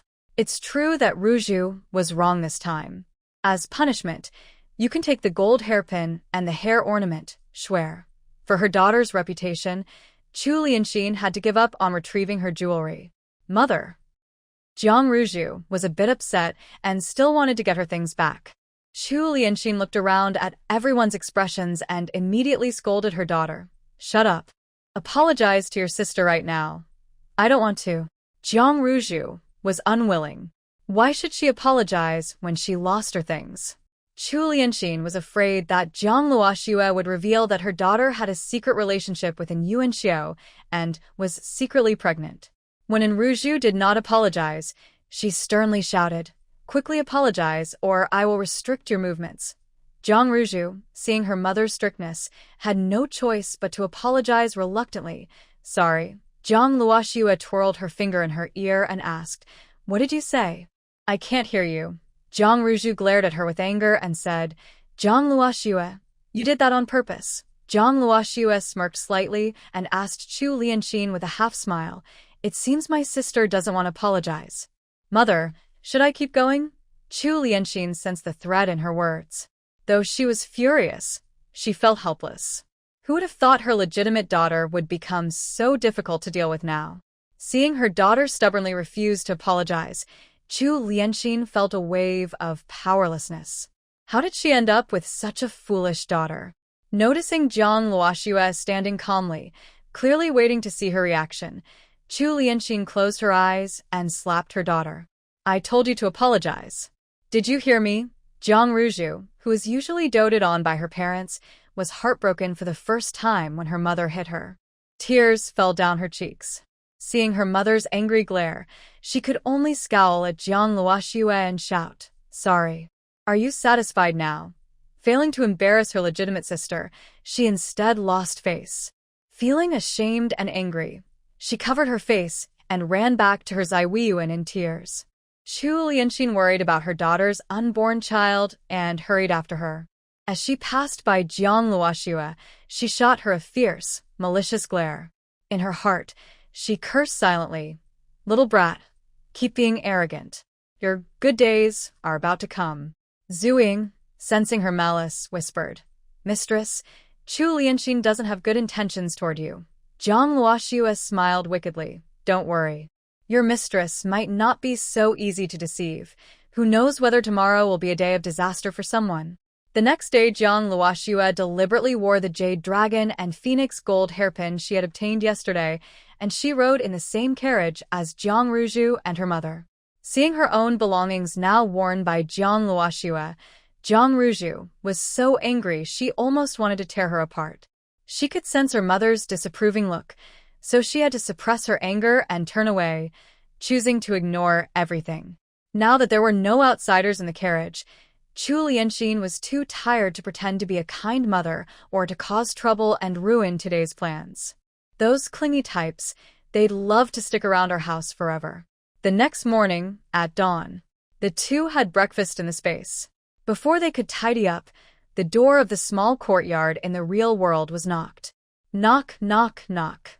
The rhythm was lively, and it was clearly someone familiar. Pei Yinjue put down his chopsticks and gave Su Xingqing a look. See for yourself. Big sister, first send me and him out. Change your clothes and come out later. Don't run around in your pajamas, Su Xingqing. Got it. In the next moment, Pei Yunzhou and the unconscious man in black appeared in the east wing.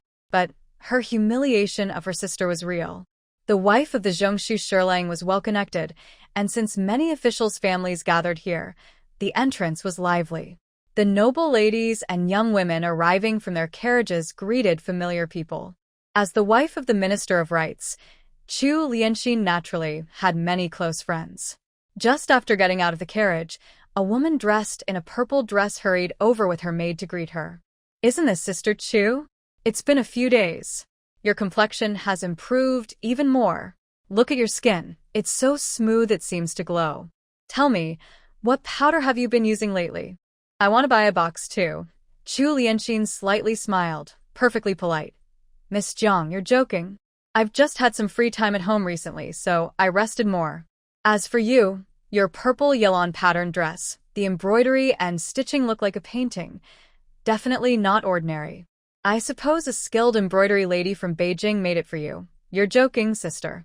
Compared to your entire outfit of Su embroidery, my Gu embroidery is nothing, Zhang Ichi modestly said, but her face showed pride. It's easier to find embroidery ladies skilled in Su embroidery in Beijing, but Gu embroidery is harder to find. Her dress was carefully chosen by her brother from her family, making it more precious than Su embroidery. After comparing themselves, Zhang Ichi happily saw Jiang Luoxue and Jiang Ruju coming out of the carriage and immediately smiled warmly. These two must be Sister Chu's daughters. They are truly beautiful and charming. Sister, you are so lucky. You're flattering me, sister. Chu Lianxin replied modestly. Chu Lianxin smiled modestly, then waved her hand to let the two sisters go and greet others. Miss Jiang, this is my second daughter, Jiang Ruju. Madame Jiang, greetings. Jiang Ruju bowed politely with a gentle smile. Madame Jiang was surprised that Chu Lianxin introduced her daughter first, but she quickly reacted, pretending not to notice, and warmly helped Jiang Ruju to stand. Good girl, please stand up. She then carefully looked at her and praised her. Looking at her, second Miss Jiang really resembles Sister Chu, like a fairy from the sky. I heard she is skilled in music, chess, calligraphy, and painting. Only a handsome young man like young master and could match such a heavenly person. Hearing the compliment, Jiang Ruju immediately lowered her head shyly. Chu Lianxin was so happy, she couldn't hide her smile. She and Madame Jiang exchanged words, ignoring Jiang Luoxue, who was standing aside. After a while, as if she just remembered, Chu Lianxin smiled apologetically and said, I almost forgot, this is my stepdaughter, Jiang Luoxue. Greetings, Madame Jiang. Jiang Luoxue bowed politely, confident but respectful. Madame Jiang was sharp and could tell from Chu Lianxin's attitude that she didn't like this stepdaughter. She responded calmly, Miss Jiang, no need for formalities. Then she turned to chat with Chu Lianxin as if Jiang Luoxue wasn't there. Jiang Luoxue had seen many people like this who looked down on others, so she naturally didn't mind. She quietly waited on the side. Chu Lianxin was chatting warmly with Madame Jiang when suddenly, a woman and her companions approached to greet them. Lianxin Yihuan, I saw your figures from afar, and thought it was you too. I didn't expect it really is you. Seeing the visitors, Chu Lianxin and Jiang Yihuan quickly greeted them warmly. Jiang Yihuan smiled and said, "We knew Jingyu would come, so Sister Chu and I waited here specially for you." Jingyu was pleased to hear her friends waited for her here. She smiled happily and joked, "Please forgive me for making you wait. Jingyu will definitely treat you to drinks later as an apology." Jiang Yihuan immediately laughed. "That's what you said. Don't try to back out later." "Of course not." Chu Lianxin smiled and interrupted their joking. "The flower viewing banquet is about to start. Let's go inside." Zhang and Jiang immediately agreed politely. They chatted happily while also making small talk with Jiang Ruju, praising her highly. As for Jiang Luoxue, she didn't even bother to look at them, acting as if she wasn't there. Jiang Luoxue didn't care about being excluded by the others. These so-called noble ladies are very snobbish. They are like weather vanes, leaning toward whoever is in power. The reason they flatter Jiang Ruju is because she is about to marry into the Duke of An's family. They want to use this chance to build good relations and help their husbands' futures. As for Jiang Luoxue, who has no mother to support her and lost her engagement with the Duke of An, these people see no value in her. Naturally, they don't bother talking to her. Since others ignore her, Jiang Luoxue also doesn't bother to pay attention. She leisurely followed behind, heading toward the main gate of the Zhongshu Shirlong's residence. As soon as they entered, a maid came to lead the way. Jiang Luoxue looked around at the Zhongshu Shirlong's house. Maybe officials of the same rank have similar tastes. She felt that the layout here was quite similar to that of the Shongshu residence.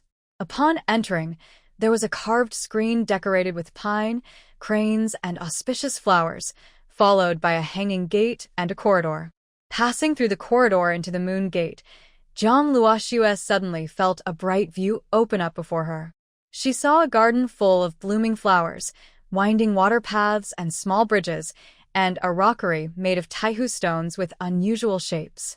Between the rocks, some orchids grew, adding a gentle touch to the otherwise rugged scenery. In the lotus pond, green leaves stretched endlessly, and a few red fish swam leisurely under the lotus leaves, breaking the surface of the water. Various famous flowers and plants were arranged neatly in the garden, filling the air with their fragrance.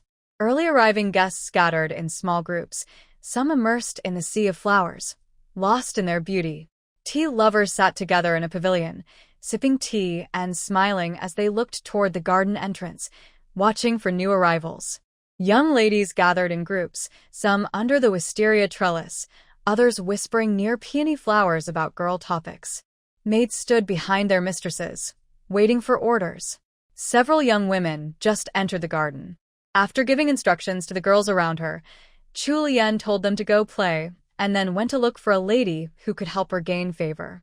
As soon as the ladies left, several girls approached Jiang Ruju with friendly smiles. One round-faced girl praised her happily. "Ruju, your outfit today looks really nice. The bright red color suits you best, making your skin look as white as snow. I can't take my eyes off you," she playfully added. "If I were a man, I would marry you and make you my wife." Another pretty girl quickly interrupted. "Even if you were a man, what would change? Everyone in the capital knows that Sister Ruju is the favorite of Lord An. You wouldn't stand a chance against him." "Exactly. Lord An and Ruju are a perfect match. Even if you became a man, you wouldn't have a shot. You girls. You mischievous troublemakers. You're just teasing me. Just wait, I'll tear your mouths apart." Jiang Ruju blushed from their teasing and pretended to reach out to hit them. Jiang Luoxue, tired of their chatter, decided to ignore them. She thought about finding a quiet place away from the crowd to relax. Seeing her want to leave, Jiang Ruju quickly pretended to be concerned and said, "Sister, this is the residence of the Deputy Minister of the Central Secretariat. Don't wander around freely. If you offend the wrong person, I won't be able to help you." Before she finished speaking, a girl dressed in light purple with a malicious look in her eyes sneered, "Ruju, is this your sister? The one who abandoned her family?" Jiang Ruju immediately pretended to be kind. "Inger, don't talk nonsense. My sister just didn't have luck with Brother Yuanxiu." The purple-dressed girl sneered coldly. "Ha. No luck. Basically, Lord An just doesn't like her. With her plain looks, she can't compare to you, Ruju." If I were Lorden, I wouldn't like her either. Her words caused a burst of laughter. Another young lady quickly joined in, mocking. She was rejected by Lorden and still dares to come to the flower viewing banquet. If I were her, I'd be so ashamed I'd die. Zhang Luoxue crooked her mouth and said to Zhuing, Zhuing, I heard a saying, beautiful women admire each other, but lowly pigs just gossip. She added, I didn't understand what it meant before, but now I finally get it. Shadow Chaser forced a smile, glanced at a few women and nodded. Indeed, very vivid. The others immediately sensed her indirect criticism and looked angry. Luinga glared at Zhang Luoxue and cursed. Who are you calling a pig brain? Zhang Luoxue raised an eyebrow with a mischievous smile and said, I didn't name anyone specifically. If the words fit, then it's you, you useless woman. I will teach you a lesson today. Luinga was so angry she turned red and rushed forward to slap Zhang Luoxue. Shadow Chaser's face changed. She quickly stepped in to protect her. Zhang Luoxue gently pushed her aside, then kicked Luinga, knocking her to the ground, where she stayed unable to get up for a while. Everyone else was stunned. They had never seen Zhang Luoxue, who usually acted invisible at banquets, so bold today, daring to hit someone at the mid-secretary's wife's party. Jiang Ruzhu was the first to react.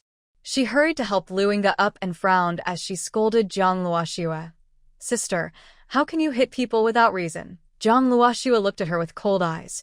Jiang Ruzhu, are those 2 eggs under your eyebrows for decoration, or are you blind and can't see the truth? Do you want me to help you pick them out and wash them? She took a few steps forward with a threatening tone, frightening Jiang Ruzhu into retreating several steps. One noble lady couldn't stand it anymore. She stepped forward and loudly and righteously scolded. Miss Jiang, how can you be so unreasonable? Luinga was just joking a little.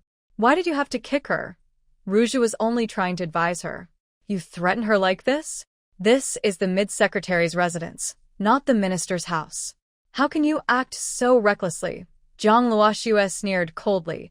This girl really has no sense of boundaries. You don't do anything at all. I think you're not just blind, you have hearing problems too. Luinga insulted me for no reason and even tried to attack me. Did you not see that? Zhang Ruzhu accused me without knowing the facts. You didn't hear that, but you're here criticizing me, the victim. I tell you, if you think I'm crazy, don't come looking for me. I'm not a veterinarian. You. The woman realized Zhang Luoxue was insulting her, making her furious. She wanted to curse but was too tongue-tied, unable to form a complete sentence. Zhang Luoxue didn't let her get away. She transformed into Zhang Daodu, speaking sharply and confidently. You, what are you doing? Don't think that just because you're sick in the head, you can do whatever you want. With your brain, even a dung beetle would avoid you. Just shut your mouth when you're spouting nonsense. I'm not your parents, and I don't have the patience to spoil you. When it comes to arguing, these young ladies from noble families are no match for Zhang Luoxue. In just a few exchanges, she had them speechless and angry, standing there panting in frustration. Zhang Luoxue, having won the argument, was about to leave. At that moment, a young lady in yellow passed by with a group. Luinga saw the girl leading the group and felt like she had found a savior. Pingzhao, help me. Hearing the cry, Li Pingzhao turned around and saw his cousin clutching her stomach in pain, asking for help. He hurried forward and asked with concern, Cousin, what's wrong? Who hurt you? It's Zhang Luoxue. She kicked me, Luinga said angrily, pointing at Zhang Luoxue. The others with her also started to speak up. Yes, it was her who kicked Inga. Zhang Ruzhu tried to hide her smirk and pretended to be kind, saying, Sister, you should apologize to Inga quickly. If you offend Pingzhao, my sister can't help you. Seeing her fake concern, Zhang Luoxue sneered and said sarcastically, Zhang Ruzhu, do you know what you look like right now? Like a stale green tea, over 100 years old. It's not my fault if I flirt first, so I don't need to apologize. If you keep talking nonsense, I might even think your mother threw you away when you were born and kept the placenta instead. Zhuing couldn't help but chuckle at her sharp words. Her master was really good at roasting people. The onlookers nearby also couldn't hold back their laughter. Only Zhang Ruzhu and her friends looked furious, their faces turning pale with anger. Zhang Luoxue didn't want to bother with these inexperienced troublemakers. She turned around with Zuying and prepared to leave. The woman in yellow saw her rebellious attitude and didn't take her seriously. Used to being the center of attention, she couldn't tolerate such disrespect. She sternly shouted, "Stop right there. You hit someone and you think you can just walk away?" Zhang Luoxue turned her head and looked at her calmly. "Are you talking to me?" Before Li Pingzhao could speak, her maid immediately stepped forward and scolded, "How dare you speak to our young lady like that?" Over the past few days, Zuying has been following Zhang Luoxue, and her words have become sharper. When she heard the maid speak so disrespectfully to her mistress, she immediately retorted, "My young lady is like that. What can you do about it? If you're afraid of being scolded, then don't come out to show off. Stay at home and hide like a turtle." The maid couldn't argue with Zuying, so she tried to use her status to pressure her. Fu Xiaochuan held his school bag strapped tightly, his fingers clenched. He wanted to speak several times, but when he looked into Jiang Wanyue's gentle, moist eyes, he suddenly couldn't say anything. Jiang Wanyue knew exactly what Fu Xiaochuan was thinking. She was just pretending not to notice. Anyway, this kid was like a closed box. If he didn't say anything, she wouldn't bring it up. She asked, "What are you looking at me for? Have you finished your homework?" Fu Xiaochuan nodded. "It's done. I wrote it at school." Jiang Wanyue knew this child was smart. Once he catches up on nutrition and his brain fully develops, people who don't know better might think your young lady is a princess. Li Pingzhao saw that Zhang Luoxue didn't try to stop her maid at all, and her face darkened. Her tone carried a hint of threat. "Miss Jiang, you're a bit too arrogant. Do you really think no one can control you?" Zhang Luoxue usually didn't start trouble, but she was never afraid of it. Hearing the threat in Li Pingzhao's words, she slightly curled her lips and said, "A bat with a feather stuck on its head. What kind of bird are you?" After saying that, she took a few steps forward and stood in front of Li Pingzhao, her gaze steady on her. "If you have the guts, try to move me and see what happens." A coldness flashed in Zhang Luoxue's eyes. If this foolish woman dared to provoke her, she wouldn't mind showing her the consequences. The two were close, and Li Pingzhao didn't miss the cold look in her eyes. She first felt fear, then grew angry and embarrassed. She was a daughter of a second-rank official family. If she was intimidated by a third-rank official, how could she still be respected among noble ladies? She couldn't afford to lose face like this. Her pride wouldn't allow her to back down. She stepped back a few paces and called her maids.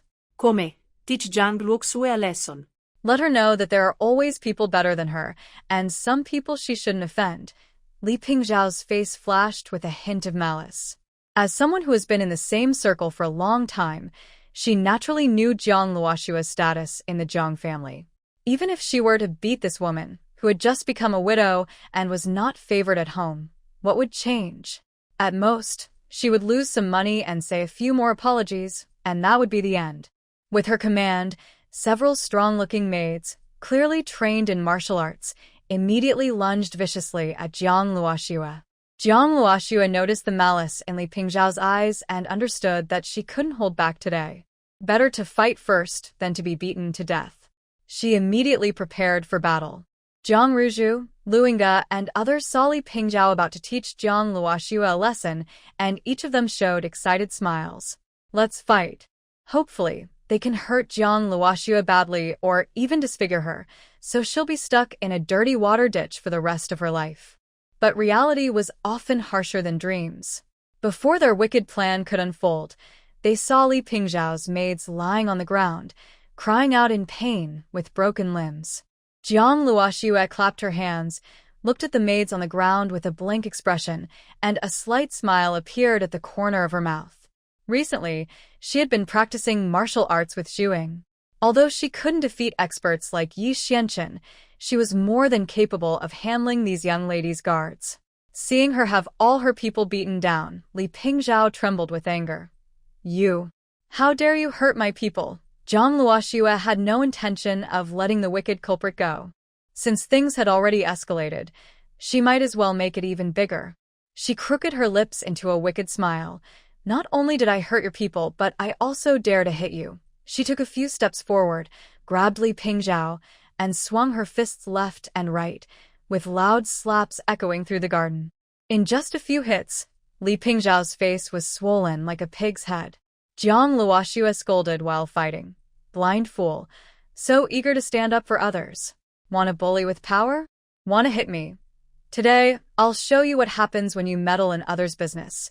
At first, Li Pingzhao could still curse, but soon she was reduced to crying and wailing from the beating. Luinga, worried that her cousin might be beaten to death, hurriedly told the maids to find Madame Zhongshu, the wife of the Minister of War, and inform her about what was happening. Deng Mingshu heard someone causing trouble at her flower viewing banquet and immediately looked displeased. She gathered her people and hurried to the garden. From afar, she saw the noble ladies gathered in a group, with the sound of slaps and women's crying coming from the crowd. A maid who brought the news said that the person being hit was the daughter of the right minister's family, who was also her niece. Afraid something serious would happen, she was both anxious and angry. She ignored her image and quickly ran over with her people. She shouted loudly, "Stop!" The onlookers saw the lady of the Central Secretariat arrive and quickly made way for her. Some people who didn't like Li Pingzhao looked worried when they saw Deng Mingshu's bad expression. They secretly hoped for her to be okay. This lady of the Central Secretariat was related to Li Pingzhao, so everyone thought the girl might be in trouble now. Sure enough, Deng Mingshu saw her niece badly beaten and was furious. Without asking who was right or wrong, she pointed at Jiang Luoxue and scolded, hitting a noble lady openly in broad daylight. "Don't you have any manners?" Jiang Luoxue wasn't afraid and replied back. The lady of the Central Secretariat didn't even ask what happened before blaming others. Isn't that lack of manners too? Deng Mingshu was surprised that Jiang Luoxue didn't show her any respect and even openly criticized her for being rude. She turned pale with anger and said in a calm voice, "How dare you speak to me like that?" Jiang Luoxue calmly answered, "I treat others with courtesy, so I expect to be treated the same. Is that wrong?" You're talking nonsense." Deng Mingshu, unable to argue further, ordered her servants, "Come here. Bring Jiang lady here. I want to ask her, as a mother, how she raised such a girl who doesn't respect her elders." When Chu Lianxin heard that Jiang Luoxue had offended the lady of the Central Secretariat, she was first a little nervous, then secretly pleased. If she could use the lady of the Central Secretariat to deal with Jiang Luoxue today, it would be better than doing it herself. Thinking this, her worries eased. She quickly took her friend and went to the backyard of the lady of the Central Secretariat's residence. Seeing Deng Mingshu, Chu Lianxin immediately bowed and said, "Chu family greets the lady of the Central Secretariat." Deng Mingshu looked at her with a cold face and said, "Madam Jiang, look at the good daughter you raised. Not only did she cause trouble and hit someone at my banquet, but now she even dares to talk back to me. What crime does she deserve? Madam, please stay calm. It is true that I, as her stepmother, did not teach her well, which led to Luoxue offending the noble guest without knowing her place. I take full responsibility and apologize to everyone on her behalf. Please, madam, consider her young age and forgive her. If she must be punished, then punish me instead." Qing Lianxin put on a gentle, motherly look and begged earnestly, moving everyone who watched. At this moment, Jiang Ruzhu stepped forward to defend her mother. "Mother, why do you have to be like this? Sister has always been arrogant and domineering in the house. She doesn't even respect you and often hits or scolds you. Why are you begging for her?" Hearing Jiang Ruzhu's words, the onlookers gasped in surprise. Their eyes on Jiang Luoxue immediately filled with disdain, and they began to criticize her for being unfilial and unkind. Qing Lianxin saw that everyone disliked Jiang Luoxue. She took a handkerchief to cover her mouth to hide her smile and deliberately scolded her daughter. "Ruzhu, stop talking. Your sister didn't mean it." But Jiang Ruzhu didn't stop. Instead, she shouted loudly, "She didn't mean it, but she did it on purpose. Mother, your wrist was broken by her, and the doctor said you can't lift heavy things anymore.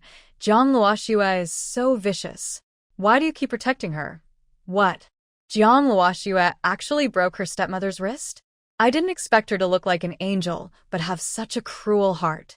Truly, appearances can be deceiving." "Exactly. No wonder the Duke of Anne's family wanted to break off the engagement. If such a vicious person married into the family, it would cause chaos. Yes, a wife should be virtuous. Jiang Luoxue looks like a fox spirit, obviously not a good person. Jiang's second miss is dignified and kind. If I were the heir of the Duke of N, I would choose the second miss, not this troublemaker. Hearing everyone's harsh words about Jiang Luoxue, Qing Lianxin felt even happier. From today on, Jiang Luoxue's reputation was completely ruined. No noble family would want to marry her anymore. When she returned home, she planned to whisper to Jiang Yuqing that this little troublemaker's life would be over. As soon as she died, Lu's dowry would return to her hands. Chu Lian felt very happy inside, but she pretended to be kind and explained for her stepdaughter. Please don't blame Luo Shui. It's not her fault that she has become like this. She lost her mother when she was young, and the master was busy with work. Plus, she's a boy, so he didn't teach her well. Since I married into the Jiang family and saw how young she was when she lost her mother, I didn't want to be too strict. Even though she often disrespects me as her stepmother and scolds her sister and brother, I always think she's still young and doesn't understand. I believed she would grow out of it. But now, she has become so arrogant and rude. I'm the one who made a mistake as her stepmother. I shouldn't have let her get away with it. Please don't blame Luo Shui. I am here to bow to you all, and I ask you to forgive her. Chu Lian's plea seemed sincere, but it actually revealed her prideful attitude as the legitimate daughter, which made everyone praise her more and dislike Jiang Luo Shui even more.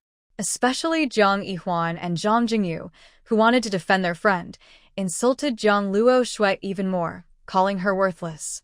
Deng Mingshu, the head of the household, looked at Chu Lian with sympathy and said, Madam Jiang, you shouldn't blame yourself. Your kind heart shows you care for Luo Shui. She is young, and you didn't want to punish her harshly, but the real fault lies with this ungrateful girl. She doesn't understand your good intentions and instead scolds and hits you, her mother. No wonder she dared to hit a noble girl in public today. After comforting Chu Lian, Deng Mingshu turned to look at Jiang Luo Shui with dislike. If Madame Jiang can't scold her, let me do it. I will teach this disrespectful girl a lesson. Someone, take her out and give her 30 hits, then throw her out of the house. The gate of the Zhongshu Shirlong's residence won't tolerate someone disloyal and unfilial like her. From now on, she is not allowed to step into the house again. With these words, Deng Mingshu cut off Jiang Luo Shui's chance to return to the Hai family. Even her fallback plan of marrying down was blocked. Some women who didn't care about Jiang Luo Shui's status as a widow and wanted to marry into the Zhongshu household immediately gave up the idea after she offended the Zhongshu Shirlong's wife. No family wanted to risk offending the Zhongshu Shirlong's household just to marry a troublemaker with no worth. Everyone automatically moved away, keeping Jiang Luo Shui at a distance so the guards could catch her. Chu Lian was very happy inside, but she pretended to be kind and begged the lady of the Central Secretariat to forgive Jiang Luoxue. Deng Mingshu warned her firmly, Madam Jiang, Jiang Luoxue hit people in my house without reason and disturbed my flower viewing banquet. She also spoke disrespectfully to me. I must stand up for my dignity. If you try to defend her again, don't blame me for losing face and kicking you both out of the house. Chu Lian quickly shut her mouth and looked at Jiang Luoxue with a helpless expression. Zhu Ying had already seen through Chu Lian's tricks and protected Jiang Luoxue firmly. While coldly confronting the servants from the Central Secretariat's house, she softly said to Jiang Luoxue, Miss, your stepmother is pretending to plead for you, but she's actually making things worse and making everyone dislike you more. Do you want to expose her? Jiang Luoxue shook her head. There's no need. These people don't care about the truth. They only care about status and benefits. As for who I really am or whether Chu Lian and her daughter are falsely accusing me, these noble ladies and young misses don't care. Jiang Luoxue knew very well that these women were all scheming women from the inner court. Could they not see that Chu Lian was deliberately ruining her reputation? They were just pretending not to know. Looking down on a girl without her mother's support, who was abandoned after her engagement was broken, and who had no favor from her father, these women could flatter Chu Lian, who was the madam of the Ministry of War, and also show off in front of Jiang Ruju, who was about to marry into the Ingui Duke's family. They could also curry favor with the lady of the Central Secretariat. Such a perfect opportunity to gain benefits. Who wouldn't take it? If she didn't step on her now, her bad reputation would spread across the capital tomorrow. Everyone would come to humiliate her until she was trampled into the mud and couldn't turn over. Humph. Rather than leaving behind a reputation as a hated woman, she might as well earn a fierce and formidable name. At least then, many people would be afraid of her and dare not offend her. Jiang Luoxue made up her mind, regardless of whether her secret would be exposed. She took out a silenced pistol from her wide sleeve, prepared to use her best skill to strike hard today, to serve as a warning to others. She wanted everyone to tremble at the mention of Jiang Luoxue's name, so they would never dare to provoke her again. The big fight was about to start. Suddenly, a loud voice came from outside. "I dare anyone to hurt her." Everyone turned to look at the door. An elegant, lively old lady, holding a cane, strode confidently toward them. Her maid hurried behind her, worried she might walk too fast and trip. Zhu Ying saw the old lady and smiled happily. "Madam, it's the old lady, the old lady." Jiang Luoxue was surprised. Zhu Ying nodded. "Yes, she was sent by the general to support you." Jiang Luoxue finally understood. The old lady in front of her was Knight Xuanqin's grandmother. Deng Mingshu saw the old lady approaching and was surprised. She thought to herself, she didn't send anyone to deliver a letter to the general's house. What kind of wind brought this grand lady here? She looked around and saw everyone watching her with admiration. Deng Mingshu felt proud and thought she looked impressive. Remember, the ancestor of the Knight family rarely attended banquets except for palace events. Today, she was at her flower viewing party. What a great honor! Deng Mingshu happily ran over to the old lady, bowing respectfully. "Madam Deng, greets Madam Knight. Sorry for the rudeness. If I had known you would come today, I would have gone to greet you at the gate." The old lady was too tired of her polite talk and waved her hand impatiently. "I'm not here for you. Do what you need to do, and don't get in my way." She then took a few steps to Jiang Luoxue, holding her hand tightly. She looked at her with eager eyes, as if she was admiring her favorite treasure. Her face was smiling brightly like a beautiful chrysanthemum, and she kept saying how wonderful everything was. Jiang Luoxue was speechless. She was overwhelmed by the old lady's enthusiasm and didn't know how to respond. Su Xian saw Jiang Luoxue freeze and realized her mistress was scared by her own warmth. She quickly coughed twice to remind her mistress to be gentle, so she wouldn't scare the girl away. Hearing her maid's reminder, the old lady finally realized she was being too eager and might have frightened the young lady. Worried that she might scare her future daughter-in-law away, she quickly cleared her throat twice, relaxed her previous attitude, and put on a gentle, respectful face. She said, "Swear, I hope I didn't scare you. Since we parted last time, Grandma has missed you so much that she lost her temper. Please don't mind." Jiang Luoxue understood that Yi Xianchen had probably spoken with the old lady, so she quickly responded, "Thank you, Lady Yi, for your concern. I also miss you very much." When she called her Lady Yi, the old lady deliberately looked displeased and corrected her. "Call me Lady Yi? That's too formal. Just call me Grandma Yi from now on. It sounds more friendly." Jiang Luoxue happily agreed, smiling as she said, "Grandma Yi? That's right." The old lady smiled happily, showing her teeth. She thought to herself, it would be even better if she called me Grandma. Recalling how everyone had bullied Jiang Luoxue earlier, the old lady's expression changed quickly, like flipping a page. She looked sternly at Deng Mingshu and asked, "Deng, what did Shuer do wrong? Why did you, as the wife of the Central Secretariat, have so many people to catch her?" Deng Mingshu's face stiffened as she recounted what had happened. Lady Yi sneered and said, "Deng, I didn't expect you to be so foolish. You're the wife of the Central Secretariat, yet you don't even understand the situation before calling for a fight. That's really impressive." She then pounded her cane heavily on the ground and said, "If I hadn't arrived in time today, you might have wrongly accused Shuer and punished her. Who gave you the courage to abuse private punishment like this?" Faced with the old lady's scolding, Deng Mingxiu lowered her head and didn't dare say a word, just quietly apologized. I was careless, Lady Yi. Please forgive me. Everyone else saw the wife of the Central Secretariat being scolded and shrank back, afraid they might be next. The old lady finished scolding Deng Mingxiu with a cold face, then immediately turned to Jiang Luoxue with a smile, her tone gentle and warm. Swear, Grandma Yi believes you would never hit someone without reason. It must be that they bullied you first, right? Tell Grandma Yi how they bullied you. Grandma will stand up for you. Seeing the old lady defend Jiang Luoxue so fiercely, everyone's faces changed. They secretly felt surprised.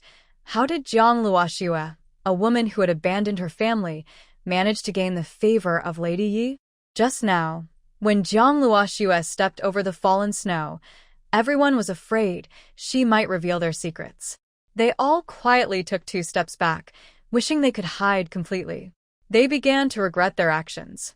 If they had known Jiang Luoxue was connected to the general's residence, they would have spoken up firmly when Chu Lianxin and her daughter were insulting her.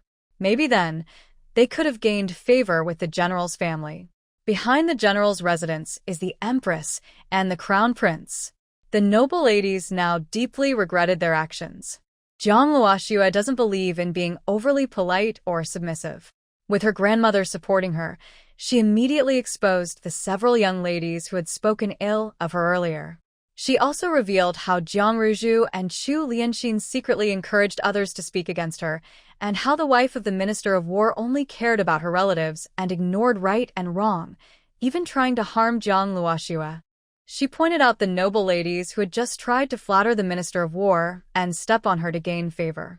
The people she named looked pale with fear, secretly resenting Jiang Luoxue for being so shameless as a young lady from a noble family. They couldn't believe she had the nerve to complain so openly, showing no sense of mercy or restraint. They also thought she was narrow-minded for not caring about what others thought. But Jiang Luoxue didn't care what they were thinking. She believed that when there's trouble, there's no need to waste time arguing. If someone has a grievance, they should speak out immediately. The old lady, after hearing her words, sneered coldly. Good. Even my benefactor dares to be slandered like this. Truly impressive. As the saying goes, if you can't clean your own house, how can you clean the world? When I return, I will talk to Chinner. How can these ladies, who can't even manage their own families, be expected to help the emperor? Hearing this, everyone suddenly panicked. They hurriedly knelt and begged, Old Lady Yi, we were wrong. We shouldn't have falsely accused Miss Jiang without understanding the situation. Please forgive us this time, and don't tell General Yi. If General Yi reports this to the emperor, their fathers and husbands might lose their positions. If their actions cause their men to lose their futures, they will either be dismissed or abandoned. Neither outcome is what they want. The proud noble ladies and young women now panicked when they saw the old lady's cold face ignoring them. Some people started to focus on Jiang Luoxue and even began to use moral pressure against her. Zhang Jingyu changed from her previous proud attitude, shed 2 tears, and smoothly said, Miss Jiang, I was careless just now and said something rude to you. Please be generous and forgive me this time. Zhang Yihuan wanted to use Jiang Luoxue's reputation to force her to submit. Yes, Miss Jiang, we were just joking a little. If you make a fuss over it, it makes you look narrow-minded and damages your reputation. Deng Mingxiu also said, That's right, Miss Jiang. Lady Yi is usually kind, and General Yi is very fair. He is busy every day, so if he gets involved in this small matter, it might delay his important work and harm his and Lady Yi's good name. After speaking, he signaled to Chu Lianxin to persuade her. Luoxue, everyone here was just joking. Why are you making such a big deal out of it? Besides, Lady Yi rarely comes out to enjoy the flower viewing. If you, as a junior, ruin Lady Yi's mood over a joke, it would be a real mistake. Yes, Miss Jiang. You should be more generous. That's the right way. Jiang Luoxue listened with a cold smile inside. These people weren't apologizing. They were just using moral pressure. They were basically using their reputation to force her. If she didn't forgive them, she would be accused of being narrow-minded and petty. But these people had miscalculated. Jiang Luoxue was never one to suffer losses. As for reputation, she didn't care if she had it or not. Reputation couldn't fill her stomach, and she felt more comfortable when she was at peace inside. She looked at everyone with a mocking smile and said, "Don't try to pressure me with moral arguments. Jiang Luoxue, won't fall for that. I have many good qualities, but the one I value most is my good memory. I remember clearly how everyone treats me. As for your so-called reputation, I think it's better to be straightforward than to swallow your anger for a false reputation. I believe, lady, you will understand me." As soon as she finished speaking, the old lady's eyes showed a hint of approval, and she laughed loudly. "Well said. It's better to be honest and straightforward than to compromise and gain a fleeting reputation. Just do what makes you happy. Swear, I really like your honest personality. It suits me very well." After Lady Knight praised Jiang Luoxue, she looked coldly at Deng Mingshu and others. "You did something wrong and didn't sincerely apologize. Then you tried to use me to moralize Shuer. Your faces are thicker than city walls. You don't need to make things difficult for her. I will take care of this matter today. No one can persuade me otherwise." The old lady then took Jiang Luoxue's hand. "Shuer, the flower viewing banquet at the Zhongshu minister's house is chaotic. Let's not go. Knight Grandma will go to the general's residence instead." Chu Lianxin saw the old lady wanted to leave with her stepdaughter and felt very anxious. If Jiang Luoxue left, what would happen to their plan? If they missed today, it would be hard to deal with this troublemaker later. What should they do? Just as Chu Lianxin was trying to think of an excuse to keep Jiang Luoxue, a servant from the Zhongshu minister's house came to report that the old lady from the Duke of Jin's residence had arrived. Deng Mingshu felt her legs weaken. She thought, what trouble had she caused? She had planned a simple flower viewing, but ended up with so many problems and two powerful figures showing up. The Knight Old Lady and the Duke of Jin's Old Lady were both formidable. She couldn't afford to offend either. Knight Old Lady was already tired of herself and hoped not to offend the Duke of Jin's lady again. Although she was nervous, she still had to receive her guest. Deng Mingshu had no choice but to muster her courage and go forward to greet her.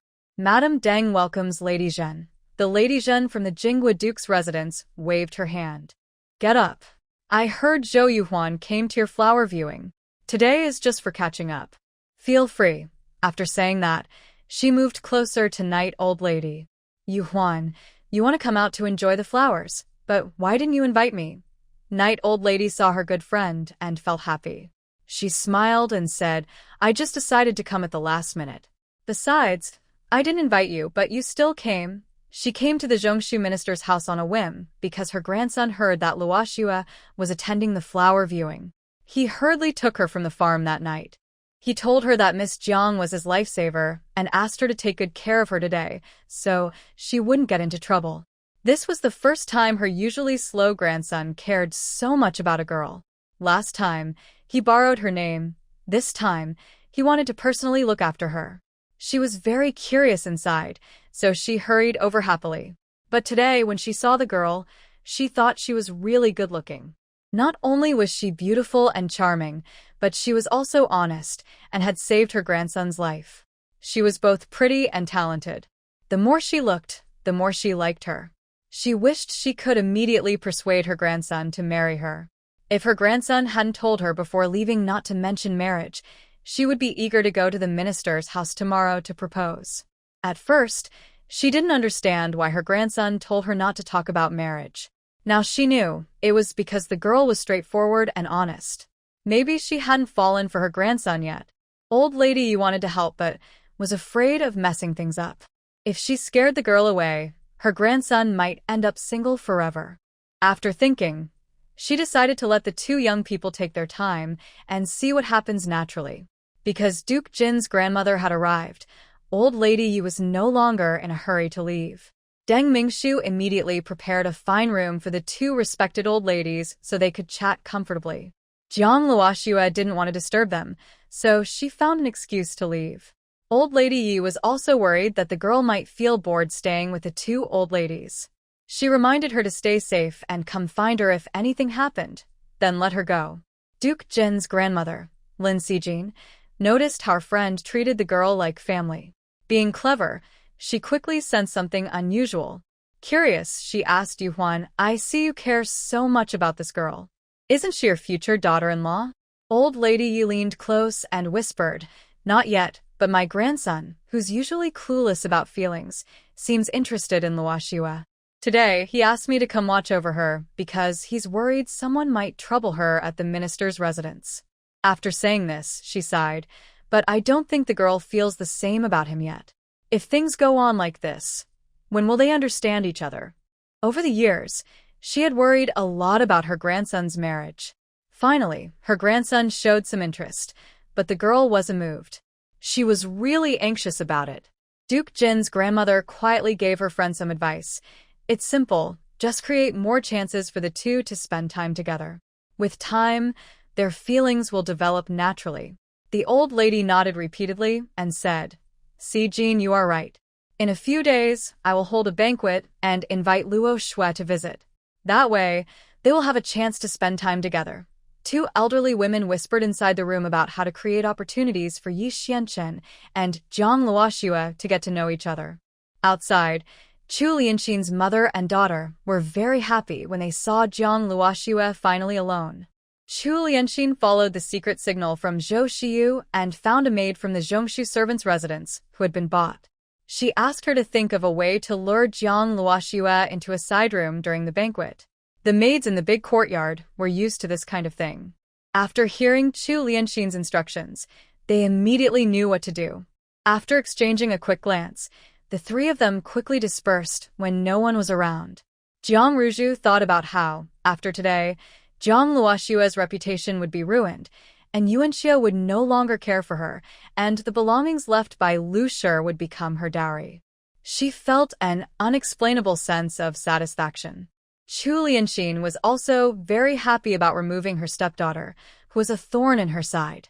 The mother and daughter exchanged a look, both showing a sinister smile. Then they quickly put on a composed expression and joined the lively circle of noble ladies. At 2 o'clock in the afternoon, the banquet began. Servants from the Zhongshu servants' residence led the guests into the flower hall for the meal. Each guest was assigned a seat based on their influence in the family. The old Lady Yi and the Dowager Duchess of Jin, as the most distinguished guests, were led to a quiet and elegant pavilion called Shangxia. Other ladies were seated in the Farong Hall, and unmarried young women were arranged in Tingyi Hall. Halfway through the meal, maids brought in bowls of soup and fish one after another. One maid, who was unsteady on her feet, accidentally spilled a bowl of soup all over Jiang Luoxue. I'm sorry. I'm sorry. I am so sorry, I didn't mean to, the maid stammered, her face pale with fear, and quickly knelt down to apologize. Lu Shi, the young madam in charge of Tingyi Hall, saw this and hurriedly apologized to Jiang Luoxue. Then she glared at the maid and scolded her. How dare you, you careless maid! How can you behave so recklessly? Get out of here and be punished. The maid, clutching her leg, dared not defend herself and could only wipe her tears and retreat in grievance. Lu Shi then ordered another maid to take Jiang Luoxue to a side room to change out of her soiled clothes. Just as Zhu Ying was about to follow, Jiang Ruzhu immediately came over to hold her back. Big sister, I dropped something in the garden. Can I borrow your maid to help me find it? Jiang Luoxue raised an eyebrow. Don't you have two maids of your own? Why do you need to use mine? Chier and Huier have already gone to help me look, but the item is very important to me. I'm worried they won't find it. Your Zhu Ying is very careful and more people can help. Big sister, you're always so kind. You won't refuse your little sister, right? Jiang Luoxue gave Zhu Ying a meaningful look that only they understood, then smiled faintly. Of course, we're sisters, aren't we? After saying that, she turned and ordered, Zhu Ying, stay with the second young lady and help her find what she lost. Yes, miss. Zhu Ying understood and looked at Jiang Ruzhu. Second young lady, where did you lose your things? Please tell me the places you've been so I can help find them. Okay, I'll show you. Jiang Ruzhu hurriedly tried to lead Zhu Ying away, not noticing the cold look in her eyes. Jiang Luoxue followed the maid from the Zhongshu governor's residence, secretly swallowing a detox pill when she wasn't looking, then calmly followed toward the guest room. The maid led her to a quiet courtyard and pointed to a room. Miss Jiang, there are spare clothes prepared for guests in this room. You can go in and change. Jiang Luoxue stepped forward, gently patted the maid's shoulder, then withdrew her hand. I understand. Thank you. No need to thank me. Miss Jiang, please go in quickly, the maid urged. Jiang Luoxue said nothing more and turned to enter the room. The maid stayed at the door, making sure she had gone inside before leaving. As soon as Jiang Luoxue entered, she noticed the room was scented with enchanting perfume, but since she had taken the detox pill earlier, the fragrance no longer affected her. She sat down to wait. After a moment, she heard 3 soft knocks from the back window. She immediately went over and opened it. She saw Qiuming carrying Jiang Ruju, who was unconscious. Jiang Luoxue reached out and whispered, "There is enchanted perfume in this room. Just give me the person." Qiuming quickly held her breath, handed the unconscious Jiang Ruju to her, then disappeared in a flash. Jiang Luoxue first placed Jiang Ruju on the bed, then drew the mosquito net around her. She glanced at the incense burner burning with alluring fragrance and couldn't help but smile mischievously. This incense isn't good enough. I'll add some more ingredients for you, she thought. Just after adding the ingredients, footsteps sounded outside the door. Jiang Luoxue quickly slipped out through the back window and quietly moved to the corner. She saw the maid who had led her earlier, now standing at the door with a shady man dressed in fancy clothes. "Young Master Biao, the person is in this room. You should go in quickly," she said eagerly, pushing the door slightly open for him. "Thank you," the man said, pulling out a hairpin from his sleeve and slyly tucking it into the maid's chest. His expression was lecherous as he said, "How hunger, this is a gift from me. Now go inside." "Thank you, young Master Biao." The maid happily took the hairpin from her chest, her eyes shining with affection. She asked sweetly, "Are you serious about what you said earlier?" Deng Yilin, with a lewd smile, stroked her delicate face. "Of course. After everything here is done, I'll go see my aunt and ask her for you. Then you can go in with the others at the same time." The maid looked pretty, and if she could go in with the women inside, it would be a good fortune for everyone. "Thank you, young Master Biao. I am very willing," she said. How Hanga was so excited when she heard the man really wanted to take her in. Her face turned red with happiness. She thought all her planning was worth it. This young Master Biao was the nephew of the Minister of War's wife, from a wealthy family, and the youngest son favored by the Minister of Revenue. If she followed him, she would enjoy endless wealth and honor. Deng Yilin interrupted her daydreams and urged, "Go now. Don't delay my work." How Hunger, eager to climb higher, obediently whispered, "I'll go now." Before leaving, she reminded him, "Young Master Biao, please remember to come find me later." The man responded with a loud bang as he closed the door. Seeing the door was shut, How Hunger looked around nervously, then sneaked away from the yard to deliver the message. Jiang Luoxue waited until she was far away before emerging from her hiding spot. She looked at the house with a satisfied expression, as if enjoying a good show, then left the yard. To avoid Chu Lianxin from discovering her too early, she did not return to the Lotus Hall. Instead, she found a quiet pavilion and slipped into a space to wash away the dirt on her body. Inside the room, Deng Yilin smelled a strange fragrance as soon as he entered. He then felt his whole body heat up, with every part of him eager to release. Experienced in pleasure, he immediately understood how powerful this effect was. He whispered to himself, "Hanga, where did this girl find such a strong love potion? I must ask her for some more someday." Deng Yilin's eyes, now tinged with desire, looked at the woman on the bed who was twisting her body unconsciously and softly moaning. His passion could no longer be contained. He grinned wickedly and moved closer, whispering lewdly, "Little beauty, don't worry. Big brother is coming to save you now." On the bed, Jiang Ruju was half-conscious, feeling her whole body melting with heat. She kept tearing at her clothes, trying to ease the burning sensation. As she struggled, she suddenly felt a weight on her body, followed by a cool, comfortable sensation that made her sigh happily. Her body instinctively leaned toward the source of the coolness. Seeing the beauty take such initiative, Deng Yilin's heart filled with joy. He moved quickly, shedding his clothes in a few breaths. Soon, Sounds of intimacy filled the entire room. In the flower hall, Honger, while pouring wine, leaned close to Chu Lianxin's ear and whispered in a voice only they could hear. "It's done." After saying this, she quickly picked up the wine jar and stood up, continuing to serve other noblewomen. Chu Lianxin heard this and was overjoyed, her hands trembling slightly as she held her wine cup. Truly, heaven has opened its eyes, finally allowing her to bring down Jiang Luoxue, that wicked woman. Next to her, Zhang Jingyu noticed her unusual behavior and softly asked, "Sister Chu, what's wrong?" Chu Lianxin suppressed her happiness and put on a look that seemed to have something to hide, saying, "It's nothing. Really nothing." The more she acted like this, the more Zhang Jingyu suspected something was going on. "Don't hide it, Sister Chu. What's making you so anxious that your face turned pale?" Their conversation drew the attention of Jiang Yihuan and others nearby, who looked over curiously. Chu Lianxin saw that her goal was achieved, so she looked troubled and said, "It's really nothing, just that the maid just now said." She hesitated and paused, looking embarrassed to speak.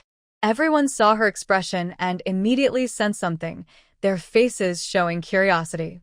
Zhang Jingyu was even more excited and asked, "What did you see?" "Sister Chu, tell us quickly."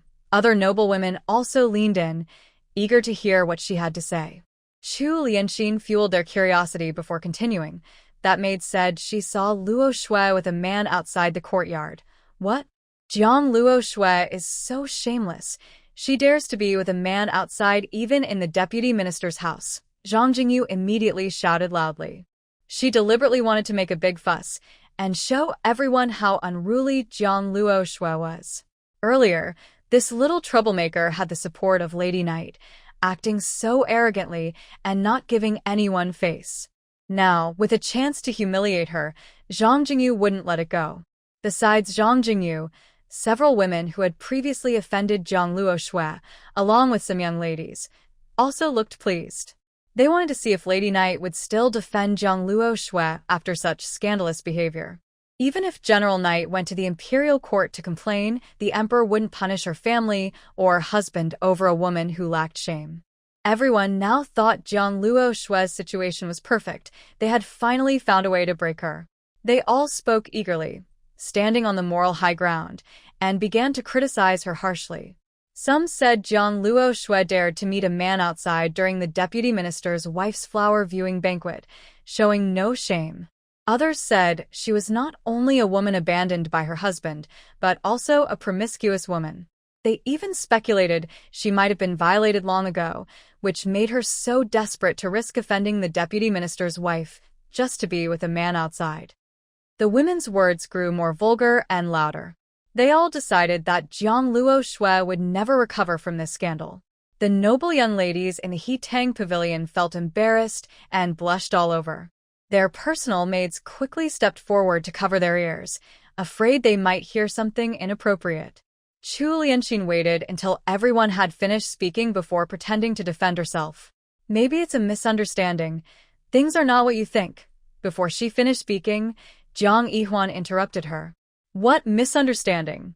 If someone is secretly meeting with outsiders, isn't that obvious?" Jiang Yihuan said with a look of disappointment and frustration. "Sister Chu, you are too kind. That's why your stepdaughter has taken full control of you." Zhang Jingyu also chimed in to support. "Exactly, Sister Chu. Some people aren't worth your kindness." Chu Lianxin felt torn and hesitated for a moment before saying, "Without seeing it myself, I find it hard to believe that Luo Shui would do such a thing." Jiang Yihuan quickly responded, "It's not difficult. Let's go see for ourselves." Chu Lianxin was waiting for her to say that, but she hesitated, looking unsure about going. Zhang Jingyu and Jiang Yihuan only wanted to catch Jiang Luo Shui in the act, and then settle their own problems. Seeing that Chu Lianxin didn't want to go, the two of them grabbed her arms and pulled her along. Old Lady Yi and her friends sat far away at Xiangxia. Seeing the commotion, she frowned in concern. Meanwhile, Deng Mingxiu, who was hosting guests nearby, heard a maid whispering and quickly apologized to the two women before rushing out of Xiangxia in a panic. Old Lady Yi didn't know what was happening and asked the maid to find out. The maid returned and explained everything. When old lady Yi heard that Jiang Luoshui was meeting a man secretly in the side courtyard, she stood up angrily, her face stern, and said, "How dare these people slander Shui? This is simply unacceptable. After this is over, I won't forgive them." Seeing that her friends didn't even ask about the details and just believed Jiang Luoshui was falsely accused, old lady Yi felt even more curious. "Yuhuan, this is your first time meeting her, and you already trust her character so much." The old lady looked seriously at her friend and said, "I trust Chen's judgment. Besides, although today is our first meeting, this girl gave me a feeling that she is not the frivolous type." After observing Jiang Luoshui, the old lady shared her friend's opinion. She glanced at Chu Lianxin, who seemed to have been pulled over. Having spent most of her life in the inner courtyard, she couldn't help but show a sarcastic smile. "Miss Zhang's stepmother seems quite interesting. Why don't the two of us old folks go over and join the fun?" Even if her good friends didn't say anything, Lady Yi was worried that Jiang Luoshui might get into trouble, so she decided to go too. She immediately stood up and quickly followed to the side courtyard. Right now, the guest room in the side courtyard was in a heated state, with both sides exchanging blows and fighting fiercely, their passionate sounds making hearts race. Even when many people rushed into the yard, their noisy chatter didn't disturb the people inside. It showed how deeply engrossed they were. As the women stepped into the yard, they heard a charming voice with a teasing tone, almost as if the roof was about to be lifted off. This made the women, who had already experienced intimacy, blush and feel their hearts pounding. They thought to themselves that Miss Jiang was too bold and daring, openly acting flirtatiously during the day, and even making such enchanting sounds. They were worried that she was inside engaging in improper activities, making her worse than the women in the brothel. Such shamelessness! The young ladies, inexperienced and innocent, suddenly heard this flirtatious and unfamiliar voice, and they blushed so much they felt ashamed and embarrassed. Their steps towards the yard immediately slowed, as if they had stepped on thorns, and they quickly retreated. Shy and embarrassed, they ran away from the yard, not daring to take another step forward. Chu Lianxin was completely immersed in joy, hearing the slightly altered but still familiar female voice inside. She was convinced that the person inside was Jiang Luoshui. She took out a handkerchief from her sleeve and immediately began her act.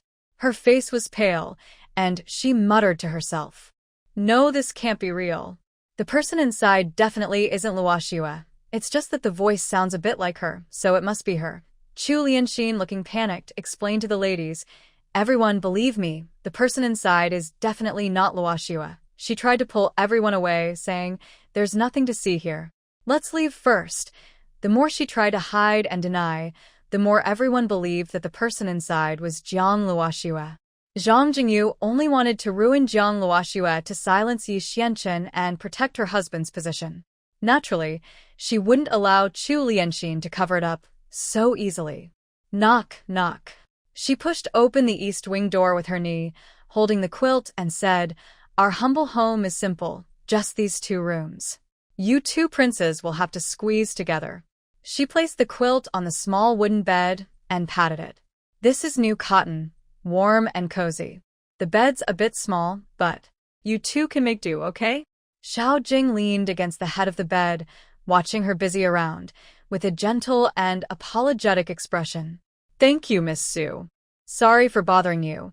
It's our brothers causing trouble. You're too polite, Your Highness. Hurry up and go in." Catch that despicable Jiang Luoshui in the act. The 2 seemed to hear her thoughts, pretending to care for their friend. "Since Sister Chu is afraid to go in, let us do it instead." After saying this, they were about to rush inside with others. But at that moment, they saw Deng Mingshu and Lady Yi rushing over in a hurry. Zhang Jingyu's eyes flickered, and she quickly went over to bow. "Greetings to Lady Yi, Lady Guogong, and Madame Zhongshu. What's going on?" Deng Mingshu asked in a calm voice.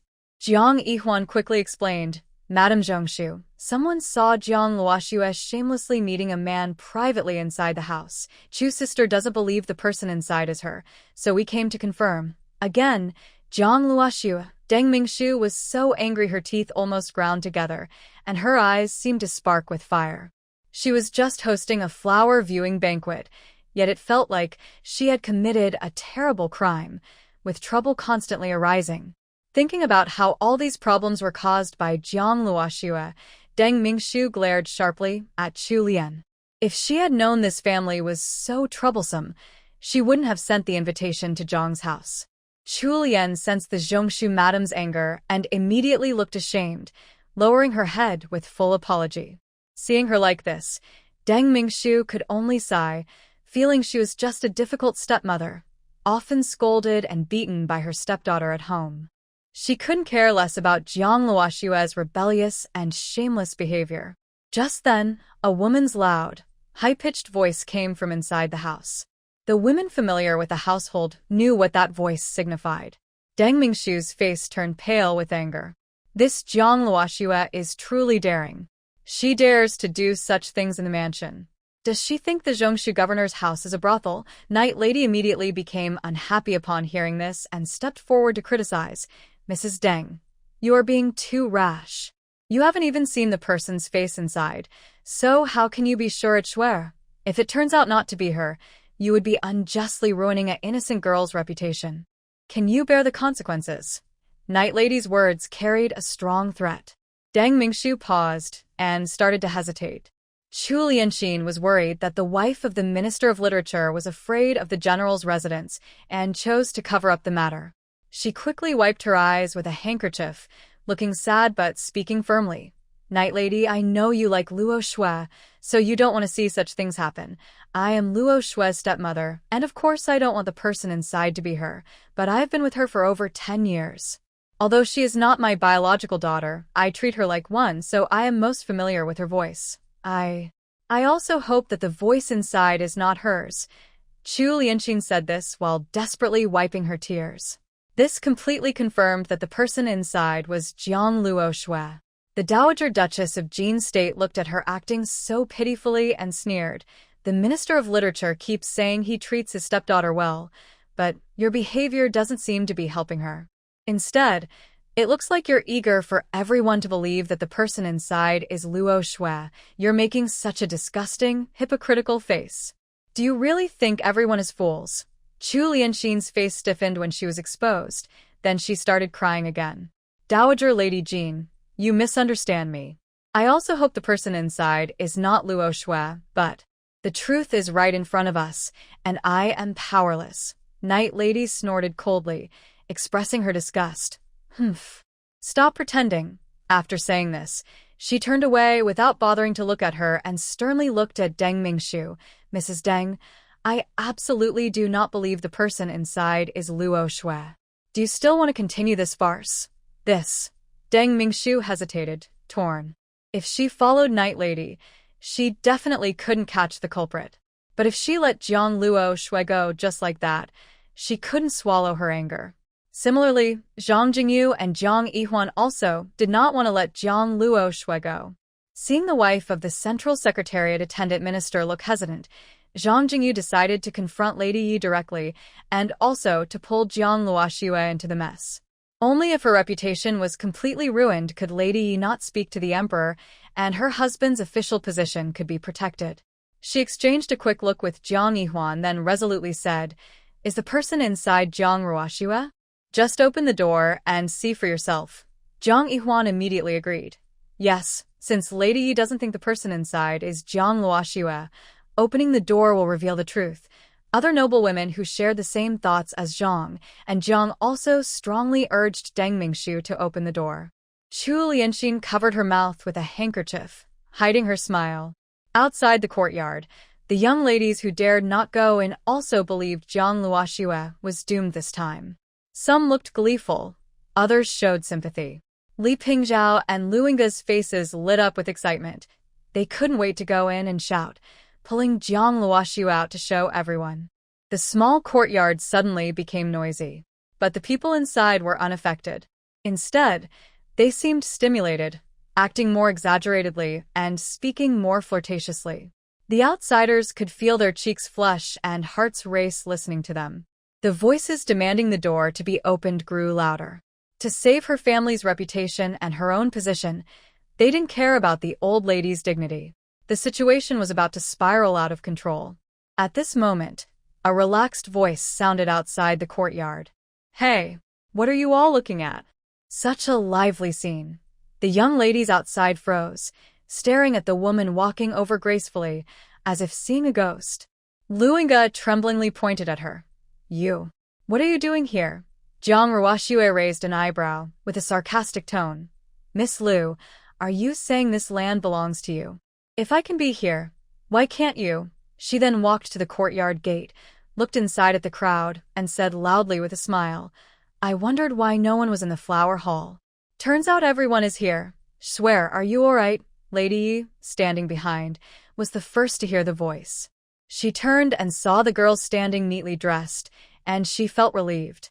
Jiang Luoxue politely smiled and explained, "Thank you, Lady Yi, for your concern. Luoxue is fine. I just had 2 cups of wine and feel a little tipsy. I went outside to the pavilion to let the wine scent fade, so I wouldn't worry you." While speaking, Jiang Luoxue politely nodded to the old lady of the Jin State Duke's residence. The old lady was calm and composed, neither proud nor humble. She secretly nodded in approval, thinking it was no wonder her friend trusted this girl. She indeed seemed very good. Chu Lianxin was pretending to be sad but suddenly looked up when she heard a familiar voice. She saw the person who should have been inside standing relaxed at the door, talking with Lady Yi. She was so surprised she forgot to pretend and blurted out, "You. How can you be here?" Jiang Luoxue had been watching Chu Lianxin. Hearing this, she slowly approached with a faint smile and said, "Mother Wan, that's an interesting thing to say. Since my daughter isn't here, could you tell everyone where I should be?" Chu Lianxin suddenly felt like her neck was being squeezed. Her face turned pale and green, and she couldn't say a word. Seeing Jiang Luoxue walking over calmly, the others also froze in surprise. If Jiang Luoxue was fine, then who was inside? Meanwhile, inside, the voices continued to make people think of inappropriate things. Because too much time had passed, the woman's voice had become hoarse. Chu Lianxin suddenly remembered something and anxiously looked around the yard but couldn't find her daughter. Her face turned deathly pale, and beads of sweat kept sliding down her forehead. Her legs went weak, and she almost fell. If the maid hadn't caught her in time, she might have just sat on the ground. Chu Lianxin tightly grabbed the maid's arm, her throat tight and her heart pounding, but she couldn't make a sound. Now she was truly worried. Jiang Luoxue saw her stepmother leaning against the maid like a broken rag and couldn't help but smile slightly. Is she really that scared? This is just the beginning. She looked at everyone with a mocking smile. Didn't you want to open the door earlier and find out who was inside? Zhuang, go kick the door and satisfy everyone's curiosity. No, we can't open the door. Chu Lianxin's eyes widened with horror. She suddenly pushed the maid away, trying to stop her. Before she could take 2 steps, she heard a loud bang. Zhuang had already kicked the door open. The sounds inside became clearer. Chu Lianxin's legs went weak, and she hopelessly sank to the ground, thinking only one thing: it's over. A well-meaning woman saw the door was open and hurriedly ran inside to see the excitement. "No, you can't go in." Chu Lianxin futilely reached out to stop her. But these women, bored with their daily lives, saw the big scene right in front of them and wouldn't miss it. Everyone ignored Chu Lianxin's presence and rushed into the room all at once. In the bedroom, the 2 people, who had been passionately discussing life's mysteries, were gradually finishing up. Suddenly, a loud door opening snapped them out of their thoughts. When they saw a room full of people rushing in, they almost lost their minds in fear. "Ah!" Jiang Ruju screamed and quickly grabbed the blanket, wrapping herself tightly, wishing she could hide her whole body inside. The blanket was suddenly snatched away. Deng Yilin had to cover her important parts with one hand and try to pull the blanket back. She angrily shouted, "Who are you? Get out of here, now." Deng Mingshu, walking behind, recognized the man's voice as familiar and was frightened, her face changing color. Realizing something was wrong, she hurriedly ran into the room. When she saw the scene of Jiang Ruju and Chu Lianxin struggling to cover themselves, her vision blurred. Deng Yilin's eyes lit up when she saw her, and her tone was proud and haughty.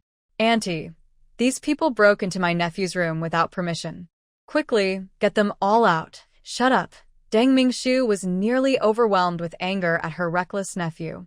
She sternly asked, "What are you doing here?" In front of everyone, he had done such things with the fiancé of the Duke of An's son. At this moment, Deng Mingshu truly felt like killing her spoiled nephew. If she had known he was such a troublemaker, she would have refused to let him enter the Zhongshu Shirlong's residence from the start. Seeing her nephew still silent, Deng Mingshu's face turned dark. She quickly stepped forward and slapped him. "Who told you to mess around in the Zhongshu Shirlong's house?" This was the first time Deng Yilin had been slapped by his usually doting aunt. He was stunned, unable to believe it. Seeing her aunt's murderous expression, he finally realized how serious the situation was. Afraid and unable to hide it, he straightforwardly betrayed the maid who had brought him here. "Uncle doesn't interfere in my affairs.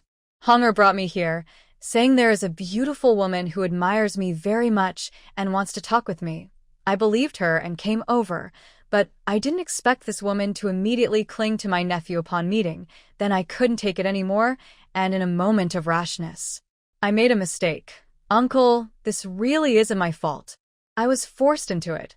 Seeing that things were getting worse, Deng Yilin quickly shifted all the blame onto Honger and Jiang Ruju, making himself look innocent. He also described Jiang Ruju as a woman who flirts with men easily, which made her so angry she spat blood. You scoundrel! Occupying my body and talking nonsense. You deserve a bad ending." Hearing her curse him as a scoundrel and wish him ill, Deng Yilin, who was always cherished, couldn't accept it. Suddenly, anger rose in his heart. He pointed at Jiang Ruju and shouted, "You shameless woman!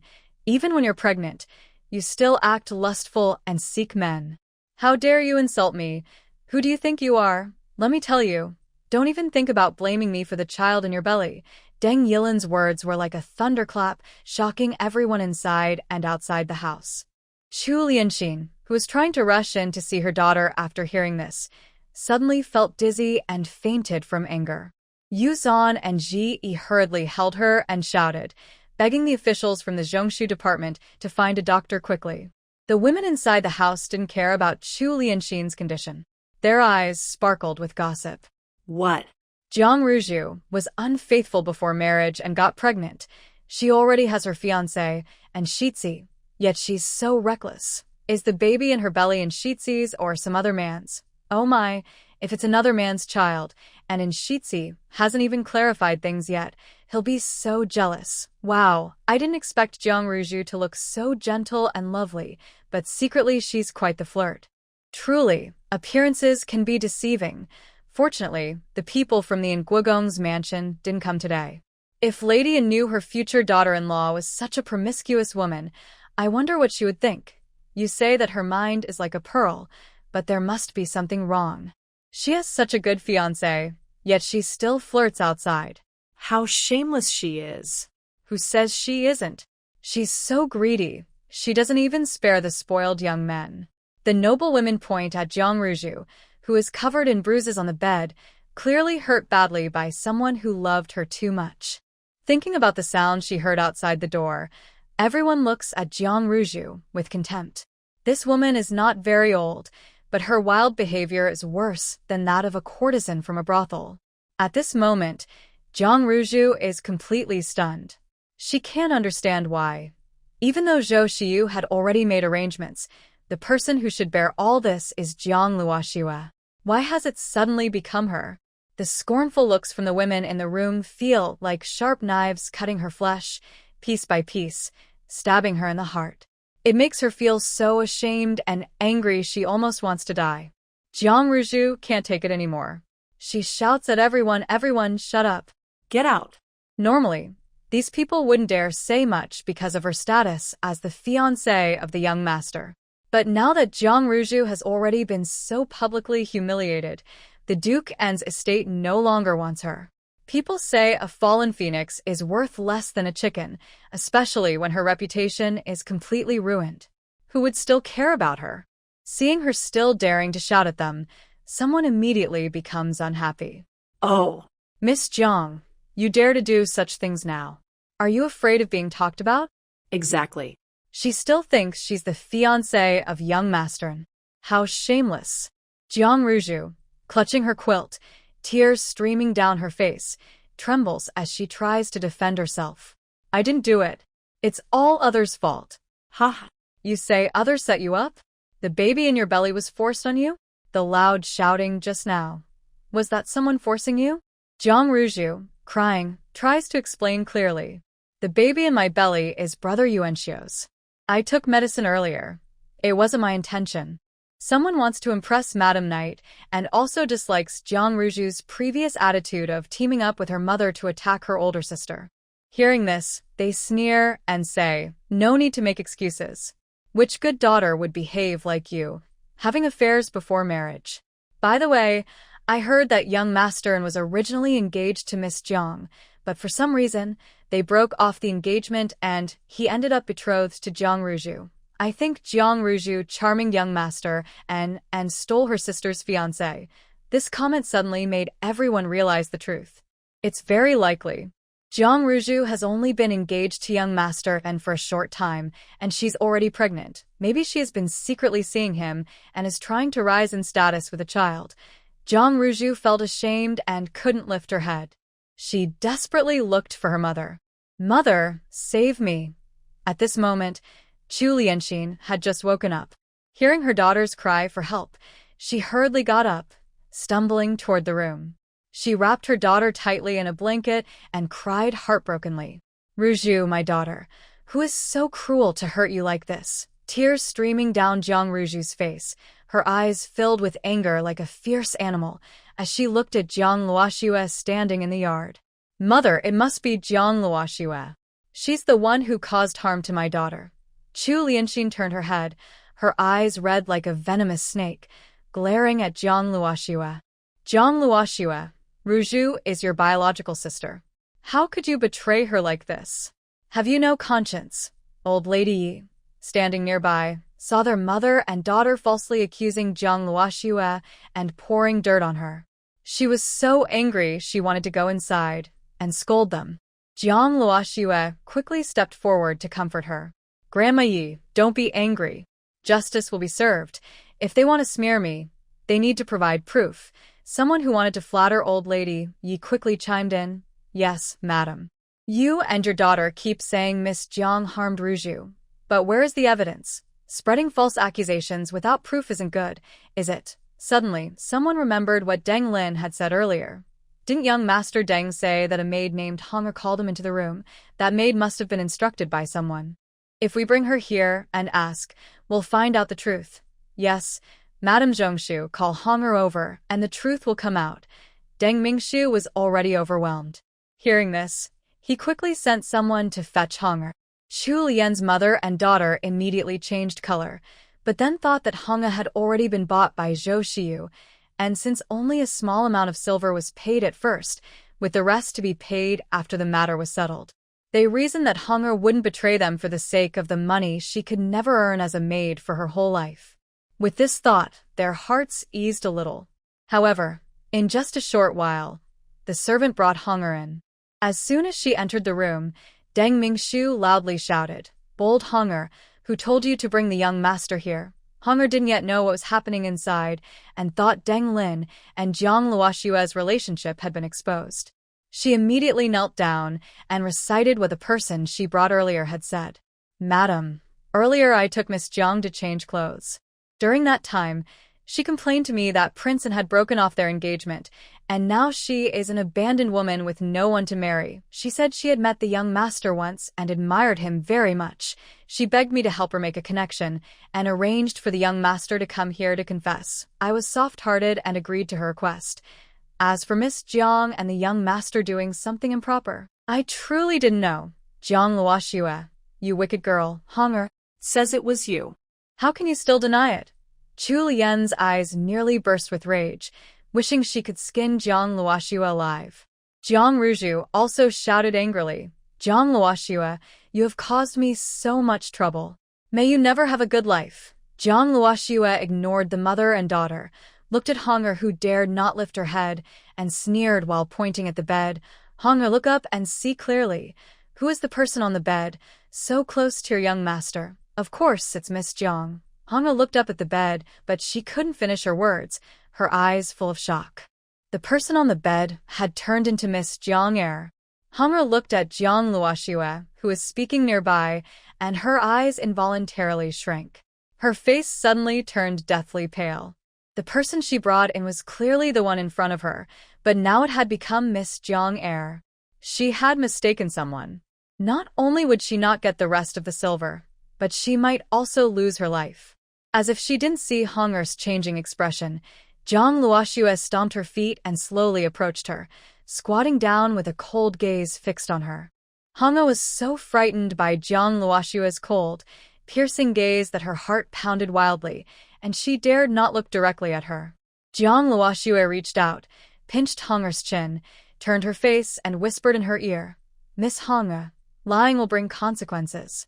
Light punishment causes itching all over until it turns to sores and death. Severe punishment causes internal injuries. Are you sure you still want to lie?" Hunger felt her heart racing and her whole body itching uncontrollably. She couldn't help but want to scratch, but the more she scratched, the itchier she felt. Soon, her arms were scratched with faint blood marks. But the itch seemed to come from deep inside her bones, and scratching her skin didn't help. Hunger turned pale with fear, her eyes filled with deep terror as she looked at the woman in front of her. Jiang Luoxue looked at her coldly, a cruel smile appearing on her lips. Hunger was completely frightened now. She hurriedly kowtowed and begged, "Miss Jiang, I'm sorry. I shouldn't have taken money from others and conspired with Madame Jiang to ruin your reputation. I truly regret it. Please forgive me." After saying this, she bowed her head heavily again. Chu Lianxin was shocked that the girl had betrayed her. She scolded angrily, "You shameless girl, what are you talking about? When did I ever conspire with you to ruin Jiang Luoxue's reputation?" After scolding Hunger, she turned her anger on her stepdaughter, cursing bitterly, "Jiang Luoxue, to escape blame, you even threatened this maid to lie and slander your stepmother." Jiang Luoxue stood up calmly and said softly, "If you want to know whether this girl lied earlier or now, just have someone examine her." Old Lady Yi began pressuring Deng Mingshu. "Deng, if you don't handle this matter properly today and give justice to Shuer, I won't mind asking the officials from the Dali court to come here." Deng Mingshu's expression tightened. "Rest assured, madam, I will handle this fairly and without bias. There's no need to call the Dali court officials. This incident happened at the Central Secretariat's residence and involved people from her household. If the Dali court officials come, it would imply that she, as the wife of the Central Secretariat, has failed in her duties and can't even manage her own household. By then, not only would she lose face as the wife of the Central Secretariat, but she might also embarrass the entire household." Deng Mingshu gathered her resolve and questioned Hunger. Finally, she learned that someone had bribed her with money half a month ago. She planned to work with Chu Lianxin's mother and daughter during the flower viewing banquet to find a chance to ruin Jiang Luoxue's reputation. Deng Yilin was indeed someone she called because, among all the officials' families, only this young master liked to indulge in women. Calling him over would not only complete her plan, but also give her a reason to persuade Deng Yilin to take her into his household, so she could rise in status and become a concubine.